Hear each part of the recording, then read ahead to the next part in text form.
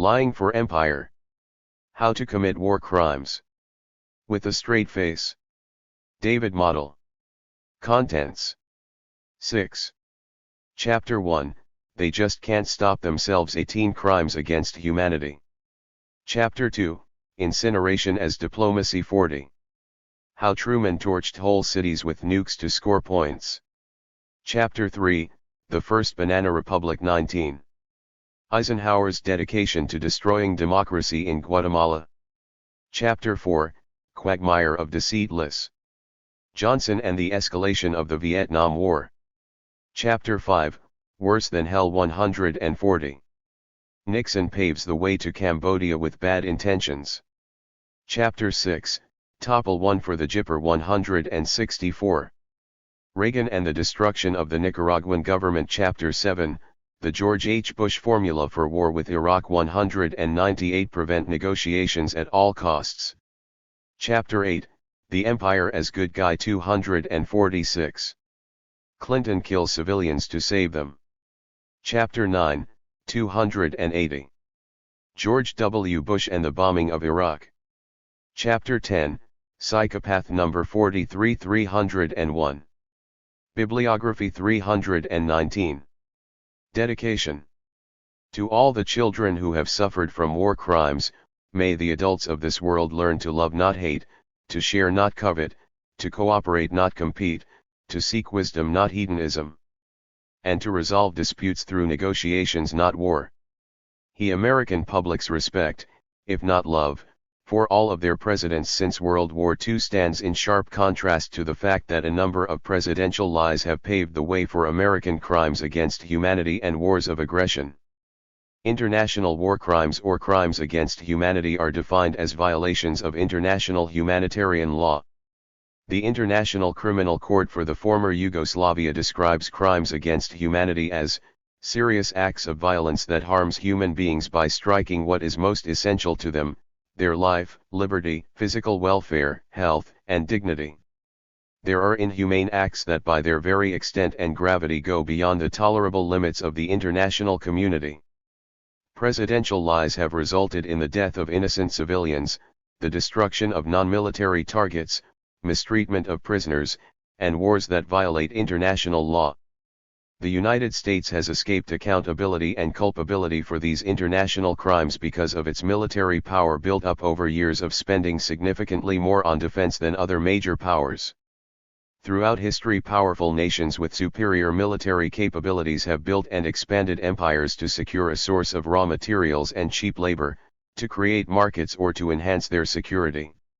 For example, the British Empire, one of the greatest empires in history, endured from about 1600 to 1945 and at various times included Canada, the United States, much of Africa, Australia, India, and New Zealand. It reached its peak near the end of World War I, encompassing 25% of the world's population. Maintaining the American Empire. The American Empire is notorious for its invisibility, notwithstanding the fact that sometimes its exercise of power is highly visible, such as in Afghanistan and Iraq. The United States has built the modern equivalent of an empire by subversion, surrogates, economic power, and occasionally through direct military intervention. According to Michael Parenti in Dirty Truths, the history of the United States has been one of territorial and economic expansionism, with the benefits going mostly to the U.S. business class in the form of growing investments and markets, access to rich natural resources and cheap labor, and the accumulation of enormous profits. 7. The Central Intelligence Agency is notorious for its behind-the-scenes subversive tactics used to either maintain a friendly government in power or to overthrow an unfriendly one. Brutal dictators such as the Shah of Iran in 1953, General Suharto in Indonesia in 1967, and Pinochet in Chile in 1973, were all installed in power by the CIA, and relied on American support and weapons to hold on to power. Their dependence on U.S. support all but guaranteed a friendly regime. Using surrogates is a strategy for overthrowing an unfriendly government without the direct use of U.S. military force. In 1954 in Honduras, American military specialists trained anti-government invasion forces to overthrow the democratically elected government of Jacobo Arbenz in Guatemala. After the Sandinista government in Nicaragua overthrew the corrupt and brutal dictator Somoza, the United States organized, trained, and supplied a guerrilla force known as the Contras in order to restore a friendly government in Nicaragua. In 1979, the Mujahideen in Afghanistan, an American surrogate army armed and trained by the U.S., overthrew the government of President Noor Mohammad Tureki. The United States does not always use surrogates. Sometimes the U.S. military acts directly to install a friendly government, as in Vietnam from 1956 to 1973, the Dominican Republic in 1966, Grenada in 1983, and Panama in 1989. Another method of control is through economic power, which is exercised in a number of ways to discipline governments and to bring them into the American economic orbit. The United States has a high degree of control in the World Bank and International Monetary Fund because of the extent of its financial contributions and the formula used for weighting votes. The IMF, in particular, imposes strict conditions on debtor nations that force them to concentrate on producing cheap exports in order to increase foreign reserves needed to pay interest on their debt. These structural adjustment programs include currency devaluation, reduced wages, cutbacks to social programs, and reliance on the market system. All of these programs benefit creditor nations such as the United States at the expense of the debtor nations. Embargoes, sanctions, and tariffs are other economic weapons that punish unfriendly nations and reward favored nations. Cuba's economy has suffered as a result of the American embargo that has isolated Cuba from the international economic system. When New Zealand refused American nuclear submarines access to its ports, the U.S. retaliated by refusing to buy their butter, one of their major exports. All these means allow the United States to maintain its empire. American presidents preside over these empires, but unlike some leaders of earlier empires, they are subject to constraints such as the Constitution, Congress, the general public, and international agreements. The Constitution prohibits the president from using military force without the consent of Congress. Article 1, Section 8, of the American Constitution states that the Congress shall have power to declare war. In 1964, President Johnson asked both houses of Congress to expand his powers to protect the peace and security of the United States against any threats posed in Southeast Asia. The Gulf of Tonkin Resolution, passed by a joint resolution of Congress, authorized the President to take all necessary steps, including the use of armed force, to assist any member of the Southeast Asia Collective Defense Treaty requesting assistance in defense of its freedom. The resolution shall expire when the President shall determine that the peace and security of the area is reasonably assured. The power granted to the President in this resolution was revoked by another joint resolution of Congress when it became apparent that the war in Southeast Asia was a major blunder.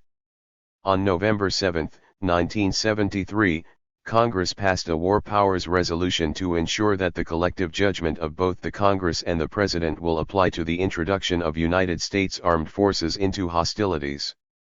Public opinion and elections are an important constraint on the decisions and policies of the President. Presidents are in a continual election campaign. Every action of the President is at least partly based on political calculations such as what effect a decision will have on his traditional base, how the public will react to his decision, and what impact it will have on his chances for re-election. As well, international agreements such as the Geneva Conventions have the potential to limit the scope of presidential objectives and initiatives. To minimize the backlash from violations of international laws, the American government likes to find as many partners as possible for its foreign adventures, frequently using bribes and threats to win support. Otherwise, it tries to create the illusion of an international consensus or interprets international law to suit its own purposes. When the U.S. bombed Iraq in 1991, it patched together an ostensibly international coalition while during its war against Serbia, NATO became the legitimizing organization. For the bombing of Iraq in 2003, the American government had to settle for the coalition of the willing to avert accusations of unilateralism. These constraints become a challenge to the president if they interfere with foreign policy or military initiatives. It became clear after popular disaffection with the Vietnam War that to commit American troops to another war, a president would either need to be sufficiently persuasive in order to win public support or would be forced to take covert actions. To overcome these obstacles, a president and his top advisors are forced to engineer or manufacture consent for policies that might not be acceptable. Edward Bernays, a leading figure of the public relations industry, explains that, a leader frequently cannot wait for the people to arrive at even general understanding. Democratic leaders must play their part in engineering consent to socially constructive goals and values.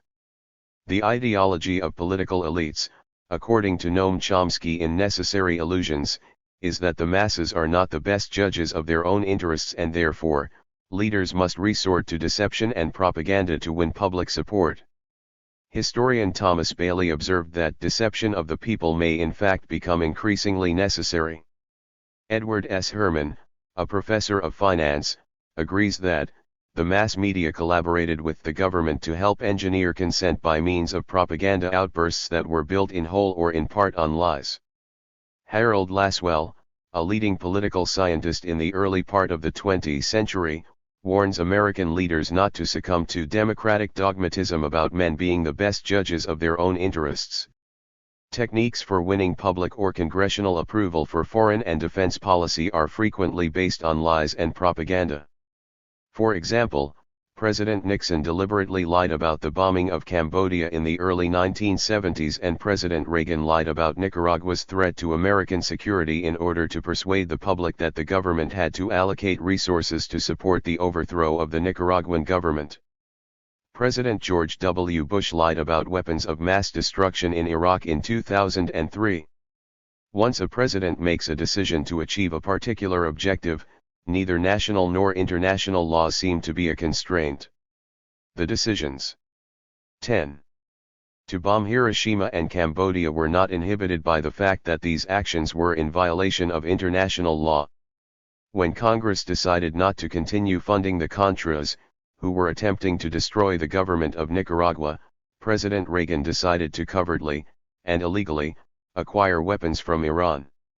In other words, presidents will use any means necessary to achieve their objectives. Often lies are invented as a public relations strategy to further American interests.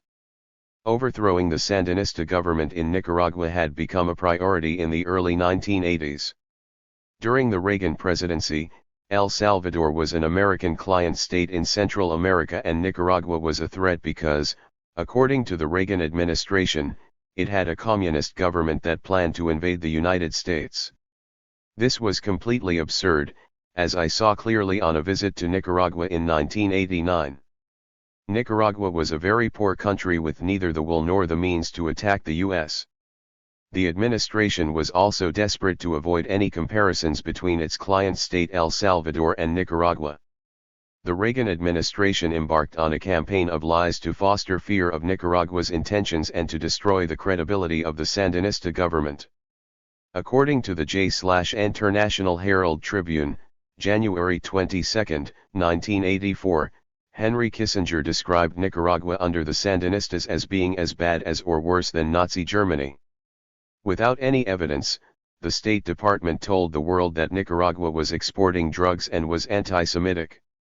To demonstrate the genocidal actions of the Nicaraguan government, Alexander Haig, Secretary of State, revealed a photograph of blazing corpses, allegedly Mosquito Indians killed by the government.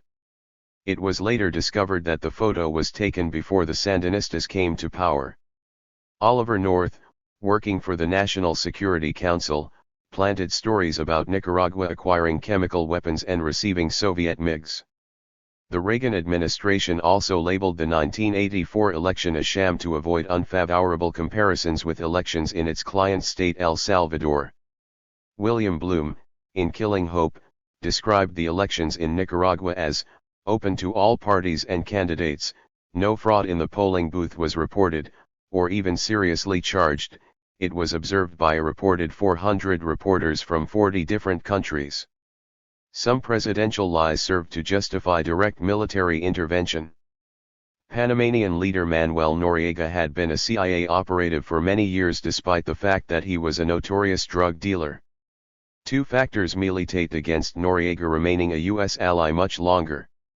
First, a treaty had been signed in 1978 transferring control of the Canal Zone, a 10-mile-wide strip encompassing the Panama Canal, from the United States to Panama. President Reagan wanted to regain control of the Canal Zone, and the only justification for revoking the treaty was to demonstrate that the Panamanian defense forces were incompetent and not capable of defending it. Second, despite the fact that Noriega was working for the American government, he was also a strong nationalist and did not always take orders from American officials. The American government needed a strategy for replacing Noriega and for proving that the PDF were incompetent. Therefore, the American administration of George H.W. Bush embarked on a campaign to lure Panama into a war to destroy Noriega and to weaken the PDF. First, Noriega was accused of being a major drug dealer who would have to be captured to face drug charges in the U.S.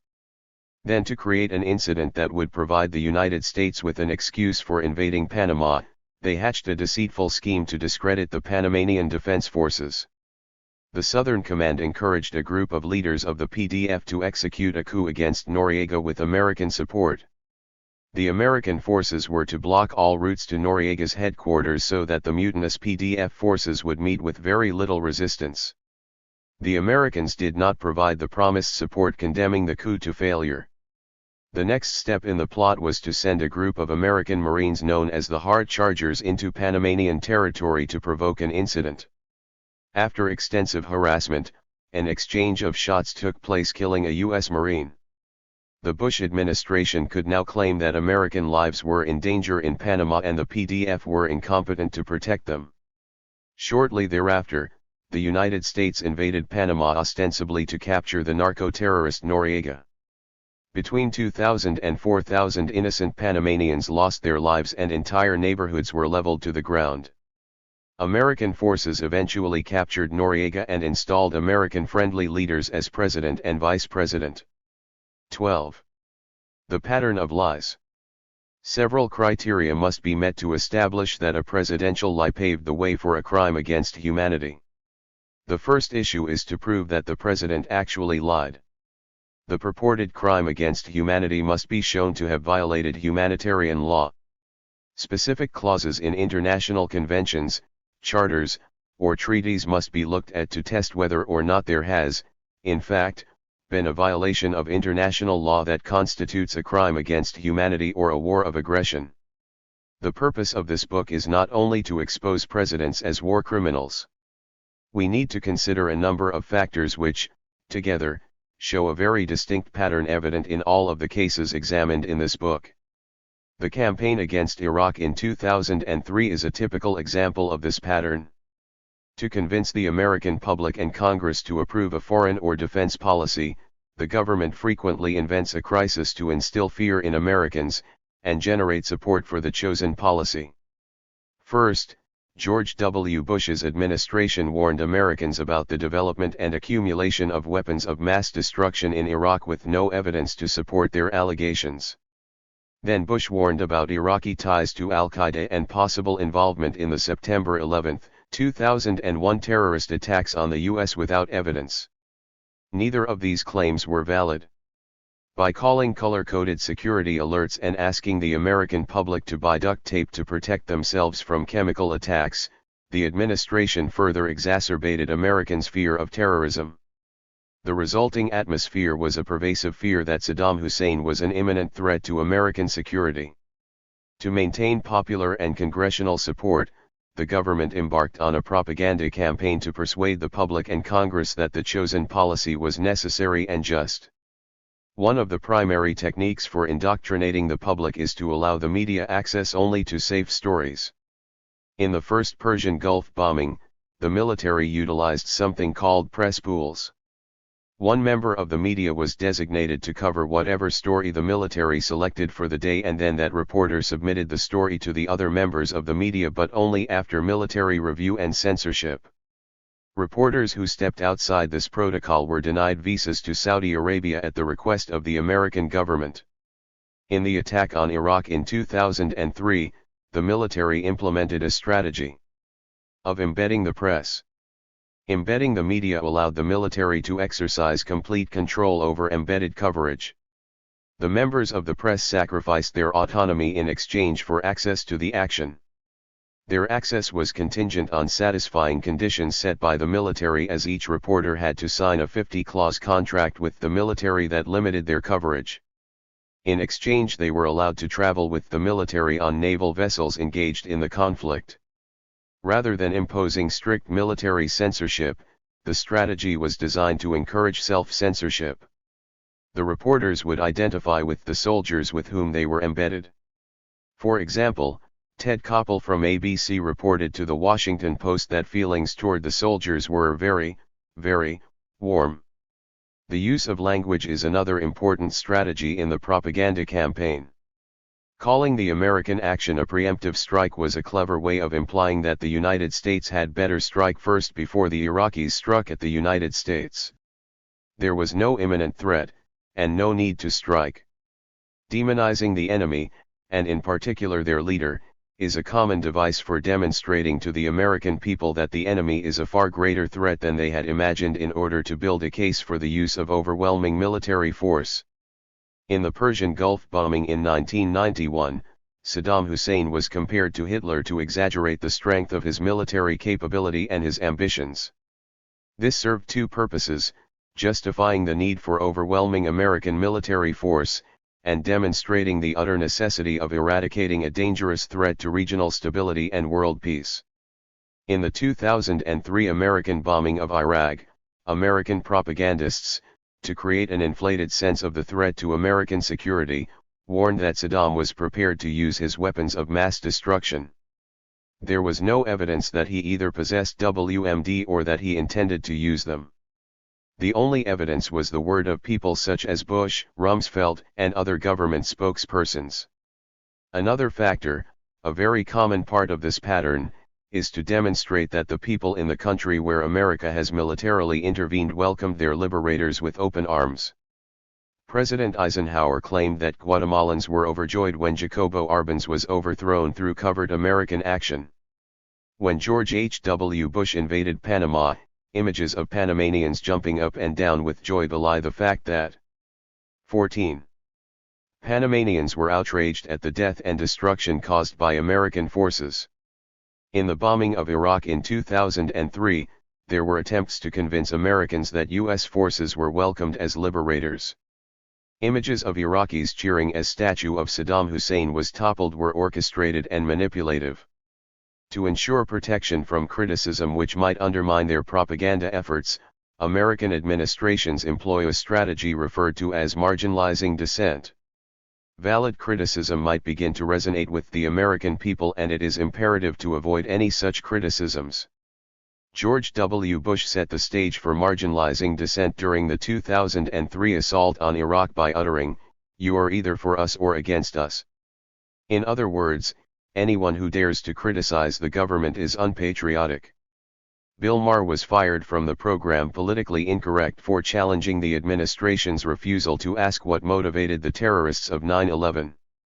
The Dixie Chicks, a country music group who criticized the Iraq bombing in 2003, were booed at the 2003 ACM Awards, had their #1 song Travelin' Soldier dropped by radio stations, and had radio stations across the country ban their music.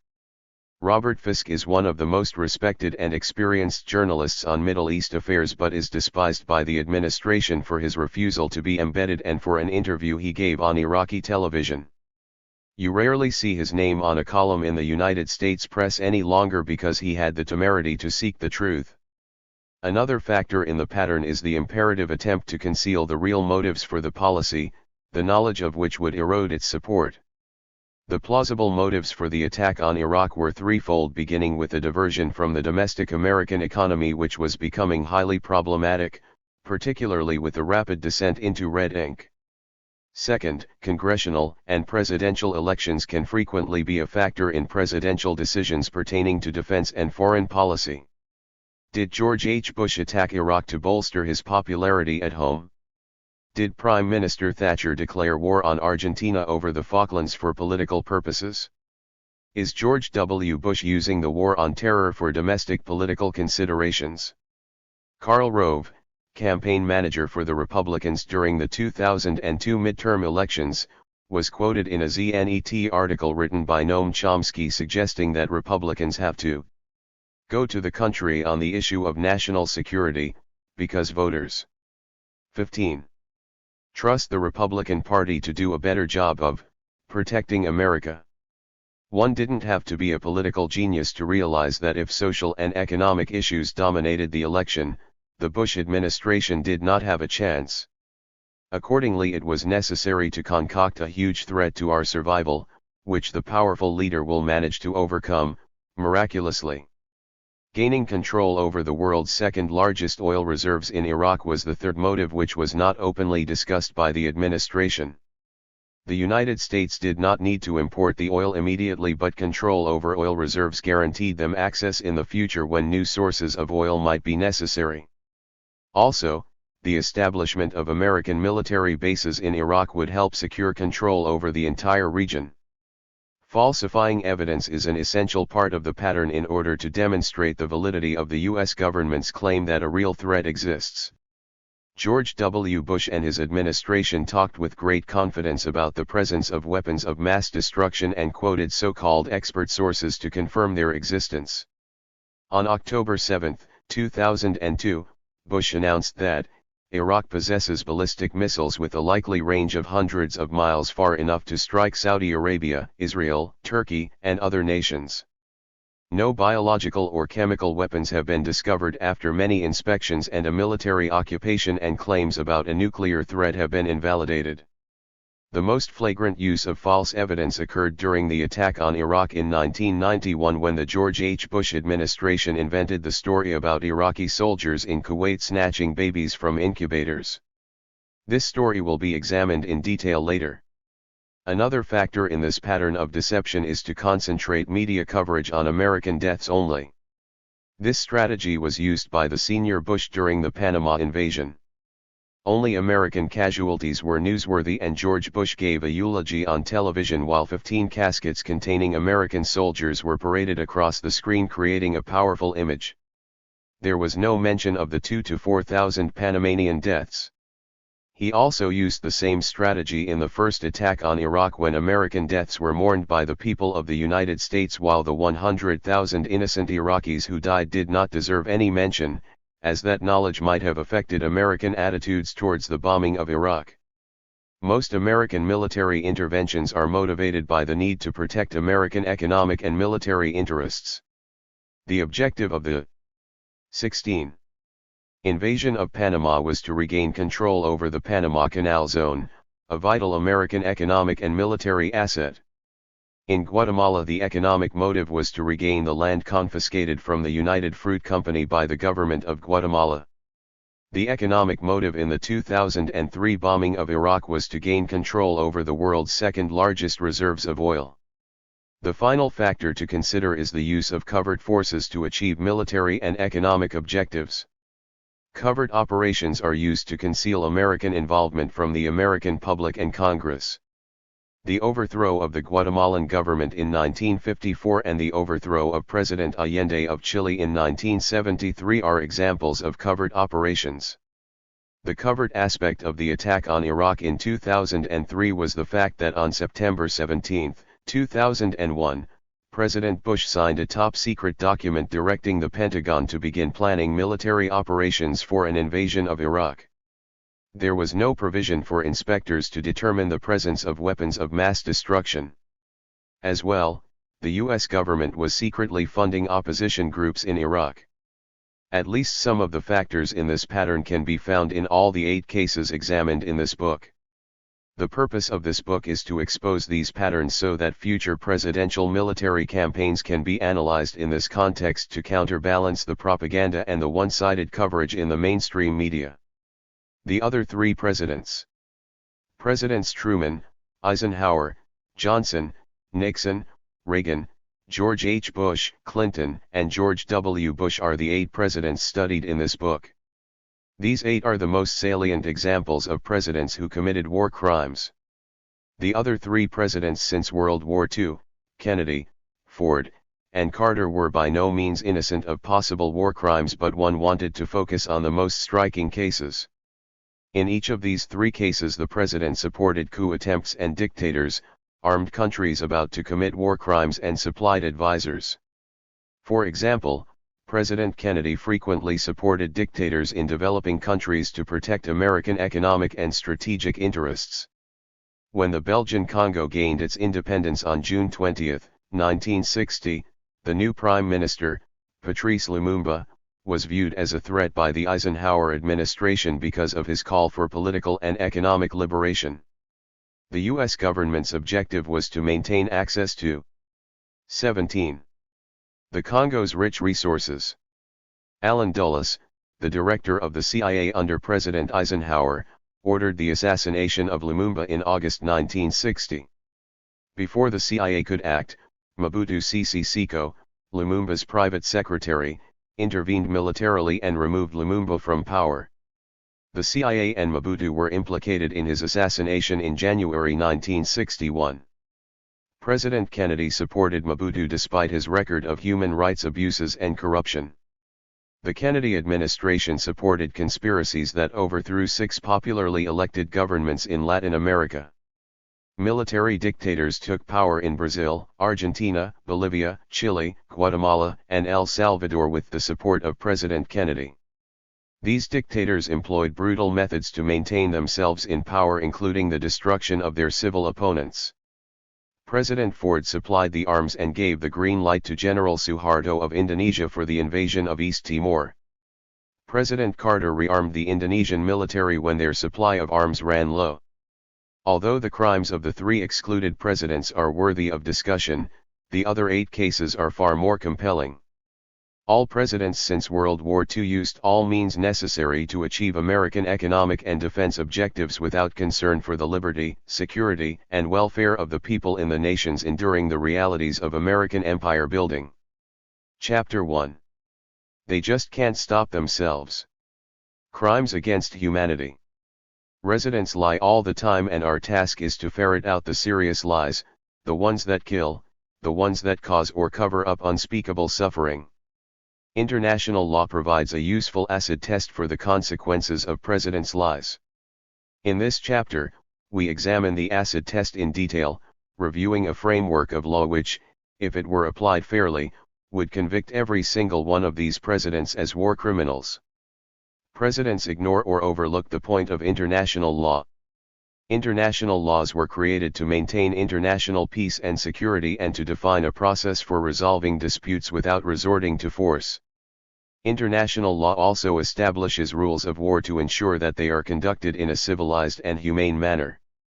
By ignoring these laws, presidents have waged wars of aggression either overtly or covertly and caused unconscionable adversity and suffering. By violating the laws that attempt to civilize war, many innocent people have been tortured or killed. Until the introduction of international law, people became the casualties of authoritarian institutions that had to answer only to those with greater power than themselves. These unfortunate victims died in a legal vacuum where the notion of crimes against humanity was an amorphous ideal. But the Nazi atrocities of World War II were so excessive that they could not be dismissed as merely the casualties of another war. World War II and the Nazi atrocities served as a catalyst for jump-starting international law and institutions to end the scourge of war and to punish war criminals. The Nuremberg trials become a precedent. During World War II, Allied forces decided to prosecute the leaders of the Nazi regime as war criminals. On October 7, 1942, the Allied forces announced that a United Nations War Crimes Commission would be created to investigate Nazi war crimes. The commission was established on October 20, 1943. The decision was reached in the Moscow Declaration on October 30, 1943, signed by the United Kingdom, United States, and USSR, to prosecute and punish German war criminals at the end of the war. 19. The Moscow Declaration states that, accordingly, the aforesaid three Allied powers, speaking in the interest of the 32 United Nations, hereby solemnly declare and give full warning of their declaration as follows: those German officers who have been responsible for or have taken a consenting part in the above atrocities, may be judged and punished. The London Agreement of August 8, 1945, authorized the establishment of a tribunal for prosecuting and sentencing war criminals. The charter of the Nuremberg Tribunal was drawn up at a conference in London and delineated the structure, jurisdiction, role of the chief prosecutor, and procedures of the International Military Tribunal.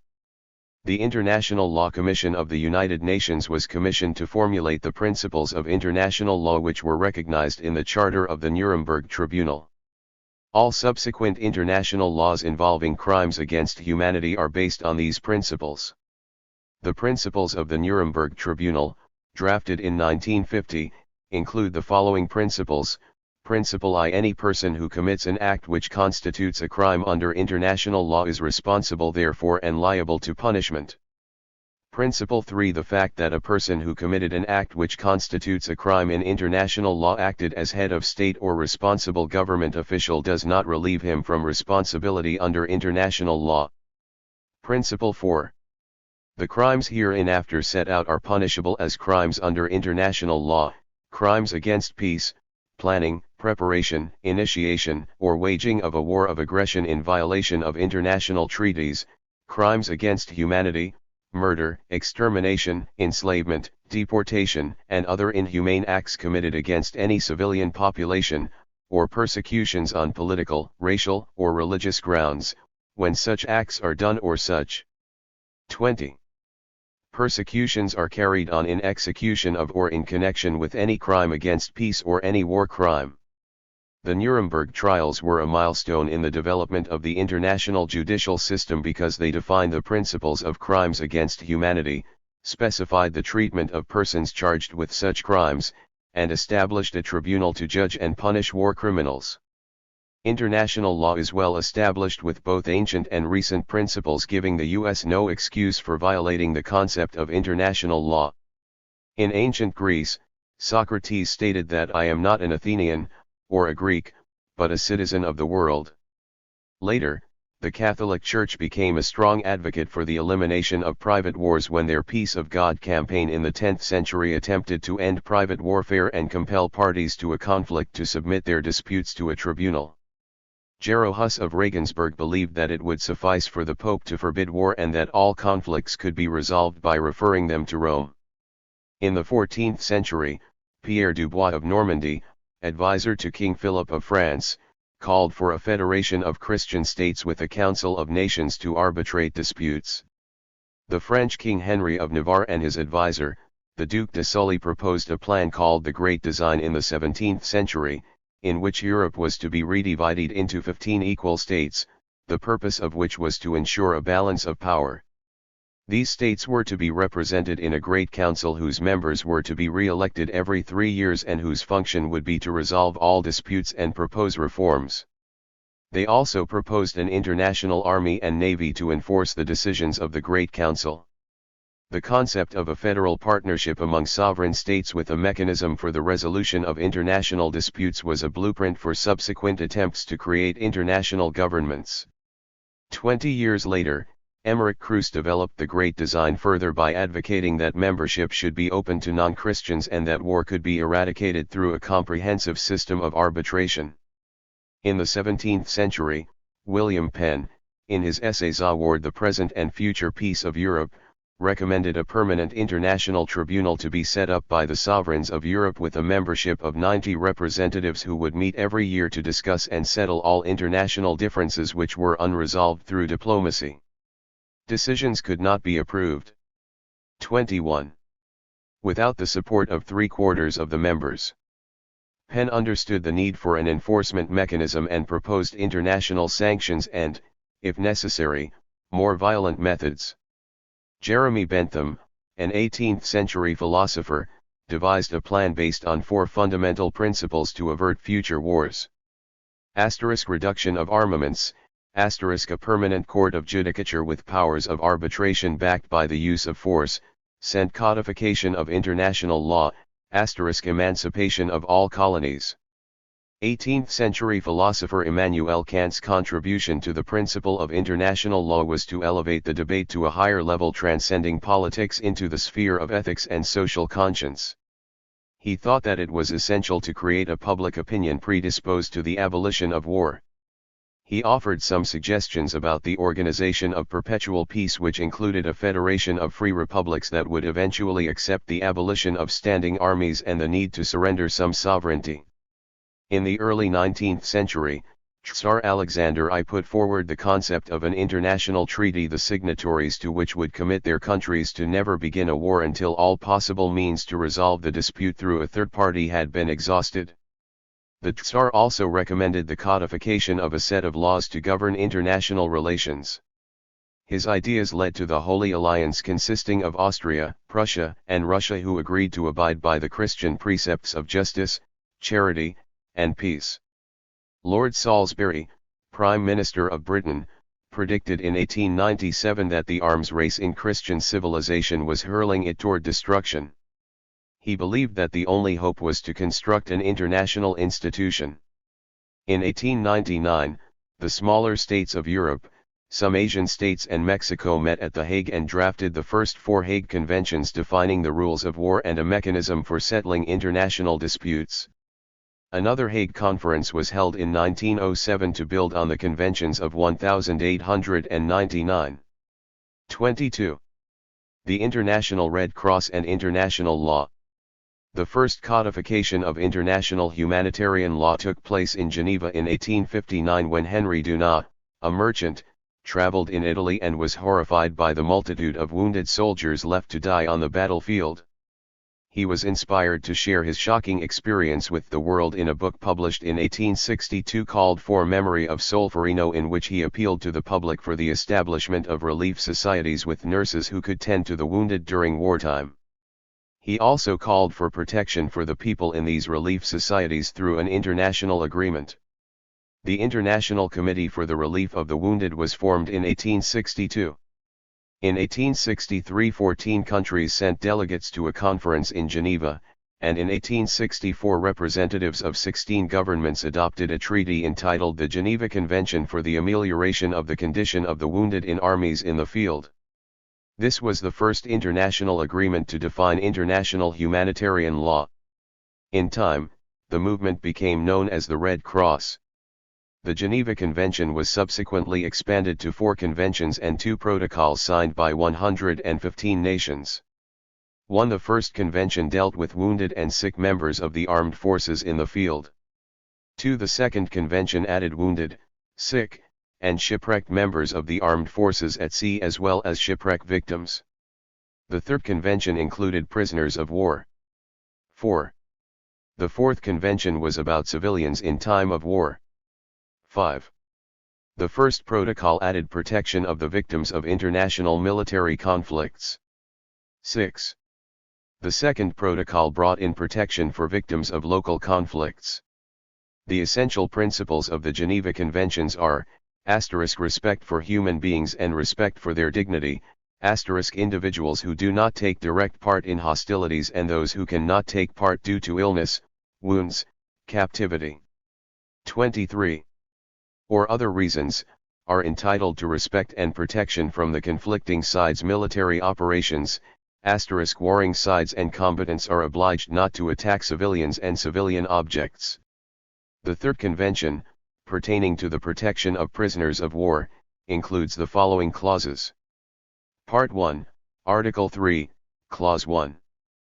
Persons taking no active part in the hostilities, including members of the armed forces who have laid down their arms and those who suffer from sickness, wounds, detention, or any other cause, shall in all circumstances be treated humanely, without any adverse distinction founded on race, color, religion, faith, sex, birth, wealth, or any other similar criteria. To this end the following acts shall remain prohibited at any time and in any place whatsoever with respect to the above-mentioned persons. Violence to life and person, in particular murder of all kinds, mutilation, cruel treatment and torture, taking of hostages, outrages upon personal dignity, in particular humiliating and degrading treatment, passing of sentences and the carrying out of executions without previous judgment pronounced by a regularly constituted court affording all the judicial guarantees that are recognized as indispensable by civilized peoples. Part 1, Article 4a. Prisoners of war, in the sense of the present convention, are persons belonging to one of the following categories who have fallen into the power of the enemy, members of the armed forces of a party to the conflict, as well as members of militias or volunteer corps forming part of such armed forces. Underscore. Part 1, Article 5. The present convention shall apply to the persons referred to in Article 24. For from the time they fall into the power of the enemy and until their final release and patriation. Should any doubt arise as to whether persons, having committed a belligerent act and having fallen into the hands of the enemy, belong to any of the categories enumerated in Article 4, such persons shall enjoy the protection of the present convention until such time as their status has been determined by a competent tribunal. Part 4, Article 118. Prisoners of war shall be released and repatriated without delay after the cessation of active hostilities. American presidents have regularly violated the clauses prohibiting violence against the life and dignity of civilians and the carrying out of executions. The invasion of Panama is an excellent example of President G. H. Bush violating the Third Geneva Convention and the First Protocol. During the Panama invasion in 1989, American troops forced 18 Panamanian prisoners to sit in a circle with their hands tied behind their backs. They were each shot in the back of the head in violation of international humanitarian law which requires captors to treat prisoners humanely. The damage to civilians and to non-military targets in that campaign violated a number of clauses in Convention 4 of the Geneva Conventions. A poor district called El Chorrillo was completely destroyed, leaving 15,000 people homeless. From 2,000 to 4,000 people were killed by American forces. Many other atrocities were perpetrated by the American military against the Panamanian people. For example, American soldiers at checkpoints forced ambulances to halt in order to search for Noriega loyalists, and American soldiers in tanks ran over wounded bodies lying on the road. The Third Geneva Convention's protection for prisoners of war has been completely ignored by the United States. America violated Convention 3 of the Geneva Conventions when it incarcerated an estimated 384 suspected terrorists from the conflict in Afghanistan in Guantanamo Bay, Cuba. The Bush administration claimed that the prisoners were not combatants but common criminal suspects and therefore not entitled to the protection of the Geneva Conventions. If these prisoners were criminal suspects, they would have been entitled to due process, which includes leveling specific criminal charges without delay, access to a lawyer, and prosecution in accordance with due process requirements. 25. If they are treated as POWs, they must be released without delay after the cessation of hostilities. There was no doubt that active hostilities had concluded in Afghanistan. Any questions about the status of the prisoners must be resolved by a competent tribunal, not the United States, and until such time, they are entitled to all the protections of Convention 3 of the Geneva Conventions. According to Human Rights Watch, the detainee's status must still be determined in accordance with the Geneva Conventions. The United States should then prosecute, within a reasonable time and with adequate due process, those detainees accused of committing or plotting criminal acts, including war crimes, crimes against humanity, and terrorism. Such prosecutions would be far better than the unlawful alternatives of holding detainees indefinitely without trial or extraditing them to countries where they risk torture. Convention 4 of the Geneva Conventions pertains to the protection of civilians and includes the clauses below. Part 1, Article 3. In the case of armed conflict not of an international character occurring in the territory in one of the high contracting parties, each party to the conflict shall be bound to apply, as a minimum, the following provisions: all persons including armed forces who have surrendered must be treated humanely. To this end, The following acts are and shall remain prohibited at any time and in any place whatsoever with respect to the above-mentioned persons: violence to life and person, in particular murders of all kinds, mutilation, cruel treatment and torture, taking of hostages, outrages upon personal dignity, in particular humiliating and degrading treatment. Protocol 1 of the Geneva Conventions pertains to the protection of civilians and non-military targets and includes the following clauses. Chapter 2, Article 51. The civilian population and individual civilians shall enjoy protection against dangers arising from military operations. 26. Indiscriminate attacks are prohibited. Indiscriminate attacks are those which are not directed at specific military objectives, those which employ a method or means of combat the effects of which cannot be directed at a specific military objective, or those that employ a method or means of combat the effects of which cannot be limited as required by this protocol, and consequently, in each case, are of a nature to strike military objectives and civilian or civilian objects without distinction. Chapter 3, Article 52. Civilian objects shall not be the object of attack or of reprisals. Civilian objects are all objects that are not military objectives. Attacks should be limited strictly to military objectives. Contraventions of Convention 4 include the Panama invasion of 1989, the bombing of Iraq in 1990, the bombing of Serbia in 1998, the bombing of Afghanistan in 2002, the bombing of Iraq in 2003, and many others. In all these cases, the United States bombed both civilians and non-military objects and is, therefore, guilty of violating international humanitarian law. Presidents choose to describe American military aggression as war as part of a propaganda campaign to conceal the atrocities which they are perpetrating. Although technically they are wars, they are more accurately described as pseudo-wars. These countries lack the sophisticated military equipment required to stop stealth bombers or Tomahawk cruise missiles. Infrastructure, industrial and agricultural facilities suffered irreparable damage during the bombing of Iraq in 1991. Despite the increase in the surgical accuracy of American weapons, a large number of non-military targets were destroyed. According to the report of the International Action Committee/Impact of the War on Iraq Society undertaken by Adib Gelman and Gavri Gemma in April, 1991. 27. In every city we visited, we documented severe damage to homes, electrical plants, fuel storage facilities, civilian factories, hospitals, churches, civilian airports, vehicle transportation facilities, food storage and food testing laboratories, grain silos, animal vaccination centers, schools, communication towers, civilian government office buildings, and stores. Almost all facilities we saw had been bombed 2 or 3 times, ensuring that they could not be repaired. Most of the bridges we saw destroyed were bombed from both ends. One example of weapons that violate international law are cluster bombs. Cluster bombs disperse bomblets over a wide area, significantly expanding the radius of the area destroyed.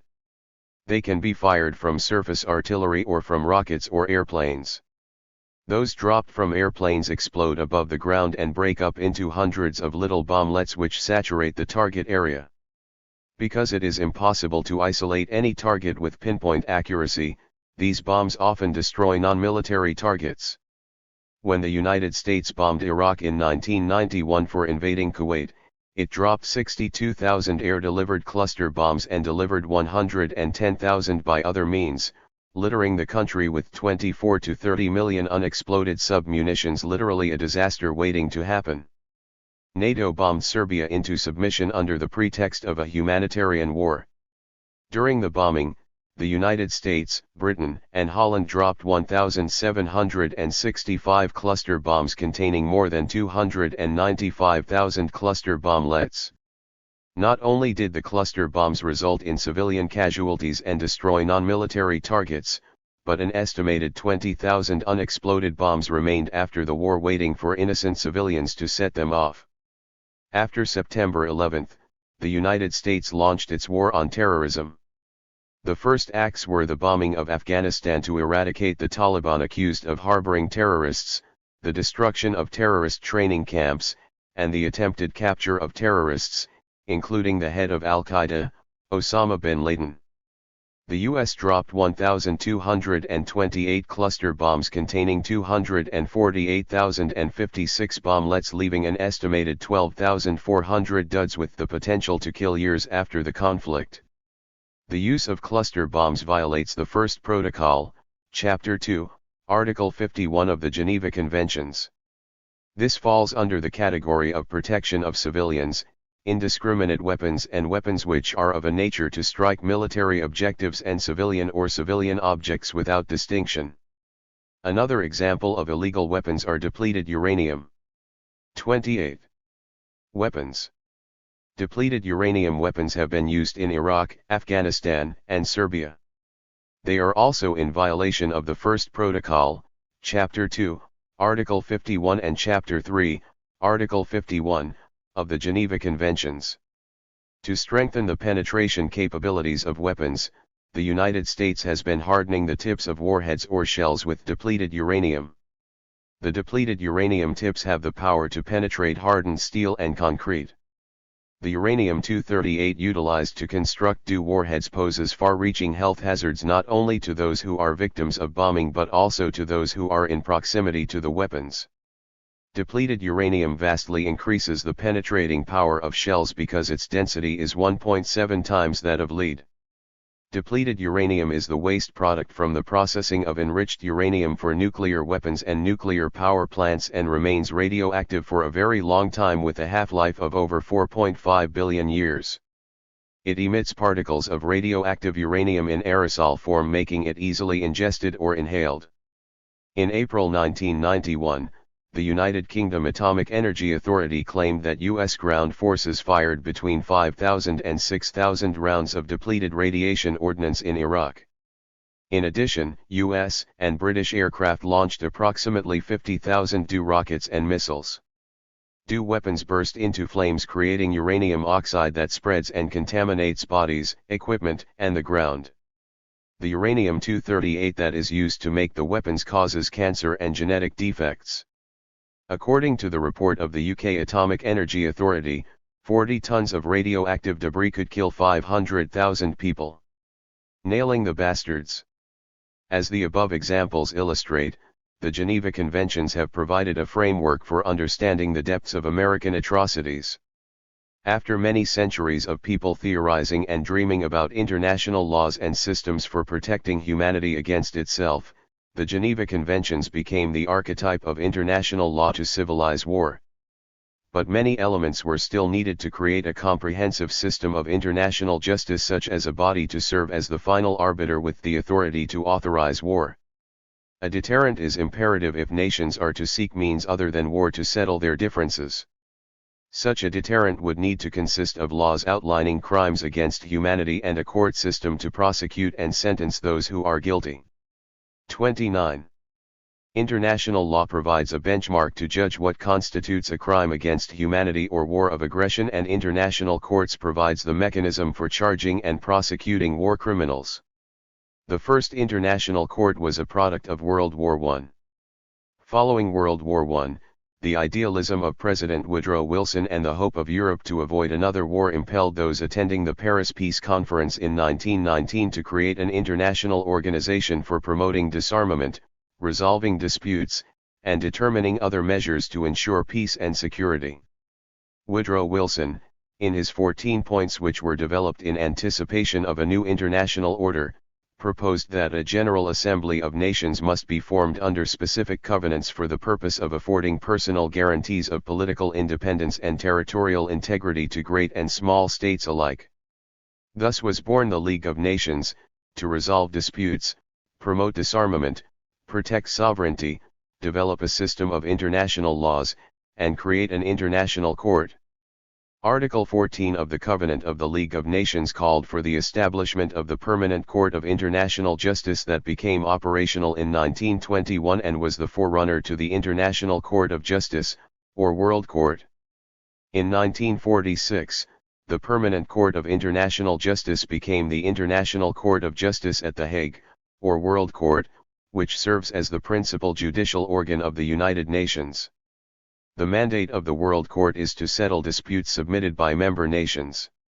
It began to function in 1946 and is governed by a statute that is an integral part of the Charter of the United Nations. The Statute of the International Court of Justice contains the following articles which define the competence or jurisdiction of the court. Chapter 2. Article 34. 1. Only states may be parties in cases before the court. Article 36.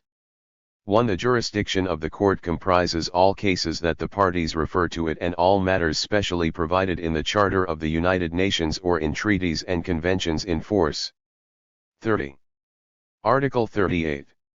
1. The court whose function is to decide in accordance with international law such disputes as are submitted to it, shall apply international conventions, whether general or particular, international custom, as evidence of a general practice accepted as law, the general principles of law recognized by civilized nations.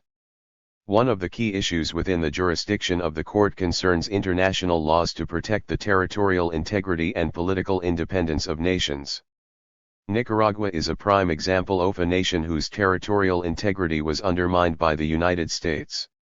Nicaragua responded to American attacks on its territorial integrity and independence by filing charges at the World Court. Nicaragua claimed that its territorial integrity was threatened by the mining of its harbors and by an American-sponsored guerrilla force called the Contras.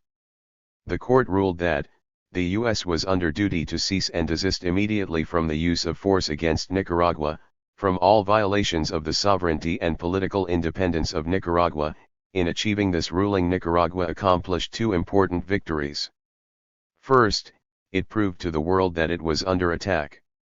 Second, it identified the U.S. as a rogue state. The U.S., under President Reagan at the time, ignored the ruling.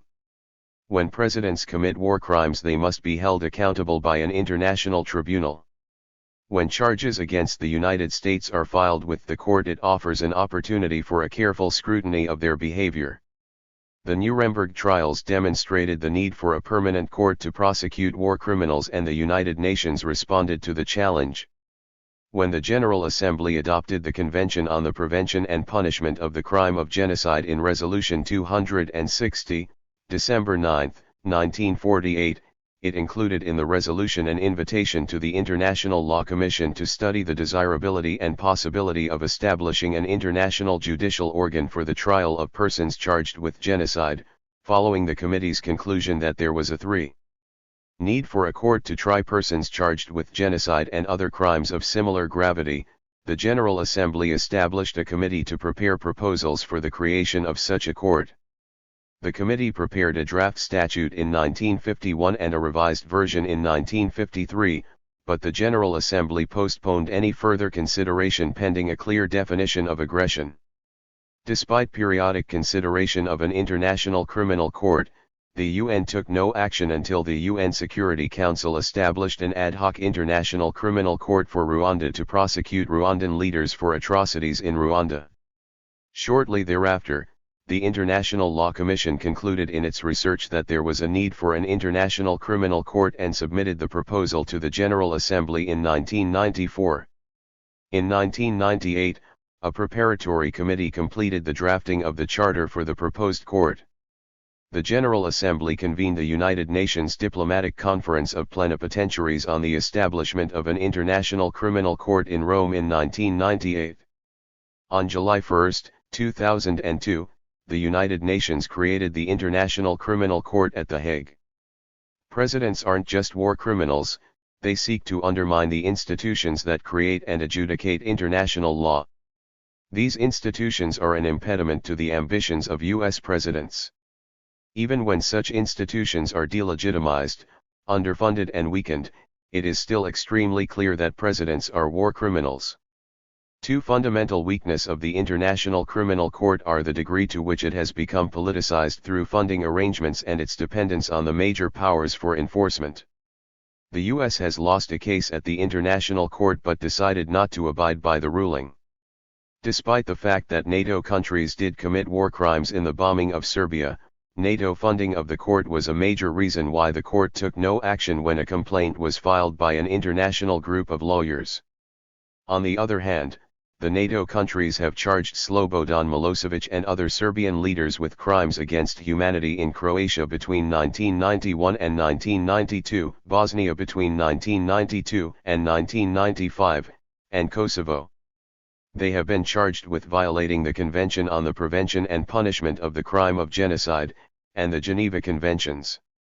The trial for these accused war criminals is being held at the newly created International Criminal Court at The Hague. By how presidents should settle international disputes.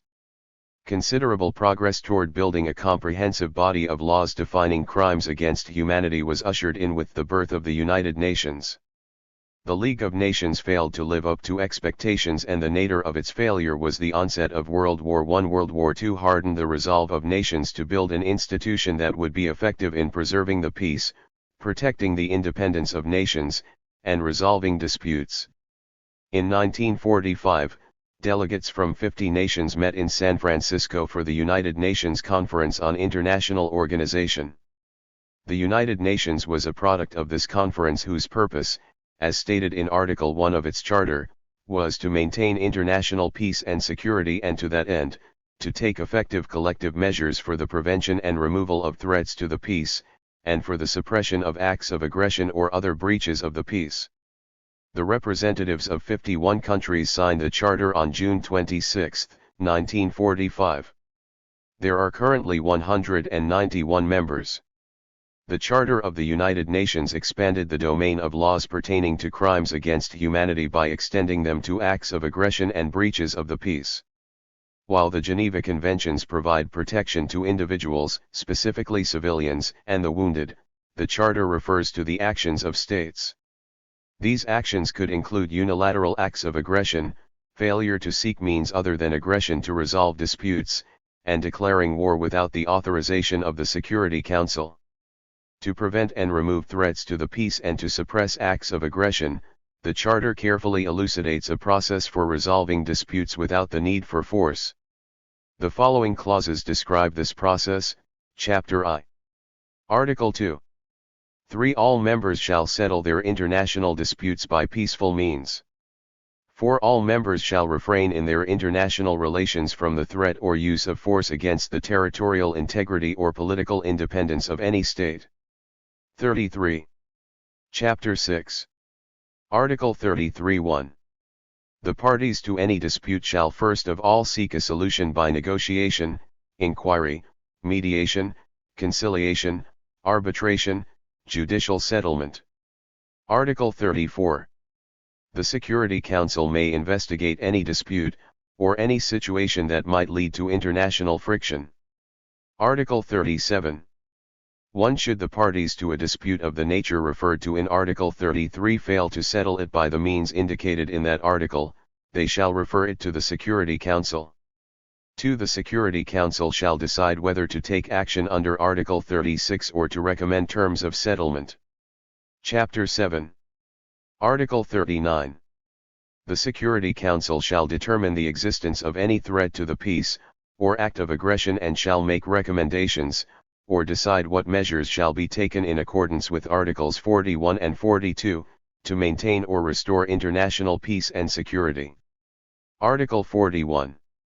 The Security Council may decide what measures not involving the use of armed force are to be employed. Article 42.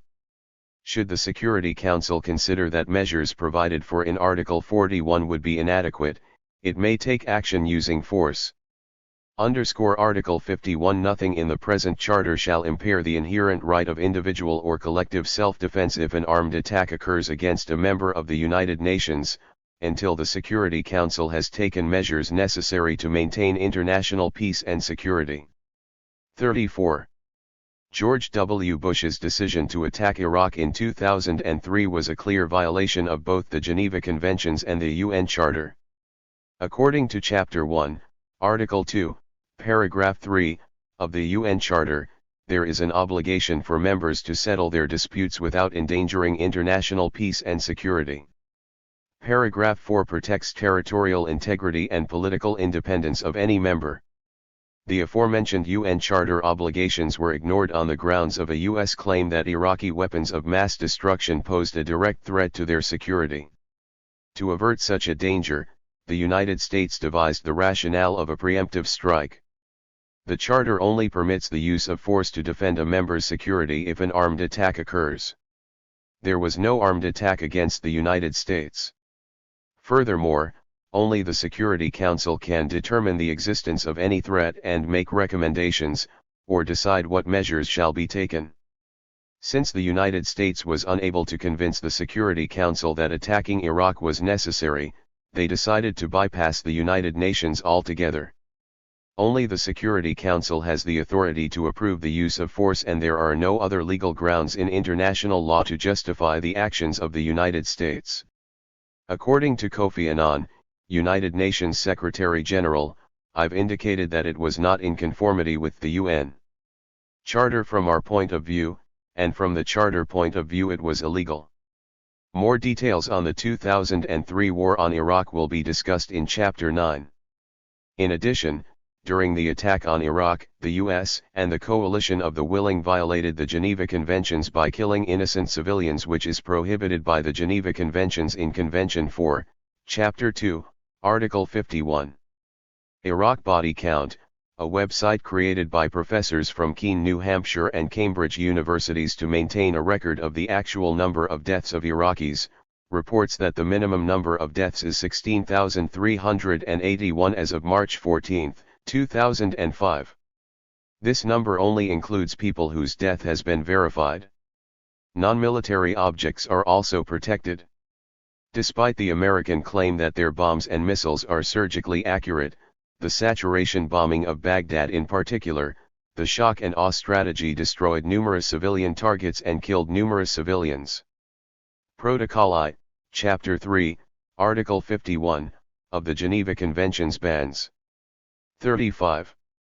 The use of weapons that are incapable of discriminating between military targets and non-military targets.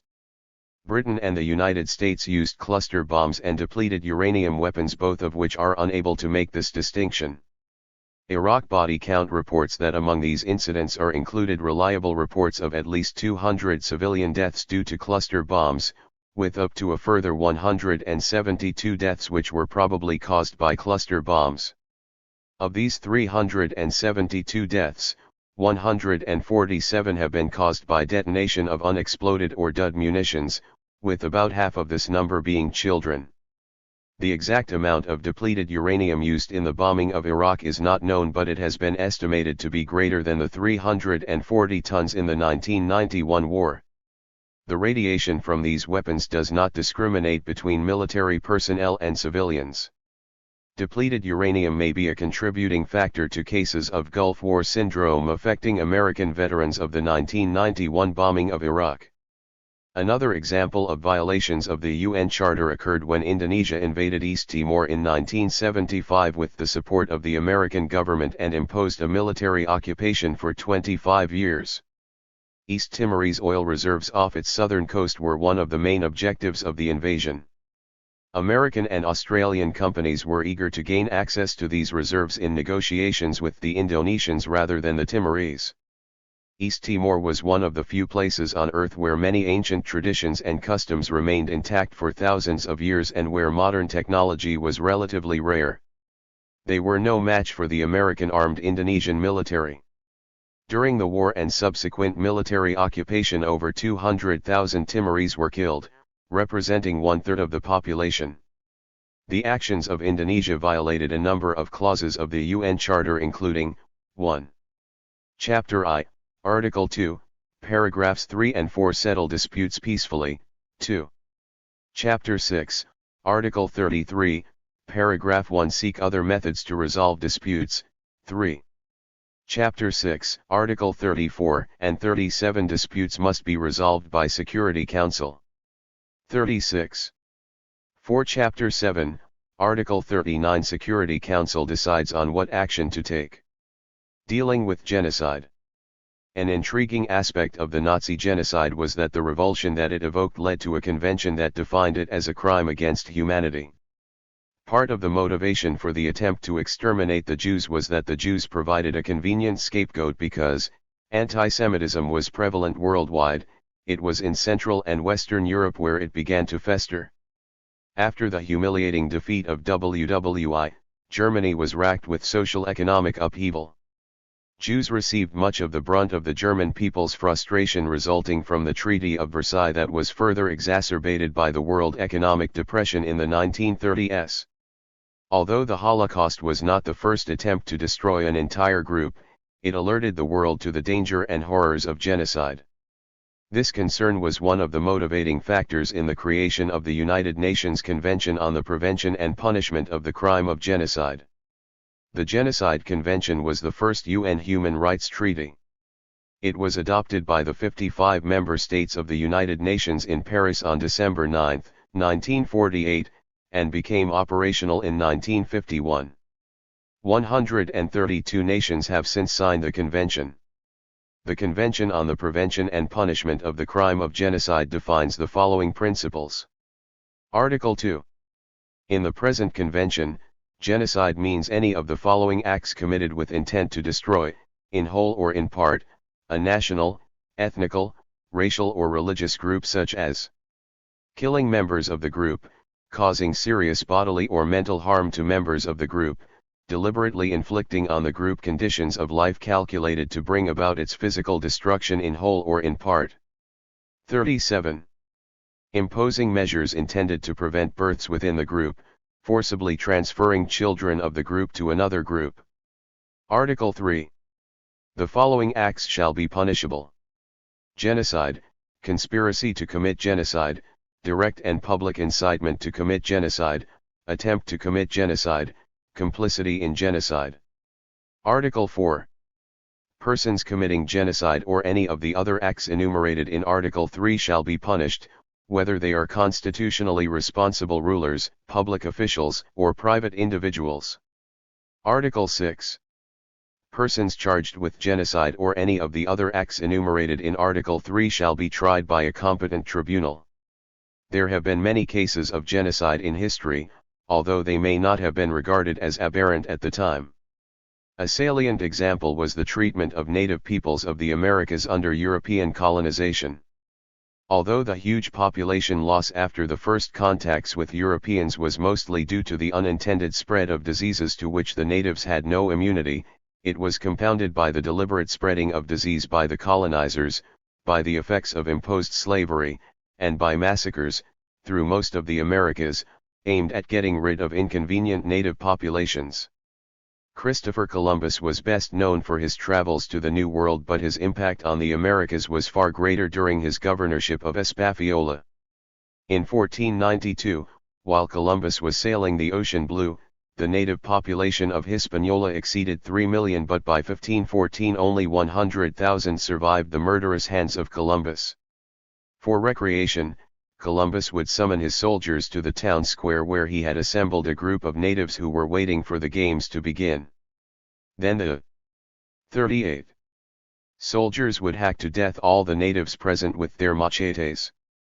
More international laws for presidents to violate. The Charter of the United Nations, the Geneva Conventions, and the Convention on the Prevention and Punishment of Genocide define most crimes against humanity. There are other international agreements that also define crimes against humanity, such as the Convention Against Torture and the Convention on the Prohibition of the Development, Production, Stockpiling, and Use of Chemical Weapons. Regional conventions and treaties also define crimes against humanity. The North Atlantic Treaty, which established NATO, and the Charter of the Organization of American States are two such treaties. For example, Article I of the North Atlantic Treaty states that, the parties undertake, as set forth in the Charter of the United Nations, to settle any international dispute in which they may be involved by peaceful means in such a manner that international peace and security and justice are not endangered, and to refrain in their international relations from the threat or use of force in any manner inconsistent with the purposes of the United Nations. The OAS Charter states that, Chapter I, Article 2. The organization of American states, in order to put into practice the principles on which it is founded and to fulfill its regional obligations under the Charter of the United Nations, proclaims the following essential purposes. To strengthen the peace and security of the continent, to promote and consolidate representative democracy, with due respect for the principle of non-intervention. The United States breached the OAS Charter when it mined the harbors of Nicaragua and when it organized a guerrilla force to undermine the government of Nicaragua. The OAS Charter was violated when the U.S. organized the overthrow of the democratically elected government of Jacobo Arbenz in Guatemala in 1954 and also when it sent the Marines into the Dominican Republic in 1963. 39. When crimes against humanity perpetrated by United States presidents are discussed in following chapters, the acid test will be to show if the consequences of a president's lies violate one of the above described conventions. The international community has recognized these crimes as crimes against humanity. Presidents flagrantly violate international law to expand the American empire. To incorporate countries into the empire, presidents frequently remove democratically elected heads of state such as Jacobo Arbenz of Guatemala or Allende in Chile and replace them with brutal dictators such as Armas in Guatemala and Pinochet in Chile, whom the U.S. could count on for support. They have also used military force to expand the empire such as in the Dominican Republic, Serbia, and Iraq. In order to expand the empire, American presidents have violated the basic principles on which the United States was founded. Only outrageous lies could protect them from facing the consequences of their actions. Chapter 2. Incineration as Diplomacy. How Truman Torched Whole Cities with Nukes. To score points. On December 7, 1941, Japan bombed Pearl Harbor, the home of the American Pacific Fleet. The following day, President Roosevelt referred to December 7 as a date which shall live in infamy and declared war against Japan. After ferocious, bloody, and relentless battles for dominance in the Pacific theater during World War II, the Americans had destroyed much of the Japanese Empire, gained control of Japanese airspace, and mined Japanese coastal waters. Major Japanese industries had been crippled, cities had been firebombed, and the people cut off from food supplies and oil. By dropping 2 atomic weapons, one on Hiroshima and one on Nagasaki, President Truman added 2 more dates which shall live in infamy, August 6, 1945 and August 9, 1945. 2 Japanese cities had become 2 nuclear wastelands, both victims of crimes against humanity. After the firebombing and mining of Japanese harbors, there was no longer any hope that Japan could win the War of the Pacific, impelling the emperor to send offers of surrender to various embassies which could act as intermediaries between Japan and the United States. President Truman would have been aware of these offers because American intelligence had been intercepting and decoding Japanese diplomatic messages for years. In addition, American military advisors were opposed to using atomic weapons to end the war. Why did President Truman still find it necessary to drop 2 atomic bombs on Japan? What motivated him to perpetrate these unconscionable crimes against humanity? The road to Pearl Harbor and the bomb. Dominance of the Pacific, 1853 to 1942. Truman's horrendous crimes can best be understood in their historical context. The struggle for dominance of the Pacific began in the 19th century and ended on September 2, 1945, when Japan surrendered to General Douglas MacArthur on the battleship Missouri anchored in Tokyo Bay. 4. Empire building by Japan involved wars with China, Russia, Germany, and France en route to gaining sovereignty over most of the countries in the Pacific. Great distances separated its various conquered territories, necessitating the building of a large navy and air force. After the United States declared war against Japan in 1941, they became engaged in a long, arduous battle of attrition as American forces captured strategic territories from which to launch the final assault on Japan. Power shifted several times in Japan over the last 500 years. Between the early 16th century and mid-19th century, the eminent landowning clans ruled Japanese society with the support of mercenary and feudal armies led by the samurai, a military class. The emperor, who was revered in Japanese society as the descendant of the sun goddess, played a minor role in the political system. The shogun, a military regent, was the person with supreme authority who ruled in the name of the emperor. The Tokugawa, one of the clans, gained control over Japan in the mid-16th century until the mid-18th century and assumed the office of shogun, ruling the country as a military dictatorship. In 1853, Commodore Perry, commanding an American fleet, demanded that the Tokugawa establish commercial relations with the United States and other Western powers. Resenting the intrusion of other powers, a rebellious group of Japanese overthrew the shogun and restored power to the emperor. The emperor recognized the necessity to adopt Western technology and organizational methods to encourage industrial and financial modernization. The new regime transformed the samurai into an officer corps and created a modern army and, somewhat later, a navy. In 1889, the Japanese drafted a constitution which restored the supremacy of the emperor, whose function was mostly symbolic, while the premier and his cabinet exercised real power. Michael J. Lyons in World War II, A Short History, states that by the early 20th century, Japan had shaken off Western domination and had emerged as an important power. In the 1930s, after the army had persistently campaigned for territorial expansion, civil authorities capitulated and Japan developed the earmarks of a military dictatorship. The building of Japan's empire began at the end of the 19th century and carried through to the early 1940s, at which time Japan had gained sovereignty over much of the Pacific. The Japanese government had modernized the economy, transforming Japan into a major world power. A. Russell Buchanan. 42. In the United States and World War II, described Japan's aspirations to expand its empire because its leaders accepted the ideas of Western imperialism and saw opportunities for expansion on the mainland of Asia. In some instances, using techniques which Western powers had employed against them, the Japanese launched and enlarged their colonial expansion. From 1894 to 1895, China and Japan fought a war resulting in Japan's acquisition of Formosa. In the aftermath of this victory, Japan's further penetration into China inaugurated the inevitable clash with powers such as neighboring China that were protecting their interests in that part of the world. Russia, one of these powers, competed both economically and militarily with Japan, leading ultimately to the Russo-Japanese War of 1904-1905. The outcome of the Japanese triumph was the entrenchment of Japan as a major influence in Korea and Manchuria. Japan also acquired southern Sakhalin, the Kuril archipelago, and an important strategic base in Port Arthur. According to Ronald H. Spector in Eagles Against the Sun, The American War Against Japan, the Army's success against superior forces in the Sino-Japanese War of 1894-1895 and the Russo-Japanese War of 1904-1905 gave its leaders confidence that their unique Japanese spirit would ensure victory even against nominally stronger enemies. American discrimination against Japanese immigrants heightened tensions between the two countries and encouraged Japan to develop a war plan against the U.S. in the Pacific. In 1907, Japan developed a blueprint for a war in the Pacific.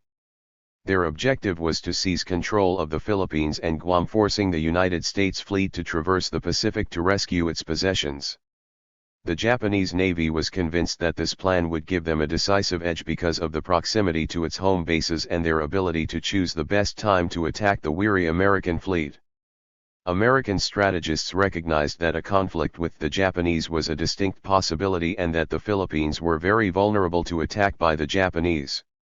The U.S. considered the Philippines a valuable possession for the protection of its interests in the Pacific and in particular for its access to China. U.S. military strategists also recognized that they would need to dispatch the Navy to defend the Philippines. The estimated time for a battle fleet to reach the Philippines was 3 to 4 months. A board consisting of 4 high-ranking officers was assigned the task of developing a plan for the 43 Pacific, referred to as the Orange Plan. There was little agreement about how to defend the Philippines, and the board finally reached the conclusion that the Philippines were indefensible. Logistics was one of the impediments to American forces holding the Philippines. The United States needed bases as launching pads and for supplies, but Japan had seized the Caroline Islands, Mariana Islands, and Marshall Islands from Germany during World War I. These islands now provided essential logistical support for the Japanese. Japan's conquest of Korea was consummated in 1912. Japan captured strategically important German possessions in the Pacific Ocean in 1914, such as Truk in the Caroline Islands and Rabaul in the Bismarck Islands, and built naval bases to protect a growing empire. These islands were located in the southern Pacific near New Guinea and the Solomon Islands, where Japan established a foothold for further conquests. In the early 1930s, one of Japan's primary objectives was to gain complete control over Manchuria in order to develop it as a source of food supply and other raw materials. Military operations commenced in 1931, and by 1932 Japan had virtual control of Manchuria. Japan's success was relatively effortless due to the lack of Chinese resistance, which was partly a result of their need to reserve their troops in anticipation of a conflict with communist forces. China appealed to the League of Nations, but the League only called for an end to hostilities and Japanese withdrawal from Manchuria and avoided any call for sanctions. According to Russell Buchanan, in the United States and World War I, when the League refused to take any strong action, Secretary of War Henry L. Stimson's statement to both China and Japan was an announcement that there would be a policy of non-recognition of forcible changes of government, that the United States would continue to support the open-door policy and China's territorial and administrative integrity. Tensions between the United States and Japan degenerated even further when Japan embarked on a campaign to seize control of China. Hostilities first broke out in July 1937 at the Marco Polo Bridge south of the major city of Peiping. Japan gained control over Peiping by the middle of August and soon afterward won control of Shanghai at the mouth of the Yangtze River. In December Japan captured Nanking, the Kuomintang capital. By the end of 1938, Japan had seized control of much of northern and central China in addition to key ports. Its position was somewhat tenuous because of ongoing hostilities. During Japan's 44 occupation of much of China, except for the vast countryside under control of the Communists, the American gunboat Panay was sunk on the Yangtze River. The United States was reluctant to declare war against Japan and only protested the actions of the Japanese while implementing a moral embargo on the exporting of airplanes and parts to Japan. The defeat of France and the Netherlands by Germany during World War II provided Japan with an opportunity to expand her empire further. These defeats, coupled with the preoccupation of the British with the German onslaught and the vulnerability of French and Dutch colonies of Indochina, opened the door for trade concessions from the Dutch in the East Indies and a protectorate over Indochina in 1941. When war broke out in Europe in 1939, the United States toughened its stand toward Japan.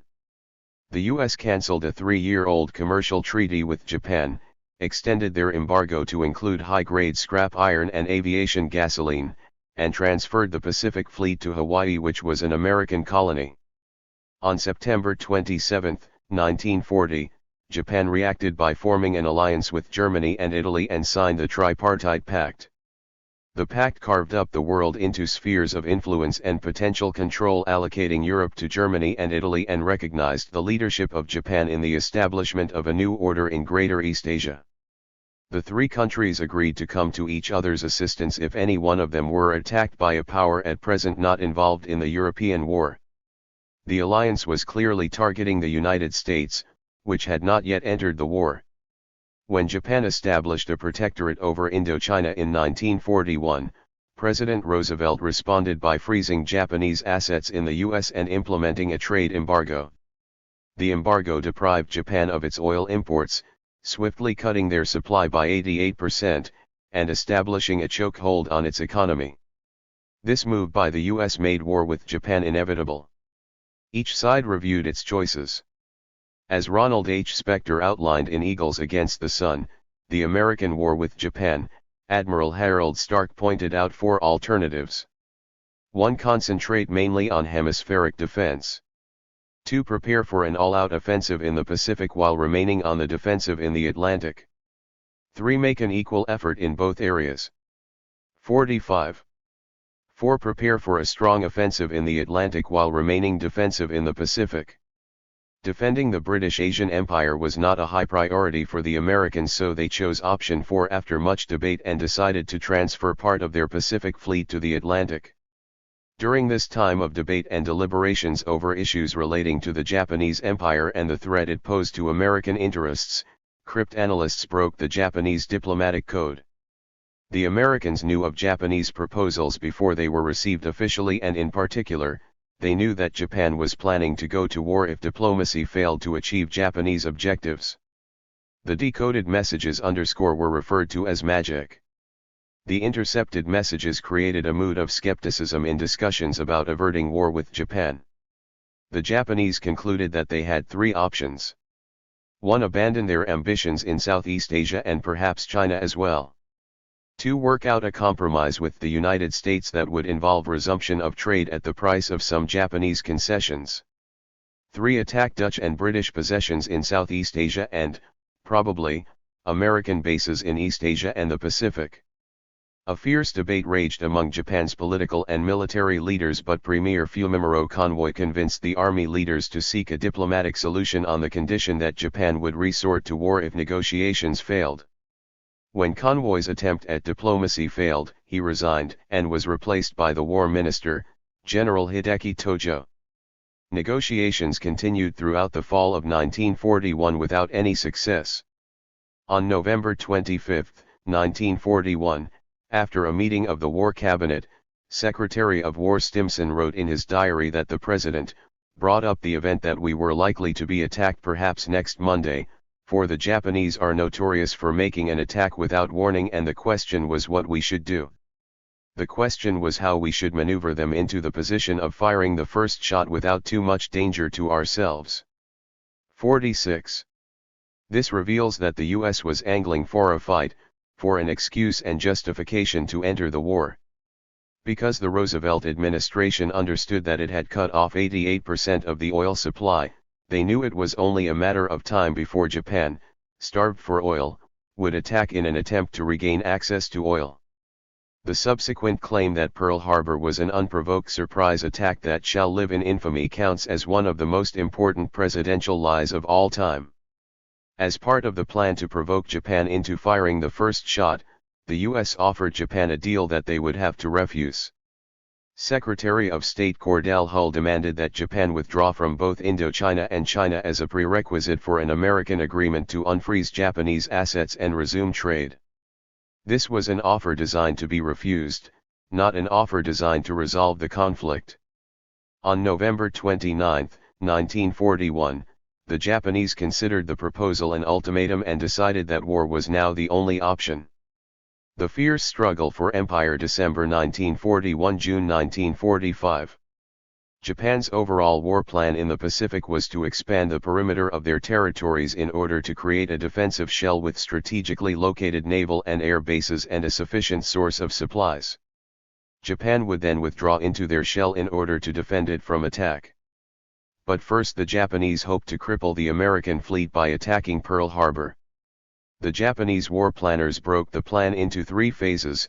1. Attack Pearl Harbor by surprise and establish a defensive perimeter extending from Wake Island through the Gilbert Islands, Guam, Bismarck Archipelago, New Guinea, Timor, Java, Sumatra, Malaya, Burma, Dutch East Indies, Borneo, and the Philippines.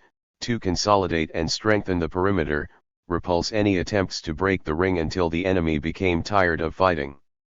To ensure a surprise attack, Japanese aircraft carriers and their escorts had to travel to within 200 miles of Pearl Harbor without detection. To minimize the risk of confronting foreign ships, the Chief of Staff, Admiral Kusaka, and his senior assistant commander Janda, selected a northern 47 route well north of normal shipping lanes, beginning in the Kuril Islands, passing north of Midway, and finally turning south toward Hawaii. The danger that bad weather would make refueling difficult was less a concern than achieving a complete surprise. The shallow waters of Pearl Harbor posed a risk that torpedoes from the subs on the Japanese mission might sink so low that they could detonate on the bottom before reaching their targets. The use of buoyant wooden fins would prevent the torpedoes from sinking too low. When the Japanese launched their attack on Pearl Harbor, they caught the Americans completely by surprise. Despite repeated messages intercepted through magic that warned of a Japanese attack, there was still uncertainty about where these attacks would occur. Furthermore, American military planners believed that an attack on Pearl Harbor was unlikely because of the risks. Two enlisted men operating a mobile radar unit on December 7, 1941, reported a large number of approaching aircraft to the reporting center, but an inexperienced lieutenant told them not to be concerned because the planes were American bombers scheduled to arrive from California that morning. The attack on Pearl Harbor was a qualified disaster. By the end of the attack, much of the Pacific Fleet was either disabled or sitting on the bottom. 3 American carriers were saved because 2 of them were heading for other destinations while the third was undergoing repairs on the west coast. 7 heavy cruisers were also at sea, and many of the ships that were sitting on the bottom were salvageable because of the shallow waters. On December 8, 1941, Roosevelt appeared before Congress and referred to December 7, 1941, as a date which will live in infamy. He then successfully asked Congress to declare a state of war against Japan. In order for the United States to succeed in destroying the Japanese Empire and securing control of the Pacific for themselves and their allies, they would have to overcome Japan's military strength, which was much superior to American forces. Japanese naval strength was formidable and included Degree 10 aircraft carriers, *11 battleships sent the battleship Yamato with 18.1-inch guns, the world's most powerfully armed ship. 48. 18 Colones heavy cruisers. The American Pacific Fleet included Degree 4 aircraft carriers, 6 Colones battleships, Degree 7 cruisers. The differences in the capabilities of the two navies were clearly examined by Ronald H. Spector in Eagle Against the Sun, when he noted that, at the outset of the war, the Japanese carrier forces were probably the finest naval weapon in the world. The Zero fighters were superior to anything in the Allied forces, their carrier-based torpedo bombers were effective and deadly, and all were manned by experienced veterans, many of whom had fought in China. The American carriers were somewhat larger than their Japanese counterparts and carried more planes, but American naval aircraft were generally inferior to the Japanese. The standard naval fighter, the Grumman Wildcat, was no match for the Zero in a 1-to-1 fight. One of the critical advantages that the United States enjoyed was its industrial capacity, which could produce new machinery of war at a far greater pace than the Japanese. To understand the context in which Truman made the decision to use the atomic bombs requires an understanding of how the United States slowly gained control over the Japanese Empire. Despite repeated disputes over tactics, the American war planners' overall strategy was to penetrate the Japanese perimeter at various points and create a wide swath of American-controlled territories in an advance toward Japan as the U.S. built supply routes, ports, lines of communication, and air bases. When the U.S. was within bomber range of Japan without consternation about nearby Japanese air and naval bases, American bombers could bomb Japan into submission and, if necessary, launch a land invasion. But first, American forces had to stop the bleeding as Japan mounted a blitz against important U.S. and British possessions in the Pacific. On the same day as Pearl Harbor, Japan had struck at Wake Island, the Philippines, Guam, Hong Kong, and Malaya. Guam, an American possession, fell to the Japanese in 2 days. It was the last island in the Mariana chain that the Japanese did not already control and was an easy target because of Japanese control over Saipan. 49. To interrupt American communications across the Pacific, Japan was prepared to attack Wake and Midway Islands. Wake Island was valuable as a communication station, for its proximity to the Marshall Islands, a Japanese stronghold only 600 miles away, and as a way station for aircraft en route to the Philippines. For these reasons, the U.S. had begun strengthening their defenses on Wake. Wake Island was subjected to 3 days of aerial bombing followed by naval shelling on December 11, 1941. The 500-man garrison's valiant resistance forced the Japanese to send for reinforcements, including 2 carriers. American reinforcements were delayed as the fleet from Pearl Harbor paused for 1 day to refuel. The war of attrition was won by the Japanese, and the loss of Guam and Wake guaranteed Japanese control of the lines of communications in the Central Pacific. The British-controlled Gilbert Islands fell with little resistance. The Gilberts were the southeasternmost point in the Japanese defensive perimeter, which protected the Marshalls from an attack from the south. The Philippines had little to offer the Japanese other than their importance as a base to protect their vital oil supplies in the Netherlands East Indies. When the Japanese attacked Luzon in the Philippines, American aircraft located at Clark Field near Manila attempted to intercept the enemy. When the planes returned to refuel, the Japanese exploited the opportunity and destroyed most of the American aircraft on the ground. During the next few days, further raids by the Japanese reduced the American air base to a handful of planes by December 19, 1941. The loss of Clark Field combined with the heavy damage inflicted on other American air bases delivered air supremacy in the Philippines to the Japanese. Japanese attacks on American naval bases forced most of the fleet to escape to Australia and the Dutch East Indies. General MacArthur, commander of American forces in the Philippines, realizing the strength of Japanese forces converging on Manila, decided to make a stand on Bataan Peninsula. Disease, starvation, and fatigue plagued both sides, but Japanese reinforcements settled the issue as they accomplished a breakthrough on April 9, 1942, and on May 5, 1942, and Japanese troops landed on Corregidor, an island just off Bataan, and forced the final American capitulation. Hong Kong consisted of a group of islands and a small peninsula on the Chinese mainland and was defended by a garrison of British regulars, Canadian militia, and civilian volunteers. The defense of Hong Kong was hopeless, and it too was taken by the Japanese on December 25, 1941. 50. Since the oil fields in the Dutch East Indies made it a valuable Japanese target, the Japanese commenced an attack on January 11, 1942, when they took Borneo and Celebes.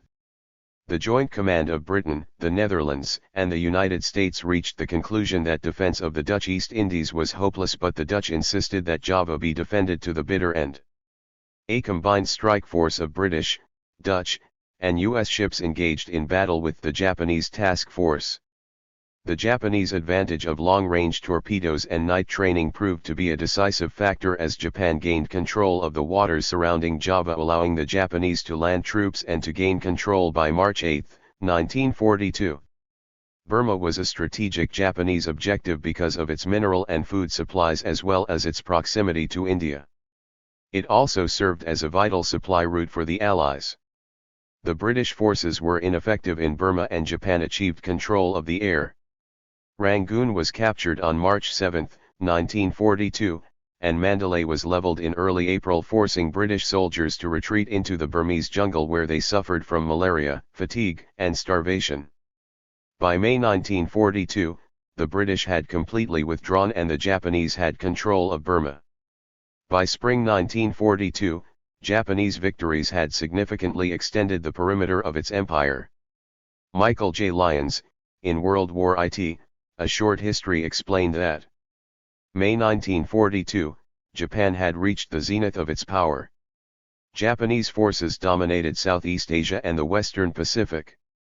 They threatened the Indian Ocean, Australia, and the Central Pacific. Japan continued her campaign to secure the South Pacific just north of Australia and to advance her perimeter even further. In early 1942, Japan established a major base on Rabaul in New Britain, which is just west of New Guinea, and occupied Lat and Salamaua on New Guinea. The objective of these operations was to prepare for an attack on Port Moresby to attain access to the airfield, not only to protect Rabaul, but also to use it as a base from which to bomb northern Australia. By mid-April, intelligence had warned American military planners that Japan was preparing for an offensive in the South Pacific with Port Moresby as the objective. A major Japanese task force was heading toward Port Moresby while an even more powerful force from Truk in the Caroline Islands converged on the Coral Sea, which is located southwest of New Guinea. At the same time, an American task force was also steaming toward the Coral Sea. The Battle of the Coral Sea was 51. Fought on May 7 to 8, 1942. The battle took place entirely in the air while the two naval forces were never in sight of each other, the first such encounter in history. Tactically, the battle was a draw because losses on both sides were roughly equal. Strategically, the Americans had scored a victory because the Japanese were never able to capture Port Moresby. About the same time as the Battle of the Coral Sea, the Battle of Midway maintained American momentum. Midway posed a problem for the Japanese. It was some 1,137 miles northwest of Oahu in the Hawaiian chain and would be an important strategic asset as an air base and as a relay station for the Trans-Pacific Cable. The Japanese reluctance to attack Midway was based on the fact that it was within striking distance of long-range American bombers from Hawaii and the Japanese forces would be far beyond the support of their own long-range bombers. In the end, Admiral Isoroku Yamamoto, commander of the Pacific Fleet, and other Japanese naval leaders believed that the benefits outweighed the risks, and in June 1942, most of the Japanese naval forces headed toward Midway. The Japanese, who wanted to complete the job that they began at Pearl Harbor, were counting on another surprise attack against American forces, but American cryptanalysts successfully broke the Japanese naval code. By the end of May, the Americans knew the time, date, place, and composition of Japanese forces. The Japanese were sailing into a trap. Despite bombing Marine command posts, storehouses, fuel storage facilities and destroying many fighter planes, the damage inflicted by the Japanese was not critical, and American torpedoes had inflicted severe damage on Japanese carriers. Therefore, a second strike became necessary. As the battle raged on, the Japanese planes that had wreaked so much damage on Pearl Harbor were virtually wiped out. Losing 4 carriers, many experienced pilots, and a heavy cruiser at Midway was a major defeat for Japan. Midway was a critical American victory for 2 reasons: it restored the naval balance in the Pacific, and shifted the momentum in favor of the U.S. The Solomon Islands, located west of New Guinea, were strategically valuable to the Japanese as a base from which to protect Japanese bases in Rabaul in New Guinea and Truk in the Caroline Islands, and from which to block the American flow of supplies to Australia. Gaining control over Tulagi in the Solomon Islands would allow the Japanese to patrol the eastern waters of the Coral Sea and solidify the defense of their perimeter. Originally, the Americans had planned to take the islands of Tulagi and Gavatu in the Solomon Islands, but when they discovered that the Japanese were constructing an airstrip on nearby Guadalcanal, the Americans targeted it as well. All 3 islands were poorly defended, offering little resistance to U.S. forces. Japanese leaders were shocked at the U.S. offensive and immediately dispatched reinforcements to Guadalcanal in October 1942. The struggle for Guadalcanal was ferocious and became a war of attrition. The opposing fleets fought 6 major naval battles and many minor ones between August and November in order to seize control of the sea and supply routes. Between November 13 and 15, when Japanese forces were endeavoring to protect a supply convoy, U.S. forces headed toward the Japanese fleet, leading to a series of savage battles known as the Battle of Guadalcanal. The final attempt to land supplies precipitated the 6th and final battle, during which the American forces suffered heavy losses, but the Japanese leaders decided to abandon Guadalcanal. They concluded that they could not afford any more losses, and by February 9, 1943, the Americans completely controlled the island. The battle over the Solomon Islands was the first American offensive in the Pacific. American forces also successfully held Guadalcanal against heavy Japanese attacks, dispelling any myths about Japanese invincibility on land and at sea. Guadalcanal also deepened the American people's hatred of the Japanese, which had its origins in Pearl Harbor and because of the atrocities that resulted from Japanese victories. In addition to racial prejudice, there was the perception of the Japanese as ferocious, subhuman, and sadistic. In the first 2 years of the war in the Pacific, Japan gradually shifted from an offensive to a defensive stance as they lost more planes, naval vessels, and men.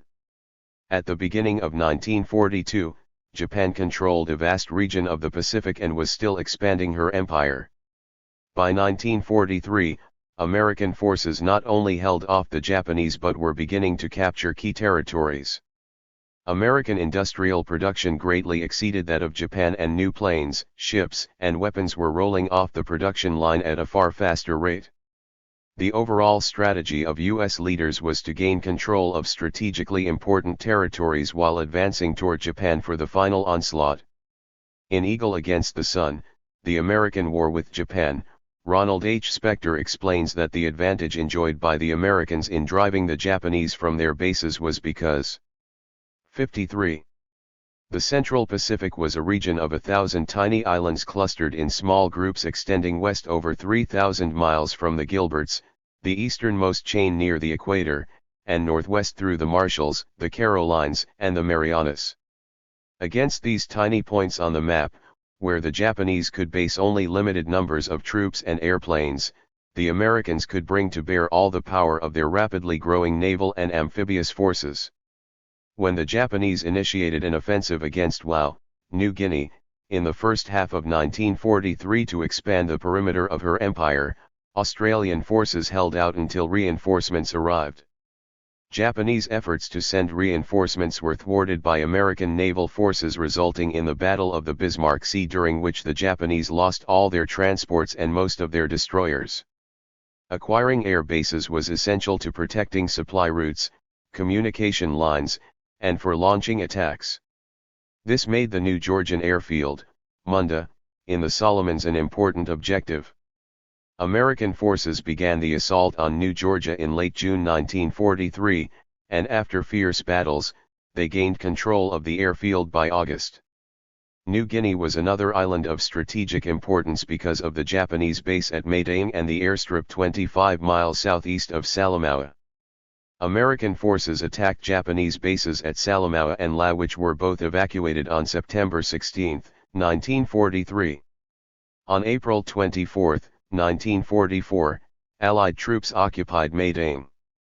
To weaken Japanese control in the Central Pacific, key airfields had to be neutralized in New Britain and the Solomon Islands, from which the Japanese could launch a strike. As a first step, the Americans occupied Cape Gloucester in New Britain near the end of 1943, and after a fierce battle over Bougainville, the Japanese forces were overwhelmed. Finally, a major air battle over Rabaul resulted in sufficient Japanese air losses to eradicate Rabaul as a major offensive threat.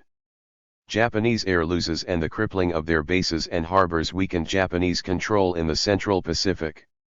To loosen the Japanese grip on the Central Pacific even further, the United States leaders selected the Gilbert Islands, northwest of the Solomons, as their next target because its occupation would provide a base for photo reconnaissance of the Marshalls. The two primary objectives were two small atolls, Tarawa and Macon. With the aid of flamethrowers to counter Japanese bunkers and pillboxes, American troops choked off resistance by November 23, 1943. American victories in the Gilberts extinguished. 54. Japanese plans to attack Fiji and the Samoan Islands. To seriously damage the Japanese defensive perimeter, American forces had to take the Marshall Islands located northeast of the Gilberts. Winning control of the Marshalls required the neutralization of Truk in the Caroline Islands, one of the strongest Japanese bases in the Pacific and considered almost impregnable. On February 17 to 18, 1944, carrier planes delivered wave after wave of bombing raids on Truk, rendering it useless as a major base for the Japanese fleet. After capturing a number of islands in the Marshalls such as Eniwetok Atoll, Kwajalein, and Roi Namur, the Marshall Islands were no longer a Japanese stronghold. The significance of the victory in the Marshall Islands was described by Ronald H. Spector in Eagle Against the Sun, The American War with Japan, in the following terms: the swift and relatively easy capture of the Marshalls enabled the Americans to speed up their entire effort in the Pacific. Bolder plans were conceived, timetables adjusted, troops and resources reshuffled. United States military planners decided to bypass Truk, which had already been rendered ineffective, and other islands in the Carolines in favor of leaping forward to the Marianas located over 1,000 miles northwest of Eniwetok in the Marshalls. Three large islands Saipan, Tinian, and Guam could serve as advanced naval bases for attacks against the Philippines and the Bonin Islands, which were within 700 miles of Japan. The airfields on the Marianas could accommodate the new B-29 long-range bombers, which were in range of Japanese cities. The campaign against the Marianas was the most ambitious to date in the Pacific, involving 535 ships and almost 130,000 troops. After heavy bombardment of Saipan and Tinian, American forces landed on these islands, where they met with fierce resistance. At the same time as the battle for the Marianas, the Japanese and the Americans fought one of the most important naval battles of the war in the waters between the Philippines and the Marianas, called the Battle of the Philippine Sea. The Japanese decided to throw everything they had at the American fleet in the Marianas in one final desperate attempt to destroy the American Pacific Fleet. The battle began on June 19, 1944, and the result has been dubbed the Marianas Turkey Shoot. Both the air and naval battles were decisive, as Japan lost about 476 planes and 2 carriers. Japan would never recover from the crippling blow to its air power. When it became evident that Japan would lose Saipan, the Japanese 5 leaders in Saipan committed suicide, and hundreds of Japanese soldiers and civilians killed themselves rather than face surrender.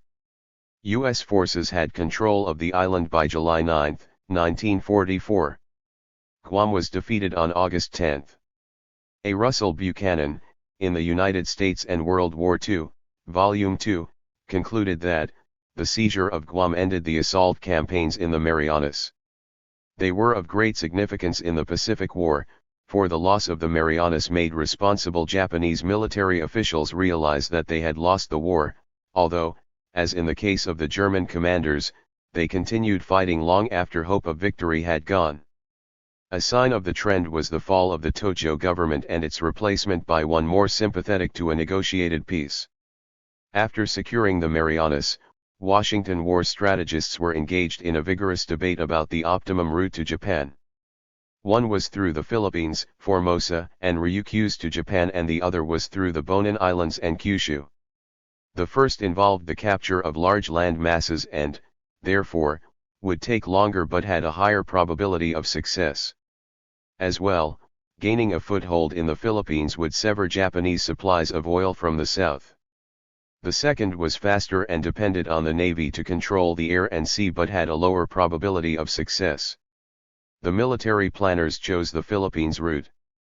On October 20, 1944, American forces landed at 3 locations on the coast of Leyte, an island midway in the Philippines, and met little resistance.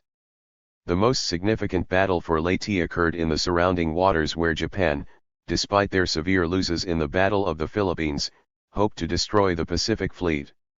According to Michael J. Lyons in World War II, A Short History, the Battle of Leyte Gulf had dealt a death blow to Japan's naval power.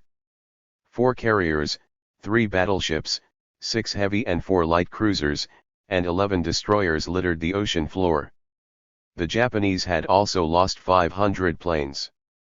Notwithstanding the blow to Japanese naval power, Japanese convoys could still navigate their way through the treacherous waters of the Philippine archipelago. The success of the convoys was directly related to the inadequate American naval power in the Philippines. At this point, Admiral Onishi, commander of the Japanese air fleet, believed that the only effective tactic to inflict serious damage on the American fleet would be to employ kamikaze or suicide pilots. It caught the Americans by surprise. 56. But the kamikaze pilots sank only 1 ship and damaged 3 others. By December 10, 1944, the real battle for Leyte had ended, although fighting continued for several more weeks. The invasion of Luzon, a large island at the northern end of the Philippines where Manila, the capital of the Philippines, was located, was scheduled for December 20, 1944. The island of Mindoro, south of Luzon, was captured first to provide land-based air support for the battle against Luzon. The American forces landed on Mindoro on December 15, 1944, Luzon on January 9, 1945, Palawan on February 28, 1945, and on Zamboanga on March 10, 1945. Bataan was recaptured with little resistance late in February. Corregidor was secured on March 2. In the capital, Manila, fighting raged for a month before the Americans gained control on March 3, 1945. On June 30, 1945, the army had captured the strategic points in Luzon that were needed for the conduct of the war. The loss of the Philippines was another catastrophe for the Japanese. The war minister commented, "When you took the Philippines, that was the end of our resources." Although U.S. planes on air bases in the Marianas were within striking distance of Japan, the 1,200-mile flight posed risks that could only be averted if American forces captured some of the Japanese airfields en route and established their own bases where planes could refuel or make emergency landings. Told me, the atomic bomb would be certain to have a decisive influence on our relations with other countries. And if it worked, the bomb, in all probability, would shorten the war.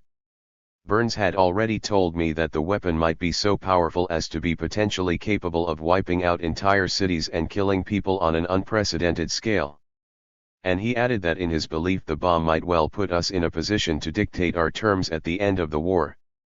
The expression dictating our terms is in reference to the Soviet Union, whose expansionist ambitions were no secret. 63.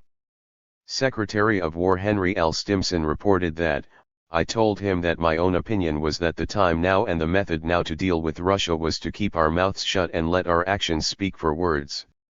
The Russians will understand them better than anything else. It is a case where we have got to retain the lead and perhaps do it in a pretty rough and realistic way." A War Department staff report recognized that, in destroying Germany, the nation that set out to dominate Europe using force, we have made Russia, a nation with an economic system of national monopoly, the unquestionably dominant power in Europe. P.M.S. Blackett, a British Nobel Prize-winning physicist, concluded that, the dropping of the atomic bomb was not so much the last military act of the Second World War as the first major operation of the cold diplomatic war with Russia. But using civilians from a third country as a warning of America's new, highly destructive weapon has to rank as one of the greatest crimes against humanity. To sacrifice 2 cities and about 150,000 people to inform your post-war adversary that they may be next is unadulterated insanity. Leo Szilard, an atomic scientist who met with James F. Burns, noted that, Mr. Burns did not argue that it was necessary to use the bomb against the cities of Japan in order to win the war. He knew at the time, as the rest of the government knew, that Japan was essentially defeated and that we could win the war in another 6 months. At that time Mr. Burns was much concerned about the spreading of Russian influence in Europe, that our possessing and demonstrating the bomb would make Russia more manageable in Europe. The Soviet Union's growing power, influence, and ambitions were causing the American leaders a gnawing disquietude about the distribution of power in the post-war world. Their apprehensions were based on Soviet ideology, as understood in the West, on Soviet ambitions for world domination, and on their maneuvers to gain control of Eastern Europe and as much of Japanese territory as possible. Both became critical factors in Allied thinking about how to end the war. According to Bill Gordon in Reflections on Hiroshima. 64. American leaders had concerns that the Soviet Union would occupy Manchuria and would share the occupation of Japan with the U.S.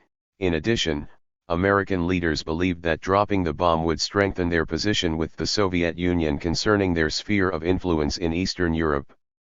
As well, Gar Alperovitz, in the decision to use the atomic bomb, observed that, the primary focal point, is the fact that throughout the spring and summer of 1945 American officials developed their thinking on the use of the atomic bomb in close relationship in the planning of U.S. diplomacy towards the Soviet Union.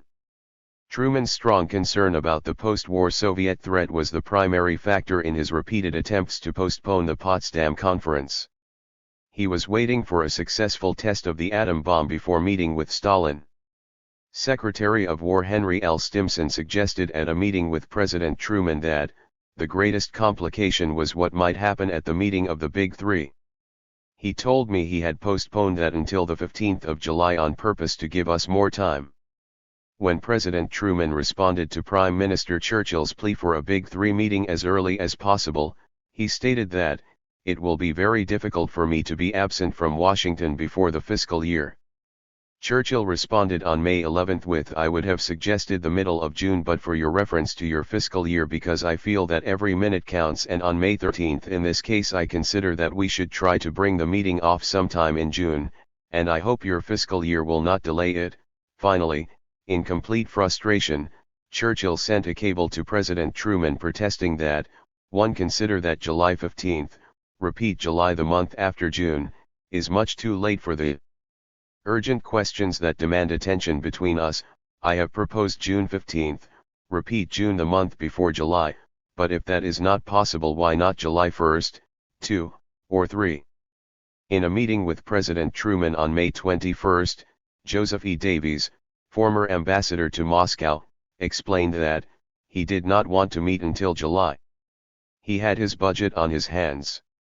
He also told me of another reason, etc. The test was set for June, but had been postponed for July. 65. President Truman's posture toward the Soviet Union shifted after he became aware that a test of the atomic bomb was imminent. Originally, he needed the Soviet Union to declare war against Japan to draw some of the Japanese resources away from the war against the US. After the successful test of the nuclear weapon, Truman decided that he could terminate the war with Japan without Soviet assistance, and he did not want the Russians to have a share in the Pacific pie. Ronald H. Spector, in Eagles Against the Sun, The American War with Japan, observed that, with the atomic bomb a reality, the participation of the Soviets in the war against Japan now appeared unnecessary, if not actually undesirable. Ever since Yalta, some American leaders had had doubts about the value of Soviet participation, and now General Marshall again advised the president that the Soviets were not really needed. The meeting of the Big Three took place on July 17 to resolve several critical and urgent issues. Was it a coincidence that the first successful test of the atomic bomb occurred on July 16 and the first scheduled meeting was on July 17? The most crucial decision facing the leaders at Potsdam was to decide how to end the war with Japan. The question of the status of the institution of emperor was crucial to the Japanese attitude toward surrendering. Many people in the administration, the military, and on the interim committee believed that surrender terms must guarantee retention of the emperor. Prior to the Potsdam meetings, the U.S. British Combined Intelligence Committee prepared a report on the estimate of the enemy's situation.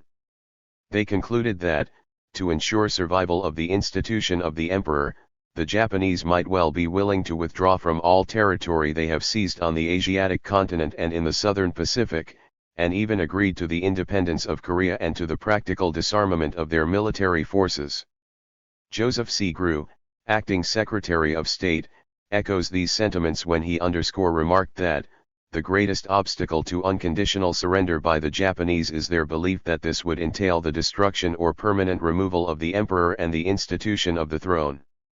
If some indication can now be given the Japanese that they themselves will be able to determine their own future political structure, they will be afforded a method of saving face without which surrender will be highly unlikely." 66. Many military leaders thought that the surrender terms should have been modified. Gar Alperovitz, in the decision to use the atomic bomb, remarked that, prior to Potsdam, Stimson, Forrestal, Leahy, Marshall, McCloy, Bard as well as Arnold, King, and Nimitz had all in various ways urged that the surrender terms be clarified. And at Potsdam the Joint Chief of Staffs twice tried to find a way to clarify the surrender formula. According to the minutes of a meeting at the White House on June 18, 1945, Admiral Leary said that he could not agree with those who said to him that unless we obtain the unconditional surrender of the Japanese that we will have lost the war. He feared no menace from Japan in the foreseeable future, even if we were unsuccessful in forcing unconditional surrender. Two crucial questions must be answered about the terms of surrender. Firstly, were the Japanese prepared to surrender if there was a guarantee to retain the emperor? Secondly, if the Japanese were prepared to surrender on these terms, was Truman aware of it? According to Gar Alperovitz, in the decision to use the atomic bomb, Truman had been fully aware of the key intercepts. Fragments of other intercepts to which President Truman was privy included: sent on May 12, 1942, William Donovan, director of the OSS, reported to Truman that Shun-Ichike's stated that he believes that one of the few provisions the Japanese would insist upon would be the retention of the emperor. On August 11, 1944, Magic reports of intercepted messages designated eyes only for the president, such as Foreign Minister Shigemitsu has instructed Ambassador Sato to find out whether Russia is willing to assist in bringing about a negotiated peace. It seems highly unlikely that he would have taken such a step without having consulted at least some members of the new Japanese cabinet. On May 7, 1945, a peace feeler from Portugal directly to Truman from the OSS representative reported that the Japanese are ready to cease hostilities, provided they are allowed to retain possession of their home islands. Then again on May 19, on this occasion Inu declared that actual peace terms were unimportant so long as the term unconditional surrender was not employed. On July 16, 1945, William Donovan sent the president a report on P. Jacobson informing Truman that throughout discussions with Jacobson, the Japanese officials stressed only 2 points, the preservation of the emperor, and the possibility of returning to the constitution promulgated in 1889. President Truman along with his Secretary of State made a decision not to clarify the meaning of unconditional surrender or provide assurances that the institution of the emperor would be retained. Although the administration exercised caution with respect to the legitimacy of the diplomatic intercepts, the fact that they all were basically communicating the same message might have suggested that they contained a grain of truth. At the very least, the president could have attempted to establish contact with the Japanese to verify whether these intercepts were accurate and under what terms they would surrender. The final meeting of the leaders of the three major Allied powers began on July 17 and ended on August 2, 1945. At this point, Truman was aware of the successful test of the atomic bomb and the peace feelers dispatched to Japanese embassies. President Truman was also aware of the recommendations of the interim committee that the new weapon should be used as soon as possible against a military target without any warning. During the interim committee's deliberations, several underlying 68 currents were influencing the direction of their recommendations. These currents include the climate of concern about the influence and power of the Soviet Union and the authority of J. Burns, the president's closest advisor. Many of those who were formulating policy on ending the war with Japan, as previously noted, were very concerned about the Russians. Secretary of War Stimson thought that it may be necessary to have it out with Russia on her relations to Manchuria and Port Arthur and various other parts of North China, and also the relations of China to us. Over any such tangled wave of problems, S1 secrecy would be dominant. Historian Herbert Faze believed that it is quite possible that it was thought the proof of the power of the weapon, as demonstrated in actual warfare, might be an effective source of added authority to the American government in the settlement of matters at issue with the Soviet Union. Secretary of State Burns was not only a friend of President Truman but became his closest advisor. Burns' strong support for the use of the atomic bomb without any warning not only influenced the president but also influenced the interim committee whose recommendations comprised most of the Potsdam Declaration. According to the New York Times, LT was understood that Mr. Burns would in effect replace Harry Hopkins as presidential confidant, and, it was asserted, receive far more authority than a president has yet yielded to any man. Burns' assistant Walter Brown observed that, the president and Mr. Burns talked for an hour and it was apparent Truman was looking to Burns for guidance. Truman said he considered Burns one of his best friends and realized that he knew more about government than anyone else around and, therefore, he wanted Burns' help. Secretary Burns was single-minded with respect to his views about how to end the war. He was uncompromising about the terms of surrender.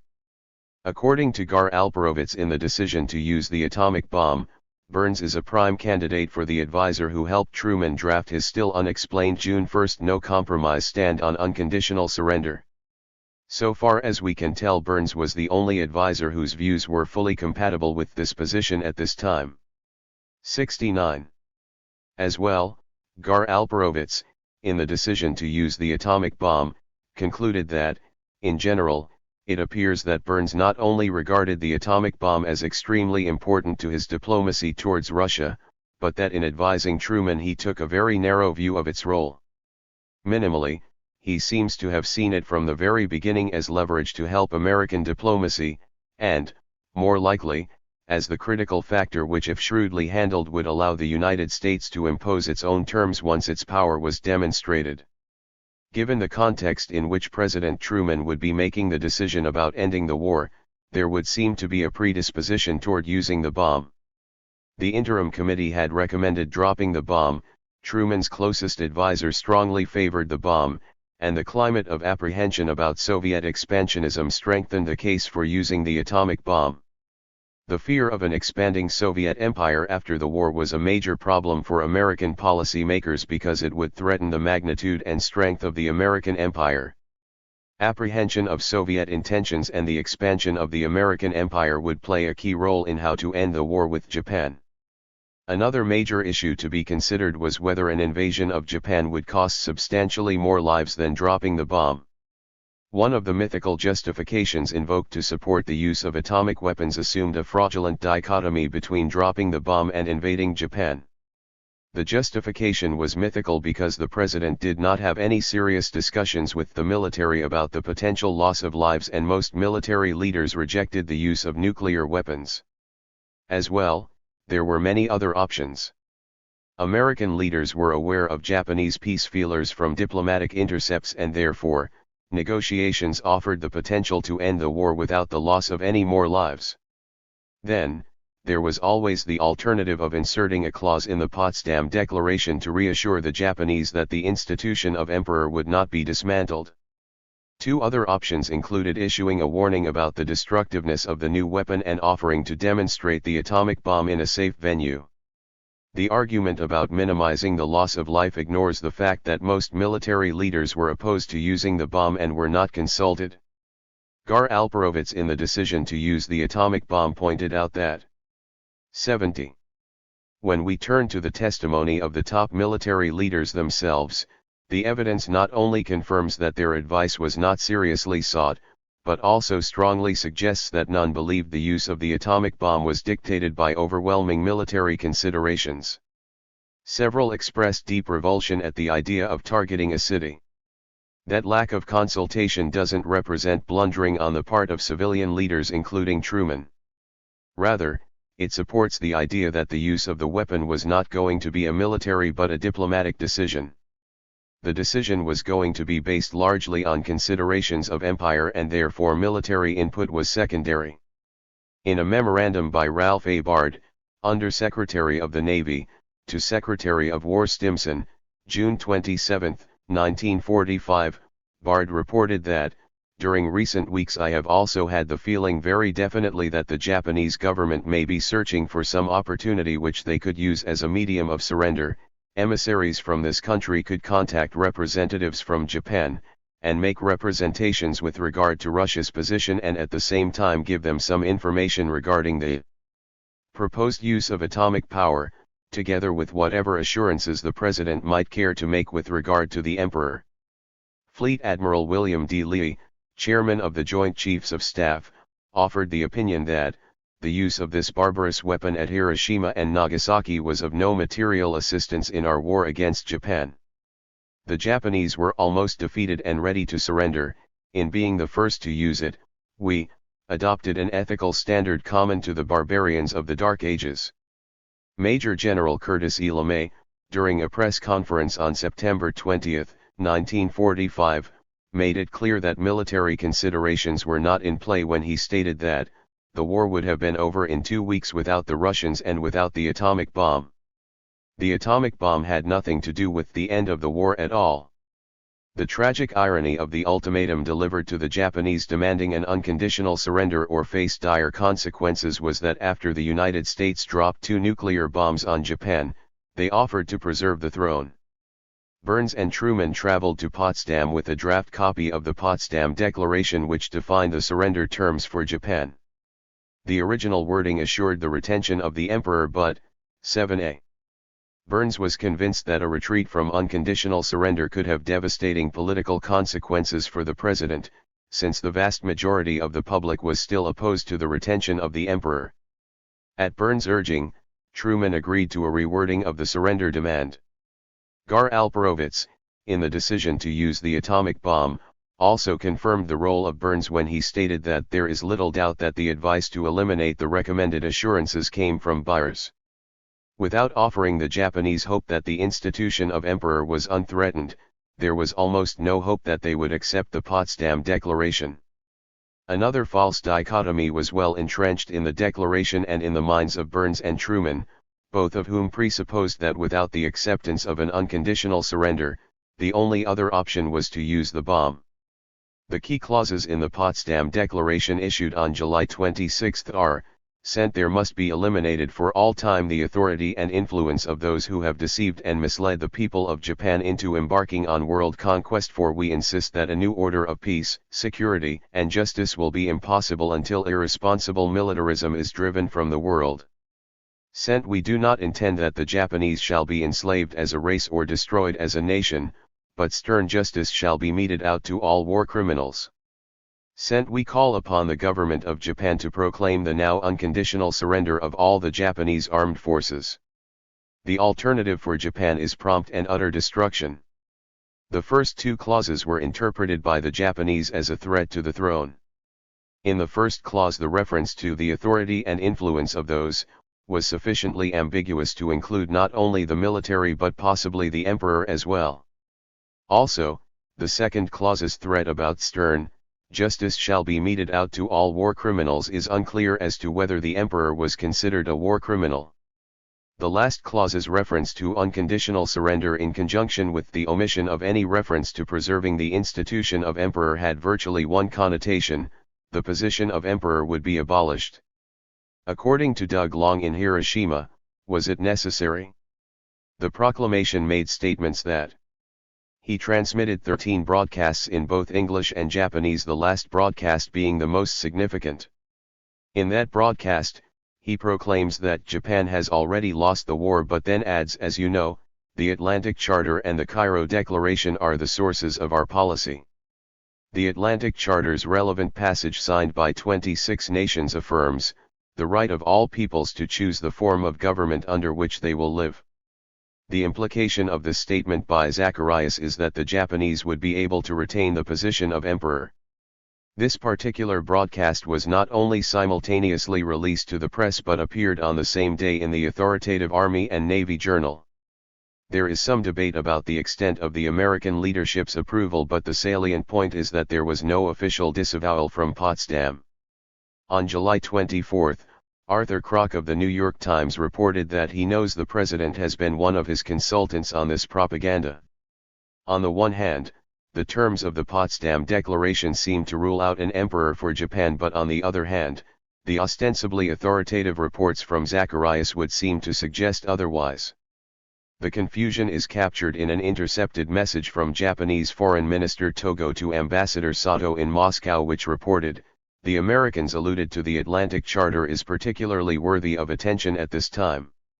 It is impossible for us to accept unconditional surrender, no matter in what guise, but it is our idea to inform them by some appropriate means that there is no objection to the restoration of peace on the basis of the Atlantic Charter." 73. The Americans were aware of the confusion plaguing the Japanese because of the failure of the Potsdam Declaration to clarify the issue of the emperor. Gar Alperovitz, in the decision to use the atomic bomb, discovered important information through the recovery of secret documents which show that Japanese officials were mystified by the juxtaposition of the Atlantic Charter broadcast and the Potsdam Proclamation. They also demonstrated that here, too, U.S. officials were fully aware of the fact. Another factor perplexing the Japanese related to the position of the Russians throughout this attempt to understand the surrender terms. Did the Russian refusal to sign the declaration signify that there was some hope of persuading them to remain neutral, thus giving the Japanese some additional time? All of these issues would have understandably persuaded the Japanese to withhold comment. The final question that must be answered in order to shed light on the decision to use the bomb was whether the Americans were aware of the issues the Japanese were grappling with, causing them to delay issuing an immediate response to the proclamation. After studying all the documentation that had been released as of 1995, Gar Alperovitz concluded that, there is no longer much doubt that U.S. policymakers were aware that what was going on inside the Japanese government was an intense effort to figure out just what the Potsdam Proclamation meant and what precisely was being demanded of it. Truman's choice.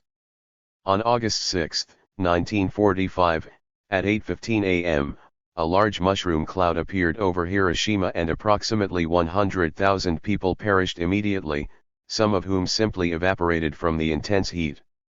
Thousands more died later from burns, shock, and radiation poisoning. The number who were not killed immediately but who died in later years from high doses of radiation is not known. On August 7, 1945, the Japanese were still desperately trying to contact the Soviets for a clarification of their position.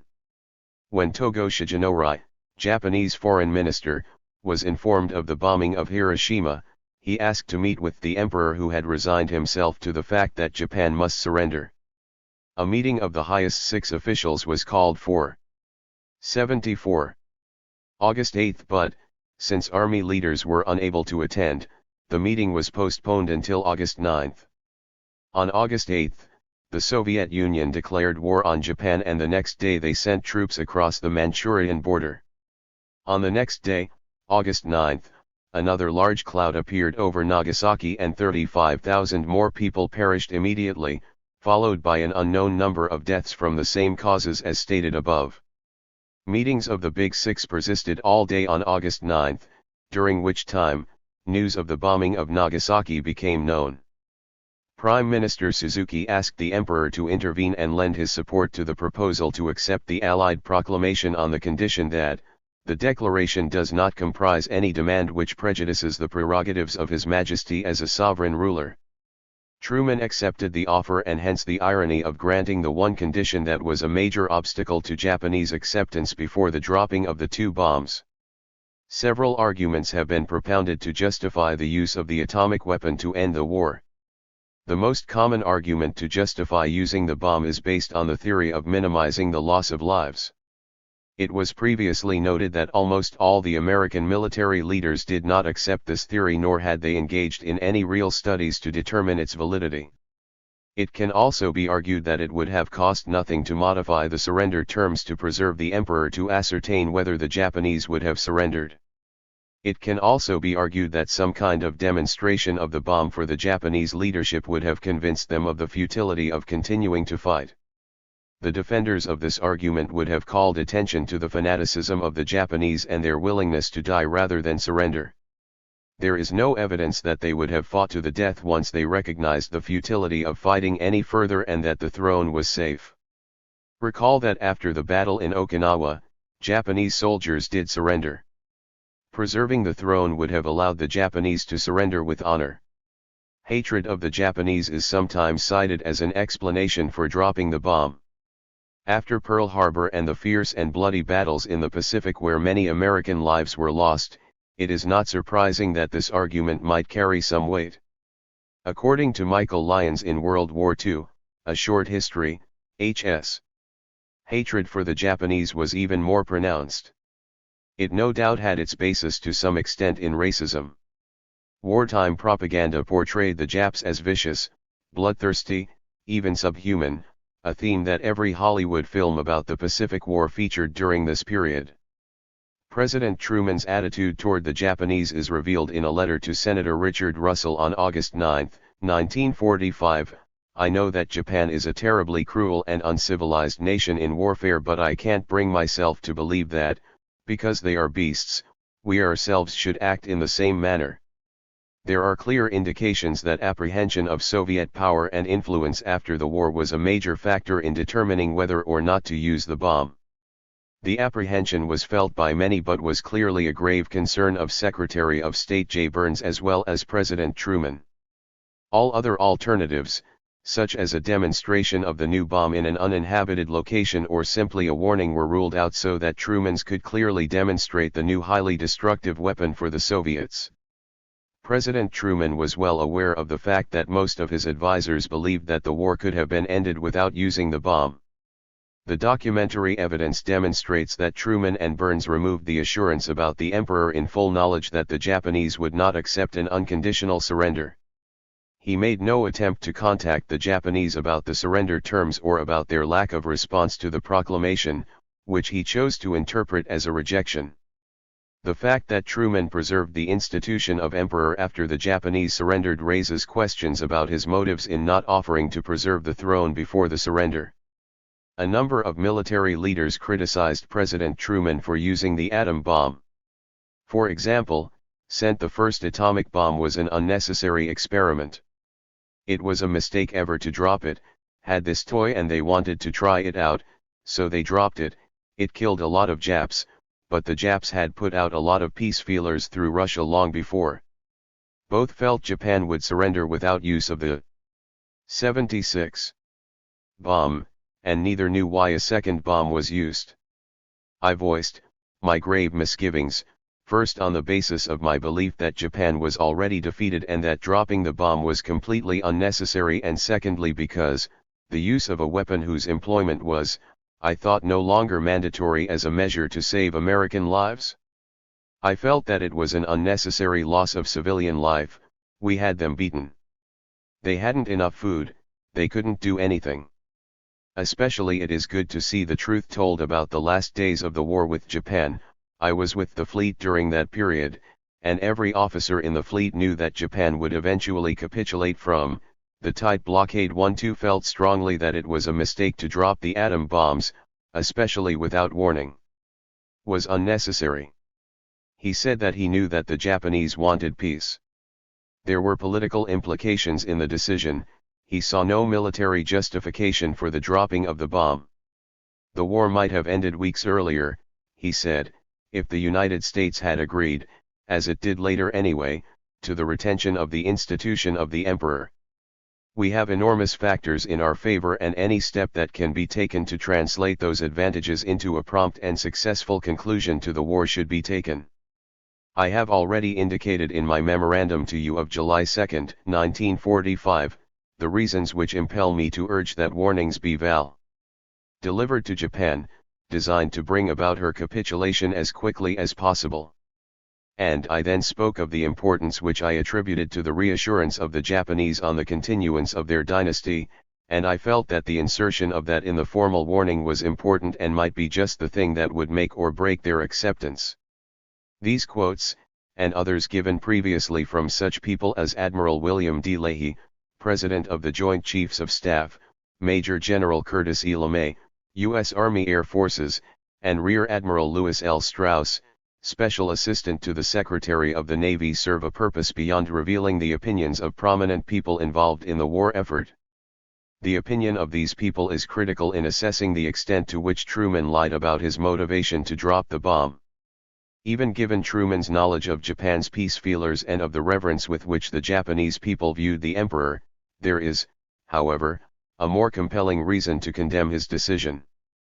As a leader who was about to make a momentous decision, it was incumbent on him to seek the advice of the most knowledgeable and expert people in his administration. As the above quotes indicate, these top advisors, including the Secretary of War and Chairman of the Joint Chiefs of Staff, opposed his decision.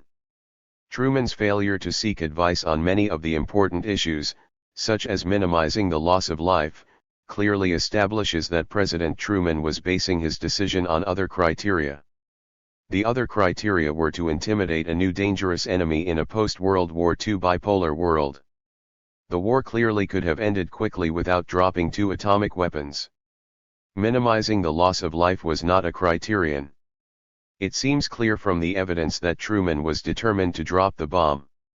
By giving the Japanese the choice between unconditional surrender and dire consequences, and by allowing only a short period for a response, dropping the bomb became inevitable. The real choice for the Japanese was either the loss of the throne or more bombing. They were unaware of the atomic weapons and therefore could not appreciate the extent of dire consequences. They also needed time to correctly interpret the meaning of the declaration and to assess the Soviets' intentions.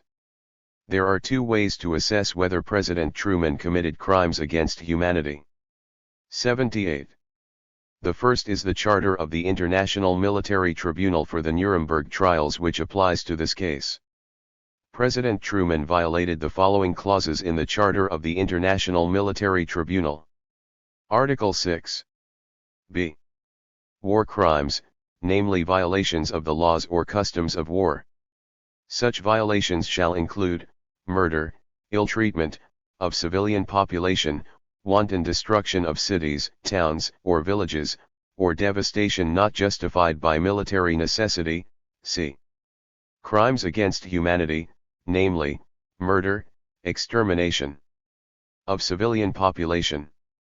The other way to evaluate President Truman's culpability is to apply international laws which were created after the end of WW II. He violated the following clauses in the Geneva Conventions. 1. Convention 4, Part 1, Article 3, Clause 1, Protection of Civilians. 2. Convention 4, Chapter 3, Article 52, Protection of Non-Military Objects. 3. Protocol I, Chapter 2, Article 51, Clause 4, Indiscriminate Attacks. President Truman lied to the American people about his motives for dropping the 2 atomic bombs.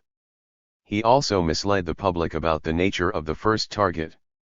In a radio speech on August 9, 1945, he gave assurances that the world will note that the first atomic bomb was dropped on Hiroshima, a military base. The killing of over 100,000 civilians, the devastation of 2 cities, the deaths and diseases resulting from radiation poisoning, and the ominous precedent of using nuclear weapons are categorically crimes against humanity. Chapter 3. The First Banana Republic. Eisenhower's dedication to destroying democracy in Guatemala. Under the pretext of the Cold War between the US and Soviet Union, both superpowers extended their empires ostensibly to protect the countries they invaded. One example where fighting communism was used as a cover for overthrowing a democratically elected government is Guatemala, the cost of which was to set in motion decades of human rights violations that killed over 200,000 civilians to date, not an inconsequential crime that President Eisenhower started. Presidential lying isn't some lonesome activity of wacko politicians but is deeply interwoven throughout the government, instigated often, though not always, by its corporate connections. In the case of Guatemala, the cooperation of many different agencies and departments of the government were able to overthrow the government of Guatemala by essentially a hoax. In 1954, the American government successfully orchestrated the overthrow of the freely elected government of Jacobo Arbenz in Guatemala and replaced him with their hand-picked alternative. It is essential to understand the dynamics of the Cold War in order to understand the rationale for this particular American foreign policy. The beginnings of democracy become victim to the Cold War. At the beginning of World War I, in 1914, Russia was an ally of Britain, France, and the United States.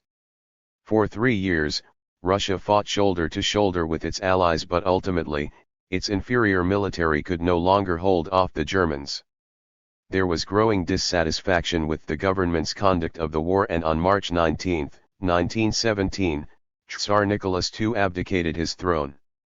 The result was a transformation from a Tsarist autocracy to a government by the Bolsheviks, a small radical wing of the Russian socialists. To support their ally, the Allied forces dispatched troops to Russia to fend off the Germans, with whom the Bolsheviks shortly thereafter struck a peace agreement.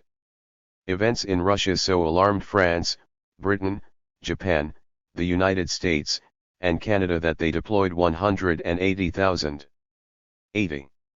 troops in Russia and provided money and guns to the major opposition group, the White Russians, in an attempt to overthrow the Bolsheviks.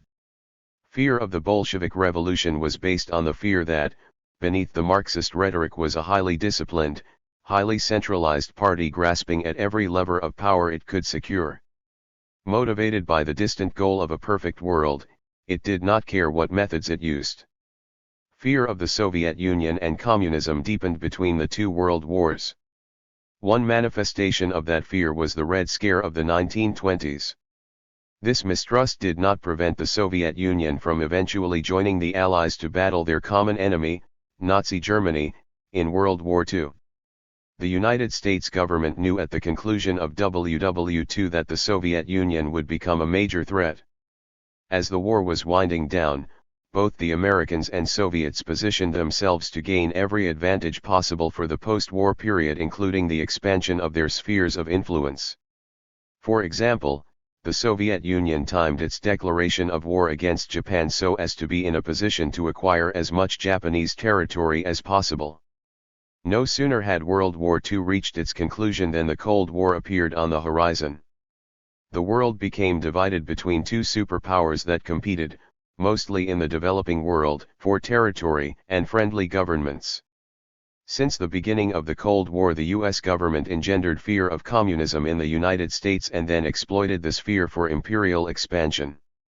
Communist threats magically surfaced everywhere, forcing the US to save the world from communism. Guatemala, Nicaragua, the Dominican Republic and Jamaica, to name a few, became threats to US security. Notwithstanding the fear of a growing communist empire, the expansion of the American empire was frequently unrelated to a real communist threat but was based on a determination to gain control over countries that had something the United States wanted, such as resources, or something the United States feared, such as an alternative social and economic model. American Cold War policy was defined in the report by the Secretaries of State and Defense on United States Objectives for National Security, or NSC 68.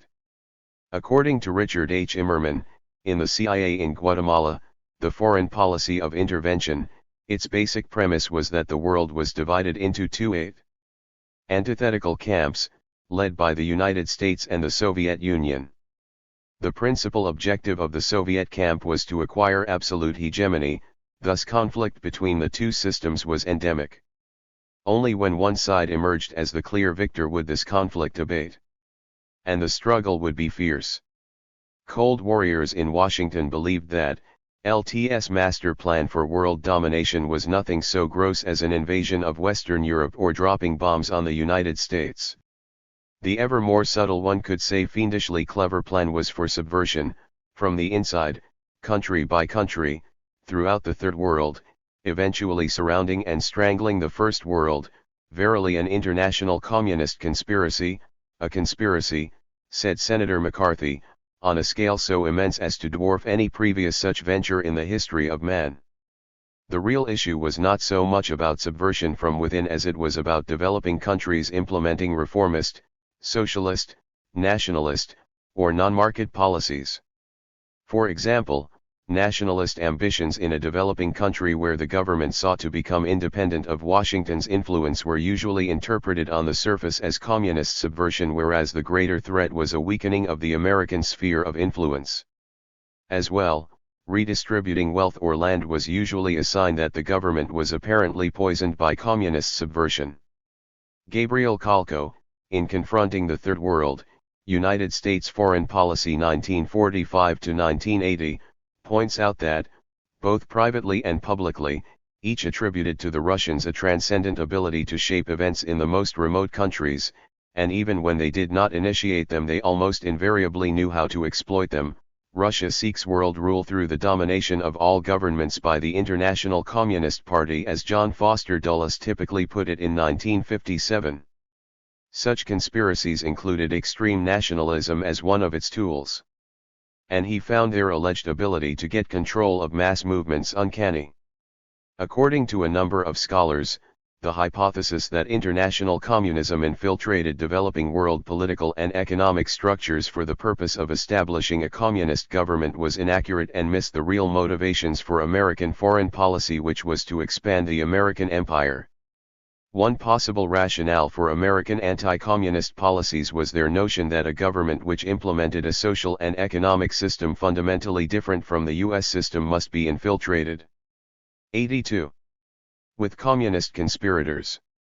Governments which attempted to construct an economic system which was not based on the market system threatened the sanctity of the United States social and economic system, which, in fact, serves the interests of the wealthy. The fear was that an alternative system that was perceived as more fair and equitable might undermine faith in the American system. The fear was well founded, since today the United States has one of the highest poverty rates, infant mortality rates, incarceration rates, and murder rates in the industrialized world. It also has some of the poorest educational, healthcare, and welfare systems. So when freely elected governments in Nicaragua or Guatemala implemented progressive land reforms, labor laws, and welfare systems that benefited everyone, they evoked fear in American elites that such ideas might become infectious. To discredit governments that posed these threats, the U.S. government condemned them as having been infiltrated by communists. The United States claim that Nicaragua and Guatemala were threats to the U.S. because of communist infiltration was ludicrous. When President Reagan warned that Nicaragua was only 2 days from Brownsville, Texas, his administration's intention was not to warn of a real threat to U.S. security, but to evoke fear in order to justify intervention.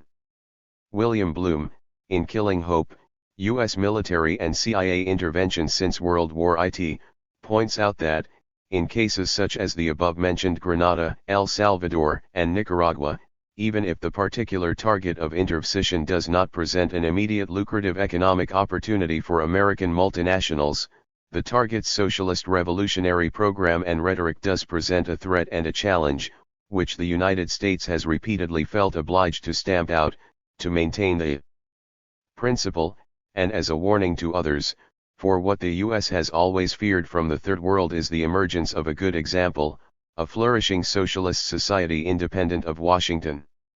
Noam Chomsky, in Understanding Power, the indispensable Chomsky, echoes the same theme when he asks, why do we have to get rid of the Sandinistas in Nicaragua? In reality, it's not because anybody really thinks that they're a communist power about to conquer the hemisphere, it's because they were carrying out social programs that were beginning to succeed, and which would have appealed to other people in Latin America who want the same things. Gabriel Calco, in Confronting the Third War, argues that 83. Such information will allow one to transcend those mystifying Cold War shibboleths that describe America's difficulties merely as a struggle with communism. It will also enable one to comprehend far better the real nature of U.S. goals. For out of these social structures and class forms in the Third World came those forces that have challenged U.S. goals and interests. Another possible analysis of American anti-communist policies interprets the instilling of fear of communism as a justification for excessive spending on defense. Spending on defense was a method for subsidizing research without inviting criticism of corporate welfare. The government would hand out huge sums of money to defense industries for research, and the spin-offs were often transferred to the private sector. Transferring the new technologies developed by defense industries to the private sector was a scheme for indirectly subsidizing private sector research. Another factor in this analysis was the aggressive lobbying by defense industries for the funding of new technologies and the bribing of congressmen by, for example, offering to build factories in their districts. Noam Chomsky, in Perspectives on Power, Reflections on Human Nature and the Social Order, explains that, as long as the fable could be sustained, the Cold War provided the pretext, often as conscious fraud. The first Secretary of the Air Force, Stuart Symington, put the matter plainly in January 1948, the word to talk was not subsidy, the word to talk was security. There as elsewhere, the private sector relies extensively on welfare payments, subsidies often called security.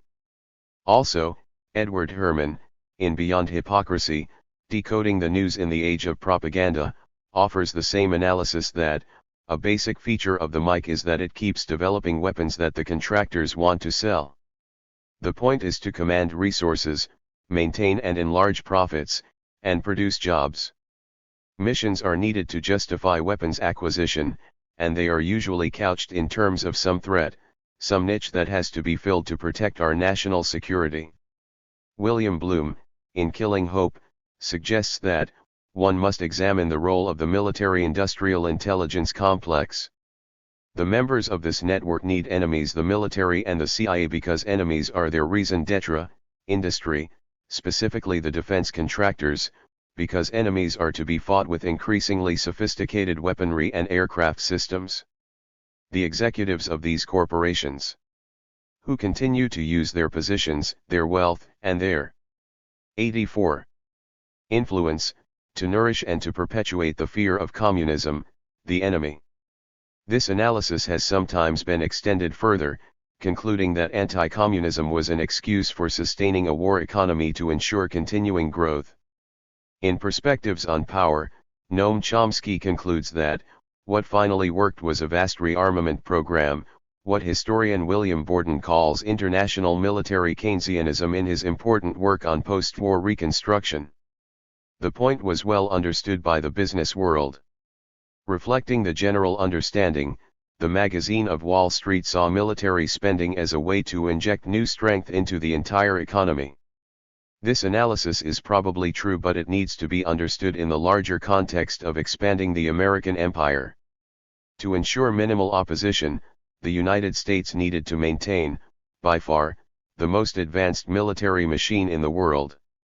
American anti-communist foreign policy, according to another possible analysis, was used to protect American corporate interests, particularly in developing countries where governments sometimes either nationalized American multinationals or interfered with U.S. multinationals' ability to maximize their profits. When Chile nationalized two American copper corporations, Anaconda and Kennecott Copper, the government was overthrown with the help of the CIA. As well, when Guatemala nationalized some idle land belonging to the United Fruit Company, its government was overthrown. In waging unconventional warfare, Guatemala, the Congo, and the Cubans, this is described as a high-pressure diplomatic and propaganda offensive, intended to justify intervention in Guatemala, paralleled prototype covert operation combining psychological warfare, mercenary paramilitary forces, and sanitized air power. The elected Arbenz government had antagonized the United States through its economic policies, notably land reform and labor legislation impinging on American companies. Noam Chomsky, in What Uncle Sam Really Wants, refers to a CIA memorandum which states that, the radical and nationalist policies of the democratic capitalist government, including the persecution of foreign economic interests, especially the United Fruit Company, had gained the support or acquiescence of almost all Guatemalans. The government was proceeding to mobilize the hitherto politically inert peasantry while undermining the power of large landowners. 85.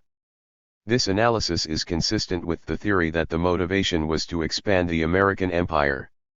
The function of the empire was to serve American corporate interests. An alternative analysis of American anti-communist policies was the belief that nationalism, economic reforms, land reforms, and any policies that threaten the interests of American corporations are essentially a symptom of the real threat, communist infiltration of developing countries to advance the cause of international communism. Richard H. Immerman explains in The CIA in Guatemala that, Washington viewed government programs such as agrarian reform bills, which damaged United States investments, as symptoms of a much larger problem. They were secondary problems, Assistant Secretary of State John Moores Cabot explained to Guatemala's ambassador to the United States, Guillermo Torriello Garrido, in 1953. The larger problem was communism. John Foster Dulles put it best, if the United Fruit matter were settled, the problem would remain just as it is today as far as the presence of communist infiltration in Guatemala is concerned. Again, this theory is consistent with the theory about expanding the empire. American corporate interests would be threatened by an alternative system whose main purpose was to serve the people. Fear of infiltration of communism in Guatemala and its diffusion to the other countries in the hemisphere was the official justification for American intervention in Guatemala. The analysis of why the U.S. intervened in Guatemala is complicated by the fact that the Guatemalan government confiscated some land belonging to a major American corporation, the United Fruit Company. The United Fruit Company, which had many connections with leading officials in the Eisenhower administration, complained bitterly about the actions of the Guatemalan government. Struggle between American-supported totalitarianism and democracy. The history of Guatemala is essential to understanding the issues surrounding presidential decision-making and the lying that goes with it. Prior to the Spanish conquest, Guatemala was a major center of the Maya civilization, which was advanced in the arts, science, astronomy, and social organization. Their lack of military sophistication rendered them very vulnerable to Hernán Cortés of the Spanish Empire. It remained a part 86 of the Spanish Empire until a struggle throughout Latin America brought independence to Guatemala in 1821. The threat of assimilation with Mexico propelled Guatemala to organize a federation of Central American republics. The federation created a national constituent assembly and drafted a constitution. Various conflicts resulted in the disintegration of the federation, following which Guatemala was ruled by a series of dictators beginning with Rafael Carrera in 1838. The advent of industrialization introduced a middle class into Guatemala, and the autocratic ruler, Justo Rufino Barrios, president from 1873 to 1885, handed them land belonging to the conservative landowners. During the next 72 years, the middle class adopted the values of the conservative landlords and supported them politically and economically. The new ruling elite, consisting of the landowners and middle class, demonstrated no interest in improving the lives of the Mayans, who constituted almost 70% of the population. They were marginalized and exploited, and the ongoing expropriation of their land made many of them dependent on the landowners, who used them as a cheap source of labor to harvest their crops. Government policies worsened the condition of the Mayans and widened the gap between the rich and the poor. 70% of the land was owned by only 2.2% of the population. Approximately one-third of the land was considered arable, while half of the land owned by large landowners was not in use. Conditions were so poor for the Mayans that only 60% of newborn babies survived. Richard H. Immerman, in the CIA in Guatemala, notes that the rigidly hierarchical and social structure in Guatemala gave rise to extreme inequality and poverty, extreme even by Latin American standards. Guatemala's economy exhibited many of feudalism's most salient features. The racist oppression and economic suppression of the Maya created a virtual serf class, and in Guatemala, class and ethnic origin were virtually synonymous.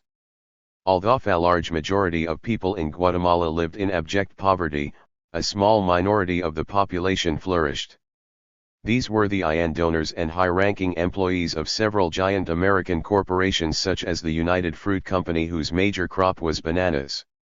The United Fruit Company was originally the Boston Fruit Company, founded by Minor C. Keith, whose original project was to build railways in Central America.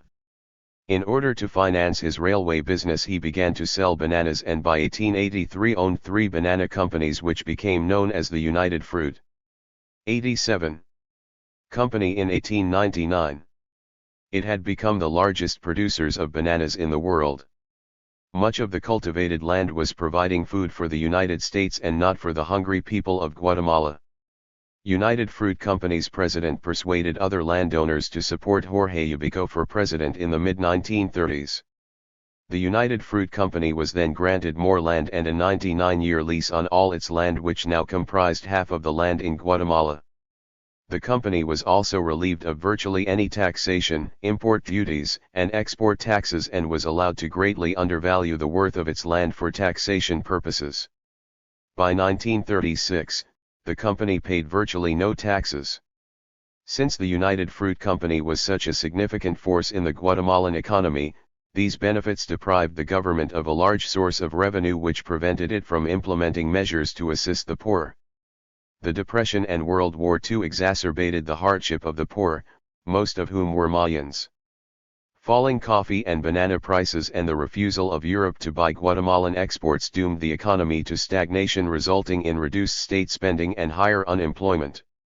The policies of Ubico and exploitation by the United Fruit Company, combined with the economic stagnation and conditions of the poor, provoked a backlash. Ubico called those organizing against him communists and ordered guards to stand on each street corner and enhance the security of the presidential palace. He claimed that the radical opponents of his regime were a threat to stability and order, and that democracy was an unaffordable luxury. he instilled terror among the people by arbitrarily arresting suspected agitators who were either shot on the spot or tortured in prison to deter an uprising. Many of the victims were prominent citizens, workers, and students.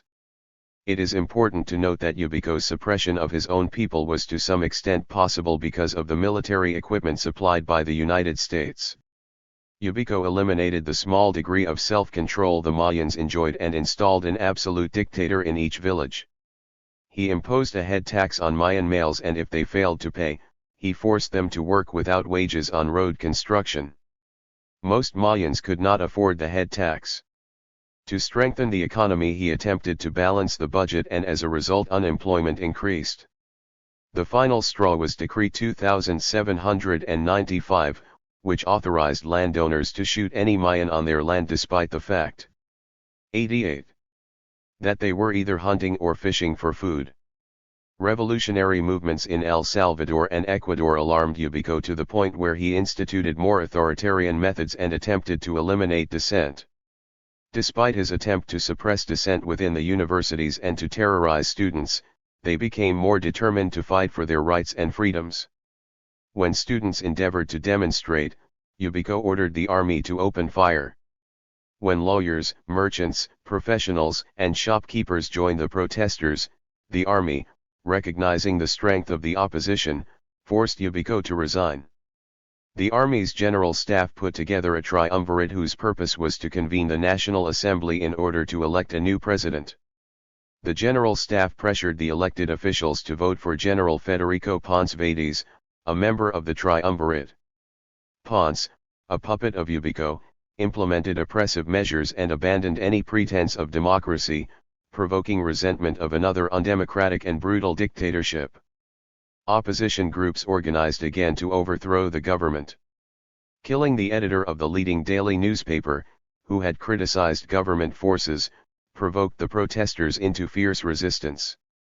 Then on October 19, 1944, a contingent of army officers led by Jacobo Arbenz Guzman and Major Francisco Javier Arrafia along with students and the Honor Guard Battalion revolted against Ponce, forcing him to seek asylum in the Mexican embassy.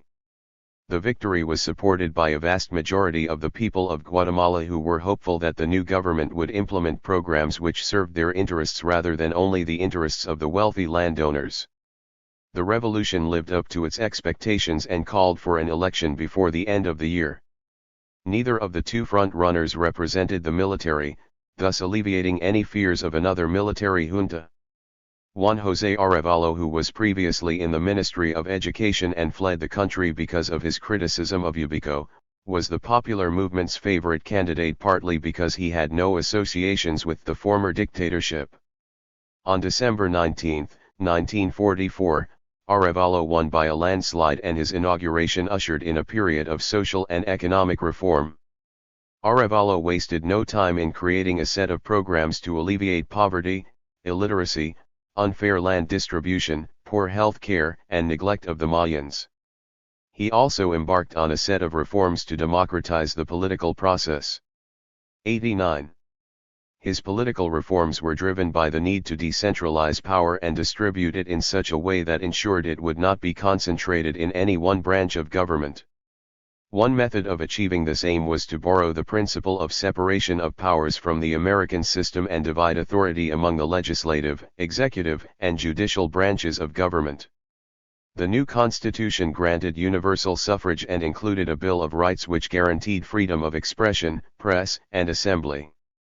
Agrarian reform was desperately needed to distribute land fairly, to increase the efficiency of farming, and to free a sufficient number of farmers so that they would be available to work as industrialization expanded.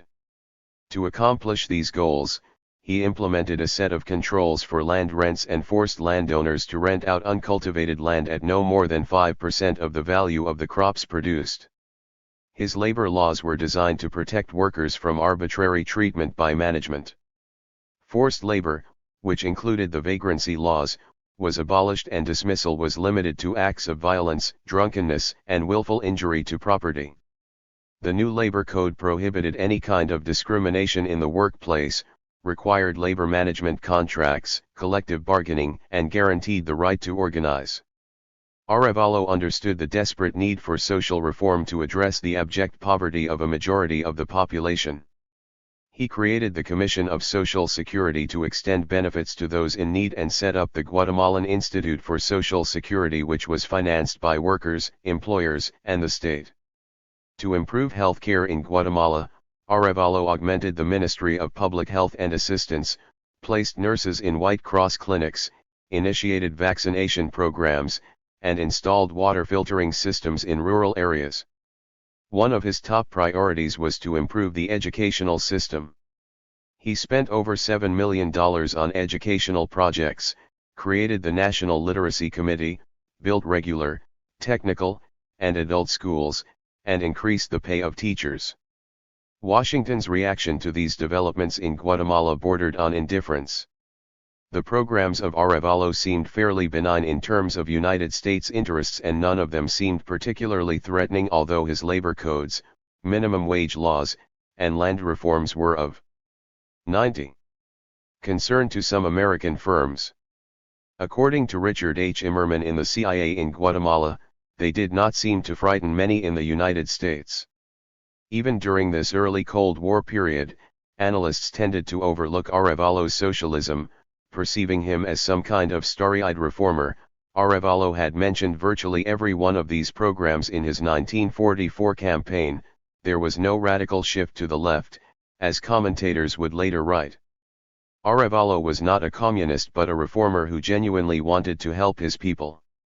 Gabriel Calco, in Confronting the Third World, describes him and his followers as, "This typical group of middle-class officers was, like many others in the hemisphere, anti-United States and for mild but long overdue reforms." Arevalo was anti-Marxist but also a committed reformer and idealist. Richard H. Immerman, in the CIA in Guatemala, concludes that, Arevalo likewise rejected classical Marxism. He rejected class struggle and emphasized the ideal of social harmony, fraternity, and the reconciliation of any antagonistic interests. He found the Marxist concept that human nature is essentially materially predetermined either invalid or, at the very least, extremely limited, and he believed that a genuinely democratic government must represent the legitimate aspirations of all classes, the capitalists, the professionals, and the workers. Understanding Arevalo's political outlook, his base of support, and his social and economic policies is critical to evaluating accusations that he was a communist lackey whose government was a threat to the entire region. Arevalo's term as president was anything but smooth, as landowners and business owners were opposed to his policies, which they believed were an attack on the upper class and also communist in nature. They were determined to field their own candidate in the next election and chose Francisco Javier Arrafia, Arevalo's chief of staff. Arrafia endeavored to organize a revolt before the next election, fearing a loss to Arbans, whose support included organized labor and the agricultural community except for the major landowners. He accused Arbans of being a communist traitor, but his revolt backfired when the assembly charged him with treason and ordered his arrest. Before he could be arrested, Arrafia was assassinated by 20 men. Later the CIA accused Arbans of the assassination, although their main witness was 91. Arrafia's chauffeur, who was unable to connect Arbans to the assassination plot or explain how he escaped the assassin's bullets. Arbans won the next election in 1951 with the support of everyone but the upper class, receiving 60% of the vote. His intention was to expand the reforms and programs which were introduced by Arevalo. His objectives were to create an independent modern industrial economy in order to raise the living standards of Guatemalans and to reach out to the Mayan population in order to assess what they wanted. While his programs were egalitarian, they were not communist in nature. He believed in capitalism with a heart. Richard H. Immerman, in the CIA in Guatemala, observed that, his emphasis would be on capitalistic modernization, relying essentially on the recommendations made by the IBRD study mission. In his inaugural address, he explained that the basic policy of his administration would be to convert Guatemala from a country bound by a predominantly feudal economy into a modern, capitalist one. He would encourage private initiative, he would encourage the accumulation of private capital, and he would encourage the influx of foreign investments and technology. This was virtually the same program announced by Arevalo at his inauguration. William Bloom, in Killing Hope, points out that, the Guatemalan president, who took office in March 1951 after being elected by a wide margin, had no special contact or spiritual/ideological ties with the Soviet Union or the rest of the communist bloc. Although American policymakers and the American press, explicitly and implicitly, often labeled Arbenz a communist, there were those in Washington who knew better, at least during their more dispassionate moments. Under Arbenz's administration, Guatemala had voted at the United Nations so closely with the United States on issues of Soviet imperialism that a State Department group planning Arbenz's overthrow concluded that propaganda concerning Guatemala's UN record would not be particularly helpful in our case. The large landowners constituted 2.2% of the population but owned 70% of the land. Given the fact that 50% of farmers occupied small plots of land under 4 acres, farming in Guatemala faced severe impediments. Despite the fact that overcultivation exhausted the land resulting in small yields, small farmers could not afford to buy fertilizer. Also contributing to the low yields was the lack of mechanization due to inadequate transportation facilities. As well, the renters or farmers on these small plots had to pay 50 to 60% of their crops to their landowners. 92. All these problems in agriculture relegated small farmers, who constituted the majority of the population, to abject poverty. Land reform was meant to serve a number of purposes.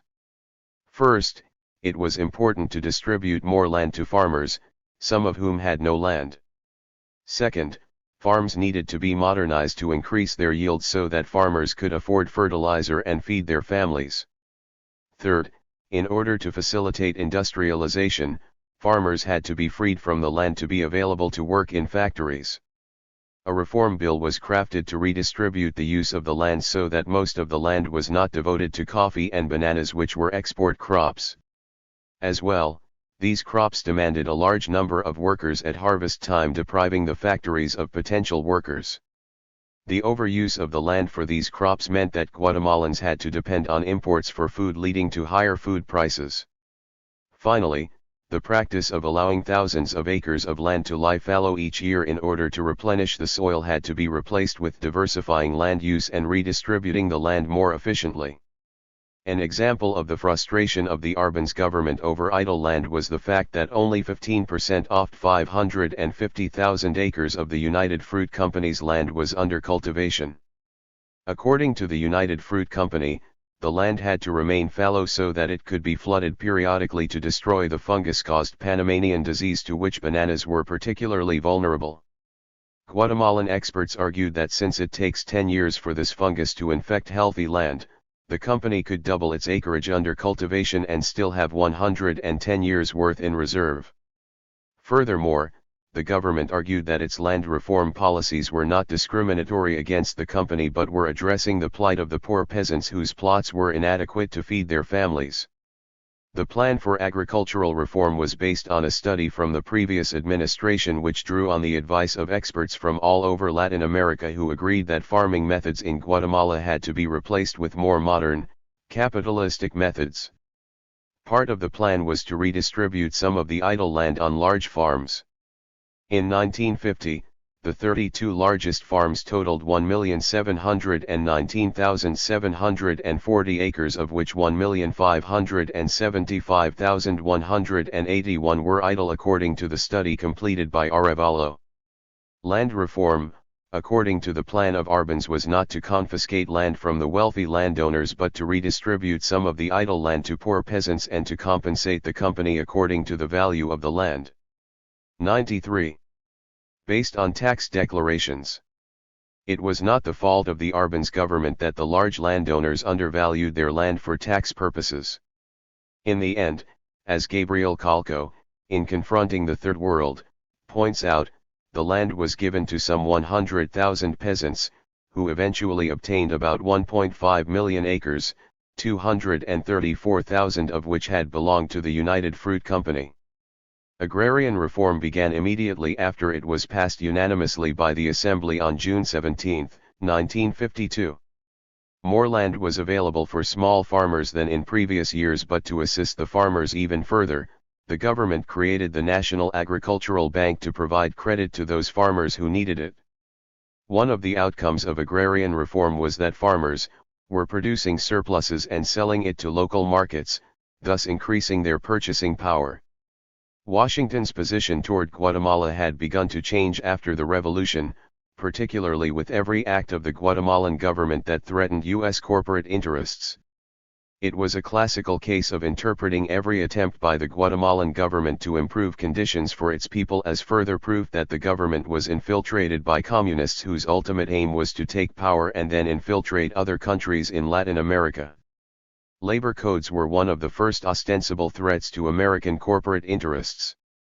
It raised suspicions in Washington about Guatemala succumbing to communist infiltrators. Beginning in 1946, a number of strikes were called against the United Fruit Company over wages, overtime, and vacations. One of the responses of the company was to fire any workers who were actively involved. After the government threatened to confiscate some of the company's land, the company conceded but did not rehire the workers. Paying time and a half for overtime, granting workers 10 days vacation every year, and paying $1.50 per day was not acceptable to the company. Negotiations broke down and another strike occurred between 1948 and 1949. The United Fruit Company refused to negotiate in good faith and attacked the labor code as unfair despite the fact the government was willing to send the dispute to arbitration. The United Fruit Company threatened to shut down its operations. In 1952, the Guatemalan Labor Court ordered the company to take back the workers who had been fired. Washington's first reaction to events in Guatemala was that the government was discriminating against American companies and, therefore, 94. Threatening relations between the two countries. The CIA concluded that Guatemala was unfriendly to American corporations.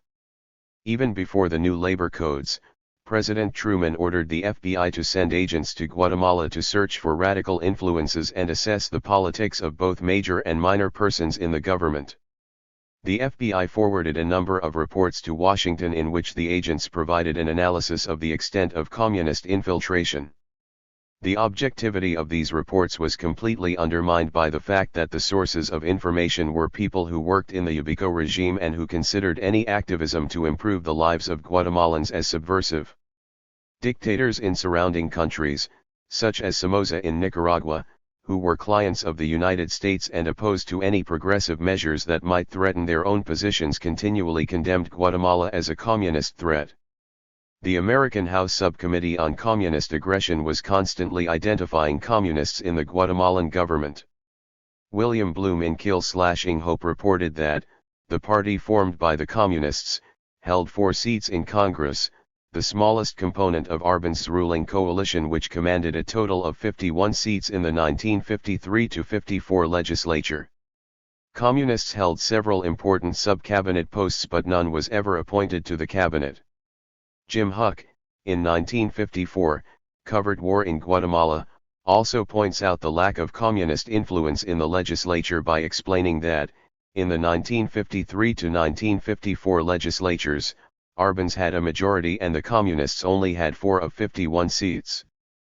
But Secretary of State John Foster Dulles claimed that Guatemala was living under a communism type of terrorism, and President Eisenhower portrayed the government in Guatemala as a communist dictatorship.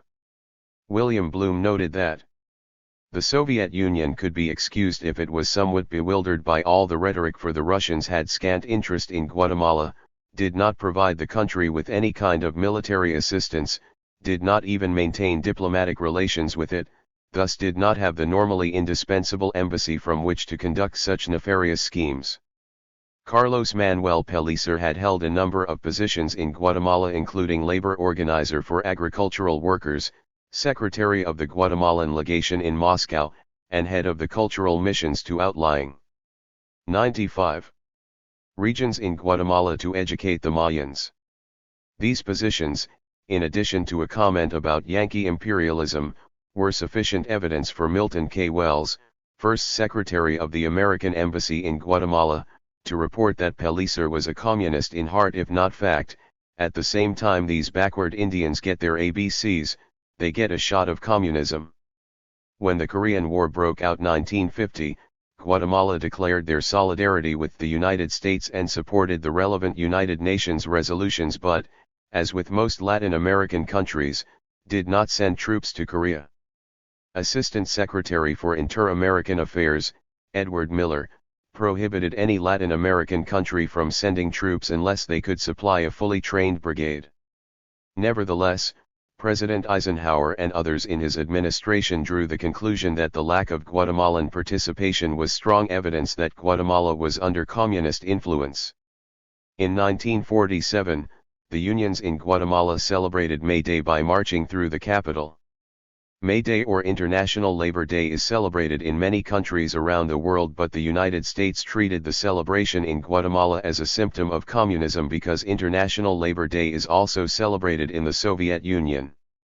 The democratically elected president of Costa Rica, José Figueres, cooperated extensively with the CIA on a number of projects which included collaboration on a plan to eliminate the Dominican Republic's dictator, Trujillo.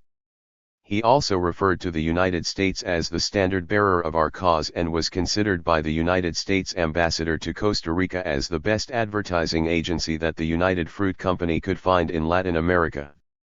On the other hand, Figueres was a nationalist, tried to persuade the U.S. to call off the Bay of Pigs, offered asylum to non-communists and communists alike, and received some support from the Guatemalan government. According to Noam Chomsky in What Uncle Sam Really Wants, in the political rhetoric of the United States, this made him possibly a communist. So if Guatemala gave him money to help him win an election, that showed that Guatemala supported communists. By the time that Arbenz implemented his new land reform program, Washington was completely convinced that the Soviet Union had successfully infiltrated the Arbenz administration and was preparing to take over the reins of government as a stepping stone to infiltrating other countries in the hemisphere. 96. As suspicions of communism escalated, pressure in Washington intensified for some kind of response not only to the threat of communism but also to the threat to American corporate interests. In 1950, Truman's administration decided that some action was needed, but it was important that America's role be completely invisible. From the first action to the eventual overthrow of Arbenz, the American government was tenaciously committed to maintaining secrecy in order to prevent public knowledge of America's role. The coup. Truman took the first step by instituting a boycott of American military equipment to Guatemala. As the major supplier of military equipment to Guatemala, Washington hoped to minimize the risk to security in the hemisphere. Stronger measures were contemplated, such as withholding assistance and canceling the agricultural research program.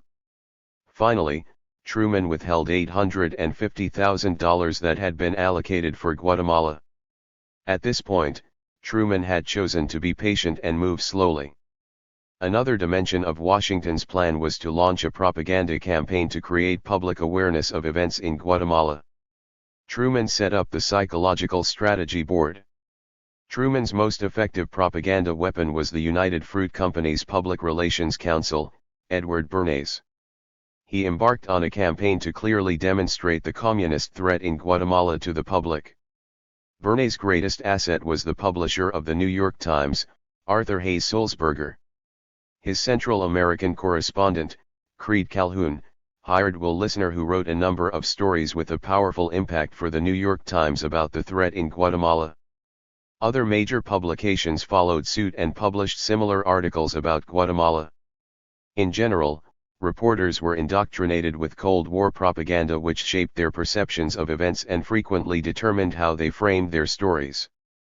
One of Bernays' coups was to invite a number of important publishers and editors on a fact-finding junket to Guatemala at the United Fruit Company's expense. Not only did the company's officials select the sites to be observed, but they were the major source of information for their guests. Under Eisenhower's administration, the State Department established the United States Information Agency. William Bloom, in Killing Hope, observed that the operations of the United States Information Agency commenced when it began to place unattributed articles in foreign newspapers labeling particular Guatemalan officials as communist and referring to various actions by the Guatemala government as communist-inspired. In the few weeks before Arbenz fall alone, more than 200 articles about Guatemala were written and placed in scores of Latin American newspapers. Articles placed in one country were picked up by newspapers in other countries, either as a result of CIA payment or unwittingly because the story was of interest. The objective of the propaganda campaign was to persuade the American public that communist infiltration in Guatemala posed a threat to American security. Fear of communism was an easier sell than the real motive, which was the U.S. determination to protect American corporate interests in Guatemala. One of the explanations for this determination was the close ties between the government and the corporate sector. The connections between the Eisenhower government and the United Fruit Company created a dangerous conflict of interest. Following is a list of some of the connections. Sent Secretary of State, John Foster Dulles, had been a partner with the Sullivan and Cromwell law firm which represented UFC. Sent former UFC President, Thomas Dudley was the brother of Eisenhower's first Assistant Secretary of State for Central America. Sent Allen Dulles, brother of John Foster Dulles, director of the CIA, was a Sullivan and Cromwell attorney doing litigation for UFC in the 1930s. Sent John Cabot, Assistant Secretary of State for Inter-American Affairs and former ambassador to Guatemala, held a substantial amount of stock in UFC. Sent Thomas Cabot, brother of John Cabot, had been president and director of UFC. John J. McLoy, Eisenhower's close friend, who as president of 98.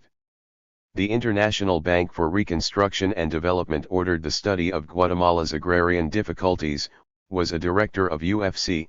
Sent Ann Whitman, Eisenhower's personal secretary, was the ex-wife of a UFC director and vice president for public relations. Sent Walter Bedell Smith, Undersecretary of State and former CIA director, was a director of UFC and helped plan the coup. Sent Spruey Braden, Truman's former assistant secretary, was a company representative. Sent John McClintock worked for the State Department and had been a UFC's vice president. Despite the numerous connections between the Eisenhower administration and the UFC, the company hired several prominent lobbyists to persuade Washington to take action against Arbenz.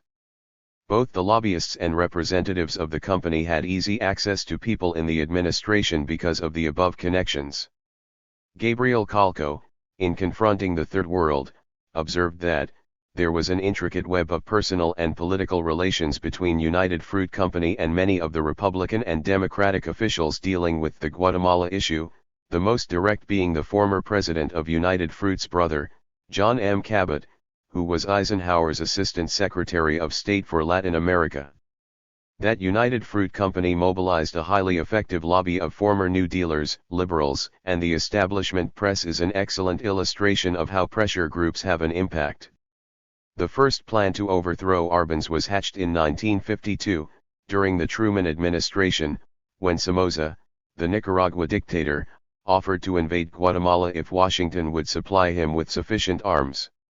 Truman explored the idea but was persuaded by Dean Acheson, Secretary of State, to cancel the plan because its failure would have been an embarrassment to the United States. Although Truman scrapped the plan, Washington was now convinced that anything short of overthrowing Arbenz would be ineffective in eradicating the communist threat. By the time that President Eisenhower assumed office, the momentum 99 for removing Arbenz from office was virtually unstoppable.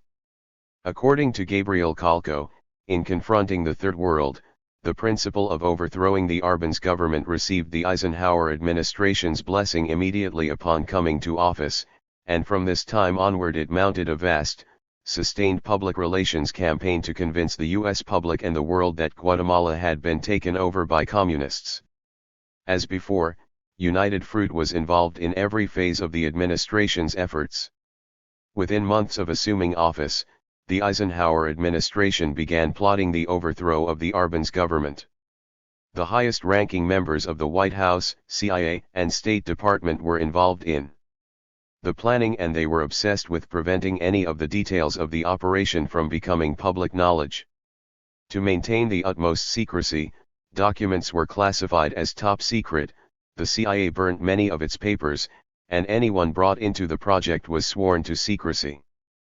President Eisenhower instructed his brother Milton to travel to South America on a fact-finding mission to sell the importance of Latin America's solidarity to the American people.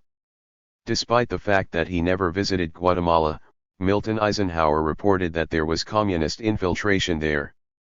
Around the same time, the CIA arranged to send arms to disgruntled officers in the Guatemalan Army, and the United Fruit Company donated $64,000 in cash. The team planning the operation decided to replace the current U.S. ambassador to Guatemala with someone who had the right temperament for such an aggressive intervention and who could coordinate operations in the field. John E. Purifoy was selected for the post because he was considered dynamic and a man of action. One of his primary functions was to act as a liaison between the State Department and the CIA. Success became the code name of the plot, and its headquarters was set up in Opa-locka, Florida, on the outskirts of Miami. The estimate of the costs of the operation was about $7 million, and it utilized 100 CIA agents.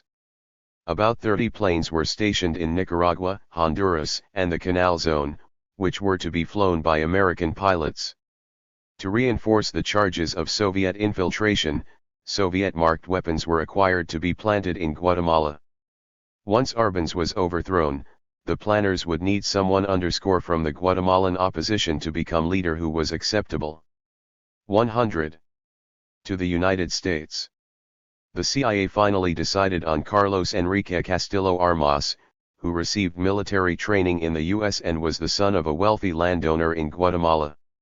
He was also a supporter of Arana when he attempted to overthrow the government. One of L's success's imperatives was to create a legal facade for their plot to overthrow Arbenz. The OAS could provide the necessary legitimacy for the operation and also the illusion that the United States was not acting unilaterally. Another imperative, according to President Eisenhower, was to marshal and crystallize Latin American public opinion on the issue. The opportunity presented itself at the 10th Inter-American Conference of the Organization of American States, which met in Caracas, Venezuela, in March of 1954. One of the obstacles which Washington had to overcome was the difference in the agenda of the United States and the Latin American nations.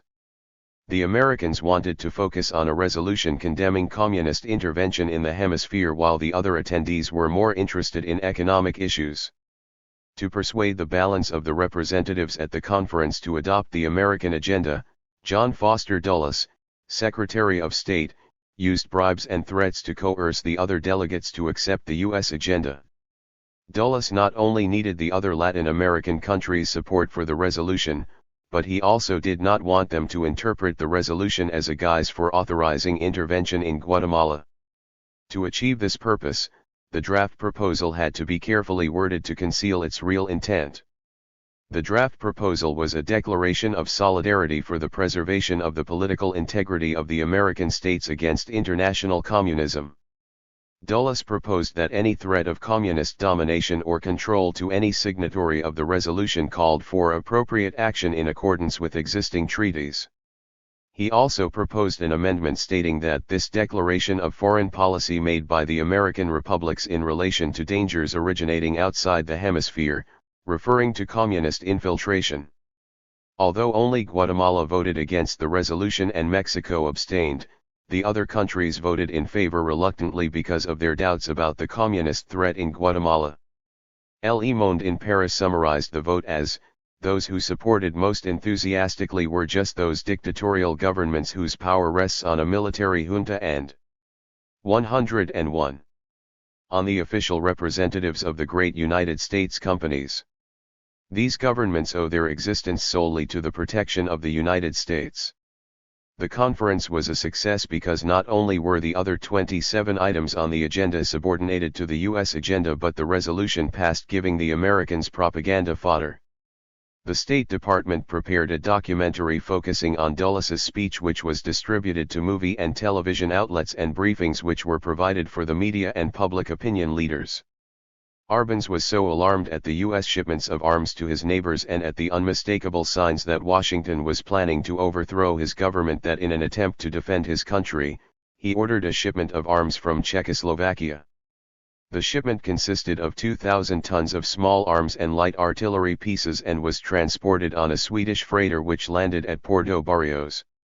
The minor boost to Guatemala's defenses was vastly outweighed by the propaganda opportunity it bestowed on the American propaganda machine. Various members of the administration exploited the opportunity to instill fear in the public about the communist threat. Richard Immerman, in the CIA in Guatemala, refers to the alarmist rhetoric.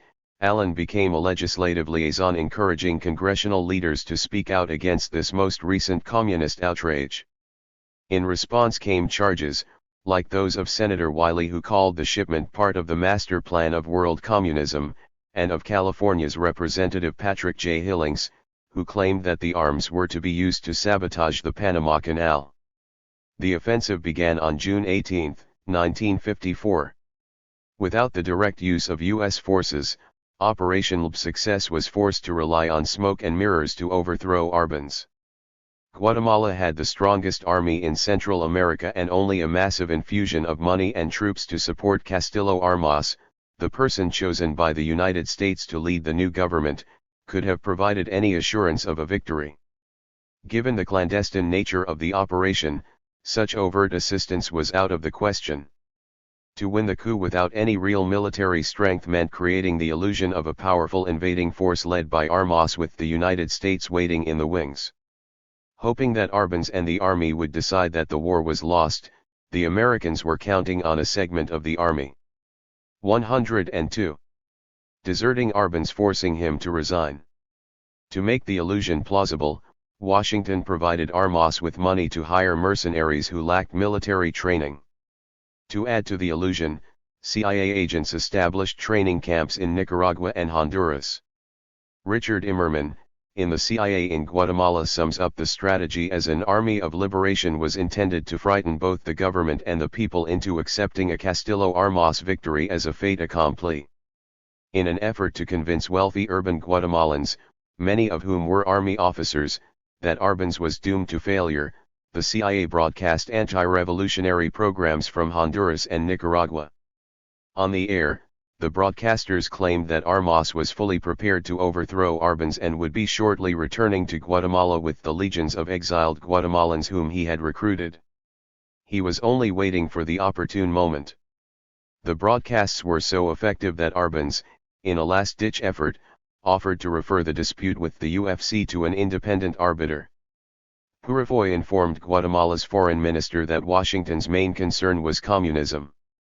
The CIA recruited expert pilots who would use outdated planes, which were not identifiable as CIA planes, to fly sorties over Guatemalan cities. The F-47 bombers were so primitive that they could only carry blocks of dynamite attached to hand grenades. They dropped their so-called bombs on key targets in Guatemala's capital, convincing the citizens that a major siege was underway. CIA communications experts jammed local radio stations in order to prevent accurate information from reaching the capital so that only CIA broadcasts were heard. They reported huge Armas victories in the countryside and the relentless march of Armas's troops toward the capital, causing many Guatemalans to flee. Arbenz could easily have defeated the few CIA bombers in the air and made quick work of the approximately 150 soldiers waiting in the wings. The CIA was nervous that if Arbenz ordered his air force to either intercept the small number of CIA bombers or to conduct aerial surveillance, their chicanery would be exposed.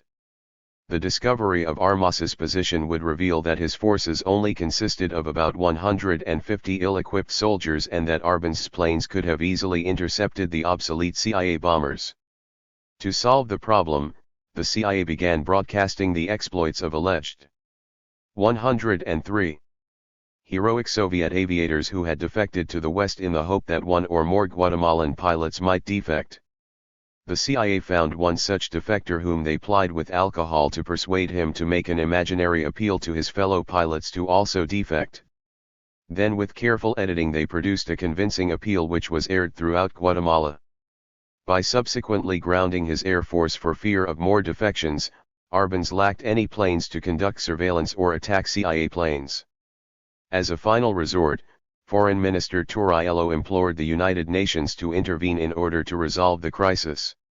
Arbenz hoped that the UN would send a team of investigators to Guatemala to evaluate the problem, met with resistance from Henry Cabot Lodge, U.S. ambassador to the UN, who attempted to delay a meeting of the Security Council until after Arbenz's defeat. UN Secretary-General Dag Hammarskjöld exerted heavy pressure to convene the council. To win the vote, Washington would have to convince Britain and France, both of whom were in favor of Guatemala's resolution, to at least abstain from the vote. The Americans applied pressure on both countries, as demonstrated by Eisenhower's comment that, "The British expect us to give them a free ride and side with them on Cyprus. And yet they will not even support us on Guatemala. Let's give them a lesson." In the end, the Guatemalan resolution was defeated by 5 votes to 4, with Britain and France abstaining. In a final, desperate effort to save his presidency, Arbenz ordered his army officers to hand out weapons to local peasants, but the army, recognizing the inevitability of their defeat, asked Arbenz to resign. With the American ambassador Purifoy pulling strings in the background, Armas was chosen to be the new president. Washington's imperative that the entire operation remain secret was successful.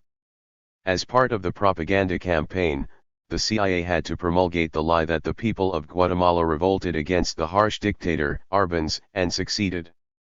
Several quotes from President Eisenhower and others contributed to the propaganda about the dissatisfaction of the peasants with Arbenz, such as, "The major factor in the successful outcome was the disaffection of the Guatemalan armed forces and the 104 population as a whole with the tyrannical regime of Arbenz. The people of Guatemala, in a magnificent effort, have liberated themselves from the shackles of international communism. The Guatemalan regime enjoyed the full support of Soviet Russia. Situation is being cured by the Guatemalans themselves." In conclusion, Mr. Chairman, let me state that the menace of communism in Guatemala was courageously fought by the Guatemalan people themselves. Communist power was broken by the Guatemalans alone. They fought the battle which is the common battle of all free nations against communist oppression. Since the fall of Arbenz and the installation of an American hand-picked leader, conditions in Guatemala have harshly degenerated in terms of basic freedoms, human rights, poverty, land ownership, health care, and democracy. Armas was the first in a succession of dictators who, with American support, have inflicted a reign of terror and oppression on the Guatemalan people. The American-supported dictators converted the economy from one that served the interests of the people to one that served the interests of Americans, and in particular American corporate interests. These dictators depended on the United States for financial aid and for training of their army in counterinsurgency techniques. The U.S. set up a school called the School of the Americas, located in Fort Benning, Georgia, for the purpose of training soldiers and officers in Latin America in counterinsurgency and torture techniques. Guatemalan dictatorships were confronted with a number of insurgencies caused by a lack of freedoms and growing poverty. The United States' objective was to ensure that the Guatemalan army was prepared. In January 2001, the name of the school was changed to the Western Hemisphere Institute for Security Cooperation. 105. Because of reports from human rights groups condemning it as a school for training soldiers to violate human rights, the economy was transformed into an export-oriented economy to serve the interests of the American multinationals located in Guatemala. Now there was an inverse relationship between the growing beef and agricultural exports and the prosperity of most Guatemalans. As exports grew, the population suffered. Land reform policies were reversed and the same concentration of land ownership, where 2% of the people owned 20% of the land, prevailed. Castillo Armas assumed power after the resignation of Arbenz and set the stage for repression and human rights abuses that plagued Guatemala for many decades. One of his first acts was to arrest 1,000 people suspected of communist affiliations, many of whom were tortured or murdered. Following his initial purge to eradicate communists and opponents, he established a committee which was authorized to arbitrarily arrest anyone suspected of being a communist and to hold them without due process. After 4 months, the committee had collected 72,000 names. Next he reversed all agrarian reforms and expropriation of land as well as banning the Banana Workers' Union, whose leaders were murdered. He then disenfranchised 3/4 of the voters by barring illiterates from voting. Books were burnt and opposition newspapers were closed. In 1958, General Miguel Ydígoras Fuentes, the next elected president, engaged in repressive measures, corruption, and anti-democratic practices. One of his more hated decisions was to allow the United States to use Guatemala as a springboard for their invasion of Cuba. Ydígoras provoked many Guatemalans into protesting against his presidency, including students who initiated many of the demonstrations, workers, and peasant groups. With the assistance of the U.S., Ydígoras easily crushed the protest with the army, many of whom were trained at the School of the Americas. In 1963, Ydígoras was overthrown by Colonel Enrique Peralta Ayardin in a military coup. His first act was to murder 8 Union leaders. Peralta's nationalism was his downfall, and the United States assisted Cesar Mendez_Montenegro to overthrow him in 1966. In the period 1966 to 1968, Amnesty International estimates that between 3,000 and 8,000 Guatemalans were killed by the police. Death squads were created to execute opponents. By 1972, there had been an estimated 13,000 victims of the death squads, and by 1976, the number rose to 20,000. President Lucas Garcia, dictator between 1978, 106, and 1982, brutally tortured and murdered an estimated 100,000 people. General Efrain Rios Montt took power by a coup in 1982 and promptly announced a state of siege. In the first 6 months of power he had not only murdered 1,600 Mayans and peasants, but he also brutally wiped 400 villages off the map. By 1993 conditions in Guatemala had degenerated to the point where, Guatemala had a higher level of malnutrition than Haiti, 1/4 children were orphaned, 87% of Guatemalans lived below the poverty line, 72% could not afford a minimal diet, 6 million had no access to health services, 3.6 million colones lacked clean drinking water, 2% controlled 70% of the land. In January 2000, 2 months after his inauguration, President Alfonso Portillo held a national day to commemorate the deaths of the estimated 200,000 victims of the civil war in Guatemala. Despite giving a commitment to bring those responsible to justice, serious human rights problems still exist in Guatemala. Although political violence had decreased in 1997, certain groups, such as peasants and unions, are still at risk. According to Amnesty International, the human rights community was still under siege in 2002. Richard H. Immerman, in the CIA in Guatemala, sums up the history since 1944 as follows: Castillo Armas was but first in a line of Guatemalan presidents, all supported by the United States, who in the name of anti-communism have ruled by terror and repression. Their effort to reverse the movement toward reform that began in 1944 has not produced the stability so eagerly sought in Washington. Rather, by pursuing programs inimical to the majority of Guatemalans, they must live with chronic unemployment, chronic malnutrition, high rate of illiteracy and infant mortality, and, for hundreds of thousands of peasants, little or no land. 107. Eisenhower's lies. In determining the extent to which Eisenhower lied, a number of pertinent questions need to be posed and addressed. Examining the history of the overthrow of Arbenz evokes questions such as, why were propaganda techniques needed such as distributing Dulles' Caracas speech to movie and television outlets? Why was it necessary to pressure France and Britain at the Caracas conference if the cause was so urgent and the threat very real? Why did the United States plant Soviet weapons in Guatemala to incriminate the Guatemalans if they were so certain about their evidence? Why was the entire operation planned and conducted in complete secrecy if the threat was very real? Sent. What about the connection between the Eisenhower administration and UFC, and why did the UFC become involved, including a donation of $64,000 in cash? Sent. How reliable and objective was Washington's evidence in reaching the conclusion that Guatemala was under the control of communists? Sent. Why did the United States select the next leader, thereby bypassing the electoral system which was already in existence? Sent. Why did the US promulgate the propaganda that the people themselves had overthrown Arbenz when people involved in the coup knew that it was not true?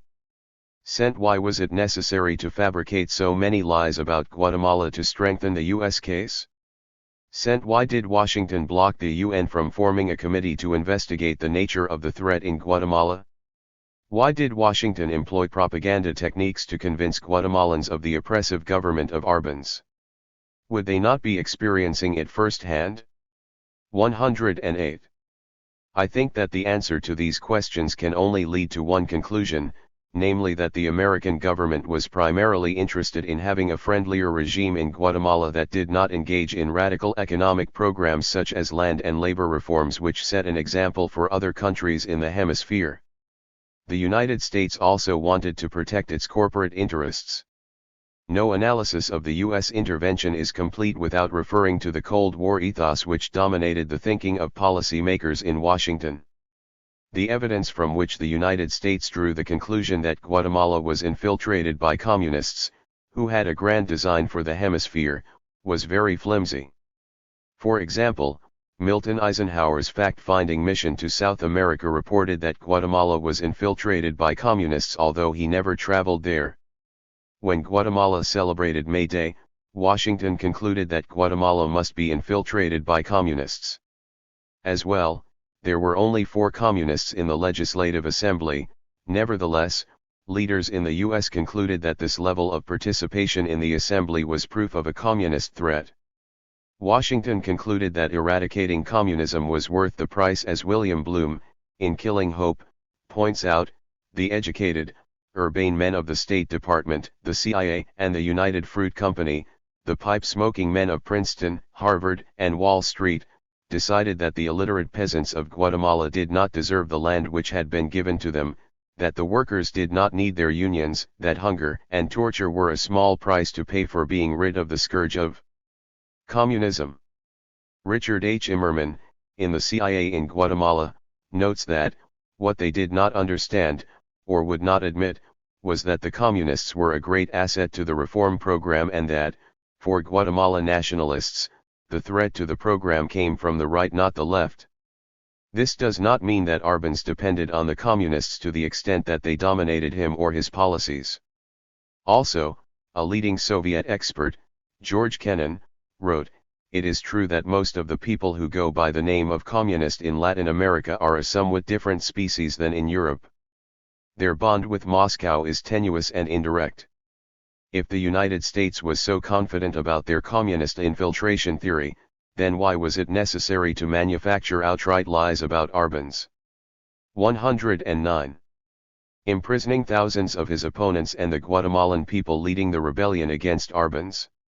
The United Fruit Company's publicity office distributed fake photographs of mass graves filled with victims of the atrocities committed by Arbenz. UFC's motive is easy to understand, but why did Washington perpetrate lies to convince the world that there was a communist threat to the entire hemisphere? The CIA undertook a propaganda campaign directed at the people of Guatemala in an effort to turn them against Arbenz. According to Jim Huck, in 1954, covered war in Guatemala, CIA planes dropped leaflets demanding Arbenz's resignation, while radio stations broadcast the same message. The CIA distributed over 100,000 pamphlets entitled Chronology of Communism in Guatemala and made 3 films critical of Arbenz. Over 27,000 anti-Arbenz posters and cartoons were distributed in Guatemala. There is no doubt that Eisenhower lied. The evidence clearly reveals that there was no communist infiltration in Guatemala to establish a base from which to infiltrate other countries in the hemisphere. Arbenz was influenced by the ideals of the Revolution of 1944 and set out to implement land, labor, educational, health, and political reforms to ameliorate conditions for the majority of Guatemalans. All the arguments invoked to reach the conclusion that Guatemala was infiltrated by communists are invalid and border on the absurd. Eisenhower's lies were very costly. For the next 35 years, Guatemala was ruled by brutal dictators who were supported by the United States and who reversed all the progressive reforms of the revolution in addition to murdering approximately 200,000 people. A real communist threat or lies? The extent to which Eisenhower knowingly lied is a complex question. There is no doubt that he and others in his administration were affected by the Cold War ethos. There was a high level of mistrust and fear on the part of the two superpowers. It would be remiss to ignore this factor. On the other hand, assume that Eisenhower was correct and there was a communist conspiracy to infiltrate Latin American countries. Also assume that his conviction that communist governments were brutal and totalitarian was accurate. If these 110 assumptions were correct, then there actually was a major threat to Latin America and American attempts to stop it would be welcomed by the free world. Why all the need for secrecy? Eisenhower would have been a hero for saving Latin America from such a fate. The only answer to this question is that Eisenhower did not believe he could prove that such a threat existed and, therefore, he lied. Consider Eisenhower's stated conviction that communism was brutal, undemocratic, and oppressive, and that either Arbenz was a communist or his government was infiltrated by communists. Why did Eisenhower so vehemently oppose a United Nations investigation into the crisis in Guatemala? Why did he bypass the electoral process and install a dictator? Why did he install Armas? When Armas began torturing and murdering his political opponents, why did Eisenhower not intervene? When Armas reversed all the progressive legislation of the revolution, why did Washington continue to support him? It would seem that the dictator who replaced Arbenz was no better than the communists Eisenhower feared and, therefore, why did he support him? All these questions seem to lead to an inevitable conclusion that protecting Guatemala and other Latin American countries from communism was not Eisenhower's primary motive. It is more likely that the very close bonds between the Eisenhower administration and the UFC were part of the motive as well as the American policy of protecting its corporate interests in other countries. He was probably also motivated by fear of a successful social and economic system which challenged the fundamental philosophy of the American system. The complexity of this analysis is related to the difficulty of separating the various factors which influenced Eisenhower. There is no doubt that he was at least partially influenced by the Cold War ethos, but there must have been doubts in his mind about the validity of his claims about Guatemala, otherwise he would have been open about his intentions and not have felt the need to lie. A number of members of his administration also lied to cover up American involvement in the overthrow of Arbenz. Eisenhower denied all knowledge of CIA activities in Guatemala. He also stated after the coup had succeeded that in Guatemala the people of that region rose up and rejected the communist doctrine. John E. Purifoy, ambassador to Guatemala, during his appearance in the House of Representatives lied when he claimed 111. That the struggle of the Guatemalans was to throw off the communist control. Eisenhower's involvement in the coup was in violation of the following clauses in the United Nations Charter. Chapter 2, Article 2, Clause 3 Settling disputes by peaceful means, Chapter 2, Article 2, Clause 4 Refraining from the threat or use of force, Chapter 6, Article 33, Clause 1 Seeking a solution by other methods, Chapter 6, Article 34 Security Council investigates disputes, Chapter 6, Article 37 Clause 1 and 2 Security Council decides whether to act, Chapter 7, Article 39 Security Council decides what measures to take, Chapter 7, Article 42 Security Council authorizes the use of force. Eisenhower's actions also violate the following clauses in the OAS Charter. Article 1. Members shall respect the territorial integrity and independence of other members. Article 2. Members shall strive to strengthen the peace and security of the continent. Members shall ensure the peaceful settlement of disputes. Every state has the right to choose, without external interference, its political, economic, and social system. The example of American intervention in Guatemala is very instructive because of the pattern of American justification, motivation, scare tactics, LZ, and lies which repeats itself in many other cases of American intervention. The threat of communism, protection of American corporate interests, and the threat to American security have characterized American foreign policy during the Cold War.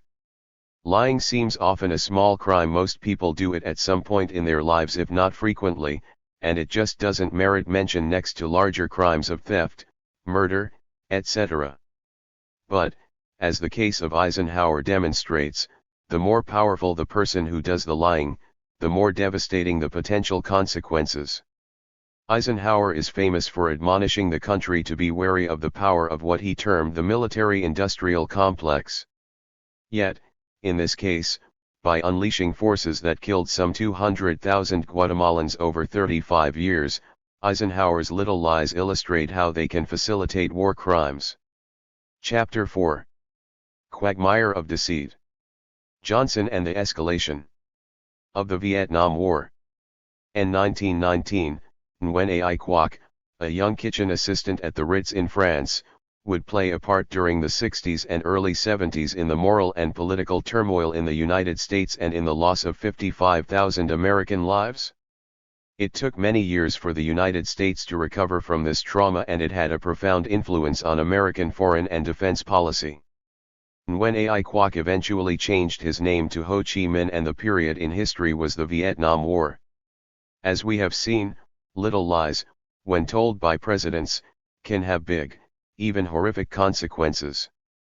President Lyndon Johnson's role in the escalation of the war in Vietnam follows this pattern, by arguing that a North Vietnamese ship fired on an American ship in the Gulf of Tonkin. Johnson was able to justify expanding a war, the subject of this chapter. One of the paradoxical characteristics of the Vietnam War is the surreal public understanding of the major issues based on a number of myths which have survived to this day. One of the prevalent myths is that the media were instrumental in stirring up opposition to the war with its stark and gruesome images, such as an 8-year-old girl running down a street in South Vietnam, naked, with burns to most of her body from napalm. It is true these images evoked a strong emotional response, but in terms of the major issues and events, the media collaborated with the government and did not contribute to ending the war. According to another myth, the war was between the South Vietnamese with the support of the United States, and the North Vietnamese, who stealthily made their way down the Ho Chi Minh Trail to fight in the jungles of South Vietnam. In fact, until 1965, the war was between the South Vietnamese government assisted by the United States, and the people of South Vietnam. 114. So many enemies.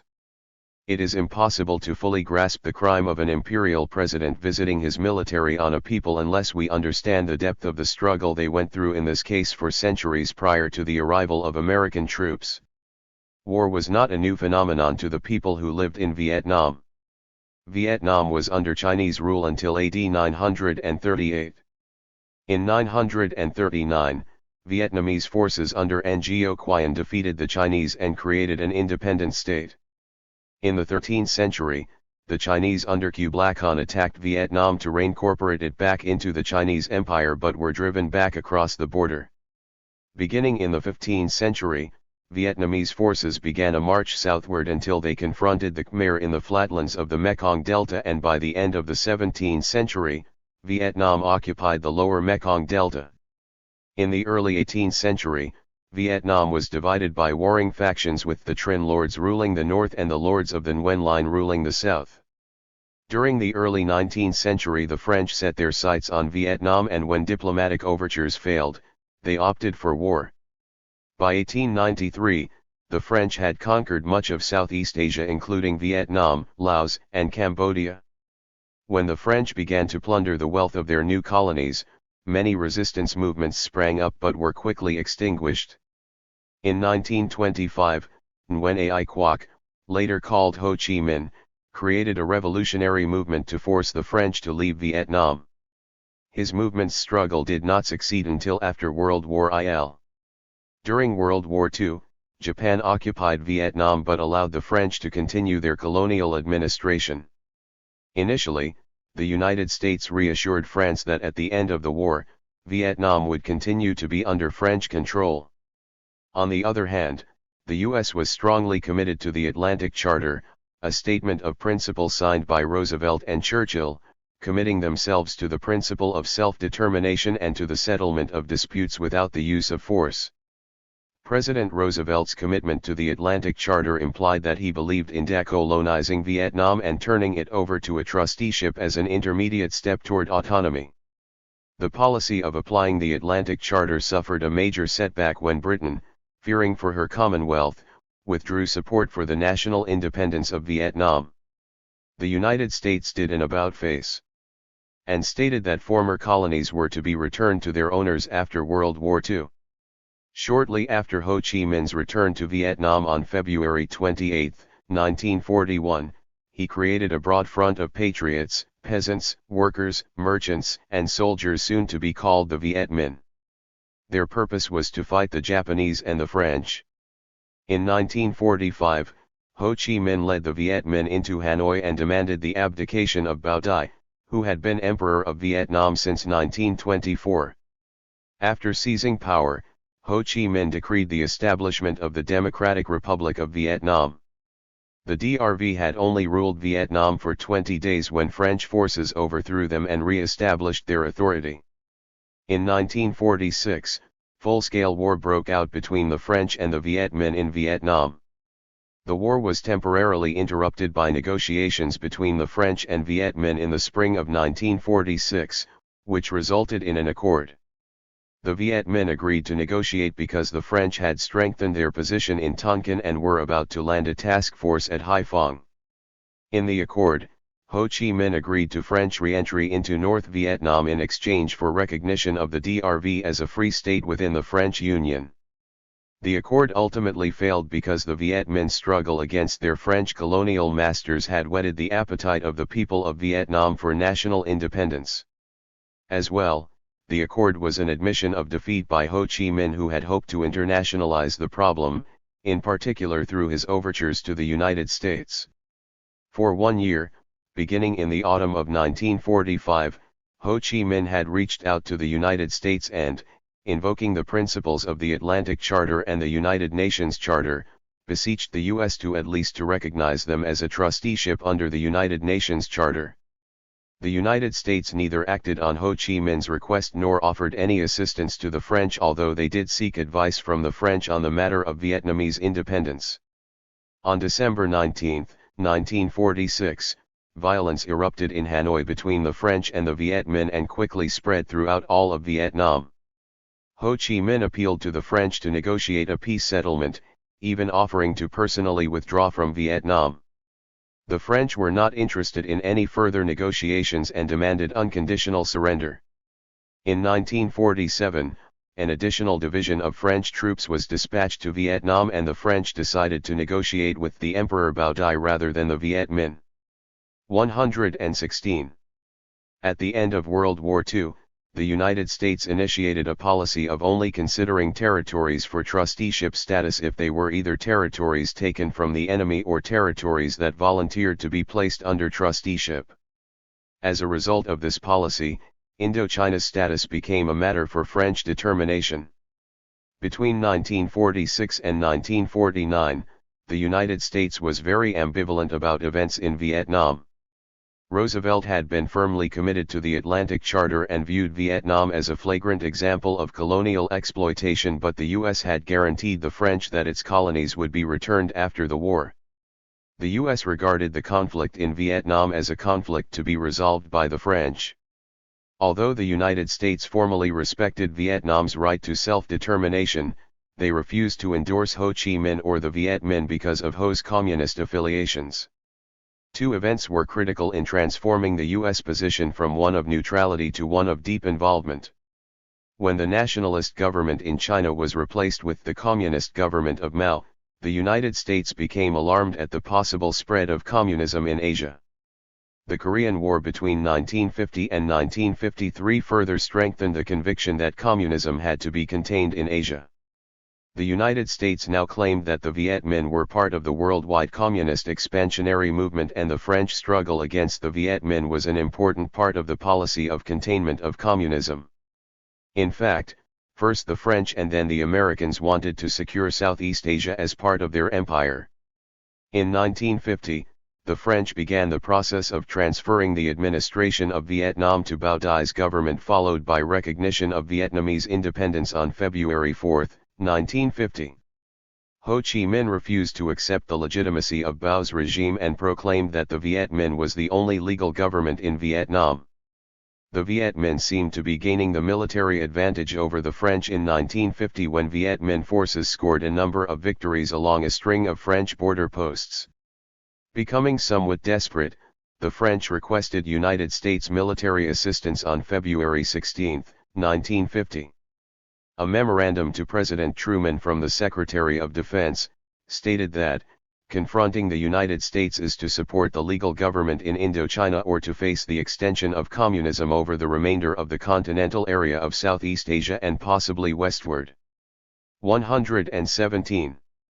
Following a recommendation from the JCS, President Truman sent American bombers, military advisors, technicians by the hundreds, and direct military assistance which totaled $1.4 billion. In 1953, the CIA airline, CAT, assisted the French in airlifting 16,000 men to a French base just north of Dien Bien Phu and delivered supplies to the crumbling French forces, staving off disaster there. The Americans also built airfields, ports, and highways. The Pentagon Papers concluded that the assistance to France directly involved the U.S. in Vietnam and paved the way for future American intervention. As the French were fighting the Viet Minh with American assistance but without much prospect of winning, and as the Bao Dai government was unable to win popular support, the future of Vietnam was in doubt. While the Americans were providing aid to the French, China was aiding North Vietnam. One of the foreign policy objectives of the U.S. was to contain China in Korea and Southeast Asia. American leaders feared that a negotiated settlement between the French and the Viet Minh would leave the Viet Minh in power in northern Vietnam with strong ties to Communist China. In 1952, the U.S. applied strong pressure on the French to cancel negotiations in Burma with the Viet Minh, resulting in a hasty French retreat. The United States attempted to deter any further negotiations between the French and Viet Minh by threatening to withdraw all support and assistance from France. As the war raged on and the Viet Minh forces were threatening to defeat the French, the United States, fearing a communist victory, considered a number of options to avert a catastrophe. The United States was not willing to accept either a French loss or a negotiated settlement with North Vietnam. Either option would have placed a key country in Southeast Asia in jeopardy of communist control. The National Security Council paper stated that, it was U.S. policy to accept nothing short of a military victory in Indochina. U.S. actively opposes any negotiated settlements in Indochina at Geneva. The Security Council recommended that the United States continue the war if the French were not capable of defeating the Viet Minh. President Eisenhower contemplated sending American troops to Vietnam but abandoned that option because congressional approval was problematic.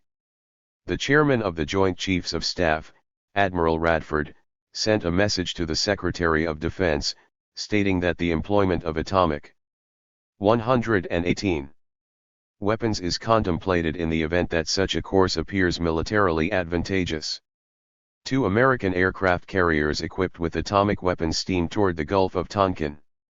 French and Viet Minh forces fought the climatic battle of the war at Dien Bien Phu in a remote valley in the Upper Tonkin. The French commander's decision to occupy Dien Bien Phu in November 1953 had been a costly mistake because it eventually became the final battleground for the war between the French and the Viet Minh. The battle, known as the Battle of Dien Bien Phu, took place between March 17 and May 7, 1954, and resulted in a devastating loss for the French and an end to their occupation of Vietnam. Chinese support for the Viet Minh and the floundering French caused apprehension about a Viet Minh victory. While the French and the Viet Minh were battling for control of Vietnam, Moscow had proposed a 5-power peace conference to reduce international tensions. On February 18, 1954, the United States, Great Britain, the Soviet Union, and France announced that in late April, the above countries and any other parties concerned would meet in Geneva in April to seek a solution to the 8-year conflict in Vietnam. Differences among the Allies appeared to be irresolvable. The Soviets, preoccupied with domestic issues, were hoping for a reduction in international tensions. The French had accepted American assistance but were reluctant to bring in the Americans. The British resented the Americans for their resistance to united action, and the United States wanted a collective security pact to force China to stop supporting the Viet Minh. The conference ended with some major agreements such as the declaration of the formal end to the war in Vietnam and the declaration of France as a guarantor of Vietnamese sovereignty. Evading the peace. During the Geneva Conference, the interested parties to the conflict in Vietnam hammered out a set of accords on July 21, 1954. To resolve the Vietnamese issues, the accords specified that there would be a ceasefire in Vietnam, there would be a temporary division of North and South Vietnam to be drawn at the 17 parallel. 119. Ho Chi Minh and his government would rule North Vietnam, Ngo Dinh Diem would rule a non-communist state in South Vietnam, an election would be called in 1956 to allow the people to vote for the government of their choice in a reunited Vietnam. Both the United States and South Vietnam refused to sign the Geneva Accords because American intelligence reported that Ho Chi Minh would win an election in a united Vietnam. Neither country was willing to risk a united communist Vietnam. One of the main thrusts of U.S. foreign policy was to expand American-style capitalism even if it meant thwarting the democratic aspirations of the people. Secretary of State John Dulles stated that, neither the United States government nor the government of Vietnam, of course, a party to the Geneva Armistice Agreements, the United States believes, broadly speaking, in the unification of countries which have a historic unity, where the people are akin. We also believe that, if there are conditions of really free elections, there is no serious risk that the communists would win. Diem noted that our policy is a policy of peace. But nothing will lead us astray of our goal, the unity of our country, a union in freedom and not in slavery. Now, with the regimen of oppression as practiced by the Viet Minh, we remain skeptical concerning the possibility of fulfilling the conditions of free elections in the North.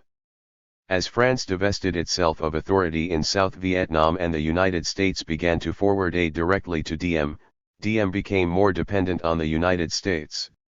There is some controversy about how much pressure was exerted on Diem by the U.S. to refuse to sign the accords, but according to a memorandum sent by Secretary of Defense, Robert McNamara, to President Johnson, in 1964, only the U.S. presence after 1954 held the South together, and enabled Diem to refuse to go through with the 1954 provision calling for nationwide free elections in 1956.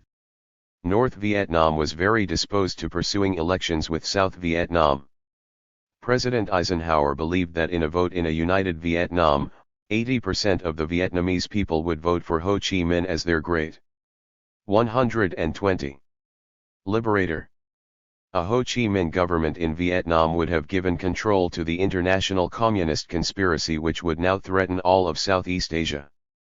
According to the Pentagon Papers, the DRV repeatedly tried to engage the Geneva machinery, forwarding messages to the government of South Vietnam in July 1955, May and June 1956, March 1958, July 1959, and July 1960, proposing consultations to negotiate free general elections by secret ballot, and to liberalize North-South relations in general.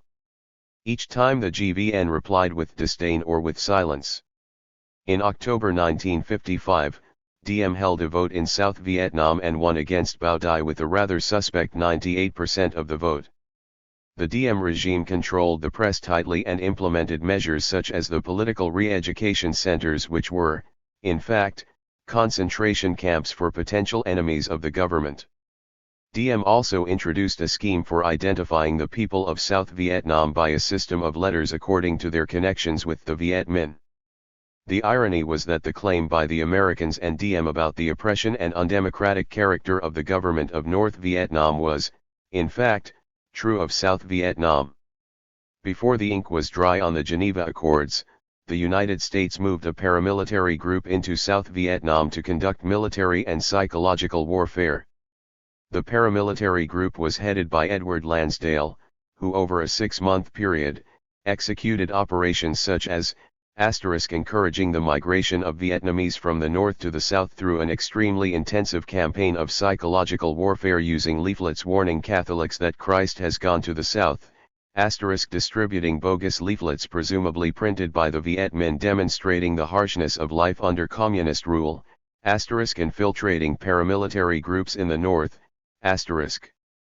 contaminating the oil supply of the bus company in Hanoi to destroy their buses, taking initial steps toward sabotaging the railway, sending selected Vietnamese to U.S. Pacific bases for guerrilla training. 121. One of the myths introduced at the beginning of this chapter was that the war was between American-supported South Vietnam and North Vietnam. Until 1965, the United States and the Diem government were waging war against the people in South Vietnam. The enemy in South Vietnam was anyone suspected of being a communist and all members of the Viet Minh. People were rounded up and placed in re-education centers and prisons, villages were destroyed, and many suspects were murdered. There was a swelling of hatred toward Diem and the Americans between the years 1954 and 1961. Edward Herman and Noam Chomsky, in Manufacturing Consent, document the repression by noting that, with peaceful settlement successfully deterred, the United States and its client regime turned to the task of internal repression, killing tens of thousands and imprisoning tens of thousands more.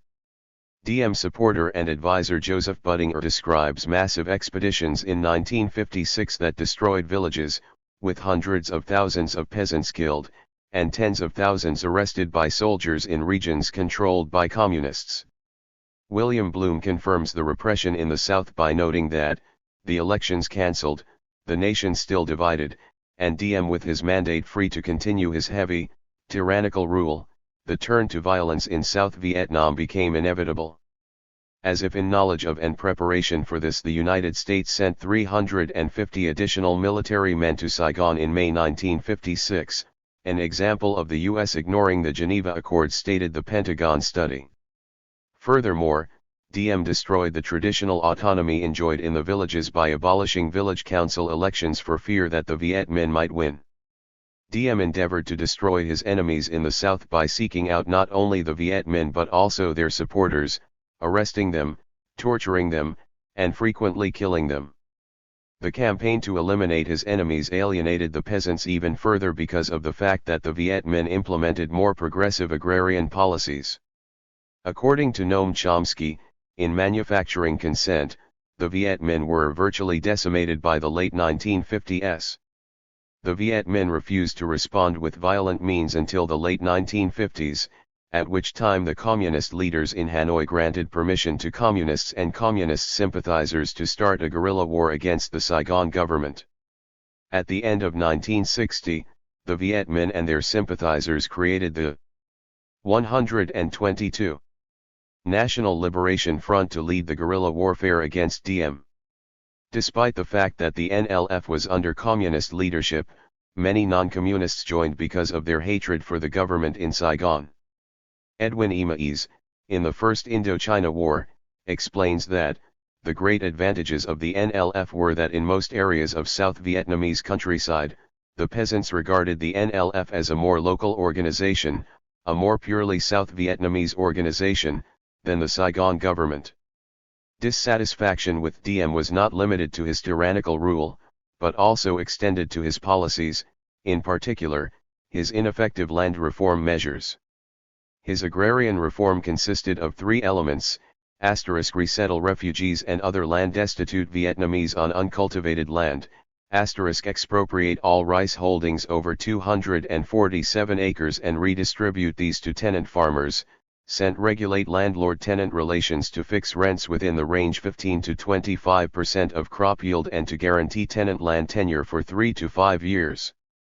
In theory, the program appears to be fair, but in practice it failed miserably because government officials, in particular, the Minister of Agrarian Reform, were landowners themselves and were not devoted to implementing these reforms. The result was that only 10% of the farmers benefited and, by 1959, the program was inoperative. The impact of the repressive measures and ineffective policies was that the Diem government lost the support of the people in South Vietnam. Philippe de Villers, in the Pentagon Papers, remarked that, it was thus by its home policy that the government of the South finally destroyed the confidence of the population, which it had won during the early years, and practically drove them into revolt and desperation. The non-communist opposition had long been aware of the turn events were taking. But at the beginning of 1960 very many elements, both civilian and military, in the nationalist camp came to a clear realization that things were moving from bad to worse, and if nothing were done to put an end to the absolute power of Diem, then communism would end up gaining power with the aid, or at least with the consent, of the population. 123. Historian Arthur Schlesinger also reports in the Pentagon Papers that, Diem's authoritarianism, which increasingly involved manhunts, political re-education camps, and the regroupment of population, caused spreading discontent and then armed resistance in the countryside. Few scholars believe that the growing resistance was at the start organized or directed by Hanoi. Indeed, there is some indication that the communists at first hung back. It was not until September 1960 that the Communist Party of North Vietnam bestowed its formal blessing and called for the liberation of the South from American imperialism. Hatred of the United States was growing as money, arms, and advisors poured into South Vietnam to bolster the power of Diem. The Americans were perceived as just another colonizer following in the footprints of Japan and France. At this point, the US was in so deep, and committed to rolling back what it called communism but which was, in fact, a democratic expression of the Vietnamese people, that it would have been virtually impossible for a US president to start telling the truth.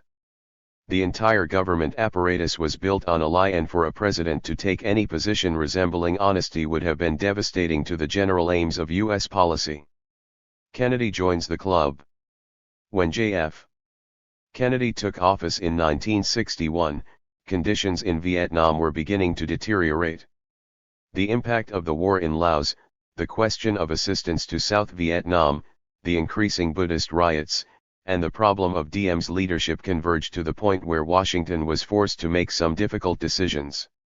As soon as Kennedy took office, the American ambassador to Saigon was asked if the United States would have to replace Diem because of his failure to gain the confidence of his people.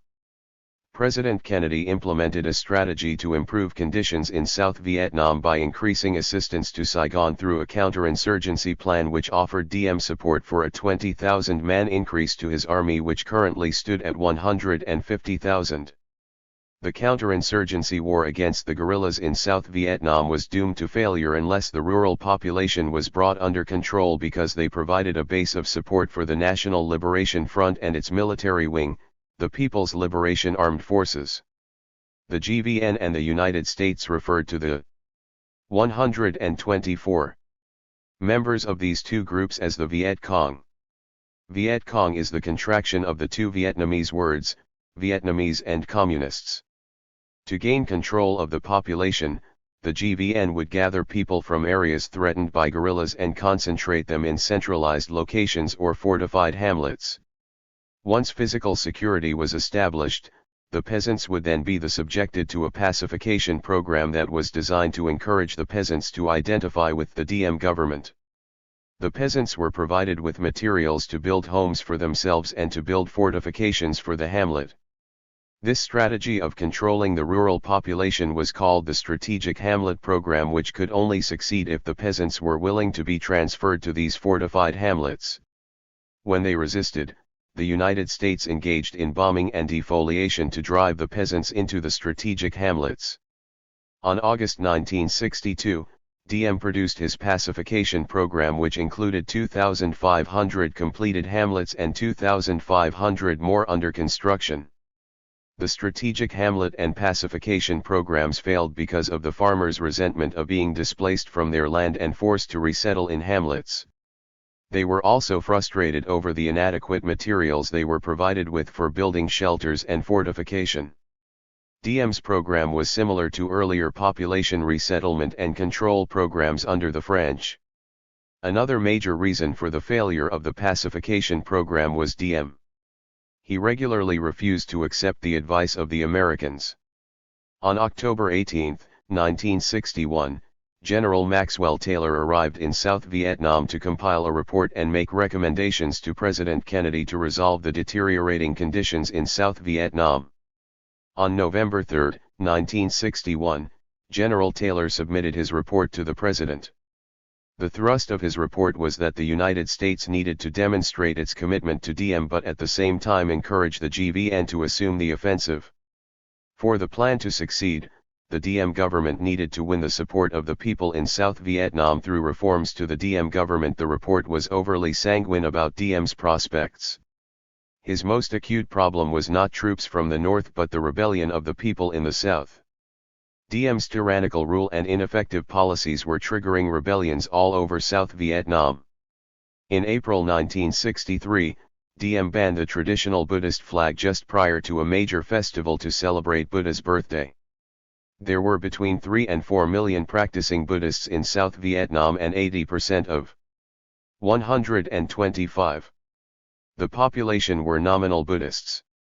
Buddhists in Hue, the center of Buddhist learning, defiantly flew their flag despite the order. The local administration's failure to take action encouraged them to continue to fly their flags and, on May 8, Buddhists in Hue met to celebrate Buddha's birthday with their flags held high. Diem viewed the flags as a challenge to his authority and ordered local authorities to disperse the crowds. When the local officials needed assistance, government troops arrived and killed 9 demonstrators and wounded 14. Buddhists reacted by launching a nationwide protest.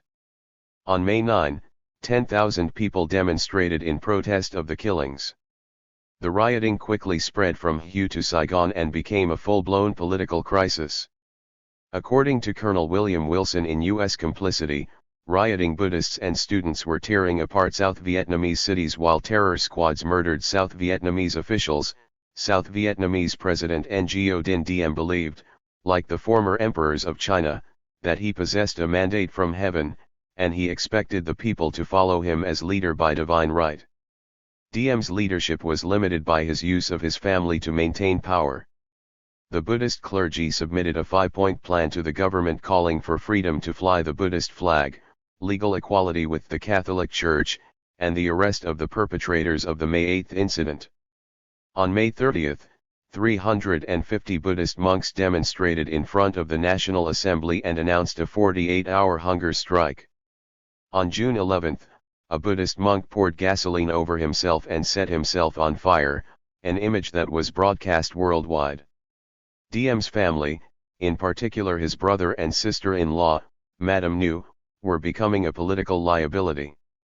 Diem's brother and wife bitterly attacked the Buddhists, adding fuel to the raging inferno. Diem's sister-in-law warned that the Buddhists were rife with communist infiltrators. After unsuccessful negotiations with Buddhists and pressure from the U.S. to resolve the Buddhist crisis, Diem delivered a radio address that granted only minor concessions to the Buddhists.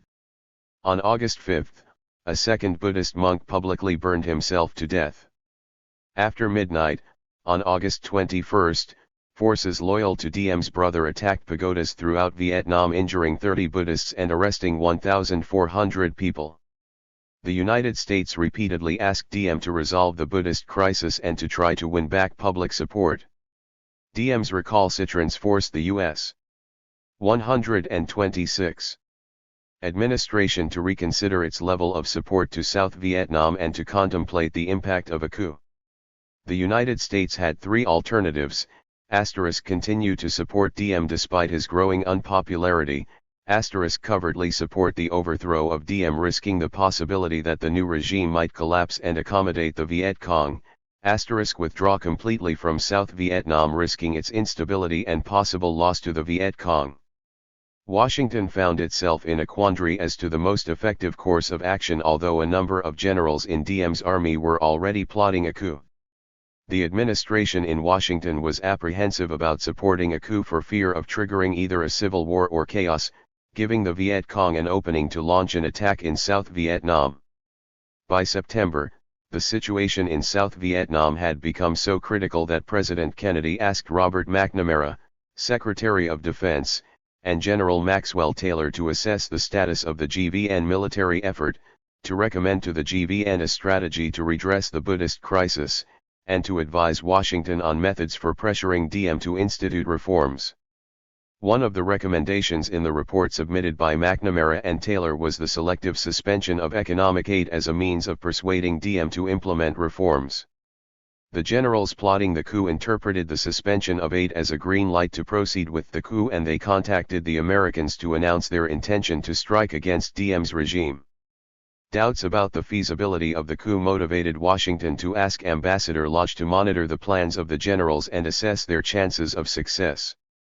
Lodge believed that the U.S. could not win with Diem and therefore decided not to take any action to thwart the coup. The American mission's main contact with the generals plotting the coup was Lieutenant Colonel Lucien Conian, an experienced CIA agent. Conian maintained close contact with the generals in the fall of 1963 as they were preparing for the coup. On October 5, 1963, Conian met with General Min, the most senior and respected general in South Vietnam. General Min told Conian that unless the coup was executed soon, the war would be lost to the Viet Cong. Ambassador Lodge sent a cable to President Kennedy to call his attention to the urgency of the situation in South Vietnam. Kennedy gave 127 Lodge a mandate to manage American policy in Vietnam, in other words, to support the coup plotters. On November 1, 1963, General Min executed a coup against Diem, who was murdered along with his brother. Min set up a civilian government and appointed himself president and chairman of the Revolutionary Council. The U.S. recognized the new government after a sufficient delay to avoid any implication in the coup. Despite the effort to distance itself from the coup, Washington played a critical role. According to Noam Chomsky, in year 501, the conquest continues. The Kennedy administration therefore resolved to overthrow its client in favor of a military regime that would be fully committed to military victory. The result was achieved with the military coup of November 1963. Colonel William Wilson, in U.S. Complicity, describes how Lodge publicly denied U.S. involvement and then boasted to Kennedy about the positive role of the U.S. ambassador. Lodge was quoted in the New York Times on June 30, 1964, as stating, "We never participated in the planning. We never gave any advice. We had nothing whatever to do with it." On November 6, 1963, however, Lodge cabled Kennedy, "The ground in which the coup seed grew into a robust plant was prepared by us, and the coup would not have happened as it did without our participation." The Pentagon Papers defines the Americans' role very clearly. For the military coup d'état against Ngo Dinh Diem, the U.S. must share its full share of responsibility. Beginning in August 1963, we variously authorized, sanctioned, and encouraged the coup efforts of the Vietnamese generals and offered full support for a successor government.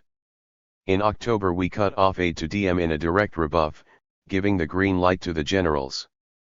We maintained clandestine contact with them throughout the planning and execution of the coup and sought to review their operational plans and proposed new government. Thus, as the 9-year rule of Diem came to a bloody end, our complicity in his overthrow heightened our responsibilities and our commitment in an essentially leaderless Vietnam. 22 days after the Diem coup, JFK was assassinated and Vice President Johnson became president. 3 days after assuming the presidency, LBJ endorsed the policies of his predecessor. The theory that Kennedy was at least thinking about withdrawing from Vietnam is entirely false. According to Stanley Carnot in Vietnam, A History. 128. In April 1961, Kennedy created a task force to prepare economic, social, political, and military programs aimed at preventing communist domination of South Vietnam.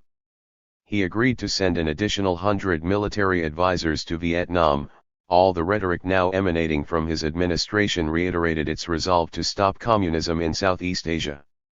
Edward Herman and Noam Chomsky, in Manufacturing Consent, The Political Economy of the Mass Media, give a synopsis of Kennedy's policies in South Vietnam, claiming that the Kennedy administration escalated the war in South Vietnam, engaging U.S. military forces directly in bombing, defoliating, and advising combat troops from 1961 to 1962 as part of an effort to drive several million people into concentration camps. Following Diem's downfall, a number of disturbing developments would force the new American president and his advisors to carefully rethink their status and policies in Vietnam. Reports from South Vietnam had been overly optimistic about the progress of the war, the military and political leadership, and the success of the pacification program. The Viet Cong were gaining strength and the government of South Vietnam was losing popular support due to its policies and the lack of military success against the Viet Cong. Political instability in South Vietnam, caused by frequent changes in leadership, was undermining the peasants' confidence in the government. In January 1964, General Con seized power from the Minh government but was unable to marshal South Vietnam's resources to stem the rising tide of the Viet Cong. His failure to gain military control led to mob violence, and in September 1964, students and Buddhists demonstrated against the Con government. Con's unpopularity extended to members of the government and military and was forced to defeat a number of coup attempts. Con was voted out of office in February 1965, and replaced by a National Leadership Council of 10 generals chaired by THIRD-WORLDISM became Prime Minister. These frequent upheavals in the government of South Vietnam were not caused by an inherent instability in the government but in part by the American government's objective of establishing an anti-communist regime which would be amenable to its will.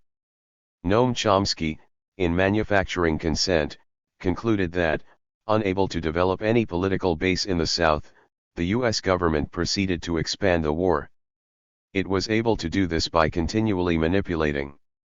129. The political scene in South Vietnam, to assure the attainment of its objective, continued fighting until an anti-communist regime, susceptible to American will, was established in the South.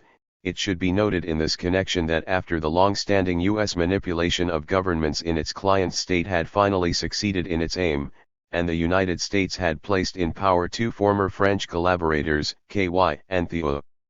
Edward Herman, in Beyond Hypocrisy, agrees that, from our first entry in support of the French, then with our imported leader Diem, and up to the time of the Paris Peace Agreement of 1973, we refused to negotiate a political settlement because we had no political base in Vietnam. South Vietnamese governments were installed and overthrown by the United States until it had gotten into place two former French mercenaries, KY and Theo, who were willing to fight until the end. The Johnson administration faced a number of problems in finding an optimum strategy for successfully ending the war. The old strategies had proven to be ineffective given the growing success of the Viet Cong and the continued lack of popular support for the government of South Vietnam. Increased aid and pressure on the government of South Vietnam and increased threats to Hanoi were having a minimal effect. The planners in Washington agreed that at some unspecified point in the future, the U.S. would begin to implement a series of gradually mounting strikes against the North, although no formal decision had been made at this time. Increasing the U.S. force level in South Vietnam was considered an essential step to at least allow the South Vietnamese forces to hold their ground. Although a decision was made to withdraw 1,000 men from Vietnam in December 1963, the number of Americans had risen to 16,732 in October 1963, and to 23,000 by December 1964. Lying to escalate the war. One of the most critical events in the war occurred in August 1964, just prior to the presidential election in November, and was a turning point for the United States.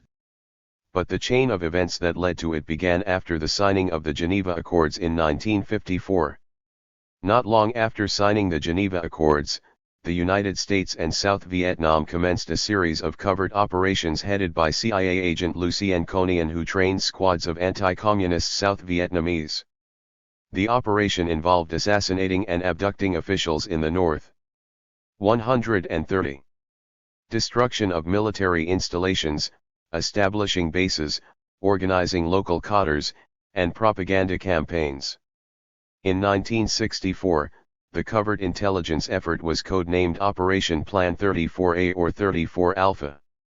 The CIA and South Vietnamese forces launched a covert marine and airborne operation inserting agents to collect intelligence, recruit support, establish bases, and carry out psychological operations behind enemy lines. In June 1962, after losing the Navy vessel Nautilus II and 4 commandos, the U.S. initiated a succession of hit-and-run attacks along the coast of North Vietnam. In addition to the covert operations, the U.S. launched the DeSoto patrols, which were U.S. naval intelligence collection patrols used to gather electronic signal intelligence from North Vietnam. To intimidate the North Vietnamese, Washington ordered Commander-in-Chief Pacific Admiral Ulysses Grant Sharp, Jr. to station a task group in the Gulf of Tonkin and conduct aerial reconnaissance. The carrier Ticonderoga and the destroyer Maddox initiated the naval operations. General William C. Westmoreland, the military commander in South Vietnam, asked for and received the authority to broaden the scope of the 34 Alpha operations by shelling radar sites, defense posts, and other coastal targets. The new operation commenced July 30 to 31 against Han Me and Han Ngu, 2 islands in the Gulf of Tonkin. In retaliation, on August 2, 1964, the North Vietnamese conducted an attack against the Maddox, during which 2 North Vietnamese patrol boats were severely damaged by the Maddox. Both patrol boats came under attack by planes from the Ticonderoga, which sank one and further damaged the other. On August 4, 1964, the National Security Agency warned the Maddox of another possible attack. An hour after NSA's warning, the Maddox claimed that she had radar contact with 3 or 4 unidentified vessels in the Gulf of Tonkin. The pivotal incident, which had a critical impact on American involvement in South Vietnam, occurred when, allegedly, the unidentified vessels attacked the Maddox. The Ticonderoga launched aircraft to assist the Maddox and Sea Turner Joy, but stormy seas, low clouds, and thunderstorms thwarted any attempts by the American pilots to locate any Vietnamese ships. Captain John J. Herrick, captain of the Maddox, recommended a thorough investigation of reports from the crew of radar contact, visual sightings, and weapons fire which could have been attributable to the stormy seas, darkness, and inexperienced, nervous crewmen. There was no damage as a result of these alleged attacks. 131. Despite the request for an investigation by Captain Herrick, who was not convinced that there was a second attack, Secretary of Defense, Robert McNamara, reported to Congress that there was unequivocal proof of a second unprovoked attack on U.S. ships. McNamara's account was backed by the administration, including President Johnson. As well as lying about the Gulf of Tonkin incident, McNamara denied any American involvement in South Vietnamese operations, including 34 Alpha and the DeSoto operations. Since then, McNamara has admitted that his statements regarding the Gulf of Tonkin were false. According to Captain Ronnie E. Ford, in shedding new light on the Gulf of Tonkin incident, former Secretary of Defense McNamara recently visited Hanoi, where he met with Communist Vietnamese Senior General Vuong Nguyen. McNamara also invited the Vietnamese to participate in a conference of top Vietnam War decision-makers to, according to press reports of the visit, correct the historical record. During his visit, Giap told McNamara that absolutely nothing happened on August 4, 1964. McNamara later endorsed this statement by his former adversary. In his recent book, /N Retrospect, The Tragedy and Lessons of Vietnam, McNamara admitted that the United States may have provoked a North Vietnam response in the Gulf of Tonkin, albeit innocently. According to the American Constitution, only Congress has the authority to declare war. President Johnson exploited the Gulf of Tonkin incident to ask Congress to pass a resolution authorizing him to declare war on North Vietnam and conduct the war as he saw fit without approval from Congress. Congress overwhelmingly approved the Gulf of Tonkin resolution, which allowed the president to promote the maintenance of international peace and security of Southeast Asia.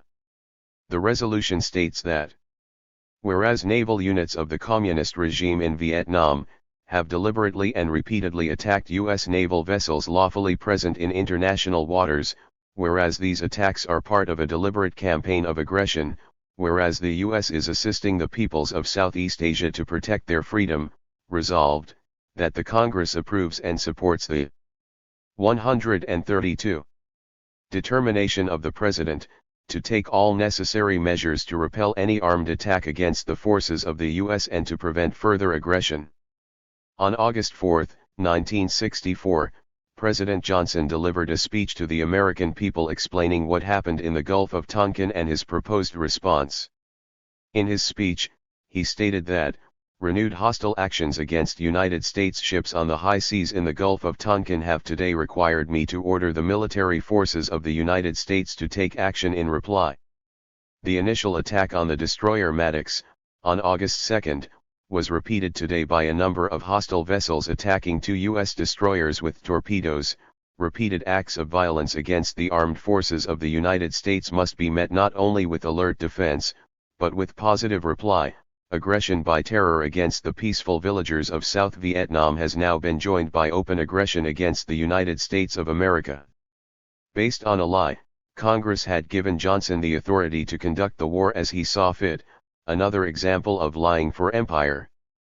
Following the Gulf of Tonkin resolution, there was a massive buildup of U.S. forces in Vietnam, eventually to 550,000 people, a massive escalation of the war which posed a myriad of risks given the tensions of the Cold War and the conflicts in other countries in Southeast Asia. William Bloom, in Killing Hope, states that, perhaps the most significant fabrication was that of the alleged attack in August 1964 on two U.S. destroyers in the Tonkin Gulf off the coast of North Vietnam. President Johnson used the incident to induce a resolution from Congress to take all necessary steps, including the use of armed forces to prevent further North Vietnamese aggression.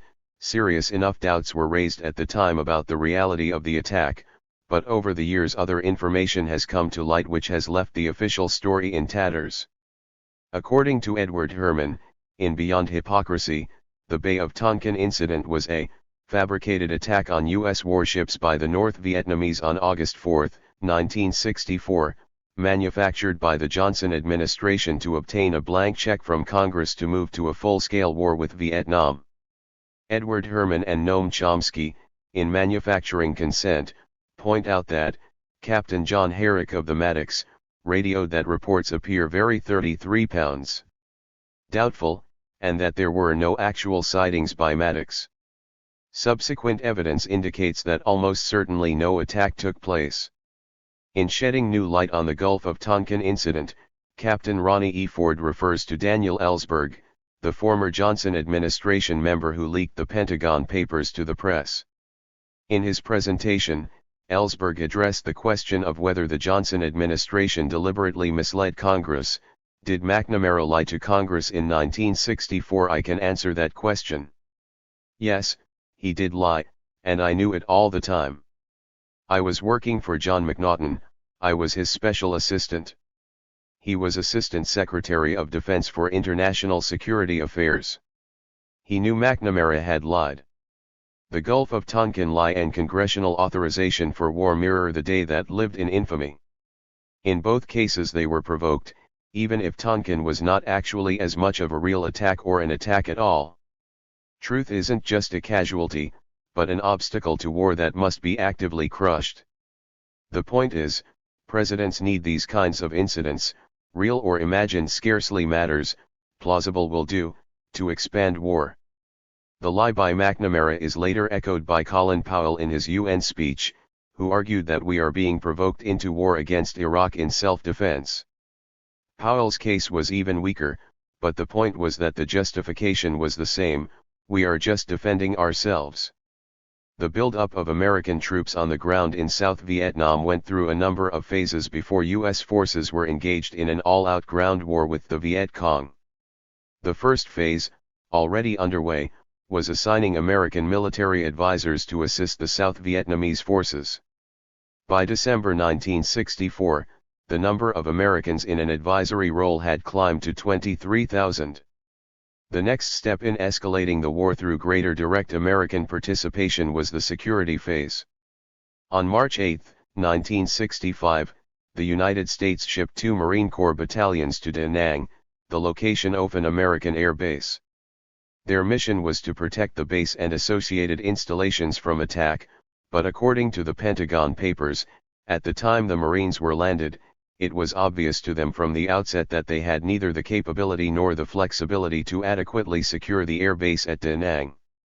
Responding to Ambassador Taylor's request for more soldiers to protect the base, military leaders transferred another 44 battalions to Da 134 Nang. Ambassador Taylor's judgment of the assignment of Marine Corps battalions to Da Nang was that decision-makers in Washington were operating on the assumption that a ground war in Vietnam was inevitable. In 1965, the South Vietnamese Army experienced a number of defeats which persuaded policymakers to consider building bases throughout South Vietnam from which U.S. forces could project military force into the countryside. However, the president had apprehensions about the capability of American troops to fight in an Asian insurgency environment. American policymakers developed a strategy that would allow American troops to fight on the ground at relatively low risk. The enclave strategy, the third phase in American troop deployment, proposed that U.S. troops be based in coastal enclaves and to provide security for the enclave up to 50 miles outside. The safety factor was the ability of the U.S. troops to leave the enclaves and assist South Vietnam forces protected by the security of the enclaves. 17 battalions were assigned to 5 enclaves. It was becoming increasingly obvious that the base security and enclave strategies would not be capable of producing a victory. American leaders had shifted their overall objective from denying the enemy a victory to defeating the enemy. The new objective necessitated a new strategy and more troops, leading to the fourth phase, which involved search and destroy missions. The purpose of this strategy was to seek out the enemy, deny him freedom of movement anywhere in the country, and to exploit superior American firepower to deliver a severe blow. The number of battalions assigned for these missions was originally 44 but was revised upward as further intelligence revealed the extent of enemy infiltration. American air power was utilized for 2 distinct purposes. The first was to bomb North Vietnam in the hope that it would discourage and deter the North from supporting the Revolutionary War in the South, to inject confidence into the troops of South Vietnam, and as a program of reprisals for acts carried out in South Vietnam. Rolling Thunder was the code name for this operation. The targets for the bombing of the North included transportation routes, supply routes, munitions dumps, oil storage facilities, power plants, factories, and airfields.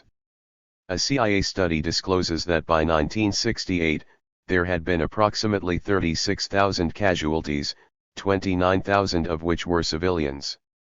Also, according to Colonel William Wilson, in Rolling Thunder, by 1968, the number of bombing missions over the North was 148,000 per year, dropping 128,000 tons of bombs, although the impact of the bombing based on 135. A bomb damage assessment in the North by the Institute of Defense Analysis summarized, as of 1966, that the U.S. bombing of North Vietnam had had no measurable direct effect on Hanoi's ability to mount and support military operations in the South at the current level. The second purpose of the bombing was to defoliate South Vietnam. American troops were not as skilled at fighting guerrilla warfare as the Viet Cong, forcing American policymakers to shift the war from jungle warfare to conventional warfare by destroying the jungle. Destroying vegetation also destroyed rice and deprived the enemy of a major source of food. The main herbicide defoliant was called Agent Orange, which is highly toxic to humans. Approximately 20 million gallons of herbicides were sprayed in Southeast Asia. Edward Herman and Noam Chomsky, in Manufacturing Consent, describe The combined ecological, economic, and social consequences of the wartime defoliation operations have been vast and will take several generations to reverse. There is no way to estimate the human effects of the chemical poison dioxin at levels 300 to 400% greater than the average levels obtaining among exposed groups in North America. The damage caused in the South included 9,000 hamlets, 25 million acres of farmland, 12 million acres of forest, 1.5 million dead cattle, the creation of 1 million widows, and approximately 800,000 orphans. Agent Orange is a chemical weapon and clearly qualifies as a weapon of mass destruction. It was also aimed primarily at foliage in the jungle, which is clearly a civilian target. Many civilians died or were severely burned by Agent Orange, and many American soldiers who had handled the defoliant experienced effects many years later. Therefore, the use of Agent Orange, authorized by President Johnson on March 9, 1965, was a war crime. It should also be noted that this weapon of mass destruction was used in South Vietnam against the people whom the United States were supporting in this war. Napalm, a sticky substance which disperses over a wide area and ignites, was another chemical used to defoliate the jungles in South Vietnam. Edward Herman, in Beyond Hypocrisy, refers to the effects as follows: it burns at 800 to 1300 degrees centigrade and may continue to burn for 15 minutes, causing deep, severe burns with a very high death rate. About half of those wounded by napalm die from the burns. Among those suffering phosphorus burns, about 3/4 die. 136. Another method of destroying the base of support for communist forces was to destroy the civilian infrastructure of the National Liberation Front. The CIA embarked on a paramilitary program called the Phoenix Program, to identify and then neutralize civilian members of the NLF. Authorized by President Johnson in May 1967, CIA operatives set up offices throughout South Vietnam and served an intelligence function as well as advising South Vietnamese soldiers who were part of the program. According to former CIA Director William Colby, who was testifying before the 1973 Church Committee of Congress, the function of the Phoenix offices was to collate intelligence about the Viet Cong infrastructure, interrogate civilians picked up at random by military units carrying out sweeps through villages, and neutralize targeted members of the NLF. Once the civilians were rounded up, they were held without due process and frequently tortured and murdered. William Colby claims that 20,587 persons were murdered as a result of the Phoenix program. CIA operatives in the Phoenix program were allocated quotas of 1,800 civilians a month, which was hard to fill. As well, members of the NLF civilian infrastructure were hard to distinguish from the general population, resulting in the death of many people who were not members of the infrastructure. Johnson's nose grew longer. Although the Vietnam War occurred during the presidencies of Eisenhower, Kennedy, Johnson, and Nixon, the analysis of culpability for committing war crimes will focus on President Johnson because he was the president who sought special powers to escalate the war on the basis of the Gulf of Tonkin incident. It is now a certainty that there was no hard evidence that the alleged second attack on the Maddox occurred. While the captain was calling for an investigation of the incident, Defense Secretary McNamara was reporting to Congress that there was unequivocal proof of the second attack. The first attack was not suitable because the Maddox had struck first. President Johnson supported McNamara's claim after carefully reviewing the evidence. According to the Pentagon Papers, in repetition of the August 2 incident, the Maddox and the C. Turner 37 Joy are attacked. After strenuous efforts to confirm the attacks, the President authorizes reprisal air strikes against the North.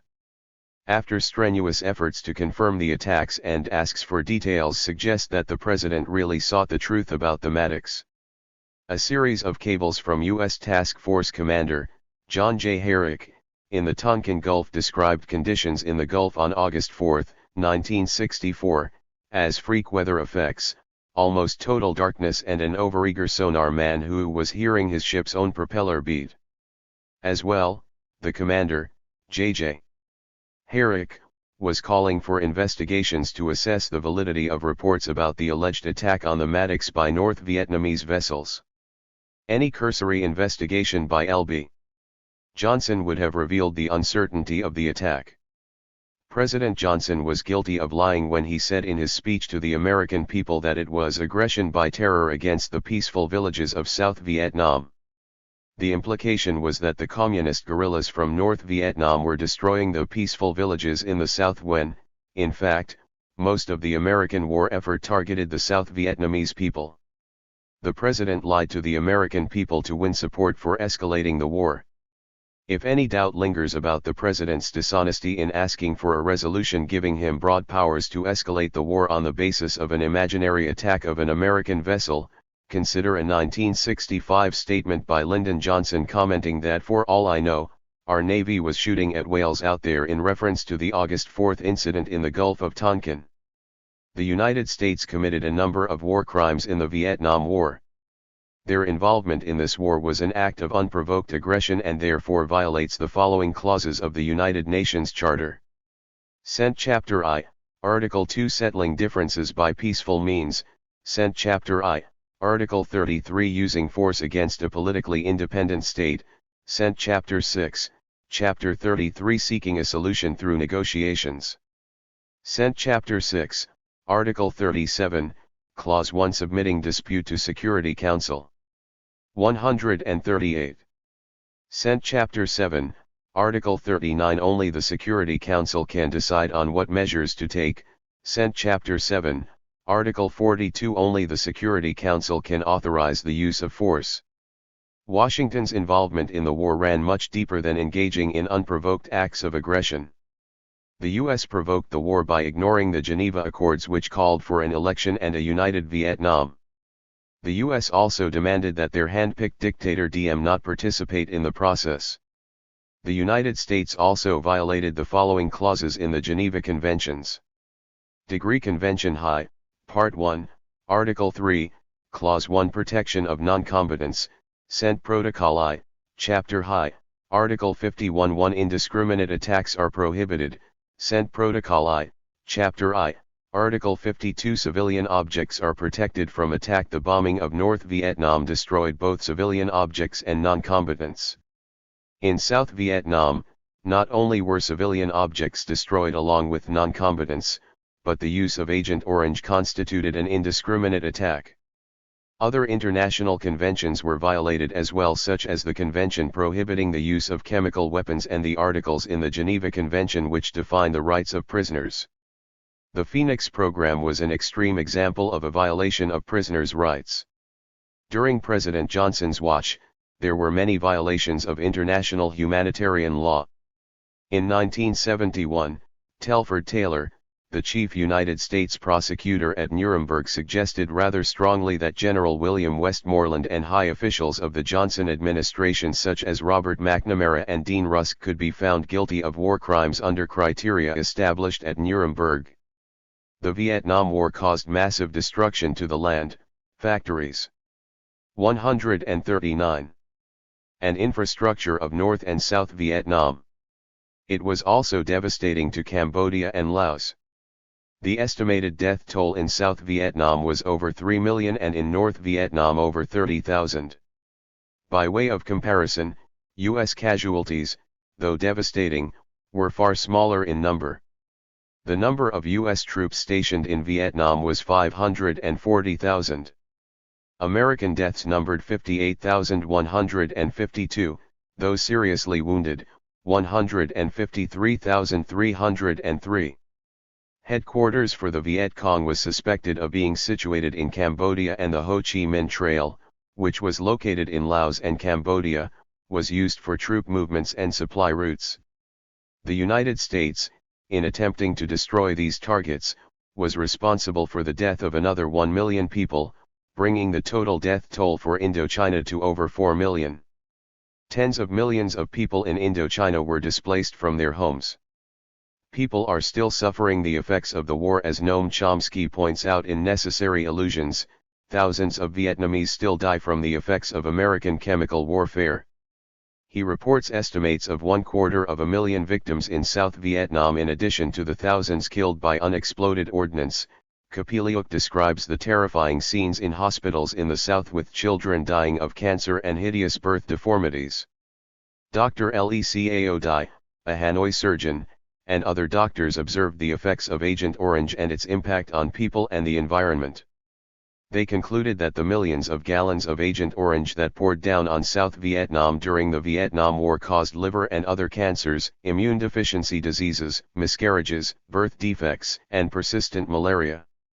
Vietnamese estimates show that 400,000 people have been killed or injured by Agent Orange, and it has contributed to the birth defects of 500,000 children. Many of the 2.6 million U.S. vets who served in Vietnam have complained about a litany of ailments that have been traced to exposure to Agent Orange. The Department of Veterans Affairs agreed to compensate 270,000 vets registered with the Veteran Affairs Agent Orange program for respiratory cancers, soft tissue sarcoma, prostate cancer, and skin diseases. The multiplicity of lies and war crimes of a number of presidents that were needed to defend the American sphere of influence in Southeast Asia resulted in widespread and massive destruction in Vietnam, Cambodia, and Laos. President Johnson contributed his share. Chapter 5. Worse than hell. Nixon paves the way to Cambodia. With bad intentions. The early 1960s, Cambodia was almost a fairy book royal kingdom carved out of the lush jungle. Its villages, where 90% of the people lived, were mostly located on fertile plains across which two great rivers, the Bassac and Mekong, flowed. At the center of the villages were Buddhist temples overlooking and protecting the serenity of the friendly people who lived there. Fish and rice were sufficiently plentiful to feed everyone. Its capital, Phnom Penh, radiated a French provincial charm. There were bandits and revolutionary groups living in the mountains who were largely invisible to the foreigner. It was referred to as a gentle land with its smiling people. Cambodia was not a gentle land with smiling people in the late 1960s, but a war-torn nation where the people suffered unspeakable horror. It became caught up not only in Cold War politics but the politics of Southeast Asia. In the pursuit of empire, President Nixon lied to Congress and the American people to cover up a massive bombing campaign against a rural people who had become an obstacle to America's empire building in Southeast Asia. The United States, apprehensive about Southeast Asia becoming part of the Soviet sphere of influence, were willing to commit whatever resources were needed to incorporate it into the American empire. American military leaders believed that Cambodian territory was providing a transportation route from North to South Vietnam and a haven where North Vietnam established its headquarters. Despite the fact that in the 1960s and early 1970s, Cambodia was safely in the American camp, its use by North Vietnam was becoming a problem. In 1969, President Richard Nixon and his National Security Advisor, Henry A. Kissinger, unleashed B-52 carpet bombing for over 14 months against a people who still tilled the soil with water buffalo. The 3,500 bombing sorties resulted in 600,000 deaths. The American bombing of Cambodia was a closely guarded secret primarily because the U.S. was not at war with Cambodia. 141. Not only did Nixon and Kissinger not seek the necessary approval from Congress to bomb Cambodia, they tried to conceal the bombing not only from the American public but Congress as well. Nixon and Kissinger believed that these hideous lies were imperative to hold on to South Vietnam as part of the American empire. Following the bombing, many peasants were so outraged at the United States and their puppet leader in Cambodia that they chose to join the Khmer Rouge, a marginal revolutionary communist group whose ranks swelled to a major force. After taking power, the Khmer Rouge unleashed a reign of terror, killing over 1 million people. United States attempts to win over Cambodian leadership.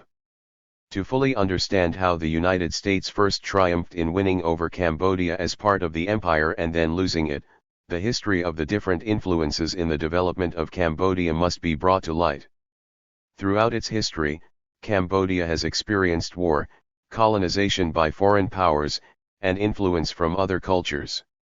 Civilizations thrived where there was a plentiful supply of water for irrigation, and Cambodia was fortunate to have a number of lakes and rivers including the Tonle Sap and the Mekong River. China was one of the earlier influences on the land they named Funan, and it became a major stop on the sea routes to China. In the middle of the 6th century, calamitous floods forced the people of Funan to migrate northward, marking the end of this period of prosperity. From the 9th to 13th centuries, a new empire emerged with Angkor as its capital. The military prowess of the Khmer enabled expansion of the empire into modern-day Vietnam, Laos, and Thailand. The Angkor Empire began to decline in the 13th and 14th centuries when the waterways fell into disrepair, rice fields reverted to swamps, and food production fell. In the 15th and 16th centuries, the Thai kingdom of Siam was expanding its empire, and in 1594, the Thais sacked Angkor. By the early 1800s, much of Cambodia became part of the Siamese Empire, while at the same time Vietnam was expanding westward into Cambodia. The one element of Cambodia's former empire unscathed by the Siamese and Vietnamese was the king, although he was forced to 142. Pay homage to the Vietnamese. During a number of devastating wars, many Khmers were either killed or uprooted, and Cambodia was only saved by the arrival of the French. The French had intended to colonize Vietnam, but it was only a matter of time before they set their sights on Cambodia. In 1864, a French protectorate was established in Cambodia, although the monarchy did not survive as a source of real power but as a cultural symbol. King Norodom of Cambodia had signed an agreement with the French in 1864 in which France agreed to protect Cambodia from external attacks and internal strife in exchange for the right to exploit the land, import goods duty-free, and establish a separate court for foreigners. France's main interest in Cambodia was as a base from which to protect its control of the rich coastal areas of the peninsula against Britain and Siam. Deprived of their independence one more time, a group of nationalist Cambodians rebelled in the provinces against French control, and the rebels in the mountains and forests resumed their war against French rule. On June 17, 1894, a contingent of French troops was dispatched to Cambodia to force King Norodom to sign a convention recognizing Cambodia as a colony of France. Cambodia's chief colonial official was the resident general, who was appointed by the Minister of Marine and Colonies in Paris. In 1897, the new resident general complained to Paris that King Norodom was not competent to perform his duties as king, and was rewarded with permission to assume the king's authority. When Norodom died in 1904, Paris handed the throne over to his brother Sisoath. When King Sisoath Manivong died in 1941, the French were determined to bypass the Sisoath family, who were too interested in independence from the French. France was in no position to fend off an independence movement because they were beset by encroachments by the Japanese and defeat in Europe. They opted for Norodom Sihanouk of the Norodom family, who was thought to be inexperienced and compliant. Sun Ngoc Ton, appointed prime minister by Prince Sihanouk, attempted to create an independent Cambodia when he declared it a republic, but was promptly arrested by the French and exiled to France. The weakness of the French in resisting the advances of the Japanese evoked doubts about colonial rule among Cambodians. In 1941, Japan invaded Southeast Asia and established a military occupation in Cambodia, but allowed Sihanouk to retain his throne. At the 143 end of the war, Japan, recognizing the inevitable loss of Indochina, ordered the kings in their Indochinese colonies to declare independence to thwart any attempts by France to regain control. Sun Ngoc Ton returned from exile in May 1945, and was appointed to the position of foreign minister by the Japanese. When the Japanese surrendered, Sun and his supporters assumed power in Cambodia and urged Sihanouk to retain the throne. One of Sun's rivals persuaded the Allied forces to arrest him on the grounds that he threatened the security of the Allied forces. Instead of execution, Allied forces sent him into exile in France. The French re-established control over Cambodia in late 1945, but a new spirit of independence posed a challenge to the French.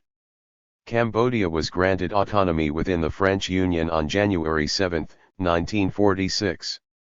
Although a Cambodian army was created as a symbol of independence, the French retained control over public order, foreign relations, and public services. France succeeded in maintaining its control until 1953. Although Prince Sihanouk owed his crown to the French, he was well aware of the growing demand for independence and decided to pursue the route of negotiation rather than armed conflict. As the opposition became more impatient, Sihanouk dissolved the assembly and declared martial law in 1952. The next step in his campaign was to travel to France to demand independence for Cambodia, but he was ignored by the French. The French were preoccupied with their war in Vietnam, a more valuable colony than Cambodia. To embarrass the French, Sihanouk departed for voluntary exile in Bangkok and then Battambang, proclaiming his refusal to return to his palace until Cambodia was independent. The French conceded and Sihanouk returned home to an independent Cambodia. The Geneva Peace Accords proclaimed that Cambodia would be guaranteed the right to remain neutral and non-aligned. It also committed Cambodia to a constitutional monarchy with elections open to everyone. Despite the growth of his popularity after achieving independence, Sihanouk was apprehensive about his powers if the Republican-minded Democratic Party, who was determined to abolish the monarchy, won the next election. His strategy was to abdicate the throne in favor of his father and to pursue his political aspirations. Sihanouk announced that he would establish a truly democratic party and end the rule of privilege. He formed a political movement called the Sangkum Riastranium, and because of his popularity, he had the support of the mass. 144 of the peasantry and several other political parties who feared annihilation at the polls. In 1955, Prince Sihanouk was elected premier. Over the next 10 years, tension between Sihanouk and the United States intensified as American armed forces in South Vietnam made sorties over the Cambodian border, and the U.S. attempted to shift Sihanouk's loyalty from pro-communist neutrality to pro-American. Sihanouk was not really interested in democracy, and therefore he ignored the Geneva Accords by closing the opposition newspapers and harassing the opposition leaders. His strong-arm tactics did not backfire because of a strong political base among the peasantry. The United States pressured Sihanouk to join the Southeast Asia Treaty Organization, which included the US, Britain, France, Pakistan, Thailand, Australia, and New Zealand. Washington viewed SEATO as an organization capable of containing China and protecting Southeast Asia from Chinese domination. Sihanouk refused to recognize SEATO because of his policy of pro-communist neutrality. Other actions on the part of Sihanouk were cause for alarm to the Americans, such as his establishing relations with the Soviet Union and Poland, accepting aid from China, and making overtures to North Vietnam. Although he seemed to be courting relations with communist countries, he did not hesitate to criticize them when Cambodia's neutrality was threatened. The United States employed two strategies to pressure Sihanouk to move more into the American camp.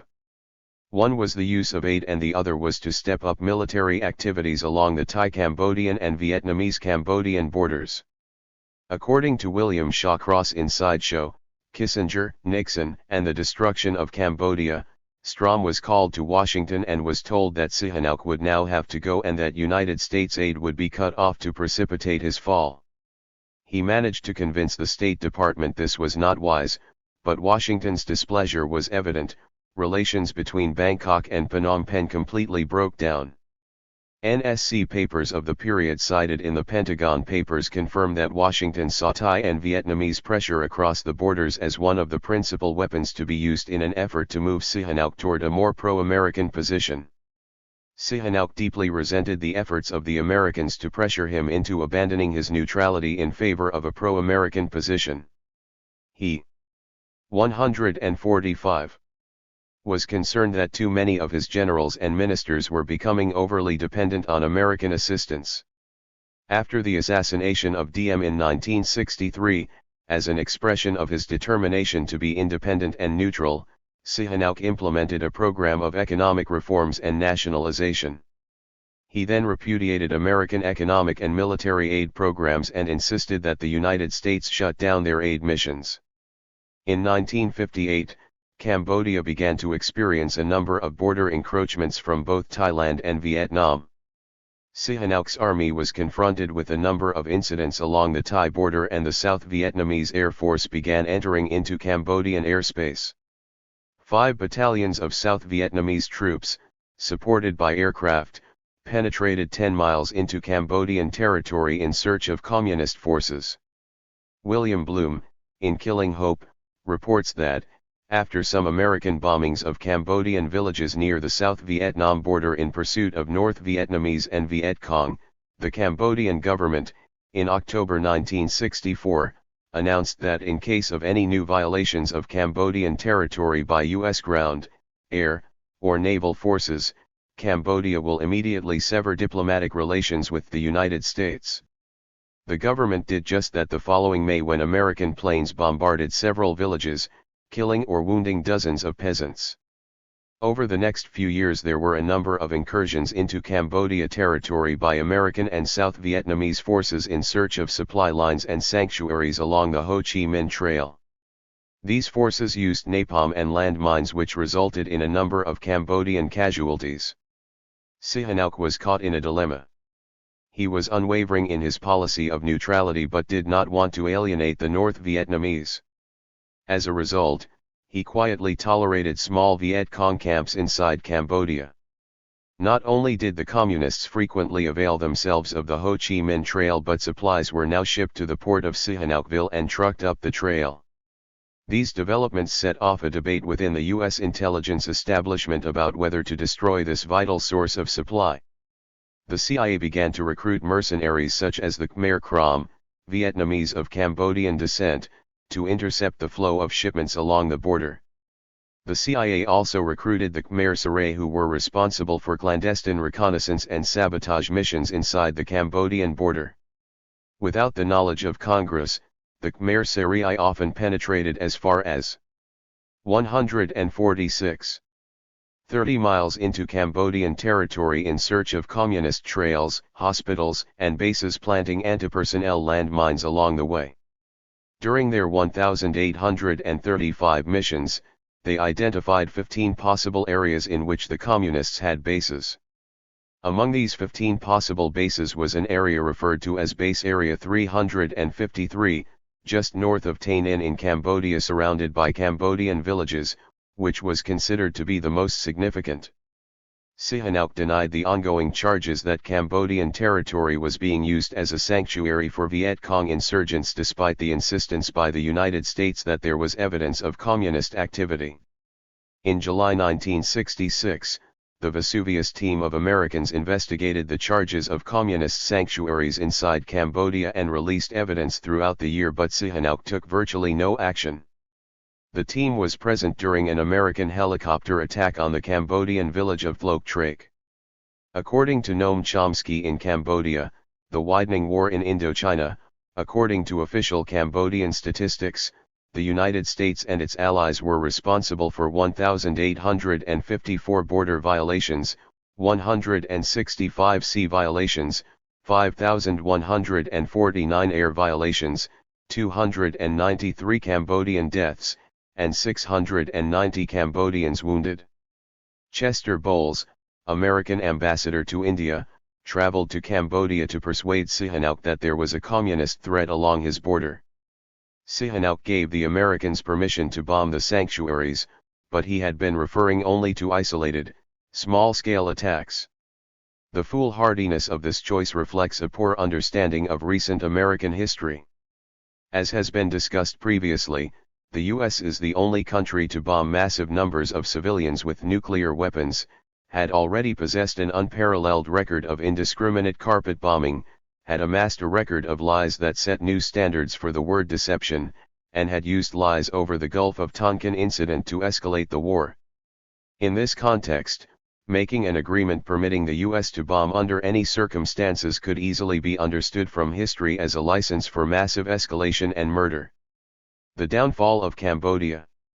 Sihanouk's neutrality and his relationship with the two most powerful groups in Cambodia, the urban elite and the officer corps, proved to be his downfall. It also proved to be the downfall of Cambodia as American bombing intensified under his successor and social order disintegrated.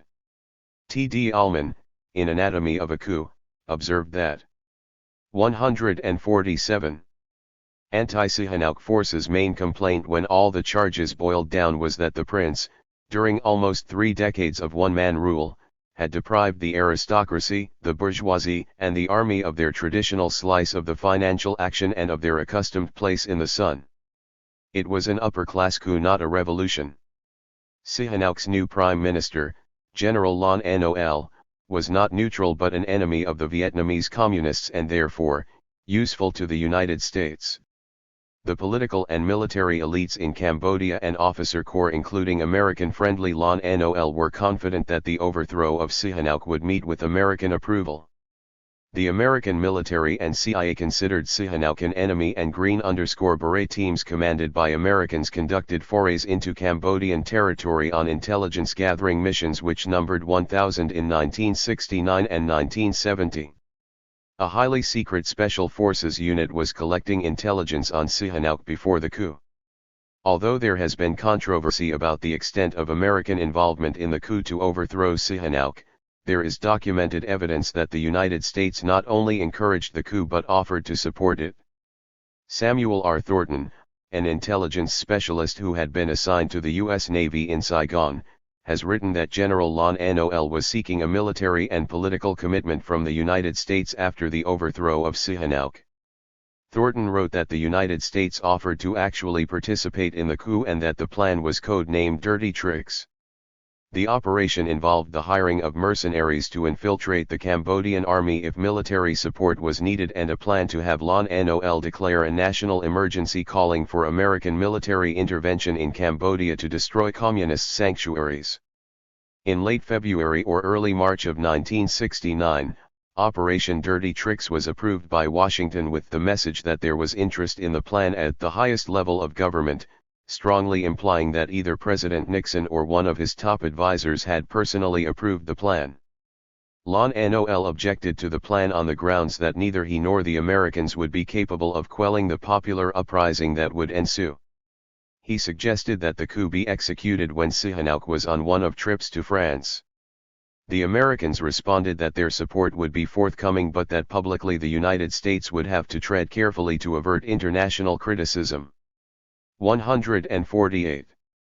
In March 1970, while Sihanouk was in Paris, Lon Nol exploited anti-Vietnamese sentiment by organizing demonstrations to protest Sihanouk's tolerance of communist sanctuaries in Cambodia in order to discredit his policies.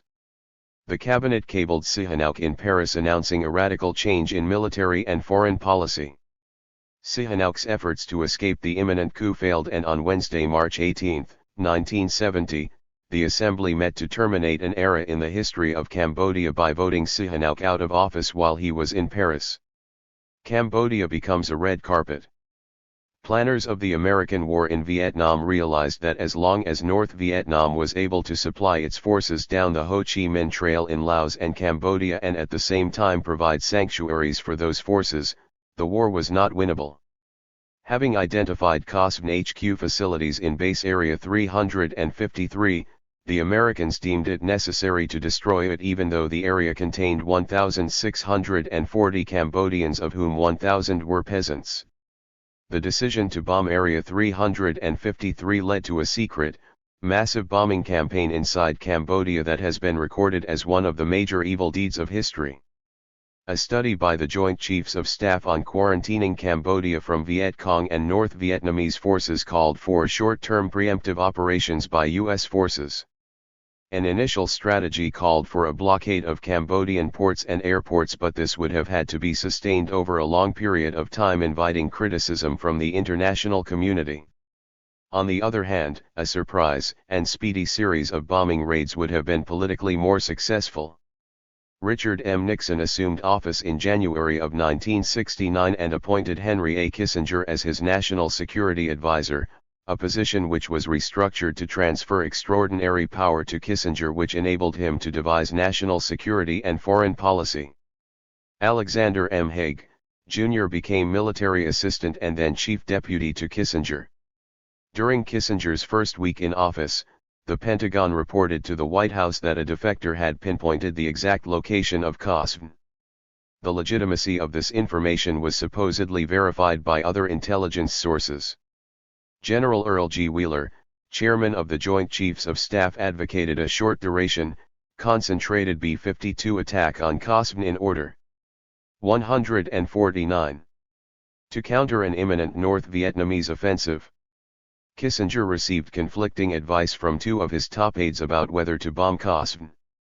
Richard L. Snyder, National Security Council aide for East Asia, was skeptical about the efficacy of bombing Qasm because he believed that all it would accomplish would be to force the Viet Cong further into Cambodia. Alexander M. Haig Jr., a military man who was a strong believer in the effectiveness of military force, tried to persuade Kissinger that bombing Qasm would succeed in destroying the Vietnamese sanctuaries. Air Force Colonel Ray B. Sitton, an aide to the Joint Chiefs of Staff, and Alexander M. Haig were summoned by Nixon to meet with him and Kissinger in Brussels to discuss the proposed B-52 bombing strikes. Sitton, Haig, and Kissinger, while waiting for President Nixon, began discussing the bombing of Cambodia. Kissinger's overriding concern was secrecy. He did not want Congress, the American public, or the world to know that the United States was planning to bomb a country with which it was not at war and violate their neutrality. To preserve the secrecy of the bombing, Kissinger was prepared to bypass the Strategic Air Command's normal command and control system. His obsession with secrecy was so strong that he did not want the crews bombing Cambodia to be aware of their targets. Kissinger reported the outcome of the discussions to President Nixon. Nixon then consulted his Secretary of Defense, Melvin R. Laird, and Secretary of State, William Rogers, and was warned that there would be intense criticism from both Congress and the press if word of the missions leaked out. Nixon's and Kissinger's obsession with Congress and the media motivated them to ask Sitton to devise a reporting procedure that would ensure absolute secrecy. The clandestine operation began with a cable from President Nixon to Ambassador Ellsworth Bunker explaining that there were to be no more discussions about the bombing of Cambodia, and with full knowledge that despite its top-secret classification, the cable would be read by dozens of senior officers and military clerks. He also ordered another cable delivered through back channels to General Creighton W. Abrams, commander of the American forces in Vietnam, advising him to ignore the message to Bunker and to continue planning the secret B-52 bombings of Cambodia. William Shawcross in Sideshow 150 points out that despite the enthusiasm of the Joint Chiefs of Staff, Melvin Laird, Secretary of Defense, was more skeptical. But he acknowledged that if Qasm had really been discovered it should be destroyed, and argued that it could be publicly justified as an essential precondition to troop withdrawal. Nixon and Kissinger were adamant that if it were done, it had to be done in total secrecy. Normal top-secret reporting channels were not enough. Later General Wheeler recalled that the President said not just once, but either to me or in my presence at least half a dozen times, that nothing whatsoever about the proposal must ever be disclosed. The plan to destroy Area 353 involved sending 60 B-52 aircraft on a regular bombing mission to legitimate targets in South Vietnam. 48 of them would be surreptitiously diverted to targets inside Cambodia if the Joint Chiefs of Staff sent the signal "Execute, Repeat, Execute Operation Breakfast." Without the signal, all 60 planes would bomb targets in South Vietnam. Critical to the secrecy of the operation was the dual reporting system created by Sitton. Before takeoff, the B-52 crews were given their normal briefing for targets in South Vietnam, most of which were cover targets. After the normal briefing, the pilots and navigators of the planes heading for Cambodia would be pulled aside by their commanding officer and told to expect special instructions from a ground radar station inside South Vietnam. Computers at the radar station would take control of the navigation system in the B-52s, guide them to their real targets in Cambodia, and compute the precise moment when the bombs should be released. After the bombing had been completed, the bomber's radio operator would call his base to report that the mission had been accomplished, and the intelligence division at the base would enter the South Vietnamese coordinates in the official report. Major Hal Knight, commander of the radar crews, would collect any paperwork related to the real targets and burn them. At the completion of the missions, the pilots would return to their home bases for a debriefing on the cover targets in South Vietnam. The evaluation of the bombing mission would then be reported in the Pentagon's Secret Command and Control System as if the mission took place over South Vietnam. The men who worked on the ground radar sites in South Vietnam were provided with top-secret target instructions a few hours before each mission. 153. By a special courier flight from Saigon. The radar operators in South Vietnam knew the real targets but maintained secrecy until the Watergate hearings in 1973. Sitton's plan outlined a media strategy in the event that the press in either Saigon or Washington started to ask questions about bombing missions in Cambodia. General Earl G. Wheeler, chairman of the Joint Chiefs of Staff, advised that, in the event press inquiries are received following the execution of the breakfast plan as to whether or not US B-52s have struck in Cambodia, U.S. spokesman will confirm that B-52s did strike on routine missions adjacent to the Cambodian border but state that he has no details and will look into the question. Should the press persist in its inquiries or in the event of a Cambodian protest concerning U.S. strikes in Cambodia, U.S. spokesman will neither confirm nor deny reports of attacks on Cambodia but state it will be investigated. After delivering a reply to any Cambodian protest, Washington will inform the press that we have apologized and offered compensation. Kissinger received a cable reporting that the bombing mission inside Cambodia had been an unqualified success and that during their debriefings, the crew members had reported 73 secondary explosions, signaling a direct hit on Viet Cong headquarters and their stores of munitions. To verify the destruction of Cosvin, the U.S. sent a Daniel Boone mission into Area 353 to assess the damage. Daniel Boone was the code name for highly classified intelligence missions into Laos and Cambodia in search of Viet Cong bases which were used to evade American search and destroy missions. The mission was carried out by 2 or 3 Americans wearing nondescript uniforms to protect their secrecy and up to 10 local mercenaries. A Daniel Boone team was dropped by helicopter into the Cosvin area immediately following the bombing. After the helicopters had departed, communists hiding behind trees began firing at the Daniel Boone team who immediately dispersed and radioed for help. A helicopter landed through automatic weapons fire to rescue the 4 survivors. Unbeknownst to the planners of the secret operation in Cambodia to destroy Cosvin, there was no stationary headquarters. According to Seymour M. Hersh, in The Price of Power, Kissinger in the Nixon White House, such accounts of the size and permanence of Cosvin emplacements would have amazed North Vietnam's leaders in Hanoi. They had issued orders. 152. Early in the war that Cosvin was never to stay in one place for more than 10 days. The enemy headquarters moved constantly throughout the war, constantly managing to leave a false trail for American intelligence. Cosvin was never destroyed. In the basement of the White House, Colonel Alexander Haig handed a note to Kissinger who then boasted that they had just bombed a base in Cambodia and that many secondary explosions had been set off as a result. There is a parallel here between Kissinger's reaction over Cambodia and news reports emanating from Iraq in 2004. News reports from Iraq repeatedly pointed out that U.S. attacks on terrorists hit munitions sites, destroying the ability of the terrorists to strike back. Even though some dumps were hit, the supposition that this meant a crumbling resistance proved to be similar to the delight felt by Kissinger nearly 40 years previously, namely it was a fleeting victory at best. Initially, General Creighton Abrams had hoped that a single attack would destroy Cosvin and as a result violations of Cambodian territorial integrity and neutrality would be limited.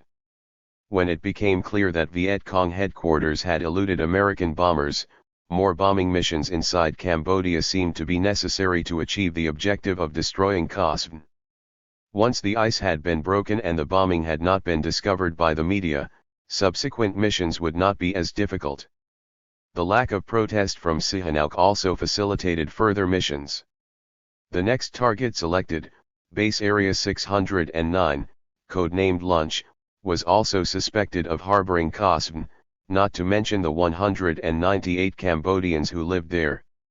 The next target was Base Area 351, or SNAC, where 383 Cambodians resided.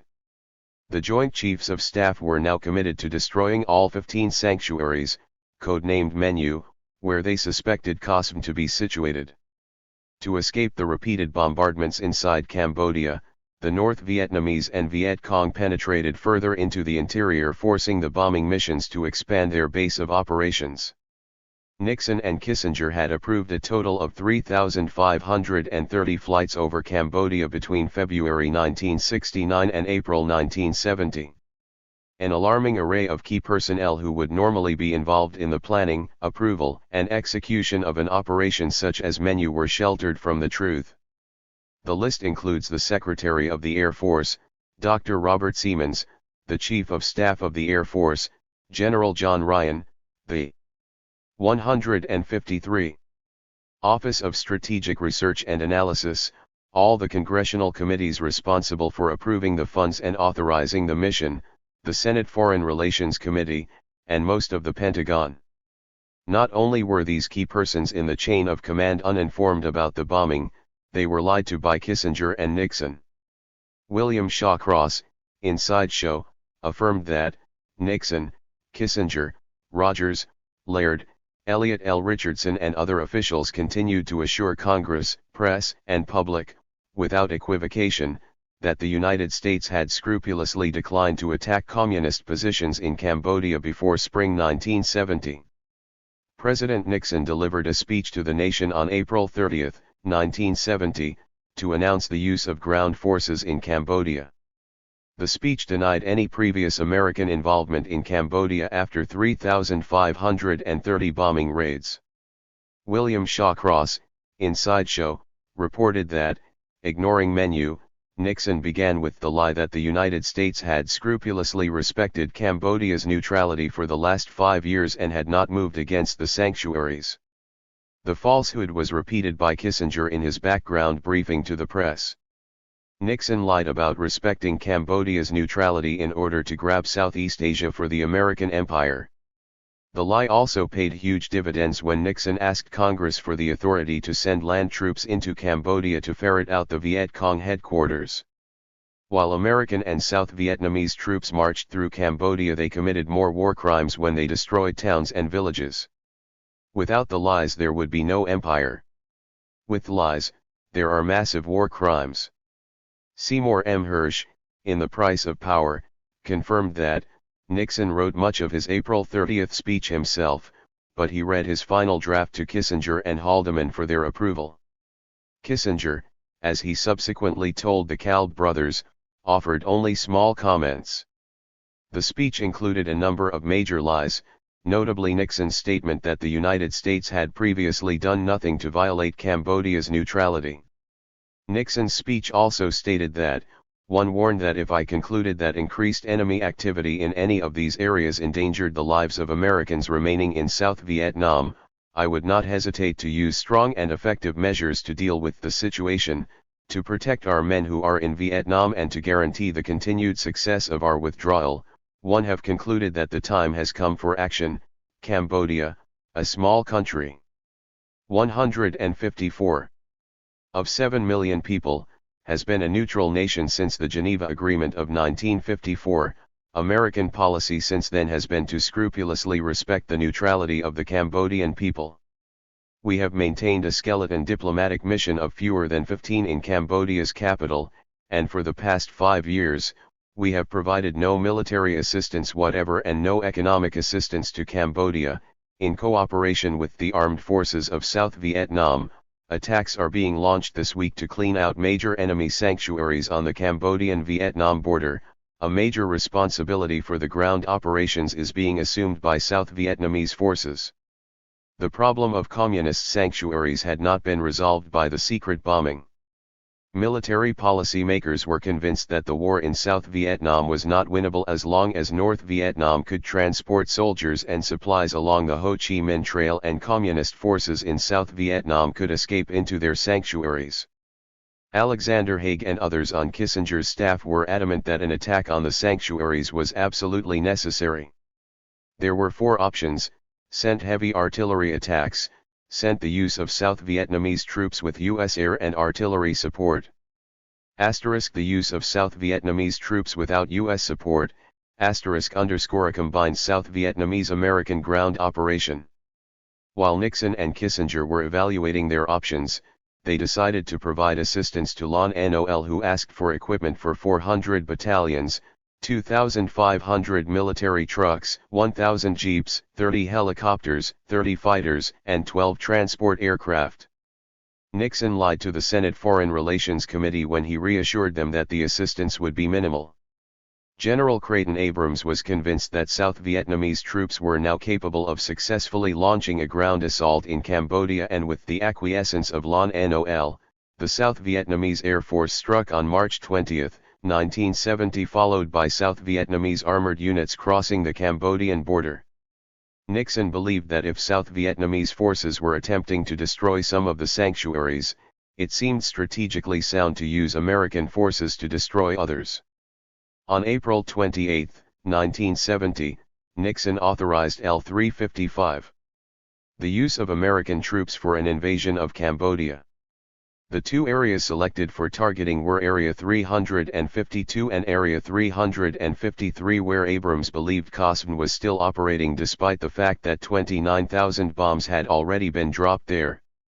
According to Nixon, the mission would be limited in mission, scope, and duration. The scope limited American ground forces to within 21.7 miles of the Cambodian border, and the invasion was to be terminated at the end of June 1970. Not only did Abrams invade Cambodia with ground troops, but 1 week before the Cambodian invasion, the U.S. Air Force was ordered to commence striking Cambodian targets as far as 18 miles inside Cambodia and to officially report that their targets were in Laos. Patio was the code name for the 156 tactical air strikes flown over Cambodia under the same secret system as Menu. The United States dispatched 5,000 U.S. troops into northeastern Cambodia, 1,500 into the Fishhook area, and opened a new front with another 6,000 troops. By May 7, 1970, there were 25,000 American troops in Cambodia. American B-52 bombers continued to pound areas suspected of being sanctuaries or COSVN. American and South Vietnamese forces destroyed a number of towns and all their citizens simply because they suspected that there might be communist forces there. For example, about 2,000 people lived in the town of Snil, where they thrived by tapping trees for rubber. William Shawcross, in Sideshow, reported that, when the cavalry came under fire, Lieutenant Colonel Grail Brookshire ordered his tank crews to fire their 90mm guns straight into the town and called in air strikes to discourage further resistance. After 24 hours of bombardment, Brookshire judged Snil safe for his men, and the tanks moved into the center. Only 7 bodies could be seen, 4 of them Cambodian civilians. As they drove past shattered shops, soldiers leaped off their tanks to kick down the doors that still stood, and they looted the town. Dozens of towns, villages, and hamlets were destroyed and burned to ensure that they could no longer serve as a base or sanctuary for communist forces. There was no attempt to discriminate between innocent Cambodians and the enemy during these assaults. American and South Vietnamese forces committed acts of rape, looting, and burning to retaliate for the murder of South Vietnamese. These assaults forced about 50,000 Cambodians to seek safety in overcrowded refugee camps in South Vietnam. The Secretaries of State and Defense were not immediately informed. 156. And none of the relevant congressional committees had any prior knowledge of the new offensive, but the day after the ground invasion, the Senate Foreign Relations Committee charged President Nixon with appropriating Congress's war-making powers and not consulting with them in advance. In response to Nixon's illegal actions, the committee approved a bill to repeal the Gulf of Tonkin Resolution and passed the Cooper-Church Amendment, which limited further operations in Cambodia. It also prohibited the use of American ground forces in Cambodia after June 30, 1970. Nixon and Kissinger's strategy backfired because it only served to drive the communists closer to Phnom Penh and to align the communist forces with disgruntled peasants in Cambodia who resented the American and South Vietnamese incursions into their territory and the continual bombing of their land. Edward Herman and Noam Chomsky, in Manufacturing Consent, claimed that, one effect of the invasion was to drive the Vietnamese forces away from the border and deeper into Cambodia, where they began to support the growing peasant resistance against the coup leaders. A second effect, as described by U.S. correspondent Richard Dudman, who witnessed these events at first hand after his capture by the Cambodian resistance, was that the bombing and shooting was radicalizing the people of rural Cambodia and was turning the countryside into a massive and dedicated revolutionary base. Cambodia was now plunged into civil war, with increasing savagery on both sides. Despite these failures, Nixon and Kissinger repeatedly claimed that their Cambodian strategy was a victory. According to William Shawcross, in Sideshow, Nixon marked the withdrawal of American troops from Cambodia with an enthusiastic television report on the brilliant success of the invasion. He cited the considerable quantity of arms, ammunition, and rice captured and the 11,000 Vietnamese or Cambodian enemies killed. He praised the quality of the ARVN, of the U.S. Army, and of his own decisions. Although the Cooper Church Amendment limited American bombing in Cambodia to intercepting men and supplies en route to South Vietnam, by the end of the summer of 1970, the United States and South Vietnamese again embarked on a reckless bombing campaign against Cambodia. Since the reporting system falsified the records of the bombing missions, there was very little knowledge of the real targets. At the same time, South UST Vietnamese ground forces repeatedly invaded Cambodia, driving the people from their villages. They then looted motorcycles, bicycles, and radios. In Manufacturing Consent, Edward Herman and Noam Chomsky noted that, U.S. bombing continued at a high level after the withdrawal of U.S. forces from Cambodia. By late 1971, an investigating team of the General Accounting Office concluded that U.S. and Saigon Army bombing is a very significant cause of refugees and civilian casualties, estimating that almost a third of the 7 million population may be refugees. U.S. intelligence reported that what the villagers feared most was the possibility of indiscriminate artillery and air strikes, and refugee reports and other sources confirm that these were the major cause of civilian casualties and the flight of refugees. American and South Vietnamese assaults in Cambodia, a country whose neutrality the U.S. claimed to respect, caused massive, unconscionable death and destruction. The Finnish Inquiry Commission referred to the number of deaths as genocidal. According to the commission, 600,000 Cambodians died out of a population of 7 million and another 2 million people became refugees. Carlisle Thayer, an Australian Indochina specialist, estimated the number of dead at 500,000, of which 50,000 to 60,000 were executions. The CIA estimated that 600,000 had died. Notwithstanding the Paris peace agreements, which were signed on January 27, 1973, and which put an end to the war in Vietnam, the United States actually intensified its bombing in Cambodia in a desperate attempt to impede the Khmer Rouge from gaining control. The Khmer Rouge was a monster which began as a marginal revolutionary movement but whose ranks swelled as more and more peasants became alienated from the Cambodian government, which depended on the United States. During March, April, and May, the quantity of bombs dropped on Cambodia was twice as great as in the entire previous year. Edward Herman and Noam Chomsky, in Manufacturing Consent, explained that the rise of the Khmer Rouge can be attributed to the fact that Cambodia was being systematically demolished, and the Khmer Rouge, hitherto a marginal element, were becoming a significant force with substantial peasant support in Inner Cambodia, increasingly victimized by U.S. terror.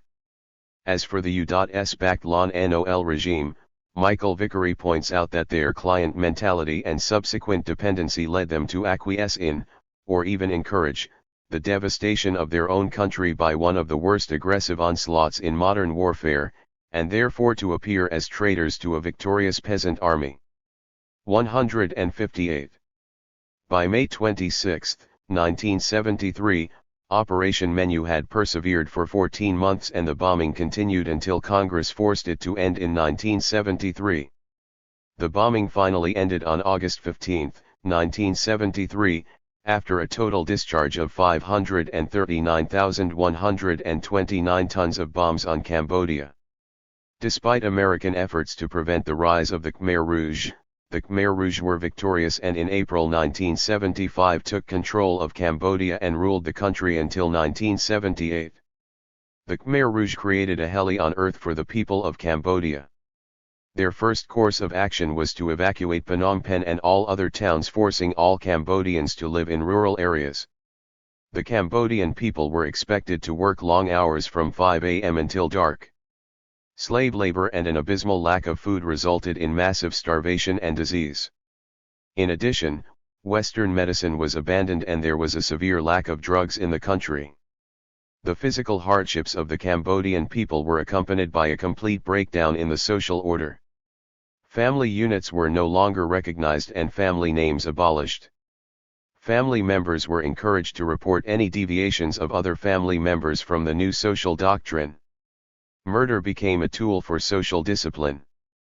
Any suggestion of opposition or lack of loyalty during their reign of terror was punishable by death. Members of the Lon Nol government, those who were educated or who showed any sign of discontent, suffered brutal executions. Babies were torn apart and pregnant women disemboweled. Brutality, carnage, bloodshed, and terror describe conditions under the rule of the Khmer Rouge. The social, political, and economic structure was destroyed by a group of fanatics whose adherence to their sacrosanct doctrine was merciless.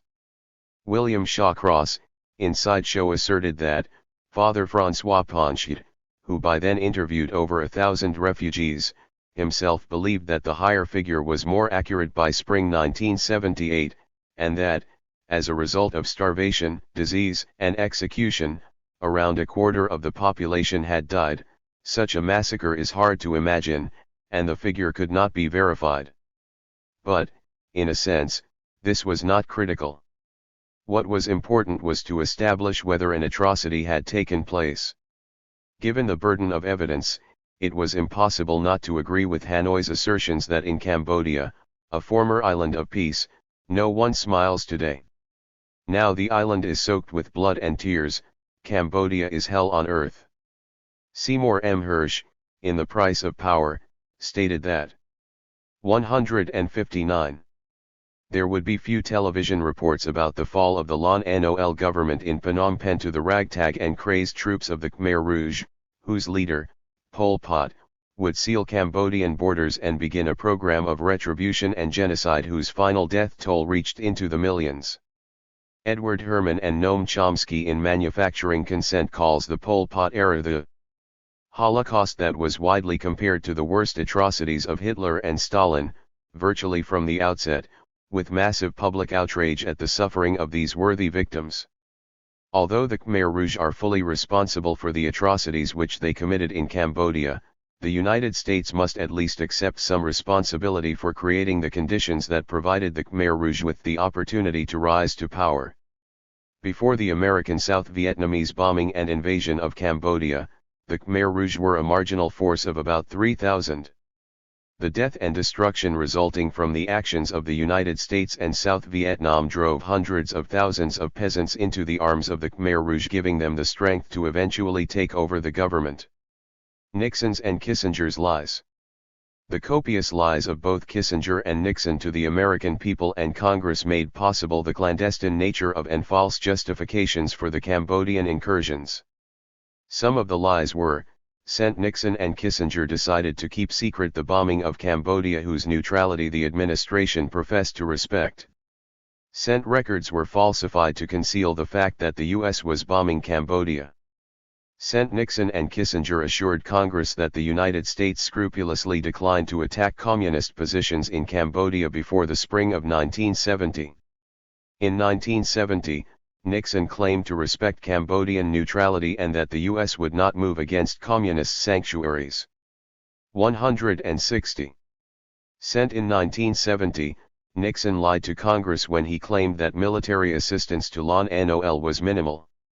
Sent after congressional approval for raids ending in June 1970, Nixon and Kissinger claimed that the Cambodian operation was a success. Sent the Cooper Church Amendment limited American bombing and Nixon and Kissinger greatly exceeded those limits. Sent Kissinger claimed that the sanctuaries were uninhabited or only lightly populated by Cambodians. Sent Kissinger claimed that the decision to bomb the sanctuaries was in response to an unprovoked offensive by communist forces in South Vietnam. Sent Kissingers insisted that the protection of American lives was the principal reason for the bombing, but regular American bombing occurred after the unprovoked offensive had ended.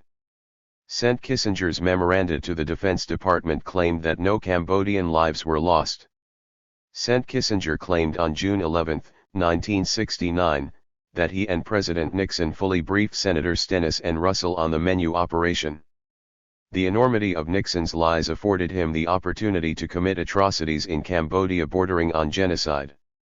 In the Nixon impeachment hearings, the fourth article of impeachment charged that Nixon had violated his constitutional oath of office in that he on and subsequent to March 17, 1969, authorized, ordered and ratified the concealment from Congress of the facts and the submission to Congress of false and misleading statements concerning the existence, scope, and nature of American bombing operations in Cambodia and derogation of the power of Congress to declare war, and by such conduct warrants impeachment and trial and removal from office. 161. Violations of international law. Not only is there no justification in international law for American actions in Cambodia, President Nixon violated the American Constitution and a number of international laws including the United Nations Charter, the Geneva Conventions, and the Convention for the Prevention and Punishment of Genocide. Article 1, Section 8, of the American Constitution states that the Congress shall have power to declare war. President Nixon's commitment of American forces to military action in Cambodia constitutes an act of war for which he lacked congressional approval. Nixon's actions in Cambodia were in violation of the American Constitution as confirmed by the fourth article of impeachment. President Nixon's actions also violated the following clauses in the United Nations Charter. Sent Chapter I, Article 2, Paragraph 3 All members shall settle their international disputes by peaceful means. Sent Chapter I, Article 2, Paragraph 4 All members shall refrain from the use of force against the territorial integrity of any state. Sent Chapter 6, Article 37, Paragraph 2 Should the parties to a dispute fail to settle it, they shall refer it to the Security Council. Sent Chapter 7, Article 39 The Security Council shall determine what measures shall be taken. Sent Chapter 7, Article 42 Only the Security Council can authorize the use of force. Chapter 7, Article 51, does state that nothing in the present charter shall impair the inherent right of individual or collective self-defense if an armed attack occurs. This clause is not applicable for several reasons. First and foremost, the American presence in South Vietnam was illegal under international law and therefore any threat to Americans in South Vietnam cannot possibly justify the application of this clause. As for collective self-defense, Richard A. Falk, in Cambodia, The Widening War in Indochina argued that 162. Under no circumstances can a state satisfy the requirements of self-defense merely by associating its actions with a state that is acting in valid individual self-defense. Alliance relations are not sufficient to vindicate the claim of the non-attack state to participate in the exercise of rights of collective self-defense. Professor Derek Bowitt concluded that the requirements of the right of collective self-defense are two in number: firstly, that each participating state has an individual right of self-defense, and secondly, that there exists an agreement between the participating states to exercise their rights collectively. Neither of these requirements is satisfied by any possible justification proposed by the United States. The United States cannot claim that it had an individual right of self-defense because the United States had no mutual defense pact with South Vietnam and had no agreement with South Vietnam to exercise their rights collectively. American actions in Cambodia also violated the following clauses in the Geneva Conventions. Sent Convention 4, Part 1, Article 3, Paragraph 1 Persons taking no active part in the hostilities shall in all circumstances be treated humanely. Protocol, Chapter I The civilian population shall enjoy protection against dangers arising from military operations. Protocol, Chapter 3, Article 52, Paragraph 1 Civilian objects shall not be the object of attack, Sent Protocol, Chapter 3, Article 51, Paragraph 4 Indiscriminate attacks are prohibited. Indiscriminate attacks are, those which are not directed at specific military objectives. The United States also violated the following clauses in the Convention on the Prevention and Punishment of Genocide, Article 2 in the present convention. Genocide means any of the following acts committed with intent to destroy, in whole or in part, a national, ethical, racial or religious. 163. Group such as, killing members of the group, causing seriously bodily or mental harm to members of the group, deliberately inflicting conditions of life calculated to bring about its physical destruction in whole or in part. There was no doubt during the bombing of the sanctuaries, the invasion of Cambodia and the subsequent bombing until 1973, that many innocent Cambodians would be killed and that there would be severe damage to the rural areas of Cambodia. Given the number of bombing missions and the tonnage of bombs dropped and the fact that the missions penetrated further and further into Cambodia, it would be naive to believe that Nixon and Kissinger were not aware of the death and destruction they were causing. The bombing of Cambodia ranks as one of the most evil deeds perpetrated by any country since World War II. In addition to the approximately 600,000 killed by the bombing, the United States must accept responsibility for the destruction of the country and the estimated 2 million people murdered by the Khmer Rouge. Richard A. Falk, in Cambodia, the widening war in Indochina concluded that, in essence, then, the Cambodian operation represents a step backward in the struggle to impose restraints on the use of force in the conduct of foreign relations. The Cambodian operation is, perhaps, the most blatant violations of international law by the U.S. government since World War II, but it represents only the most recent instance in a series of the illegal uses of force to intervene in the internal affairs of a sovereign society. It is interesting to note that in the fourth article of impeachment, Nixon was charged with not informing Congress and conducting war without their approval.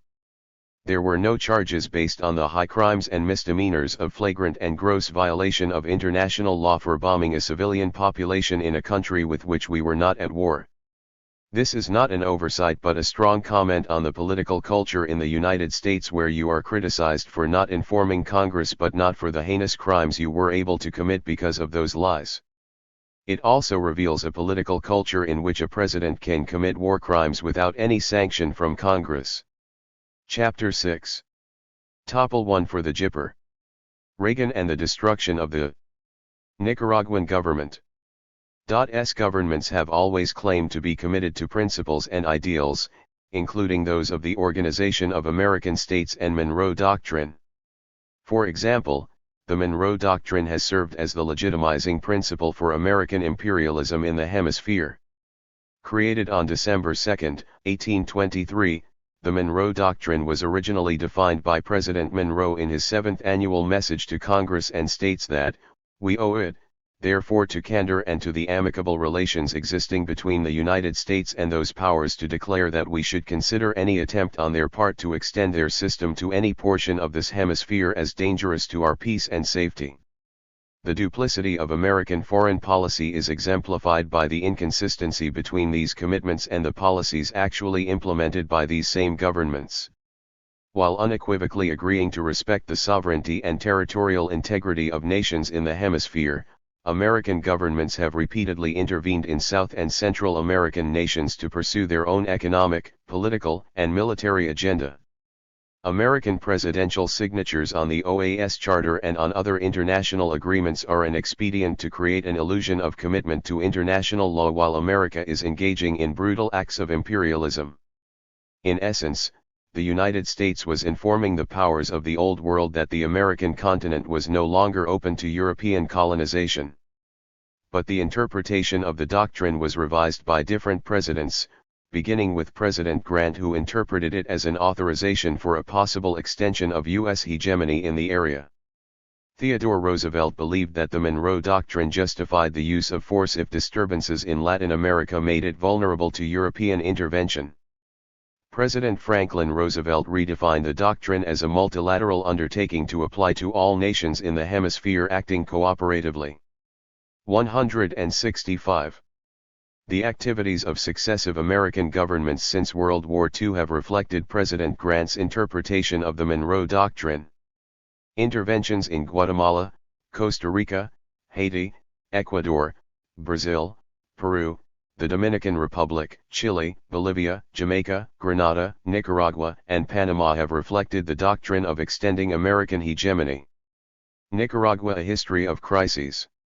American intervention in Nicaragua is a salient example of both an interventionist interpretation of both the Monroe Doctrine and of the Truman Doctrine, offering, to support free peoples who are resisting attempted subjugation by armed minorities or by outside pressures.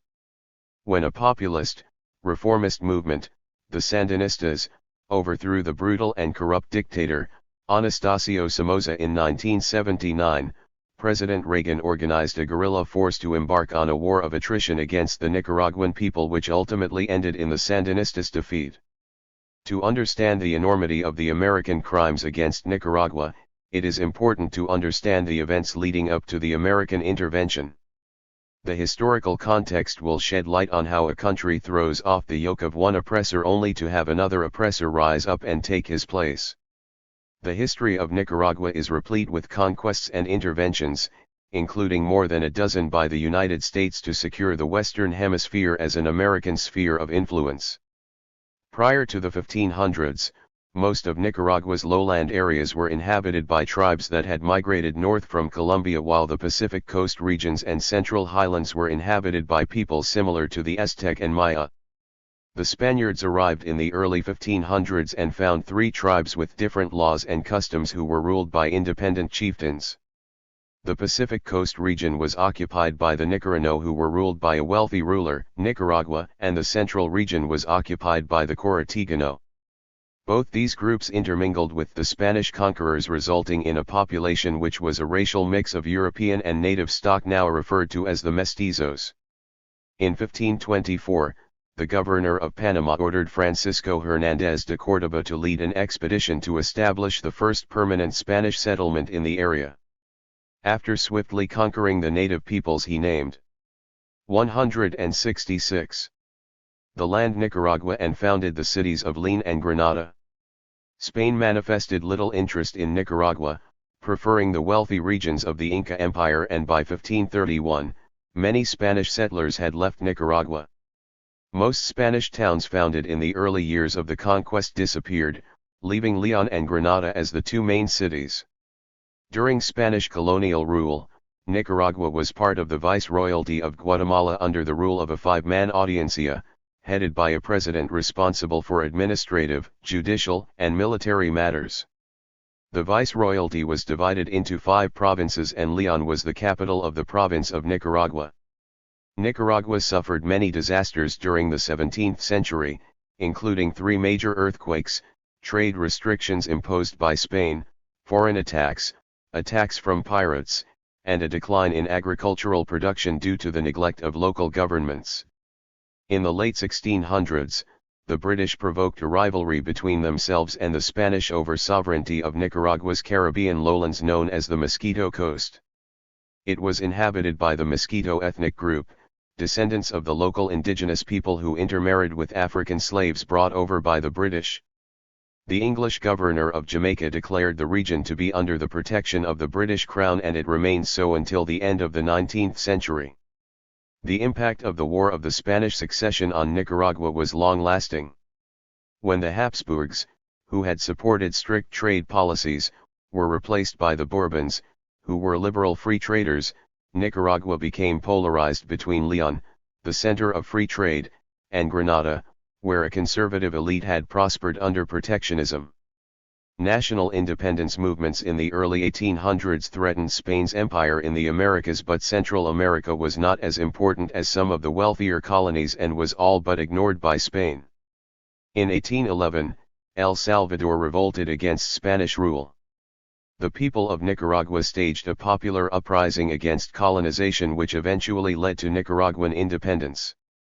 The first step towards independence occurred when the Viceroyalty of Guatemala declared its independence from Spain.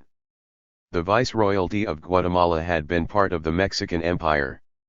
Nicaragua remained part of the Mexican Empire until independence was declared in July 1823. Internal conflicts among Nicaraguan provinces interfered with efforts to create a federation until April 30, 1838, when Nicaragua became an independent confederacy. 167. Although coffee was grown in Nicaragua in the early 1800s, its impact on the economy was not realized until the 1840s, when coffee became very popular in North America and Europe. When Central America experienced a coffee boom in the 1870s, large areas of western Nicaragua were cleared to make way for coffee trees. Coffee production required huge capital investment and high labor costs. The government of Nicaragua introduced the subsidy laws of 1879 and 1889, offering US 50 cents a tree to growers. The unfortunate consequence of dependence on one export crop to sustain the economy was the creation of a banana republic in which foreign investors and local elites gained control of industry and the economy. The flow of coffee profits abroad to a small number of absentee landowners, low tax revenue from coffee production, and vulnerability to fluctuations in the price of coffee were some of the other adverse effects of the Banana Republic economy. Both the United States and Britain were becoming increasingly interested in Nicaragua in the mid-1800s because of its strategic importance as a possible transit route from the Atlantic to the Pacific Ocean long before the Panama Canal, which wasn't established until 1914. British settlers captured the port of San Juan del Norte in 1848 and forced Nicaraguan officials to leave. Britain then forced Nicaragua to sign a treaty granting Britain the rights over the Mosquito on the Caribbean coast. At the same time, the start of the California gold rush in 1849 increased U.S. interest in Nicaragua as a possible site for an interoceanic route across the isthmus in southern Nicaragua, where the mouth of the San Juan River on the Caribbean coast connects to Lake Nicaragua near the Pacific coast. Nicaragua encouraged the Americans as a counterbalance to the British presence on the Caribbean coast. The fear of British colonization led to discussions with the United States in 1849. The result was a treaty which gave the U.S. exclusive rights to a transit route across Nicaragua in exchange for protection from other foreign interventions. On June 22, 1849, Ephraim George Squire became the first official United States representative to Nicaragua and was welcomed by both liberals and conservatives. In addition, Nicaragua signed an agreement with Commodore Cornelius Vanderbilt, an American businessman, granting Vanderbilt's company, the Accessory Transit Company, exclusive rights to build a canal across the isthmus within 12 years. There was continued unrest in the 1850s as liberals and conservatives. 168. Based in Leon and Granada respectively, were at war with each other over control of Nicaragua. When liberal forces began losing, they became desperate and invited William Walker, an American soldier of fortune, to support them with military assistance. Walker responded and captured Granada in 1855 with 50 soldiers. Then, betraying the liberals, he declared himself president of Nicaragua. He was officially recognized by the United States. Walker exercised poor judgment when he expropriated the transit company owned by Cornelius Vanderbilt, who in retaliation, financed the conservative forces who fought Walker in the National War from 1856 to 1857. The United States sent Commander Charles H. Davis of the United States Navy to Nicaragua in an effort to protect its economic interests, and he succeeded in arranging a truce in 1857. Walker attempted on 4 other occasions to return to Central America, but his campaign ended abruptly in 1860 when he was captured by the British, tried in Honduras, and executed by firing squad. Ironically, Walker's repeated attempts to take control of Nicaragua became the catalyst for cooperation between the liberals and conservatives, who moved the capital to Managua and launched an era of cooperation. A constituent assembly convened in 1857 and General Tomás Martínez, a conservative, served as a bipartisan president from 1858 to 1867. From 1857 to 1893, under the rule of the Conservative Party, Nicaragua enjoyed economic growth and prosperity. The construction of new railroads, roads, and telegraph lines, along with an increasing international demand for coffee and bananas, contributed to a growing economy.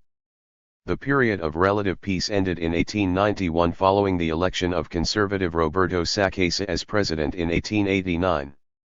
The presidency of Sacasa divided the party because he was a conservative from Leon. Liberals and dissident conservatives rebelled against his presidency.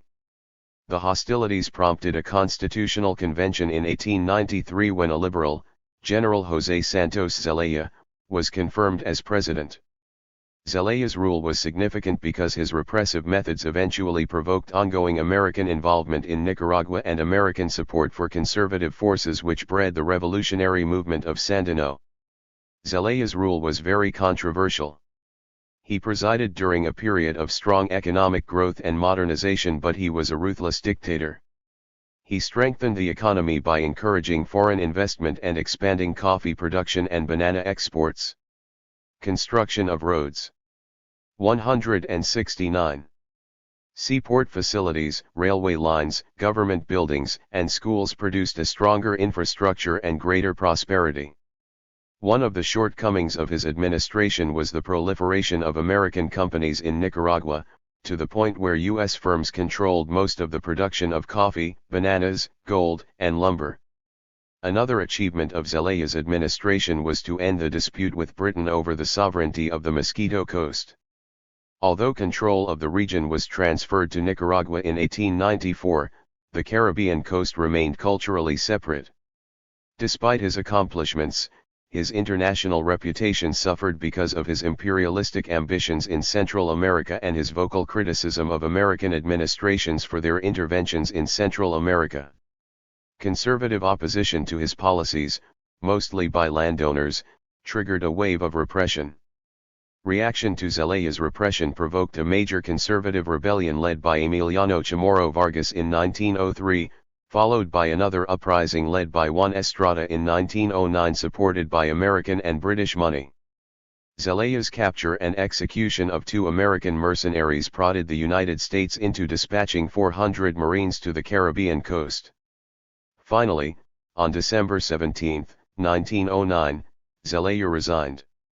In 1910, Juan Estrada, a conservative governor, assumed power based on a conservative-liberal coalition with the United States support. U.S. support was conditional on the creation of an elected constituent assembly which would then write a constitution. When conflict between the two parties broke out, the Minister of War, General Luis Mina, forced Estrada to resign, replacing him with the conservative vice president, Adolfo Diaz, whose term would expire in 1913. Mina had persuaded the Constituent Assembly to name him successor to Diaz.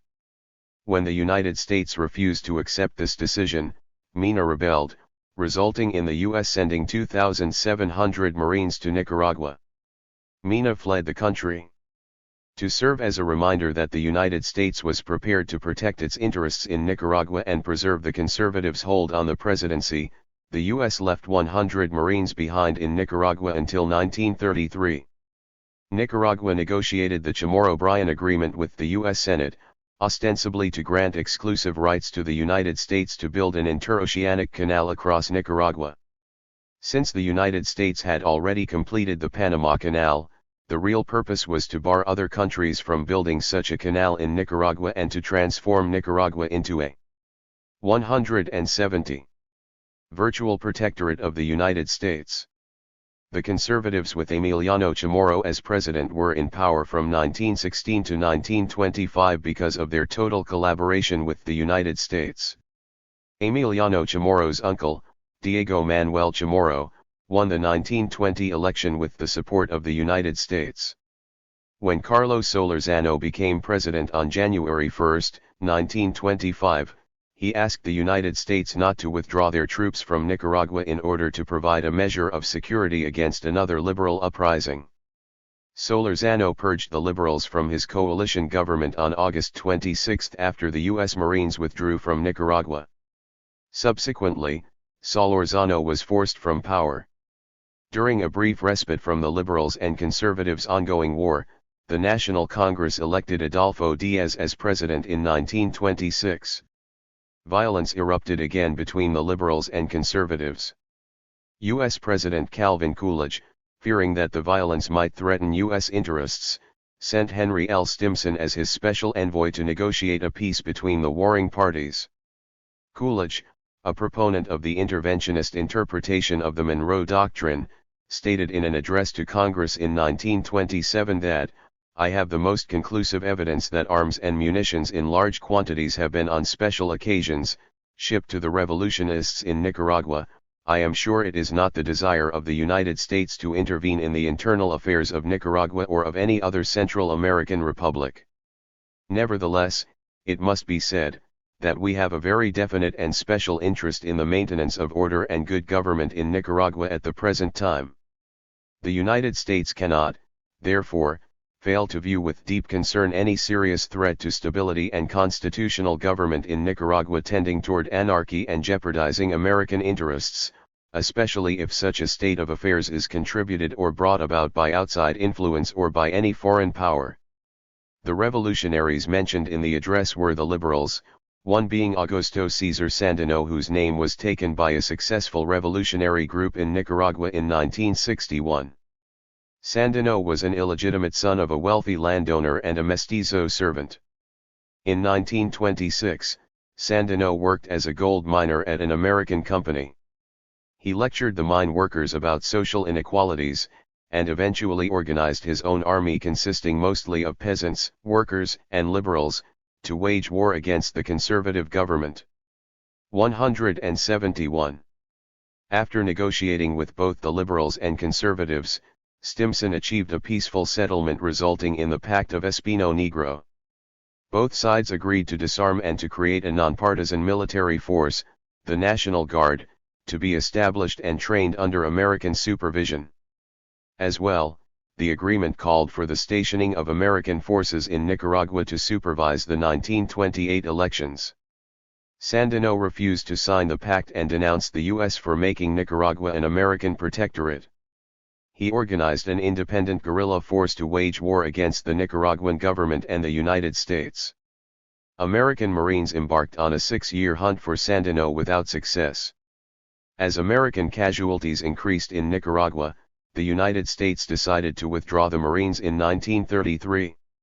Command of the National Guard was transferred to the Nicaraguan government, which appointed Anastasio Somoza Garcia as its director. Somoza had attended school in Philadelphia and was trained by U.S. Marines. He was fluent in English and had formed friendships with military, economic, and political leaders in the United States. He maintained his close ties with the United States despite his brutal and corrupt leadership, inspiring President Roosevelt to comment that Somoza may be a son of a bitch, but he's our son of a bitch. 3 years later, Somoza took over the presidency with the assistance of the National Guard, establishing a family dynasty which would rule Nicaragua for the next 43 years. In 1934, Sandino was captured by the National Guard and executed. The National Guard then launched a brutal campaign against Sandino supporters, most of who were executed. William Bloom, in Killing Hope, summarized the rule of the Somoza dynasty with the assistance of the National Guard, stating that, while the Guardsmen, consistently maintained by the United States, passed their time on martial law, rape, torture, murder of the opposition, and massacres of peasants, as well as less violent pursuits such as robbery, extortion, contraband, running brothels and other government functions, the Somoza clan laid claim to the lion's share of Nicaragua's land and businesses. Somoza won the 1936 election and consolidated his power base within the National Guard, eliminated any opposition to his rule, and enriched himself and his family at the expense of the people of Nicaragua. Somoza doled out important positions in both the government and military to 172 members of his family and close associates. The National Guard repressed any opposition that threatened his position of power. During the Somoza dynasty, the Somoza family's tentacles extended into all sectors of the Nicaraguan economy, allowing them to amass a large fortune. The family invested heavily in agricultural exports, cattle and coffee, and owned textile companies, sugar mills, rum distilleries, the merchant marine lines, the national Nicaraguan Airlines, and the country's only pasteurized milk factory. Somoza and his family also owned 10 to 20% of the arable land. The corruption, repression, and lack of freedoms triggered the growth of opposition groups including political parties, labor, student, and business groups.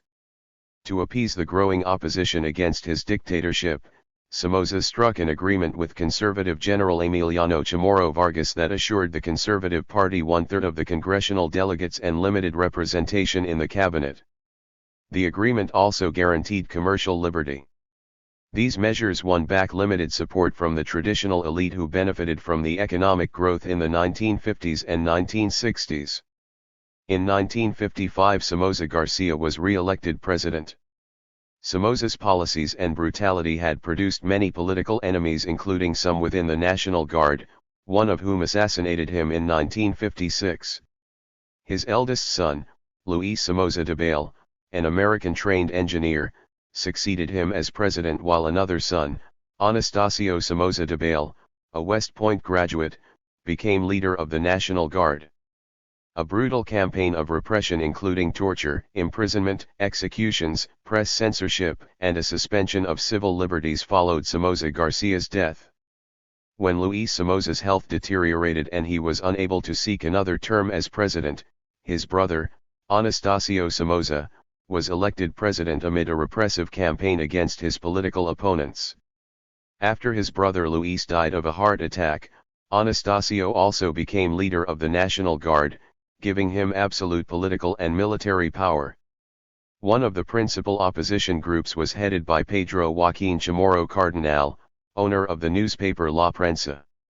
Opposition was gaining momentum in response to degenerating social conditions, malnourishment, poor health services and inadequate housing.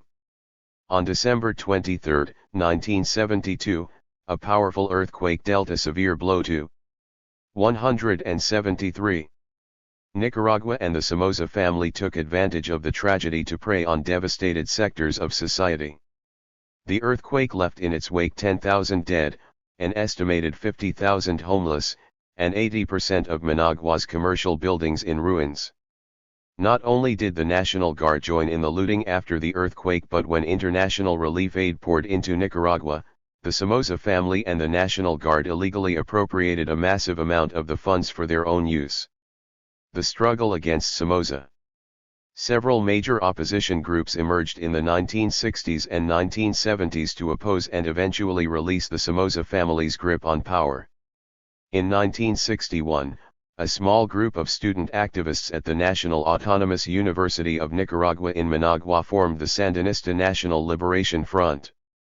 Although the FSLN's members faced imprisonment and exile in the early years of its existence, by the early 1970s new recruits, including students and peasants, empowered it to the point where it could launch limited military initiatives. The FSLN guerrillas held a group of leading Nicaraguan officials hostage in 1974 and negotiated an agreement with the government. When a government declaration appeared in the media and 14 Sandinistas were released from prison, the guerrillas' prestige soared and the government was humiliated.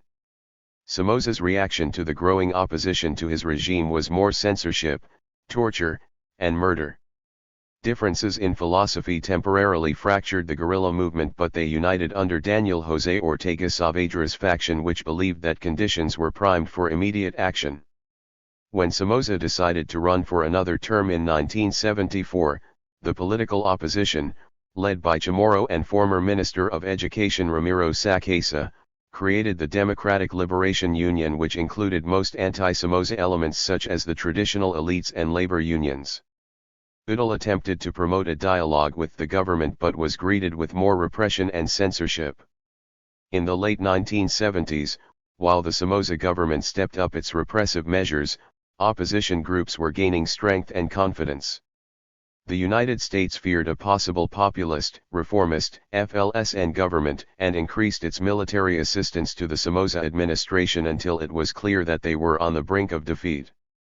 In 1978, the U.S. finally decided 174 to funnel military assistance to moderate opposition groups in the hope that they would succeed Somoza.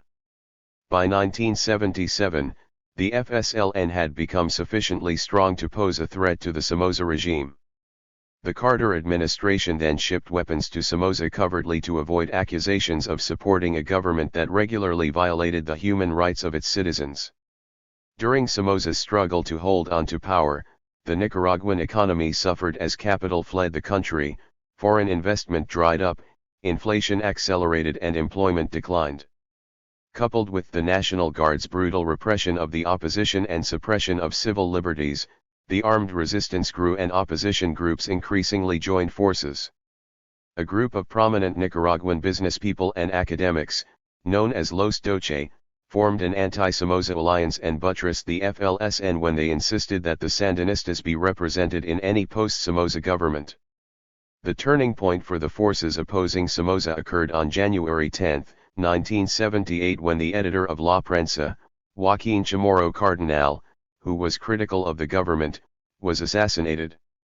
According to Gabriel Calco, in confronting the Third World, the death of Joaquin Chamorro brought the urban masses out to the streets to fight the National Guard in what was largely a spontaneous upheaval, one that was savagely suppressed, but it gave the FLSN a largely self-directing mass base everywhere in the nation, including much of the countryside, as the people quite informally became the organization itself.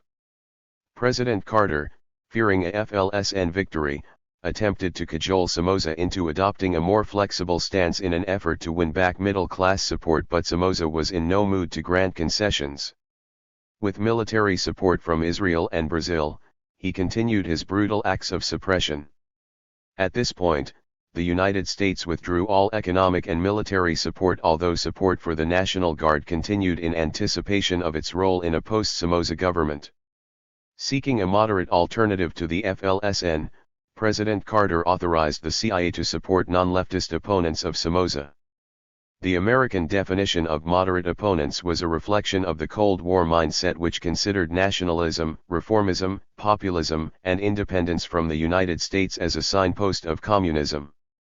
William Bloom, in Killing Hope, stated that 175.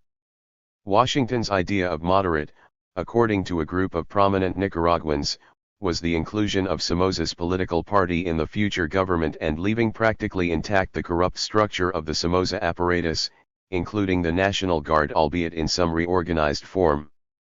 Gabriel Calco, in Confronting the Third World, confirmed the desperate attempts by the U.S. administration to avert an FLSN victory when he reported that, within weeks, it was clear that it would win because of its popular support, and the United States, whose policy was now being dictated largely by the hawkish Brzezinski, convened the OAS in Washington on June 21 in a last-ditch effort to forestall its victory. "We must not leave a vacuum," Secretary of State Vance warned the meeting, and he proposed sending an OAS delegation to Managua immediately that would arrange a transitional government excluding Somoza but retaining his party, the National Guard, as the principal armed force, and all those anti-Somoza conservative elements not aligned in the broad coalition the FLSN had formed. It was a plan to preserve, in effect, an oppressive regime without its leader. After the mass uprising on January 10, 1978, the ranks of the FLSN swelled with citizens who were eager to join the anti-Somoza movement. The guerrillas who sustained their war on the Somoza government from 1978 until May 1979 launched their final offensive by capturing a number of cities and attacking Managua in July.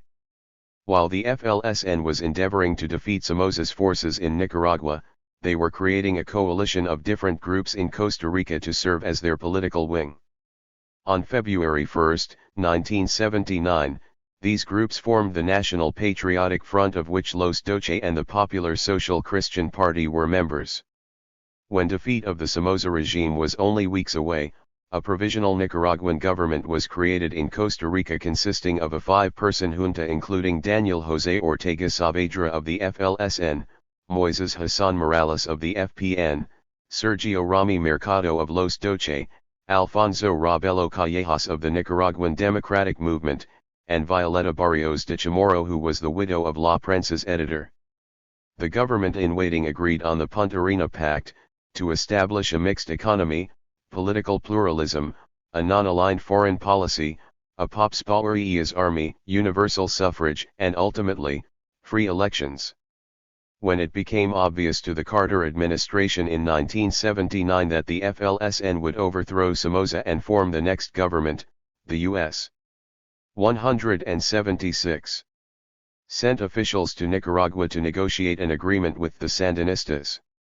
The USS officials offered to persuade Somoza to resign if the FLSN would incorporate a reformed National Guard into the new government. When the National Guard began to disintegrate on July 17, 1979, Somoza fled to Florida with an estimated $100 million which he had accumulated during his dictatorship. After the departure of Somoza, many members of the National Guard fled to Honduras and Guatemala. On the same day, the FLSN triumphantly marched into Managua concluding the Sandinista revolution. The junta arrived in Nicaragua on July 18, 1979, and formed the new government. Somoza and the National Guard bequeathed to the junta 600,000 homeless, a stagnant economy, a huge debt, depleted fuel and food supplies, and a deficiency of medical supplies. Rebuilding the economy, one of the priorities of the new regime, was given a boost by the influx of $100 million of foreign aid from the United States, but the conditions attached undermined the benefits. According to William Bloom, in Killing Hope, almost all the aid had gone to non-governmental agencies and to the private sector, including the American Institute for Free Labor Development, a longtime CIA front. B. The primary and expressed motivation for the aid was to strengthen the hands of the so-called moderate opposition and undercut the influence of socialist groups in Nicaragua. C. All military aid was withheld despite repeated pleas from the Nicaraguan government. The defeated National Guardsmen and other supporters of Somoza had not, after all, disappeared. One of the new government's first economic reforms was to pass the Agrarian Reform Law, which called for the redistribution of land owned by the Somoza family, which comprised 20% of Nicaragua's cultivated land. Nicaragua, like many other developing countries, had to seek a balance between feeding its own people and earning foreign exchange through export crops to repay its debt. Nevertheless, the Sandinistas aimed for complete self-sufficiency by the year 2000. When the Sandinistas took power, the educational system in Nicaragua was one of the poorest in Latin America. Limited spending on education and severe poverty forced many children into the labor market before their education was complete. By the time Somoza went into exile, only 65% of primary school-age children were enrolled in school and only 22% of those who attended primary school completed the full 6 years. In rural areas, most secondary schools had only 1 or 2 grades and there was a 75% illiteracy rate. To improve the educational system, the Sandinistas doubled the proportion of GNP spent on primary and secondary schools, increased the number of teachers, and built more schools. Using volunteer teachers, the Sandinista government succeeded in reducing the illiteracy rate from 50% of the population to 23%. Enrollment in colleges skyrocketed from 11,142 students in 1978 to 38,570 in 1985. Healthcare was a disaster under the Somoza regime, with many Nicaraguans having limited or no access to modern healthcare. The Sandinistas completely restructured the entire healthcare system by spending substantially more on healthcare, increasing the number of students entering medical school from 100 to 500, building 5 new hospitals, and building 363 primary healthcare clinics. The Sandinistas, who had themselves been victims of the brutal dictatorship of Somoza, were determined to construct new political institutions and to introduce a new constitution which guaranteed human rights. The new Minister of the Interior, Tomás Borja Martínez, was committed to eliminating human rights abuses, and as a start he allowed all people imprisoned by Somoza to be given a fair trial. As an urgent priority, the Sandinistas wrote and passed a new provisional constitution called the Fundamental Statute of the Republic of Nicaragua, which guaranteed human rights, equal justice under the law, the right to free expression, and the abolition of torture. To replace the National Guard, the Sandinistas created the Sandinista People's Army and a new police force. The goal of the Sandinistas was to build a well-equipped professional military. An important step toward democratization was the creation of mass organizations representing most popular interests such the Sandinista Workers' Federation representing labor unions, the Luisa Amanda Espinosa Nicaraguan Women's Association, and the National Union of Farmers and Cattlemen. All these progressive measures were interpreted by the New American. 178. President, Ronald Reagan, as symptoms of communism requiring immediate action by the United States. David Womble, in the CIA in Nicaragua stated that, in January 1981 Ronald Reagan took office under a Republican platform which asserted that, it deplores the Marxist-Sandinista takeover of Nicaragua and he greatly expanded the CIA's guerrilla warfare and sabotage campaigns. In November 1981 Reagan authorized a covered plan for $19 million to help the Argentina dictatorship train a guerrilla force operating from camps in Honduras to attack Nicaragua.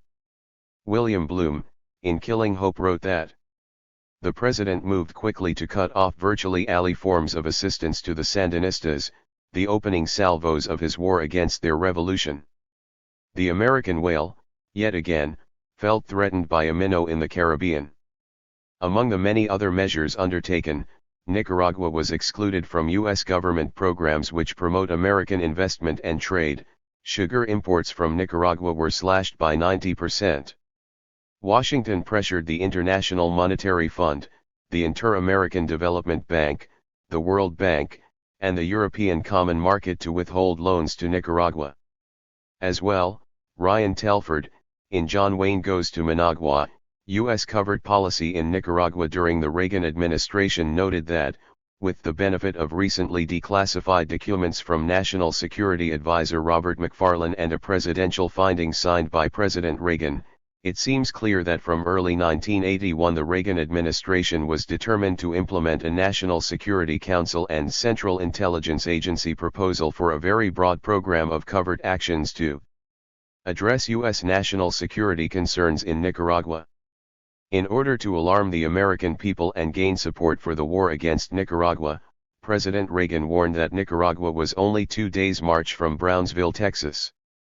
He also stated that, El Salvador is nearer to Texas than Texas is to Miami. Nicaragua is just as close to Miami, San Antonio, San Diego, and Tucson as those cities are to Washington where we have gathered tonight. I traveled through Nicaragua while the American surrogate guerrilla force was attempting to overthrow the Sandinista government. I was horrified by the abject, ubiquitous poverty of the people. People lived in L779.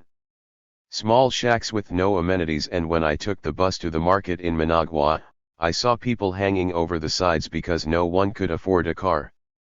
The preposterous notion that this poor backward country would even consider for a moment marching toward the United States through Mexico is material for the satire of Saturday Night Live. Overthrowing the cancer right here on our land mass. To overthrow what George Shultz, former Secretary of State, referred to as a cancer right here on our land mass, the United States decided to create a surrogate guerrilla force, feigning to be Nicaraguans, to rise up against the evil communist government in Managua. The alternative, an invasion by American forces, was ruled out for fear of a backlash from the American public who were not quite over the Vietnam War. The CIA covertly created a paramilitary force known as the Nicaraguan Democratic Force or the Contras, many of whom were former members of Somoza's National Guard. By 1983, there were between 16,000 and 20,000 Contra troops who were operating along the Honduran border and from bases in Costa Rica. The purpose of the Contras was not to defeat the Sandinista army in battle but to use terrorist tactics to destroy infrastructure, health, and educational services. Their intention was not to confront Sandinistas but to blow up bridges, power plants, oil pipelines, ports, schools, health clinics, grain silos, irrigation projects, and farmhouses. The underlying purpose of these acts of terrorism was to destroy the morale of the Nicaraguan people and to force the Nicaraguan government to divert a high proportion of its budget to defense as discussed in detail below. Diverting government resources to the war, forcing the Sandinistas to cut back on their reform programs, had a considerable negative impact on the people of Nicaragua. David Womble, in the CIA in Nicaragua, discussing the atrocities of the Contras, called attention to Witness for Peace, an American Protestant watchdog body, collected a list of Contra atrocities in 1 year, which include murder, the rape of 2 girls in their homes, torture of men, maiming of children, cutting off arms, cutting out tongues, gouging out eyes, castration, bayoneting pregnant women in the stomach, amputating the genitals of people of both sexes, scraping the skin off the face, pouring acid on the face, breaking the toes and fingers of an 18-year-old boy, and summary executions. These were the people Ronald Reagan called the freedom fighters and the moral equivalent of our founding fathers. 180. The Contras were trained by the CIA in terrorist warfare and were provided with a manual of instruction which encouraged the use of violence against civilians. According to William Bloom, in Killing Hope, the CIA manual, entitled Psychological Operations in Guerrilla Warfare, gave advice on such niceties as political assassination, blackmailing ordinary citizens, mob violence, kidnapping, and blowing up public buildings. Upon entering a town, it said, establish a public tribunal where the guerrillas can shame, ridicule, and humiliate Sandinistas and their sympathizers by shouting jeers and slogans. In the wake of the American public's uproar over the disclosures in 1984 about their government's support for the Contra guerrilla army, the State Department was forced to express its strong disapproval for the Contras' terrorist activities, and the Congressional Intelligence Committee publicly condemned the Contras. This was not the first time that Congress had reacted negatively to the CIA covert actions against Nicaragua. Shortly after the CIA had begun its covert actions against Nicaragua without the Congressional Intelligence Committee's approval, an enraged Senate passed the Boland Amendment on December 8, 1982 to amend the War Powers Act of 1973. It prohibited any funding for the Contras and any military support for the purpose of overthrowing the government of Nicaragua. Despite the Boland Amendment, Vice Admiral John Poindexter and Colonel Oliver North secretly diverted funds to the Contras from another secret operation involving the illegal sale of anti-tank and anti-aircraft weapons to Iran, which had explicit presidential approval. Although the Contras consisted of local recruits, they were completely dependent on American support, supplies, and training. Americans built airports, docks, radar stations, and communication centers and trained thousands of Contras in Florida and California. Weapons and military equipment were also provided by the United States, but one of the most crucial contributions by the United States came from U.S. intelligence, which monitored the movements of the Sandinista army from satellites and sophisticated surveillance aircraft, allowing the Contras to move freely in Nicaragua without any danger of confronting Nicaraguan troops.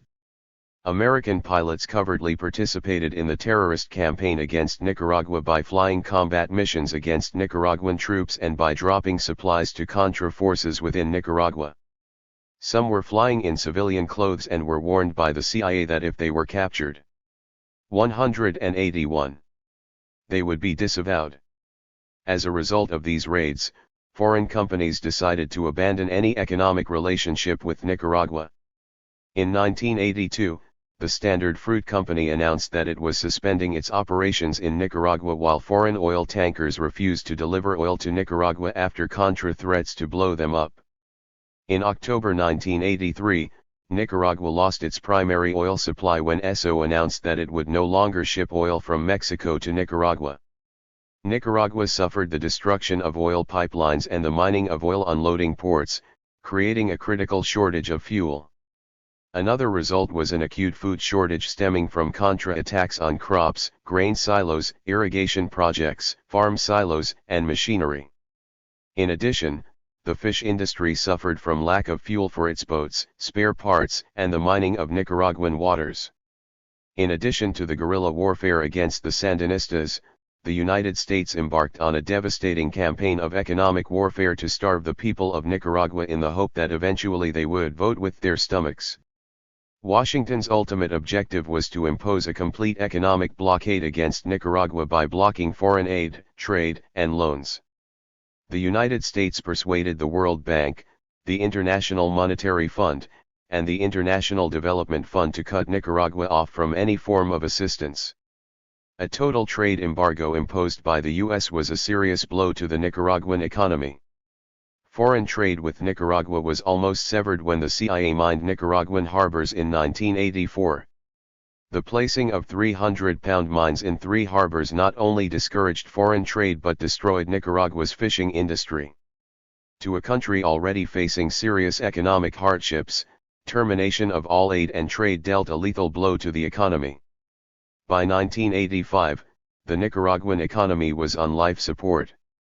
According to Ryan Telford, in John Wayne Goes to Nicaragua, the export economy that was specifically targeted by U.S. covert policy dropped from a pre-revolution high of $134 million in 1977 to under $11 million in 1986.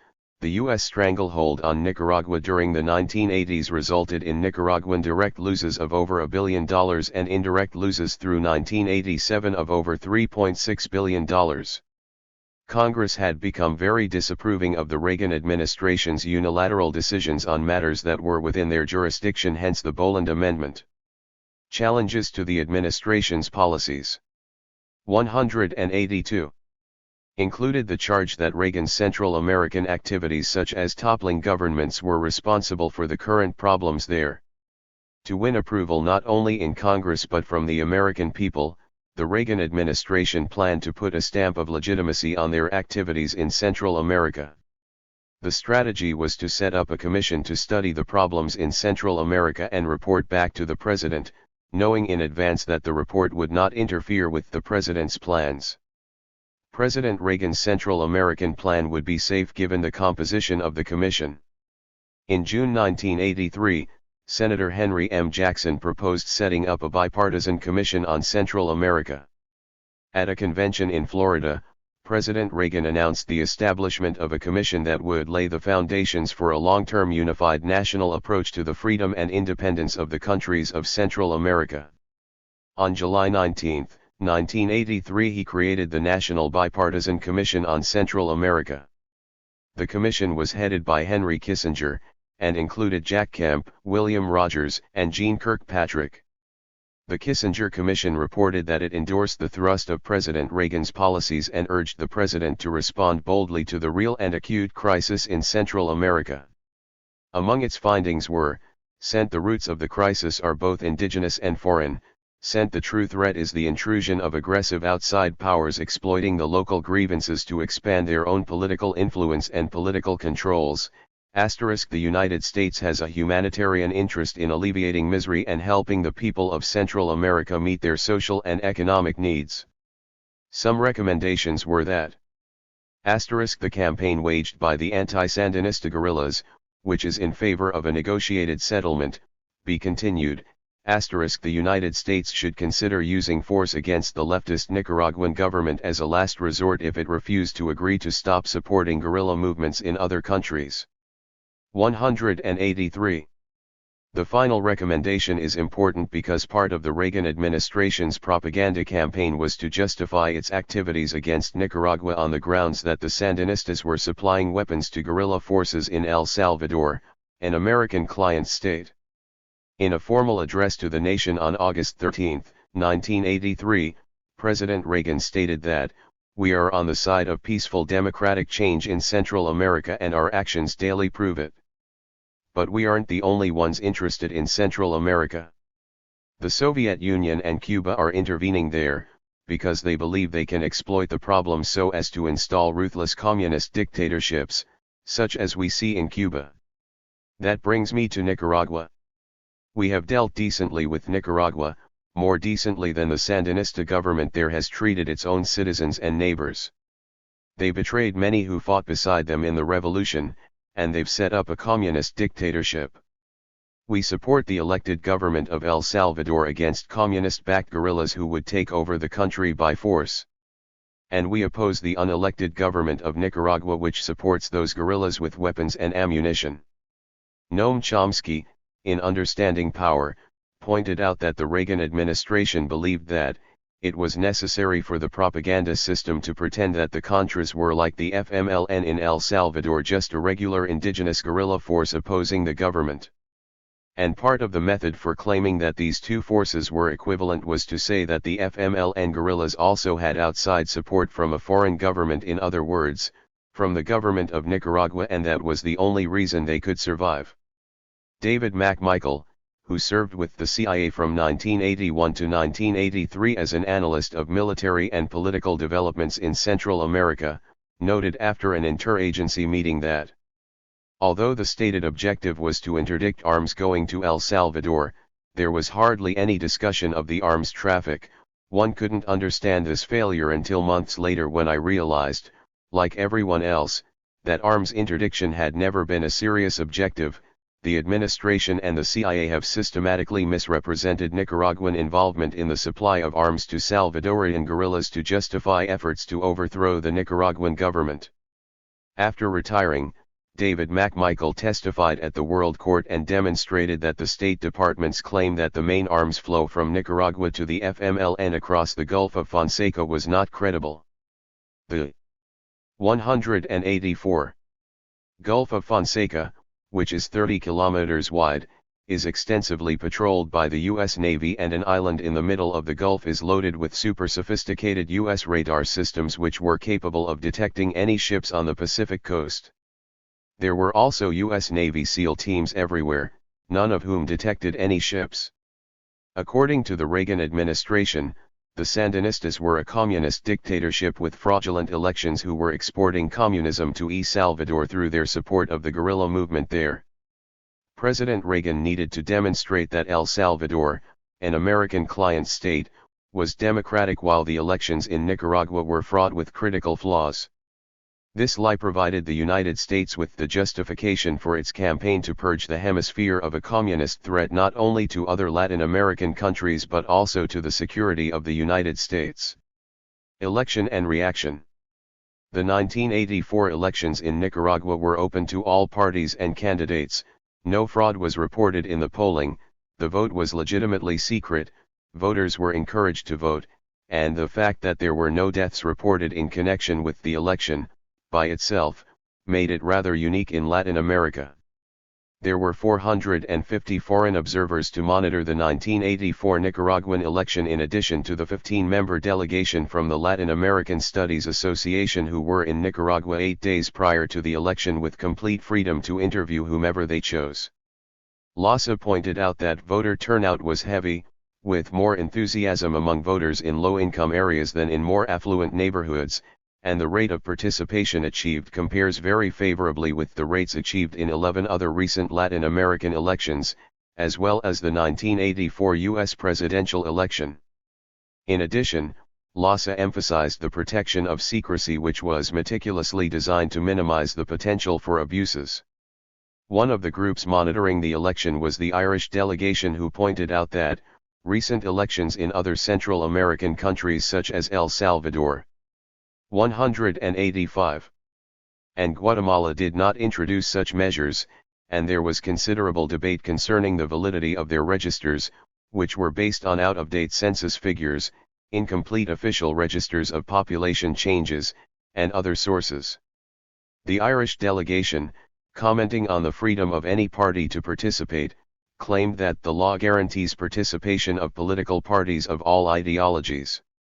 With respect to freedom of expression and the press, the Washington Post reported on Election Day that, even U.S. diplomats here acknowledge that the Sandinistas have allowed expressions of a wide range of political views, including some that were harshly critical of the government. The Sandinistas eased censorship of the sole opposition newspaper, La Prensa. By contrast, elections in El Salvador, the U.S. client state, were critically flawed by, among other factors, the mass murder of civilians by the army during the elections, extreme repression of the majority by a government that ruled on behalf of the elites, and suspension of the right to free speech on March 7, 1980. Although free speech was restored 10 days before the 1982 election, the voters were not informed. As well, the only newspapers critical of the government, La Crónica del Pueblo and El Independiente, were closed in the early 1980s. The propaganda apparatus in Washington was determined to demonstrate that El Salvador was a paragon of democracy and Nicaragua a dangerous dictatorship with plans to inject its poison into El Salvador. In fact, El Salvador was run by a brutal dictator who was forced to implement very repressive measures to contend with a negative nationalist reaction to American domination. President Reagan made a statement on May 18, 1984, in which he noted that, on Wednesday, May 16, the Central Elections Commission of El Salvador certified José Napoleón Duarte as the winner of the May 6 presidential election in that country. By this act, the people of El Salvador have made clear their choice of Mr. Duarte as the first popularly elected president of that country in recent history. The voters have chosen as president a man who has dedicated his life to achieving democracy for his homeland. In a radio address to the people of the United States on March 24, 1984, the president stated that 186. Unlike El Salvador, the Nicaraguans don't want international oversight of their campaign and their elections. Nicaragua is a communist dictatorship armed to the teeth, tied to Cuba and the Soviet Union, which oppresses its people and threatens its neighbors. The Reagan administration referred to the Nicaraguan election as a sham, and to ensure that media coverage in the United States on the day of the election would be negative, the State Department leaked a fraudulent story to the media on November 4, 1984, the day of the election, about a Soviet freighter shipping Soviet MiGs to Nicaragua. According to the State Department, U.S. satellites had picked up evidence that a Soviet freighter heading towards Nicaragua contained crates of the type used to hold MiG fighters. The story was prominently played on U.S. news, with special bulletins interrupting regular programming to announce the new threat to American security. Edward Herman and Noam Chomsky, in Manufacturing Consent, observed that the MiG ploy was, nevertheless, entirely successful. A tone of crisis was manufactured, and options against the hypothetical Sandinista threat were placed at the center of public attention. The Nicaragua election was not discussed. Lassa points out that the final results of Nicaragua's election were not even reported by most of the international media. They were literally buried under an avalanche of alarmist news reports. Lassa concludes that Nicaraguan electoral process was manipulated, as the U.S. government claims, but by the U.S. government itself in its efforts to discredit an election that it did not want to take place. The MiG and election stories were only some of the lies propagated by the United States as part of a propaganda campaign to characterize Nicaragua as a communist dictatorship whose objective was to spread communism to the entire hemisphere. The other lies include: members of the Kissinger Commission concluded that Nicaragua was worse off under the Sandinistas than under Somoza. Henry Kissinger believed that Nicaragua was worse than Nazi Germany. The State Department reported to the world that Nicaragua was exporting drugs without any evidence. Secretary of State Alexander Haig displayed a photograph of 187 burning corpses and declared that it was an example of the Sandinista atrocities perpetrated against the Mosquito Indians. The photo was actually taken before 1978 and therefore was before the Sandinistas came to power. George Shultz called the Sandinistas a cancer in our backyard. Nicaragua was under attack from the United States on many fronts, including the propaganda campaign, the Contra attacks, the economic embargoes and the mining of Nicaraguan harbors. This small country with limited resources was no match for the giant superpower seeking to remove the Sandinistas from power. President Reagan was not some lone psycho at work here, but the point man for an apparatus of propaganda and empire building. Nicaragua responded to these acts of aggression by the only means available to them, and that was to institute proceedings at the World Court in 1984.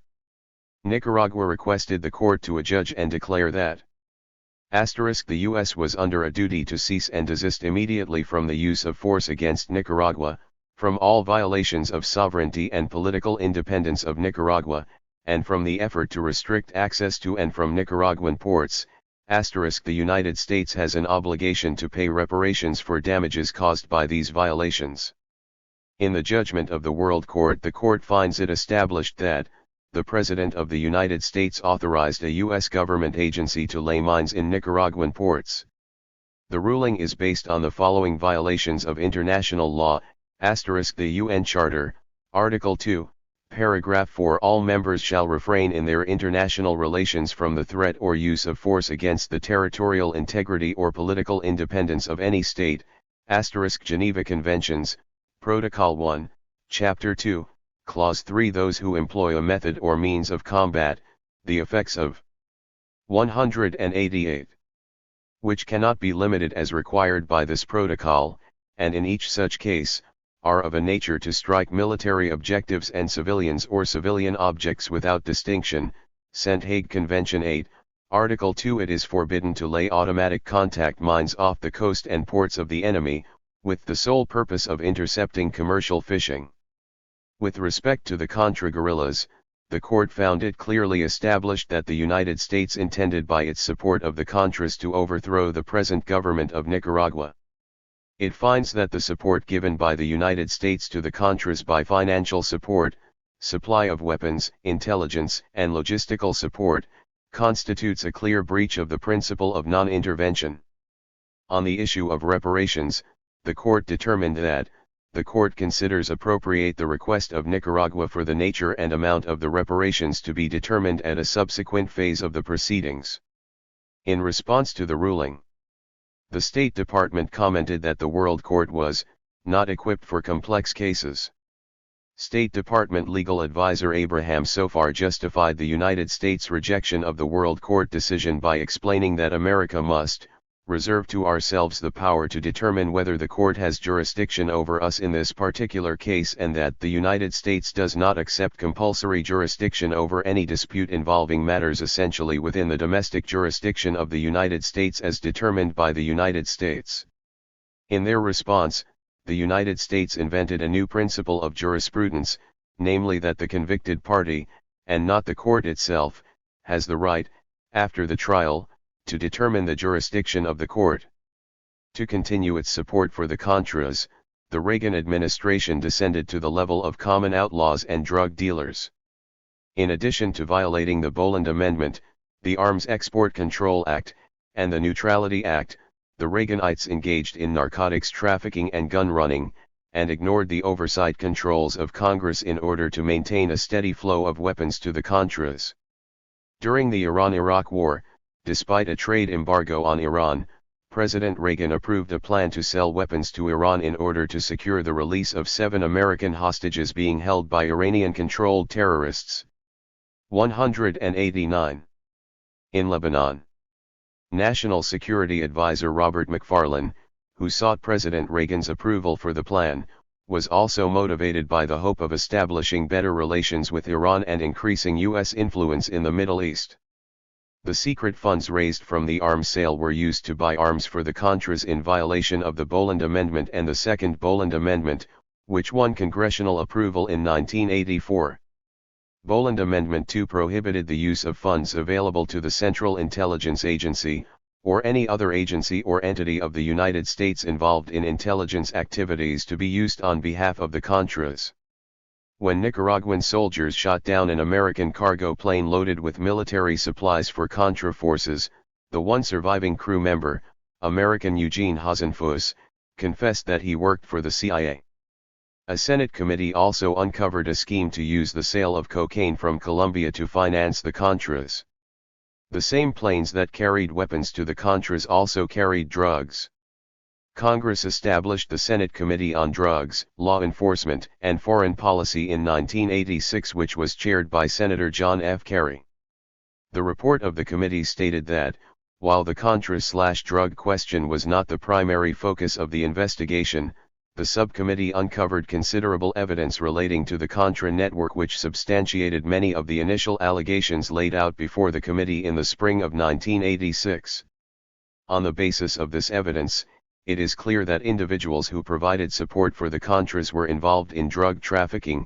The supply network of the Contras was used by drug trafficking organizations, and elements of the Contras themselves knowingly received financial and material assistance from drug traffickers. When knowledge of these illegal activities became public, Attorney General Edwin Meese III appointed an independent counsel to investigate and possibly prosecute illegal activities related to the Iran-Contra affair. The conclusions of the investigation include: sent high-ranking administration officials violated laws and executive orders in the Iran-Contra matter, sent the sale of arms to Iran contravened United States government policy and may have violated the Arms Export Control Act, the provision and coordination of support to the Contras. 190. Violated the Boland Amendment ban on aid to military activities in Nicaragua, sent the policies behind both the Iran and Contra operations were fully reviewed and developed at the highest levels of the Reagan administration, sent Iran operations were carried out with the knowledge of, among others, President Ronald Reagan, Vice President George Bush, sent following the revelation of these operations in October and November 1986, Reagan administration officials deliberately deceived the Congress and the public about the level and extent of official knowledge of and support for these operations. The independent counsel charged 14 persons with criminal violations and all but 2 of them were convicted. President Reagan escaped without any charges, but according to a summary of the independent counsel has concluded that the president's most senior advisors and the cabinet members on the National Security Council participated in the strategy to make national security staff members McFarlane, Poindexter, and North the scapegoats whose sacrifice would protect the Reagan administration in its final 2 years. In an important sense, this strategy succeeded. Independent counsel discovered much of the best evidence of the cover-up in the final year of active investigation, too late for most prosecutions. President Reagan gave a speech to the American people on March 4, 1987 and stated that, "A few months ago I told the American people I did not trade in arms for hostages.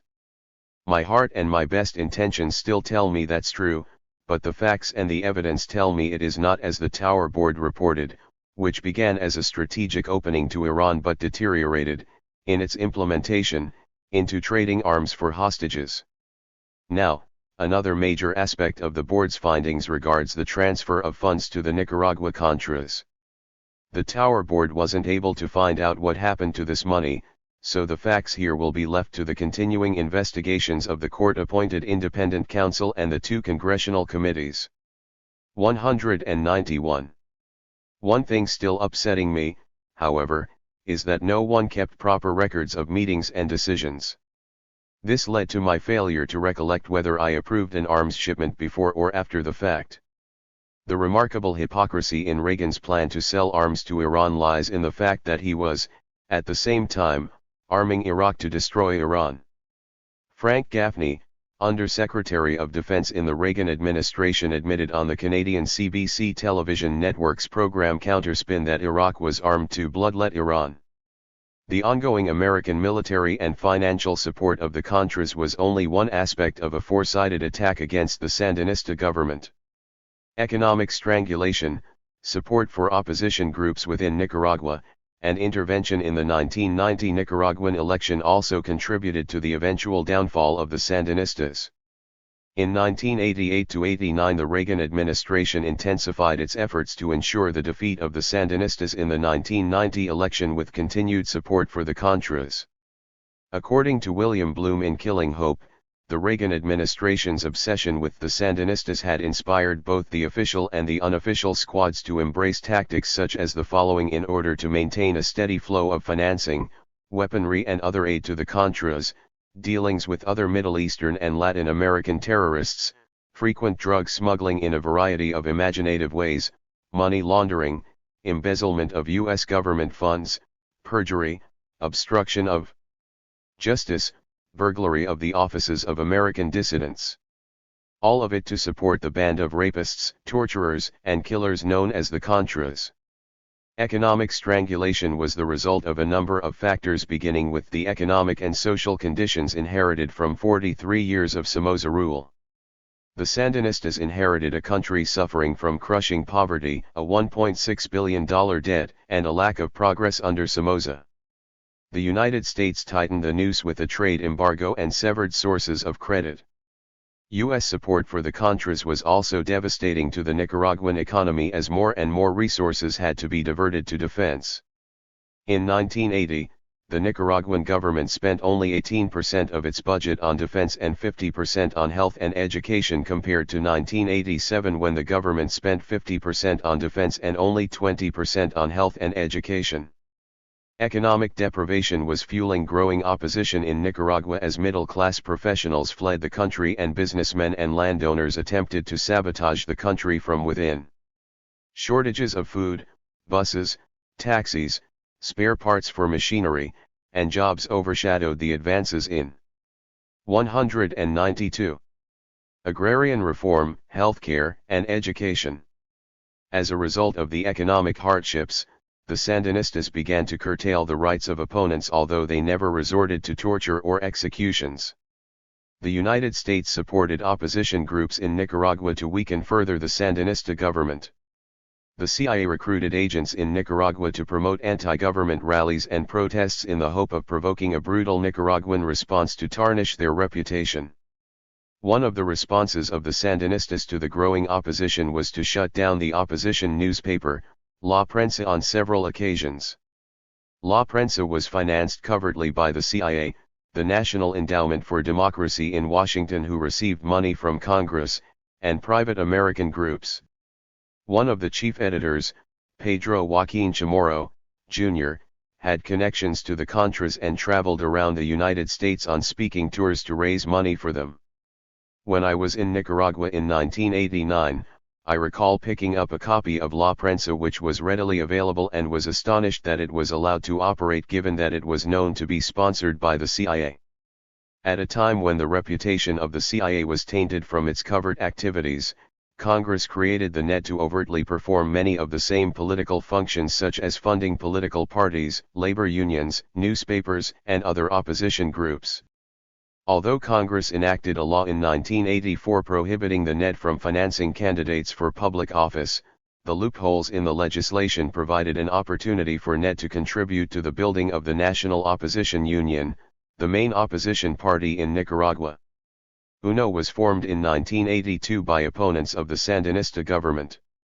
As the 1990 election approached, UNO became a coalition of 14 political parties, all of whom set aside their differences in order to defeat the Sandinistas, to reach a consensus on a leader, and to support Violeta Barrios de Chamorro for that position.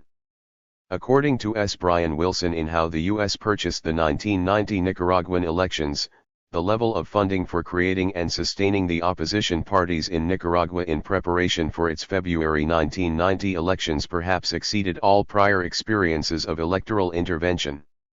If the truth were known, the total might approach $50 million. $50 million in Nicaragua, a country of 3.5 million people in the mid-1980s, is equivalent to $3,550 million in the United States, a country in L93. 1990 of nearly 250 million inhabitants. Examples of funds flowing from the United States to Nicaragua include $13 million in 1984 to 1987 for covered political spending inside Nicaragua, $10 to $12 million in 1987 to 88 for a covered political account designated for Nicaraguan opposition activity, $20 million in 1988 to 89 for the opposition in Nicaragua, $5 million in 1989 for the opposition's housekeeping costs, $3.5 million in 1989 to 90 for NET and / UNO, $9 million in 1989 to 90 for NET and / UNO. People ultimately vote with their stomachs. When I was in Nicaragua in 1989, all the people to whom I spoke lamented the fact that they were forced to vote for Chamorro to put an end to the contra-attacks and economic warfare which had crippled the economy and people's ability to feed themselves. They were forced to vote with their stomachs rather than with their hearts. Edward Herman, in Beyond Hypocrisy, Decoding the News in an Age of Propaganda, observed that, The U.S. attacks which devastated the Nicaraguan economy were certainly the primary contributor to a fall in per capita income of over 50% between 1980 and 1990.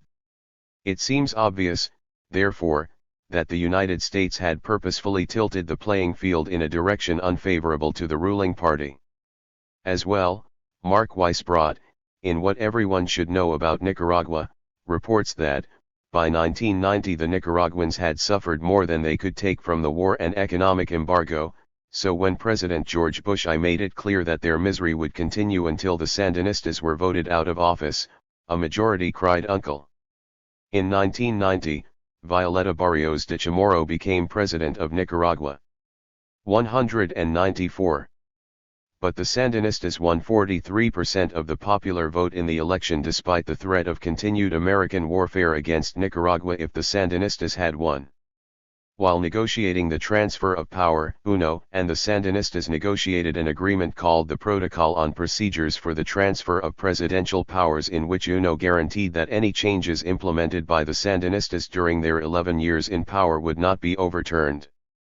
The tragic and hypocritical irony of this agreement is that despite all the suffering of the Nicaraguan people resulting from American objections to Sandinista communist policies, the new U.S.-backed government agreed to preserve them. By the time Chamorro assumed office, Nicaragua's economy had plummeted precipitously. On top of a myriad of previous economic problems caused by 43 years of Somoza rule, from 1979 to 1990 interest rates had climbed to unheard-of levels, businesses had collapsed, foreign investors disappeared, the GDP had diminished by two-thirds, infant mortality had increased, the volume of exports diminished by half, and there was a tenfold increase in foreign debt. Nicaragua was now the poorest country in the Western Hemisphere.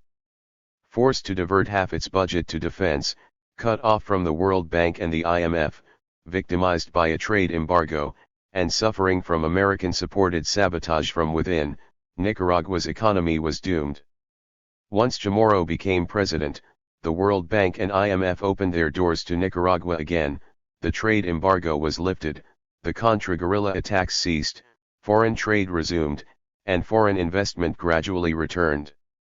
Despite the favorable climate for improvement in social and economic conditions, many problems lingered.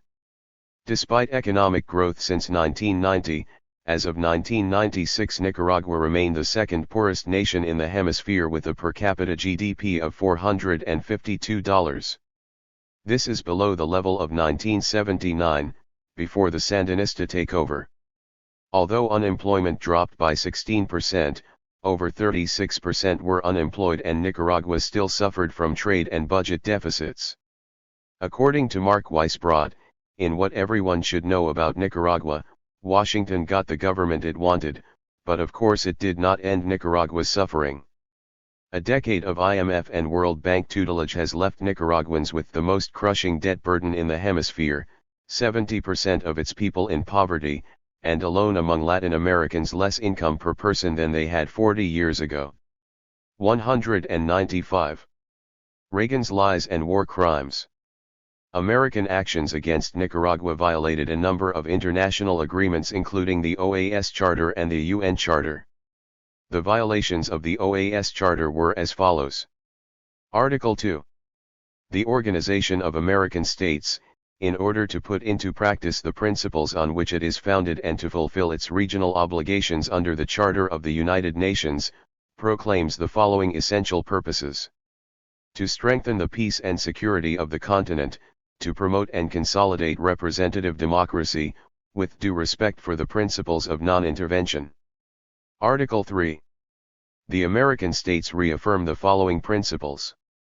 A. International law is the standard of conduct of states in their reciprocal relations. B. International order consists essentially of respect for the personality, sovereignty, and independence of states, and faithful fulfillment of obligations derived from treaties and other sources of international law. Article 10. States are juridically equal, enjoy equal rights and equal capacity to exercise these rights, and have equal duties.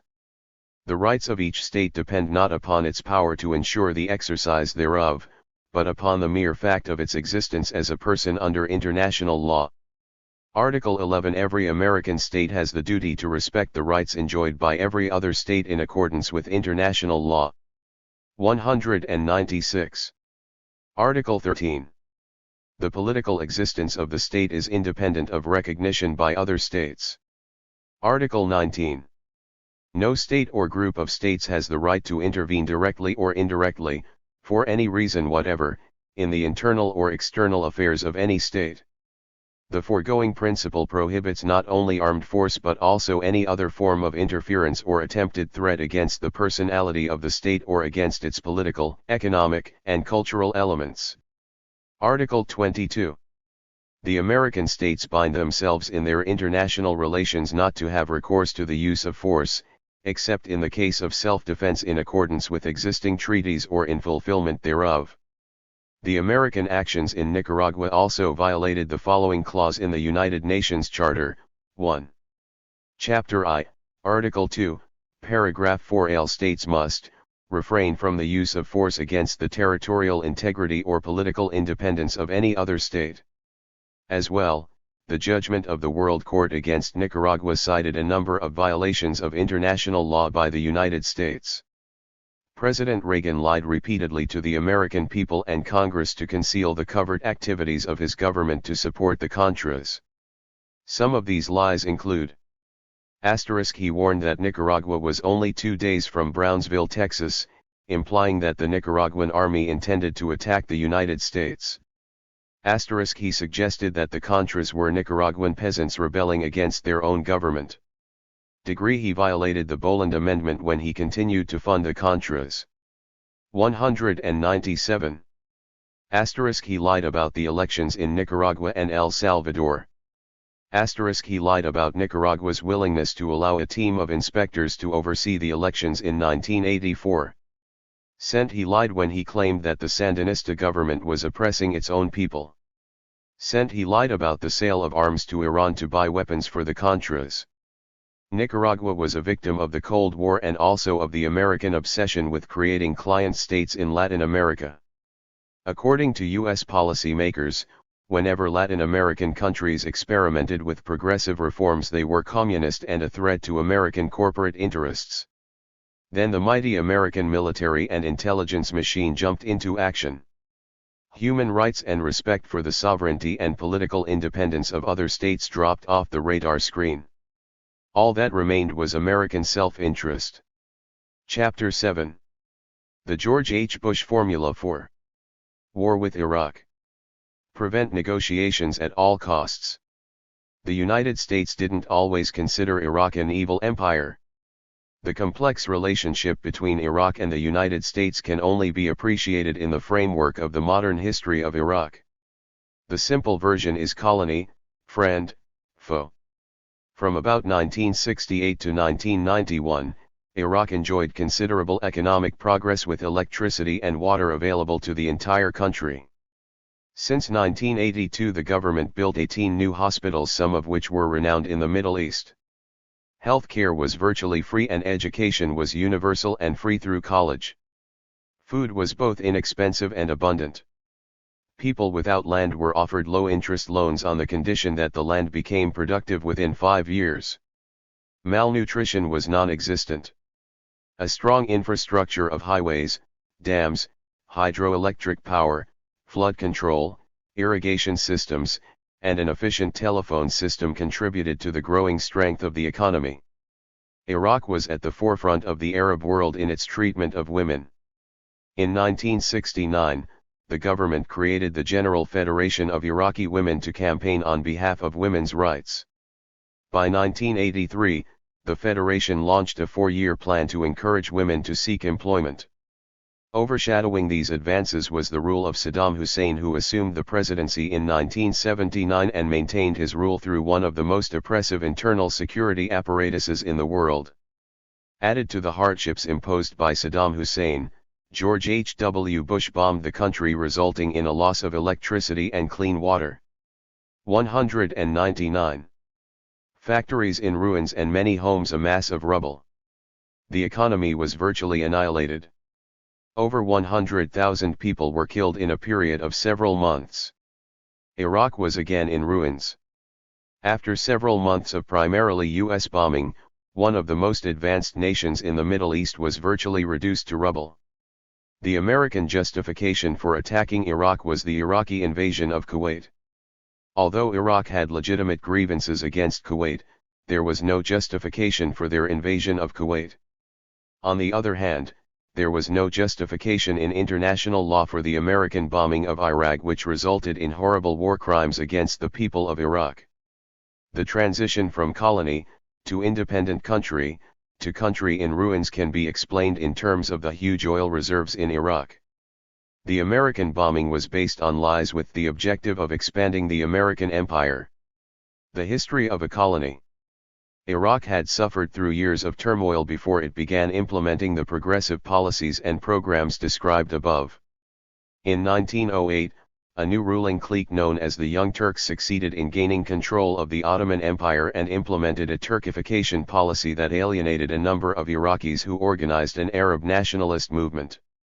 The center of the nationalist movement was Basra, where they began to demand a measure of autonomy. Iraq entered the 20th century in a state of turbulence characterized by tribal conflicts which the Ottoman Empire was unable to control. Without any significant development, Turkish rule persisted until the end of World War I. In 1917, Britain invaded Mesopotamia, resulting in the collapse of the Ottoman Empire. Despite the hopes of Arab leaders for independence at the end of World War I, the League of Nations made Mesopotamia a mandated territory under British rule, provoking the growth of Arab nationalism. Britain was reluctant to relinquish its mandate in Mesopotamia because of newly discovered reserves of oil. Britain created a kingdom in Iraq under the rule of Emir Faisal ibn Hussein in 1921, and in 1932 Iraq achieved full independence as a sovereign state. Faisal's son, Ghazi, became king when his father died in 1933. In 1936, General Bakrasiji successfully staged a military coup in 200. Violation of the constitution and set a precedent for further coups. After 1 year, he was murdered in a military coup after alienating his supporters. King Ghazi died in an automobile accident in 1939 and was succeeded by his 3-year-old son, Faisal II, who assumed power on his 18th birthday in 1953. During World War II, when Rashid Ali al-Gailani became prime minister, Iraq supported Nazi Germany. By defying British requests for troop landings in 1941, al-Gailani provoked the British into invading Iraq. The war between Britain and Iraq lasted less than a month. Al-Gailani and his government sought refuge in Iran and eventually Germany. After his departure, a pro-British government was established in Iraq consisting of Abd al-Ifa as regent and Nuri as-Said as prime minister, while Britain maintained a presence in Iraq to protect the new government. The monarchy in Iraq came under attack for a series of foreign policy blunders, including the announcement that Iraq was joining a mutual defense pact with Pakistan, Turkey, and Iran. The monarchy was finally overthrown in 1958 and King Faisal I, Abd al-Ilah, and Nuri as-Said were executed. The new prime minister, Abdul Karim Qasem, resisted the monopolies of Western oil companies and helped found the Organization of Petroleum Exporting Countries in 1960. Control over Arab oil reserves was a major foreign policy objective of France, Great Britain, and the US. Qasem challenged this control and so provoked the United States into embarking on a campaign to weaken Iraq and its control over its oil. During Qasem's 4 years in power, he opposed joining the United Arab Republics, making him the target of a number of assassination attempts by the Baathists who wanted to join. One of the members of the assassination squad was Saddam Hussein. The CIA was also plotting to assassinate Qasem because he challenged the stranglehold of the Western oil companies over the marketing of Iraqi oil. At the same time, a group of American generals in Turkey were developing plans to invade Iraq and take control of the oil fields there. The CIA supported a coup in 1963 during which Qasem and his supporters were assassinated. The assassination was followed by a series of military coups until 1968, when Ahmed Hassan al-Bakr of the Ba'ath Party assumed power. The Ba'ath Party was a socialist party with strong nationalist convictions. In attempt to 201. Gain control over its own oil reserves, the government nationalized the U.S/British-owned Iraq Petroleum Company. Saddam Hussein played a major role in the nationalization of Iraqi oil. Saddam Hussein was born in 1937 to a poor peasant family in a small village. After his father's death in 1947, he moved to Baghdad to live with his uncle. In 1957, he joined the Ba'ath Party but was forced into exile in 1959 after participating in an unsuccessful coup attempt against Abdul Karim Qasem. After he returned from exile, he was imprisoned in 1963 only to escape in 1966. The Ba'athists regained power in 1968 and Saddam served as deputy chair of the Revolutionary Council and became vice president of Iraq in 1969. After the resignation of al-Bakr in 1979, Saddam Hussein became president. Due to the nationalist passion of the Ba'athist Party and its nationalization of the U.S/British-owned Iraqi Petroleum Company, the United States entered a campaign to destabilize Iraq in 1972 by encouraging the leaders in northern Iraq to rebel against the Iraqi government. The United States supplied arms to Iran, which were then funneled to the Kurds in northern Iraq. The plan was to drain Iraq's resources through a war with the Kurds. Therefore, when the Soviet Union volunteered to mediate between the two parties, the Kurds were asked by Henry Kissinger to refuse. In 1979, the Shah of Iran, a brutal dictator, was overthrown by the Iranian people, who then welcomed back the Ayatollah Khomeini from exile in Paris. The Ayatollah Khomeini was born in 1902 and as a child underwent rigorous religious training. In 1963, he became actively engaged in challenging the Shah and his pro-American policies, and his fierce attacks led to his exile in 1964. Following Khomeini's return to Iran, a nationwide referendum was held declaring Iran an Islamic republic, after which he attained the title Imam and the supreme leader of Iran. The overthrow of the Shah and the installation of an Islamic republic deprived Washington of its main ally in the Gulf region. In need of a new ally, the United States turned to Iraq in 1979. Hundreds of thousands die for a stalemate. The transformation of Iran into an Islamic republic headed by the anti-American Ayatollah Khomeini was alarming to both Iraq and the United States. The United States now considered Iran as the major threat to peace. 202. In the Middle East, and also a threat to a steady supply of cheap oil. Saddam was afraid that the new revolutionary leadership in Shiite Iran would pose a threat to the delicate Sunni-Shiite balance in Iraq, where the majority of people were Shiite and Hussein was supported by the Sunni sect.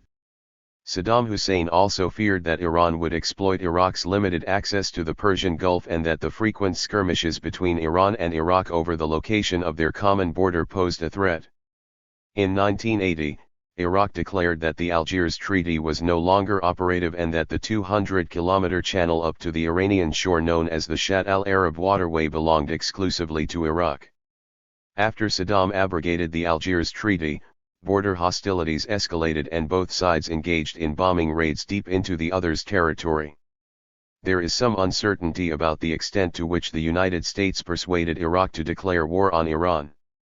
According to Ramsey Clark in The Fire This Time, U.S. War Crimes in the Gulf, National Security Advisor Zbigniew Brzezinski publicly encouraged Iraq to attack Iran and take back the Shatt al-Arab waterway, control of which the U.S. had forced Iraq to share with Iran only 4 years ago.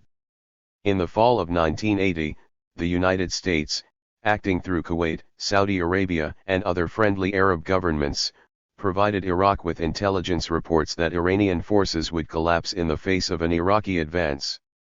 At the urging of the Emir of Kuwait, Egypt's Anwar Sadat, and other U.S.-backed Arab rulers, Saddam Hussein followed Brzezinski's advice in late 1980 and unleashed a war with Iran in which hundreds of thousands have died. John R. MacArthur, in Second Front, Censorship and Propaganda in the Gulf War, argues that, while it might overstate the case to suggest that in 1980 the Carter administration encouraged Hussein to attack Khomeini's Shiite legions, one can safely say that no one in the Carter camp seemed to object very loudly, coming on the heels of the Iranian kidnapping of the U.S. Embassy staff in Tehran, guaranteed at the very least official neutrality in the Iran-Iraq War. In this case, however, neutrality rapidly metamorphosed into quiet backing for Iraq, which eventually led to military support. Without the military and economic assistance of the United States and its allies, Iraq would have lacked the capability to sustain its war effort for 8 years. U.S. airborne warning and control aircraft that had been stationed in Saudi Arabia provided Iraq with intelligence. 203. Information about troop movements in Iran. The United States also sent CIA and Special Forces operatives to train Iraqi commandos. In order to sell dual-use equipment and technology to Iraq, the Reagan administration had to remove Iraq from the official list of states that allegedly support international terrorism. Subsequently, the U.S. shipped 6 Lockheed L-100 civilian transport aircraft, 6 small jets, and 45 large Bell helicopters to Iraq. As well, the United States provided massive amounts of financial aid both directly and indirectly to Iraq to finance the war. Kuwait and Saudi Arabia, both U.S. allies, contributed tens of billions of dollars to Iraq's war effort. Kuwait alone contributed $30 billion. The U.S. Agricultural Department provided Iraq with $5 million in credits that could be used to finance the purchase of American arms. The dictatorship in Turkey, a major recipient of U.S. military aid, dispatched troops to Iraqi Kurdistan for the purpose of engaging the Kurdish rebels in war to divert them from fighting against Iraq. Iraq could therefore concentrate on its war with Iran. On September 22, 1980, both Iranian and Iraqi bombers attacked important targets in each other's territory. At the same time, Iraq ordered 6 divisions to enter Iran and begin a surprise attack on 3 fronts. These surprise attacks were very successful and the last major territorial gain occurred in early November 1980. At this point, many believed that the war would be won in a matter of weeks. Iran averted defeat by a rapid mobilization of volunteers. By November 1980, 200,000 Iranian troops were sent to the front. Despite Iraq's superior military forces, Iran rejected a settlement and began a series of counter-offensives in January 1981. By May 1982, Iran penetrated Iraqi defenses, split Iraqi forces, and forced Iraq to retreat. Iraq devised the strategy of human wave attacks whereby relatively untrained soldiers aged from 9 to 50 would hold hands and march through minefields and fortifications to clear a safe path for Iraqi tanks. In 1984, Iraq was forced to alter its military strategy from gaining control of Iranian territory to defending against Iranian gains inside Iraq. At this point in the war, approximately 300,000 Iranian soldiers and 250,000 Iraqi soldiers had been killed or wounded. To inflict greater losses on the other side, both Iraq and Iran began. 204. To attack major population centers and industrial facilities. UN Secretary-General Javier Pérez de Cuellar formally accused Iraq in March 1986 of using chemical weapons against Iran. Basing his conclusion on the evidence of 4 UN chemical weapons inspectors, Javier Pérez de Cuellar demanded that Iraq cease its violations of the 1925 Geneva Protocol on the use of chemical weapons. 2 of the chemical agents identified by the United Nations were mustard gas and tabun. Mustard gas burns any body tissue that it touches, and if it penetrates into the body either through inhalation or through the skin, it causes blindness, blistering, and lung damage. Tabun is such a powerful chemical agent that even small concentrations over a short period of time can result in persistent contraction of the pupils and a tightness or constriction of the chest. A lethal dose, inhaled or absorbed through the skin, initially causes a running nose and sweating followed by involuntary urination and defecation, vomiting, convulsions, paralysis and ultimately death. It has been estimated that about 10,000 people died as a result of exposure to chemical weapons. Some of these chemical weapons were imported and some were produced at from 3 to 5 chemical agent production sites in Iraq, including Samawa, Ramadi, and Samarra. Mustard gas was produced at a chemical plant in Samarra, but Iraq had to import the precursor agent, thioudiglycol, from Western Europe and the United States. UN condemnation of Iraq for the use of chemical weapons persuaded the United States government to consider instituting foreign policy controls on the export of 5 chemicals used in the production of chemical weapons. The implementation of these controls was also in response to an extremely high number of recent orders from Iraq for these chemicals. When the war appeared to be reaching a stalemate in 1987, an Iranian offensive surrounded a garrison at Mawat, endangering Iraqi oilfields near Kirkuk and the oil pipeline to Turkey. The Iraqis changed their strategy from a defensive posture to an offensive one by increasing the number of airstrikes against Iran and improving the effectiveness of their military. Both superpowers feared that an Iranian victory might lead to a pro-Iranian Iraq, with the majority Shiites in Iraq allying themselves with Iran. This fear resulted in more superpower involvement in the war.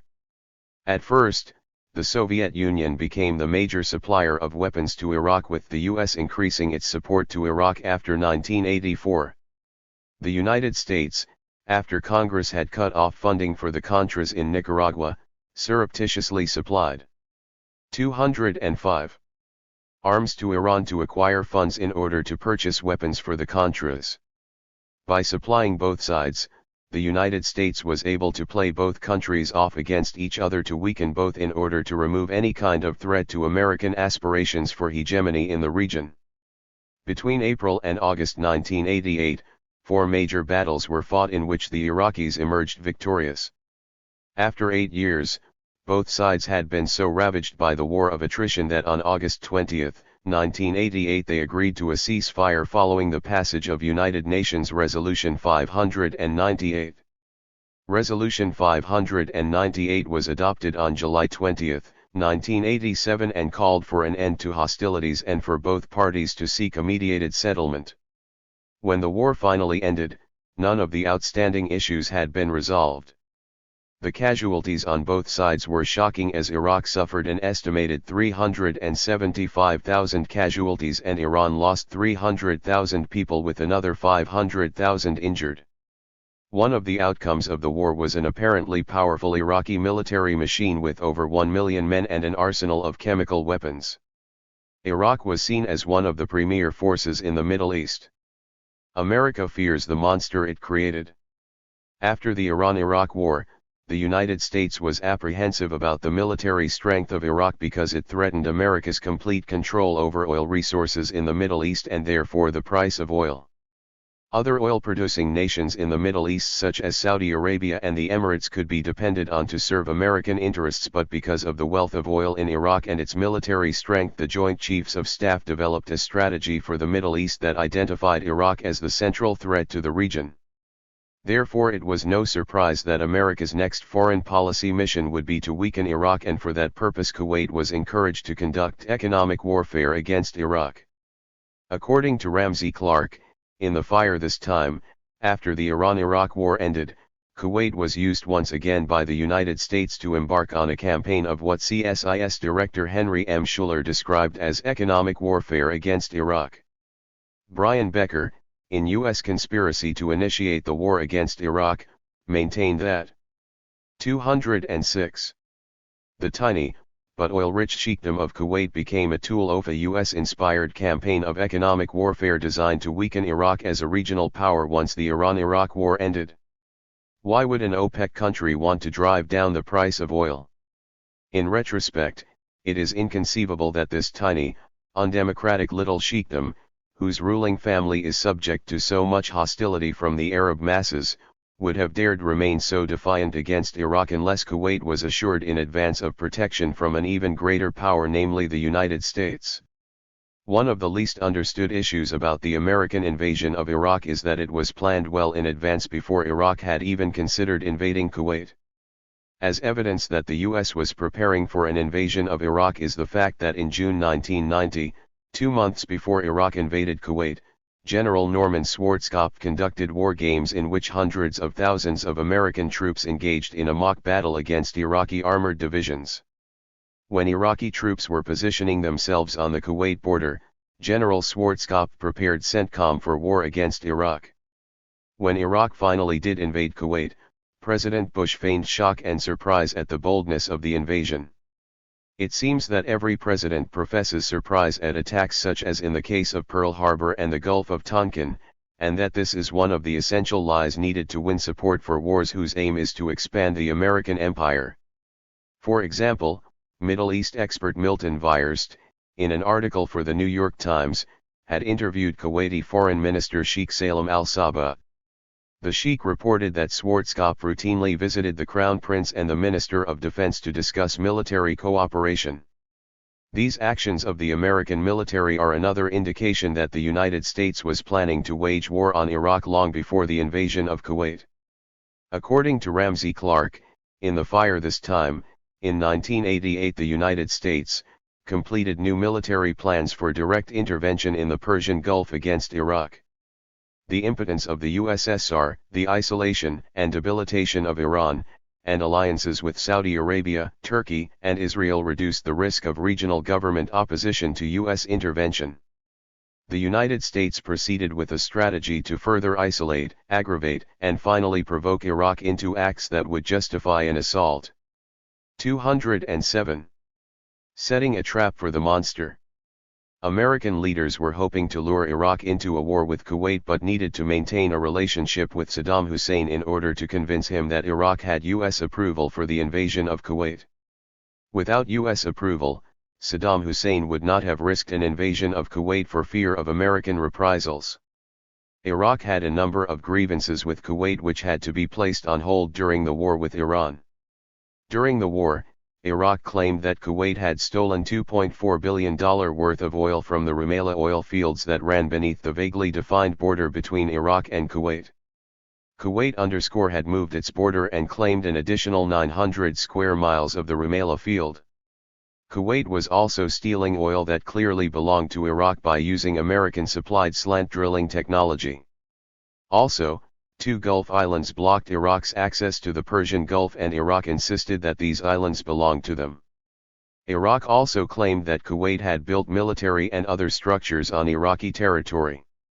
Kuwait and the United Arab Emirates were exceeding production quotas set by OPEC, thereby driving down the price of oil and depriving Iraq of the revenues that were needed to rebuild the country. According to Ramsey Clark in The Fire This Time, Pierre Salinger observed that Kuwait decided to drastically increase oil production on August 8, 1988, one day after Iran agreed to a ceasefire with Iraq. Both Iran and Iraq desperately needed stable oil prices to finance post-war reconstruction. Kuwait's action, which violated OPEC agreements, sent oil prices into a tailspin. Crude oil prices fell from $21 to $11 a barrel, costing Iraq $14 billion a year, according to the New York Times. Then, in March 1989, Kuwait demanded a 50% increase in the OPEC quotas. This demand was rejected at the June 1989 OPEC meeting, but Kuwait Oil Minister Sheikh Ali Al-Khalifa announced Kuwait would no longer be bound by any quota. Kuwait eventually doubled production to over 2 million barrels per day. Iraq had incurred a very large debt during the Iran-Iraqi war totaling over $80 billion, of which $30 billion was owed to Kuwait. Iraq offered to repay the debt after it rebuilt its economy, at which time it could afford to satisfy its creditors. Kuwait demanded its money immediately while at the same time lowering the price of oil again. The economic warfare against Iraq also consisted of a sanction campaign which was not approved by the United Nations until 1990 and 208. Involved not only the United States but other Western countries as well. Technology and food sales to Iraq were the main items included in the sanctions. The total impact of the economic warfare against Iraq was devastating considering the extent to which the Iraqi economy had suffered from the Iran-Iraq war. There were a number of efforts to resolve the dispute over oil prices between Kuwait and Iraq. Other Arab nations also suffered economically when Kuwait increased the supply of oil to lower its price. OPEC had set new production quotas in March 1990 but Kuwait refused to comply. In frustration, Iraq dispatched envoys to several Arab states appealing for new quotas that would allow a modest increase in the price of oil. Kuwait again refused to comply. At another meeting on July 10, oil ministers again agreed to gradually raise the price of oil, but Kuwait warned fellow members that it intended to increase oil production substantially in October. It was clear that Kuwait was determined to increase oil supplies without regard for the other oil-producing nations in the Middle East. It was also clear that Kuwait was completely unconcerned about an Iraqi invasion because the emir knew that the United States would defend Kuwait. When Sheikh Sabah of Kuwait was urged by Jordan to take the Iraqi threats more seriously, he responded that, "We are not going to respond to, if they don't like it, let them occupy our territory, we are going to bring in the Americans." The United States used Kuwait as the spark to ignite the Iraqi tinderbox. Capitalizing on all of the disputes between Iraq and Kuwait, U.S. leaders encouraged Kuwait to continue the above policies in order to provoke Iraq into an invasion in which the Americans would claim to be neutral. In fact, as discussed below, they planned to use the invasion as a pretext to declare war on Iraq.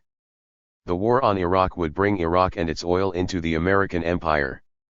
Saddam Hussein was not prepared to invade Kuwait without either the approval or indifference of the United States. Saddam Hussein met with the American ambassador to Iraq, April Glaspie, on July 25, 1990, to seek out the U.S. position on an Iraqi invasion of Kuwait. The following is part of the transcript of the conversation. U.S. Ambassador Glaspie: I have direct instruction from 209. President Bush to improve our relations with Iraq. We have considerable sympathy for your quest for higher oil prices, the immediate cause of your confrontation with Kuwait. As you know, I lived here for years and admire your extraordinary efforts to rebuild your country. We can see that you have employed massive numbers of troops in the south. Normally that would be none of our business, but when this happens in the context of your threats against Kuwait, then it would be reasonable for us to be concerned. For this reason, I have received instructions to ask you, in the spirit of friendship not confrontation, regarding your intentions. Why are your troops massed so very close to Kuwait's border? Saddam Hussein: as you know, for years I have made every effort to reach a settlement in our dispute with Kuwait. There is to be a meeting in 2 days. I am prepared to give negotiations this one more brief chance. But if we are unable to find a solution, then it would be natural that Iraq will not accept death. U.S. Ambassador Glaspie: what solutions would be acceptable? Saddam Hussein: what is the United States' opinion on this? U.S. Ambassador Glaspie: we have no opinion on your Arab-Arab conflicts, such as your dispute with Kuwait. Secretary of State James Baker has directed me to emphasize the instruction, first given to Iraq in the 1960s, that the Kuwait issue is not associated with America. Later, when British journalists confronted Ambassador Glaspie as she was leaving the U.S. Embassy in Baghdad, they asked her how she could have conveyed the message that the U.S. was neutral on Arab-Arab conflicts while aware that the U.S. was fully rigged to defend Kuwait. The reporters were greeted with silence. With Iraqi troops stationed on the Kuwait border and Hussein now convinced that the United States would not interfere if Iraq invaded Kuwait. 210. The invasion of Kuwait was imminent. Other Arab nations fervently hoped that a war between Iraq and Kuwait could be avoided, but with Kuwait's intransigence over the price of oil, war seemed inevitable.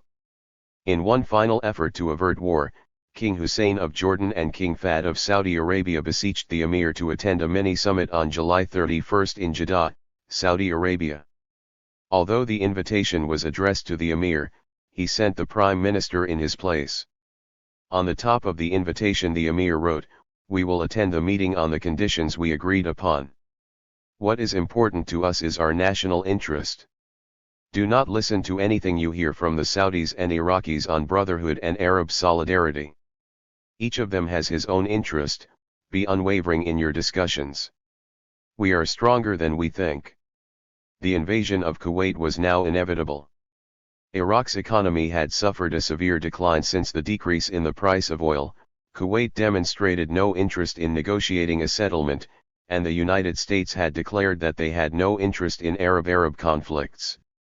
Without fear of American reprisals, Iraq invaded Kuwait on August 2, 1990. On the same day, the United Nations Security Council passed Resolution 660, which stated that the Security Council, alarmed by the invasion of Kuwait on August 2, 1990, by the military forces of Iraq 1. Condemns the Iraqi invasion 2. Demands that Iraq withdraw immediately and unconditionally. 3. Calls upon Iraq and Kuwait to begin immediately intensive negotiation. The propaganda campaign to justify an ultimate attack on Iraq accelerated after the invasion of Kuwait. On August 2, 1990, U.S. Deputy Press Secretary Popotyuk made a statement that, the United States is deeply concerned about the blatant act of aggression and demands the immediate and unconditional withdrawal of all Iraqi forces. We are urging the entire international community to condemn this outrageous act of aggression. Also on August 2, 1990, President Bush exchanged remarks with reporters and said, 2a. Let me make a brief statement here about recent events. The United States strongly condemns the Iraq military invasion of Kuwait. We call for the immediate and unconditional withdrawal of all Iraqi forces. We're not discussing intervention. The American plan to provoke Iraq into an invasion of Kuwait by creating the perception in the mind of Saddam Hussein that the United States would not intervene was eminently successful. Condemnations of Saddam Hussein spewed out of Washington to pave the way for a U.S. invasion of Iraq. As well, in the interim, the United States had to guarantee that all attempts by Iraq to settle its dispute with Kuwait were doomed to failure. Kuwait presented a public relations challenge for the Bush administration. Kuwait was a small Arab sheikhdom ruled by a family oligarchy. Since 1961, the emirate had been ruled by the Sabah family, who had dissolved the National Assembly. The assembly had not been a paragon of democracy anyway, since only 65,000 males and 0 women out of a population of 2 million were allowed to participate in the political process. Kuwait depended on foreign workers who were treated as slaves and were systematically abused, often by burning, blinding, and fatal beatings. The Kuwait government was quite brutal in suppressing any political dissent. On January 22, 1990, the government brutally attacked a pro-democracy demonstration with tear gas and batons and beat several politicians. Following the demonstration, political assemblies were banned. The buildup of American forces in the Persian Gulf began on the same day as Iraq invaded Kuwait. On August 2, a group of 7 warships led by the USS Independence headed toward the Persian Gulf, followed by another aircraft carrier and an assault ship on August 5.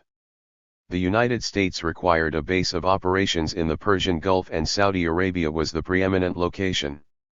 To overcome the Saudis' reluctance to serve as a base of U.S. military operations for an attack on a fellow Arab state, the United States lied to Saudi Arabia that Iraqi troops were lined up on the Saudi border.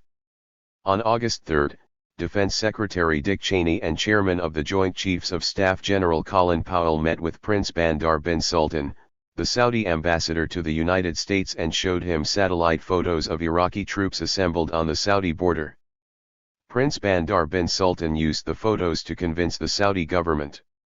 To apply more pressure to the Saudi government, a high-level delegation consisting of Dick Cheney, Colin Zn2 Powell, National Security Agency Deputy Director Robert Gates, Defense Department aide Paul Wolfowitz, and General Schwarzkopf traveled to Saudi Arabia to meet with King Fahd. Before the high-level meeting, King Fahd had sent a team to investigate the presence of Iraqi troops, but they returned without a shred of evidence. According to an article in Florida St. Petersburg Times, Soviet commercial satellite photos confirmed that there were no Iraqi troops on the Saudi border. The Times hired 2 defense intelligence experts to study the photos, both of whom refuted Washington's claims about the location of Iraqi troops. Nevertheless, King Fahd finally succumbed to the pressure, but asked that it appear as if Saudi Arabia had requested American assistance. Saudi Arabia consented on August 7 to the deployment of 90,000 American troops, 40,000 of whom were deployed immediately. The buildup escalated rapidly in September, long before sanctions negotiations or any other attempts to resolve the crisis without using force had any prospect of succeeding. By September 4, there were 100,000 troops in the GIF, doubling to 200,000 by mid-October. Without any new developments, either positive or negative, Bush had amassed 400,000 troops in the Gulf by the end of October. President Bush was deploying these troops illegally just prior to the congressional elections in an attempt to further guarantee the inevitability of the war. More troops were dispatched to the Gulf, and by mid-January, there were now 540,000 troops prepared to pounce on Iraq. Congress had not yet approved of United Nations Resolution 678 authorizing the use of force. Arab nations tried to lead the American horse to water. King Hussein of Jordan was determined to fashion an Arab solution to the crisis. He discussed a possible withdrawal with Saddam Hussein, who offered to withdraw his troops from Kuwait on the condition that he would not be subjected to condemnation by the Arab League. Following his meeting with Saddam, King Hussein flew to Egypt to secure a promise from President Hosni Mubarak that Egypt would not condemn Iraq. King Hussein was particularly concerned about Egypt because of its close ties to the United States. At the same time, Bush had issued an ultimatum giving Iraq 2 days to withdraw from Kuwait. King Hussein then met with Saddam Hussein on August 3, 1990, to invite him to a conference set for 213. August 5 to negotiate a settlement with Kuwait. Saddam promised to begin withdrawing his troops the same day if the conference proved fruitful, and issued a communiqué stating that he would begin withdrawing his troops on August 5. Withdrawal was not part of the American strategy, so to sabotage any agreement, the U.S. applied immense pressure on Egypt to condemn Iraq for the invasion.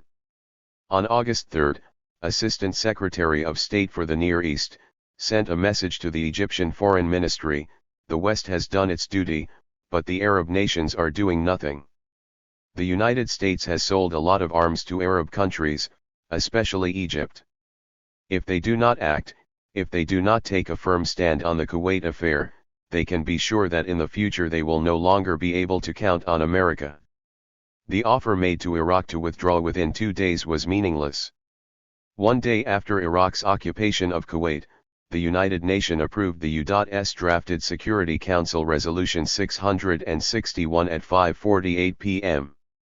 Security Council Resolution 661 mandated sanctions against Iraq and stated that it was determined to bring the invasion and occupation of Kuwait to an end and to restore sovereignty, independence, and territorial integrity of Kuwait.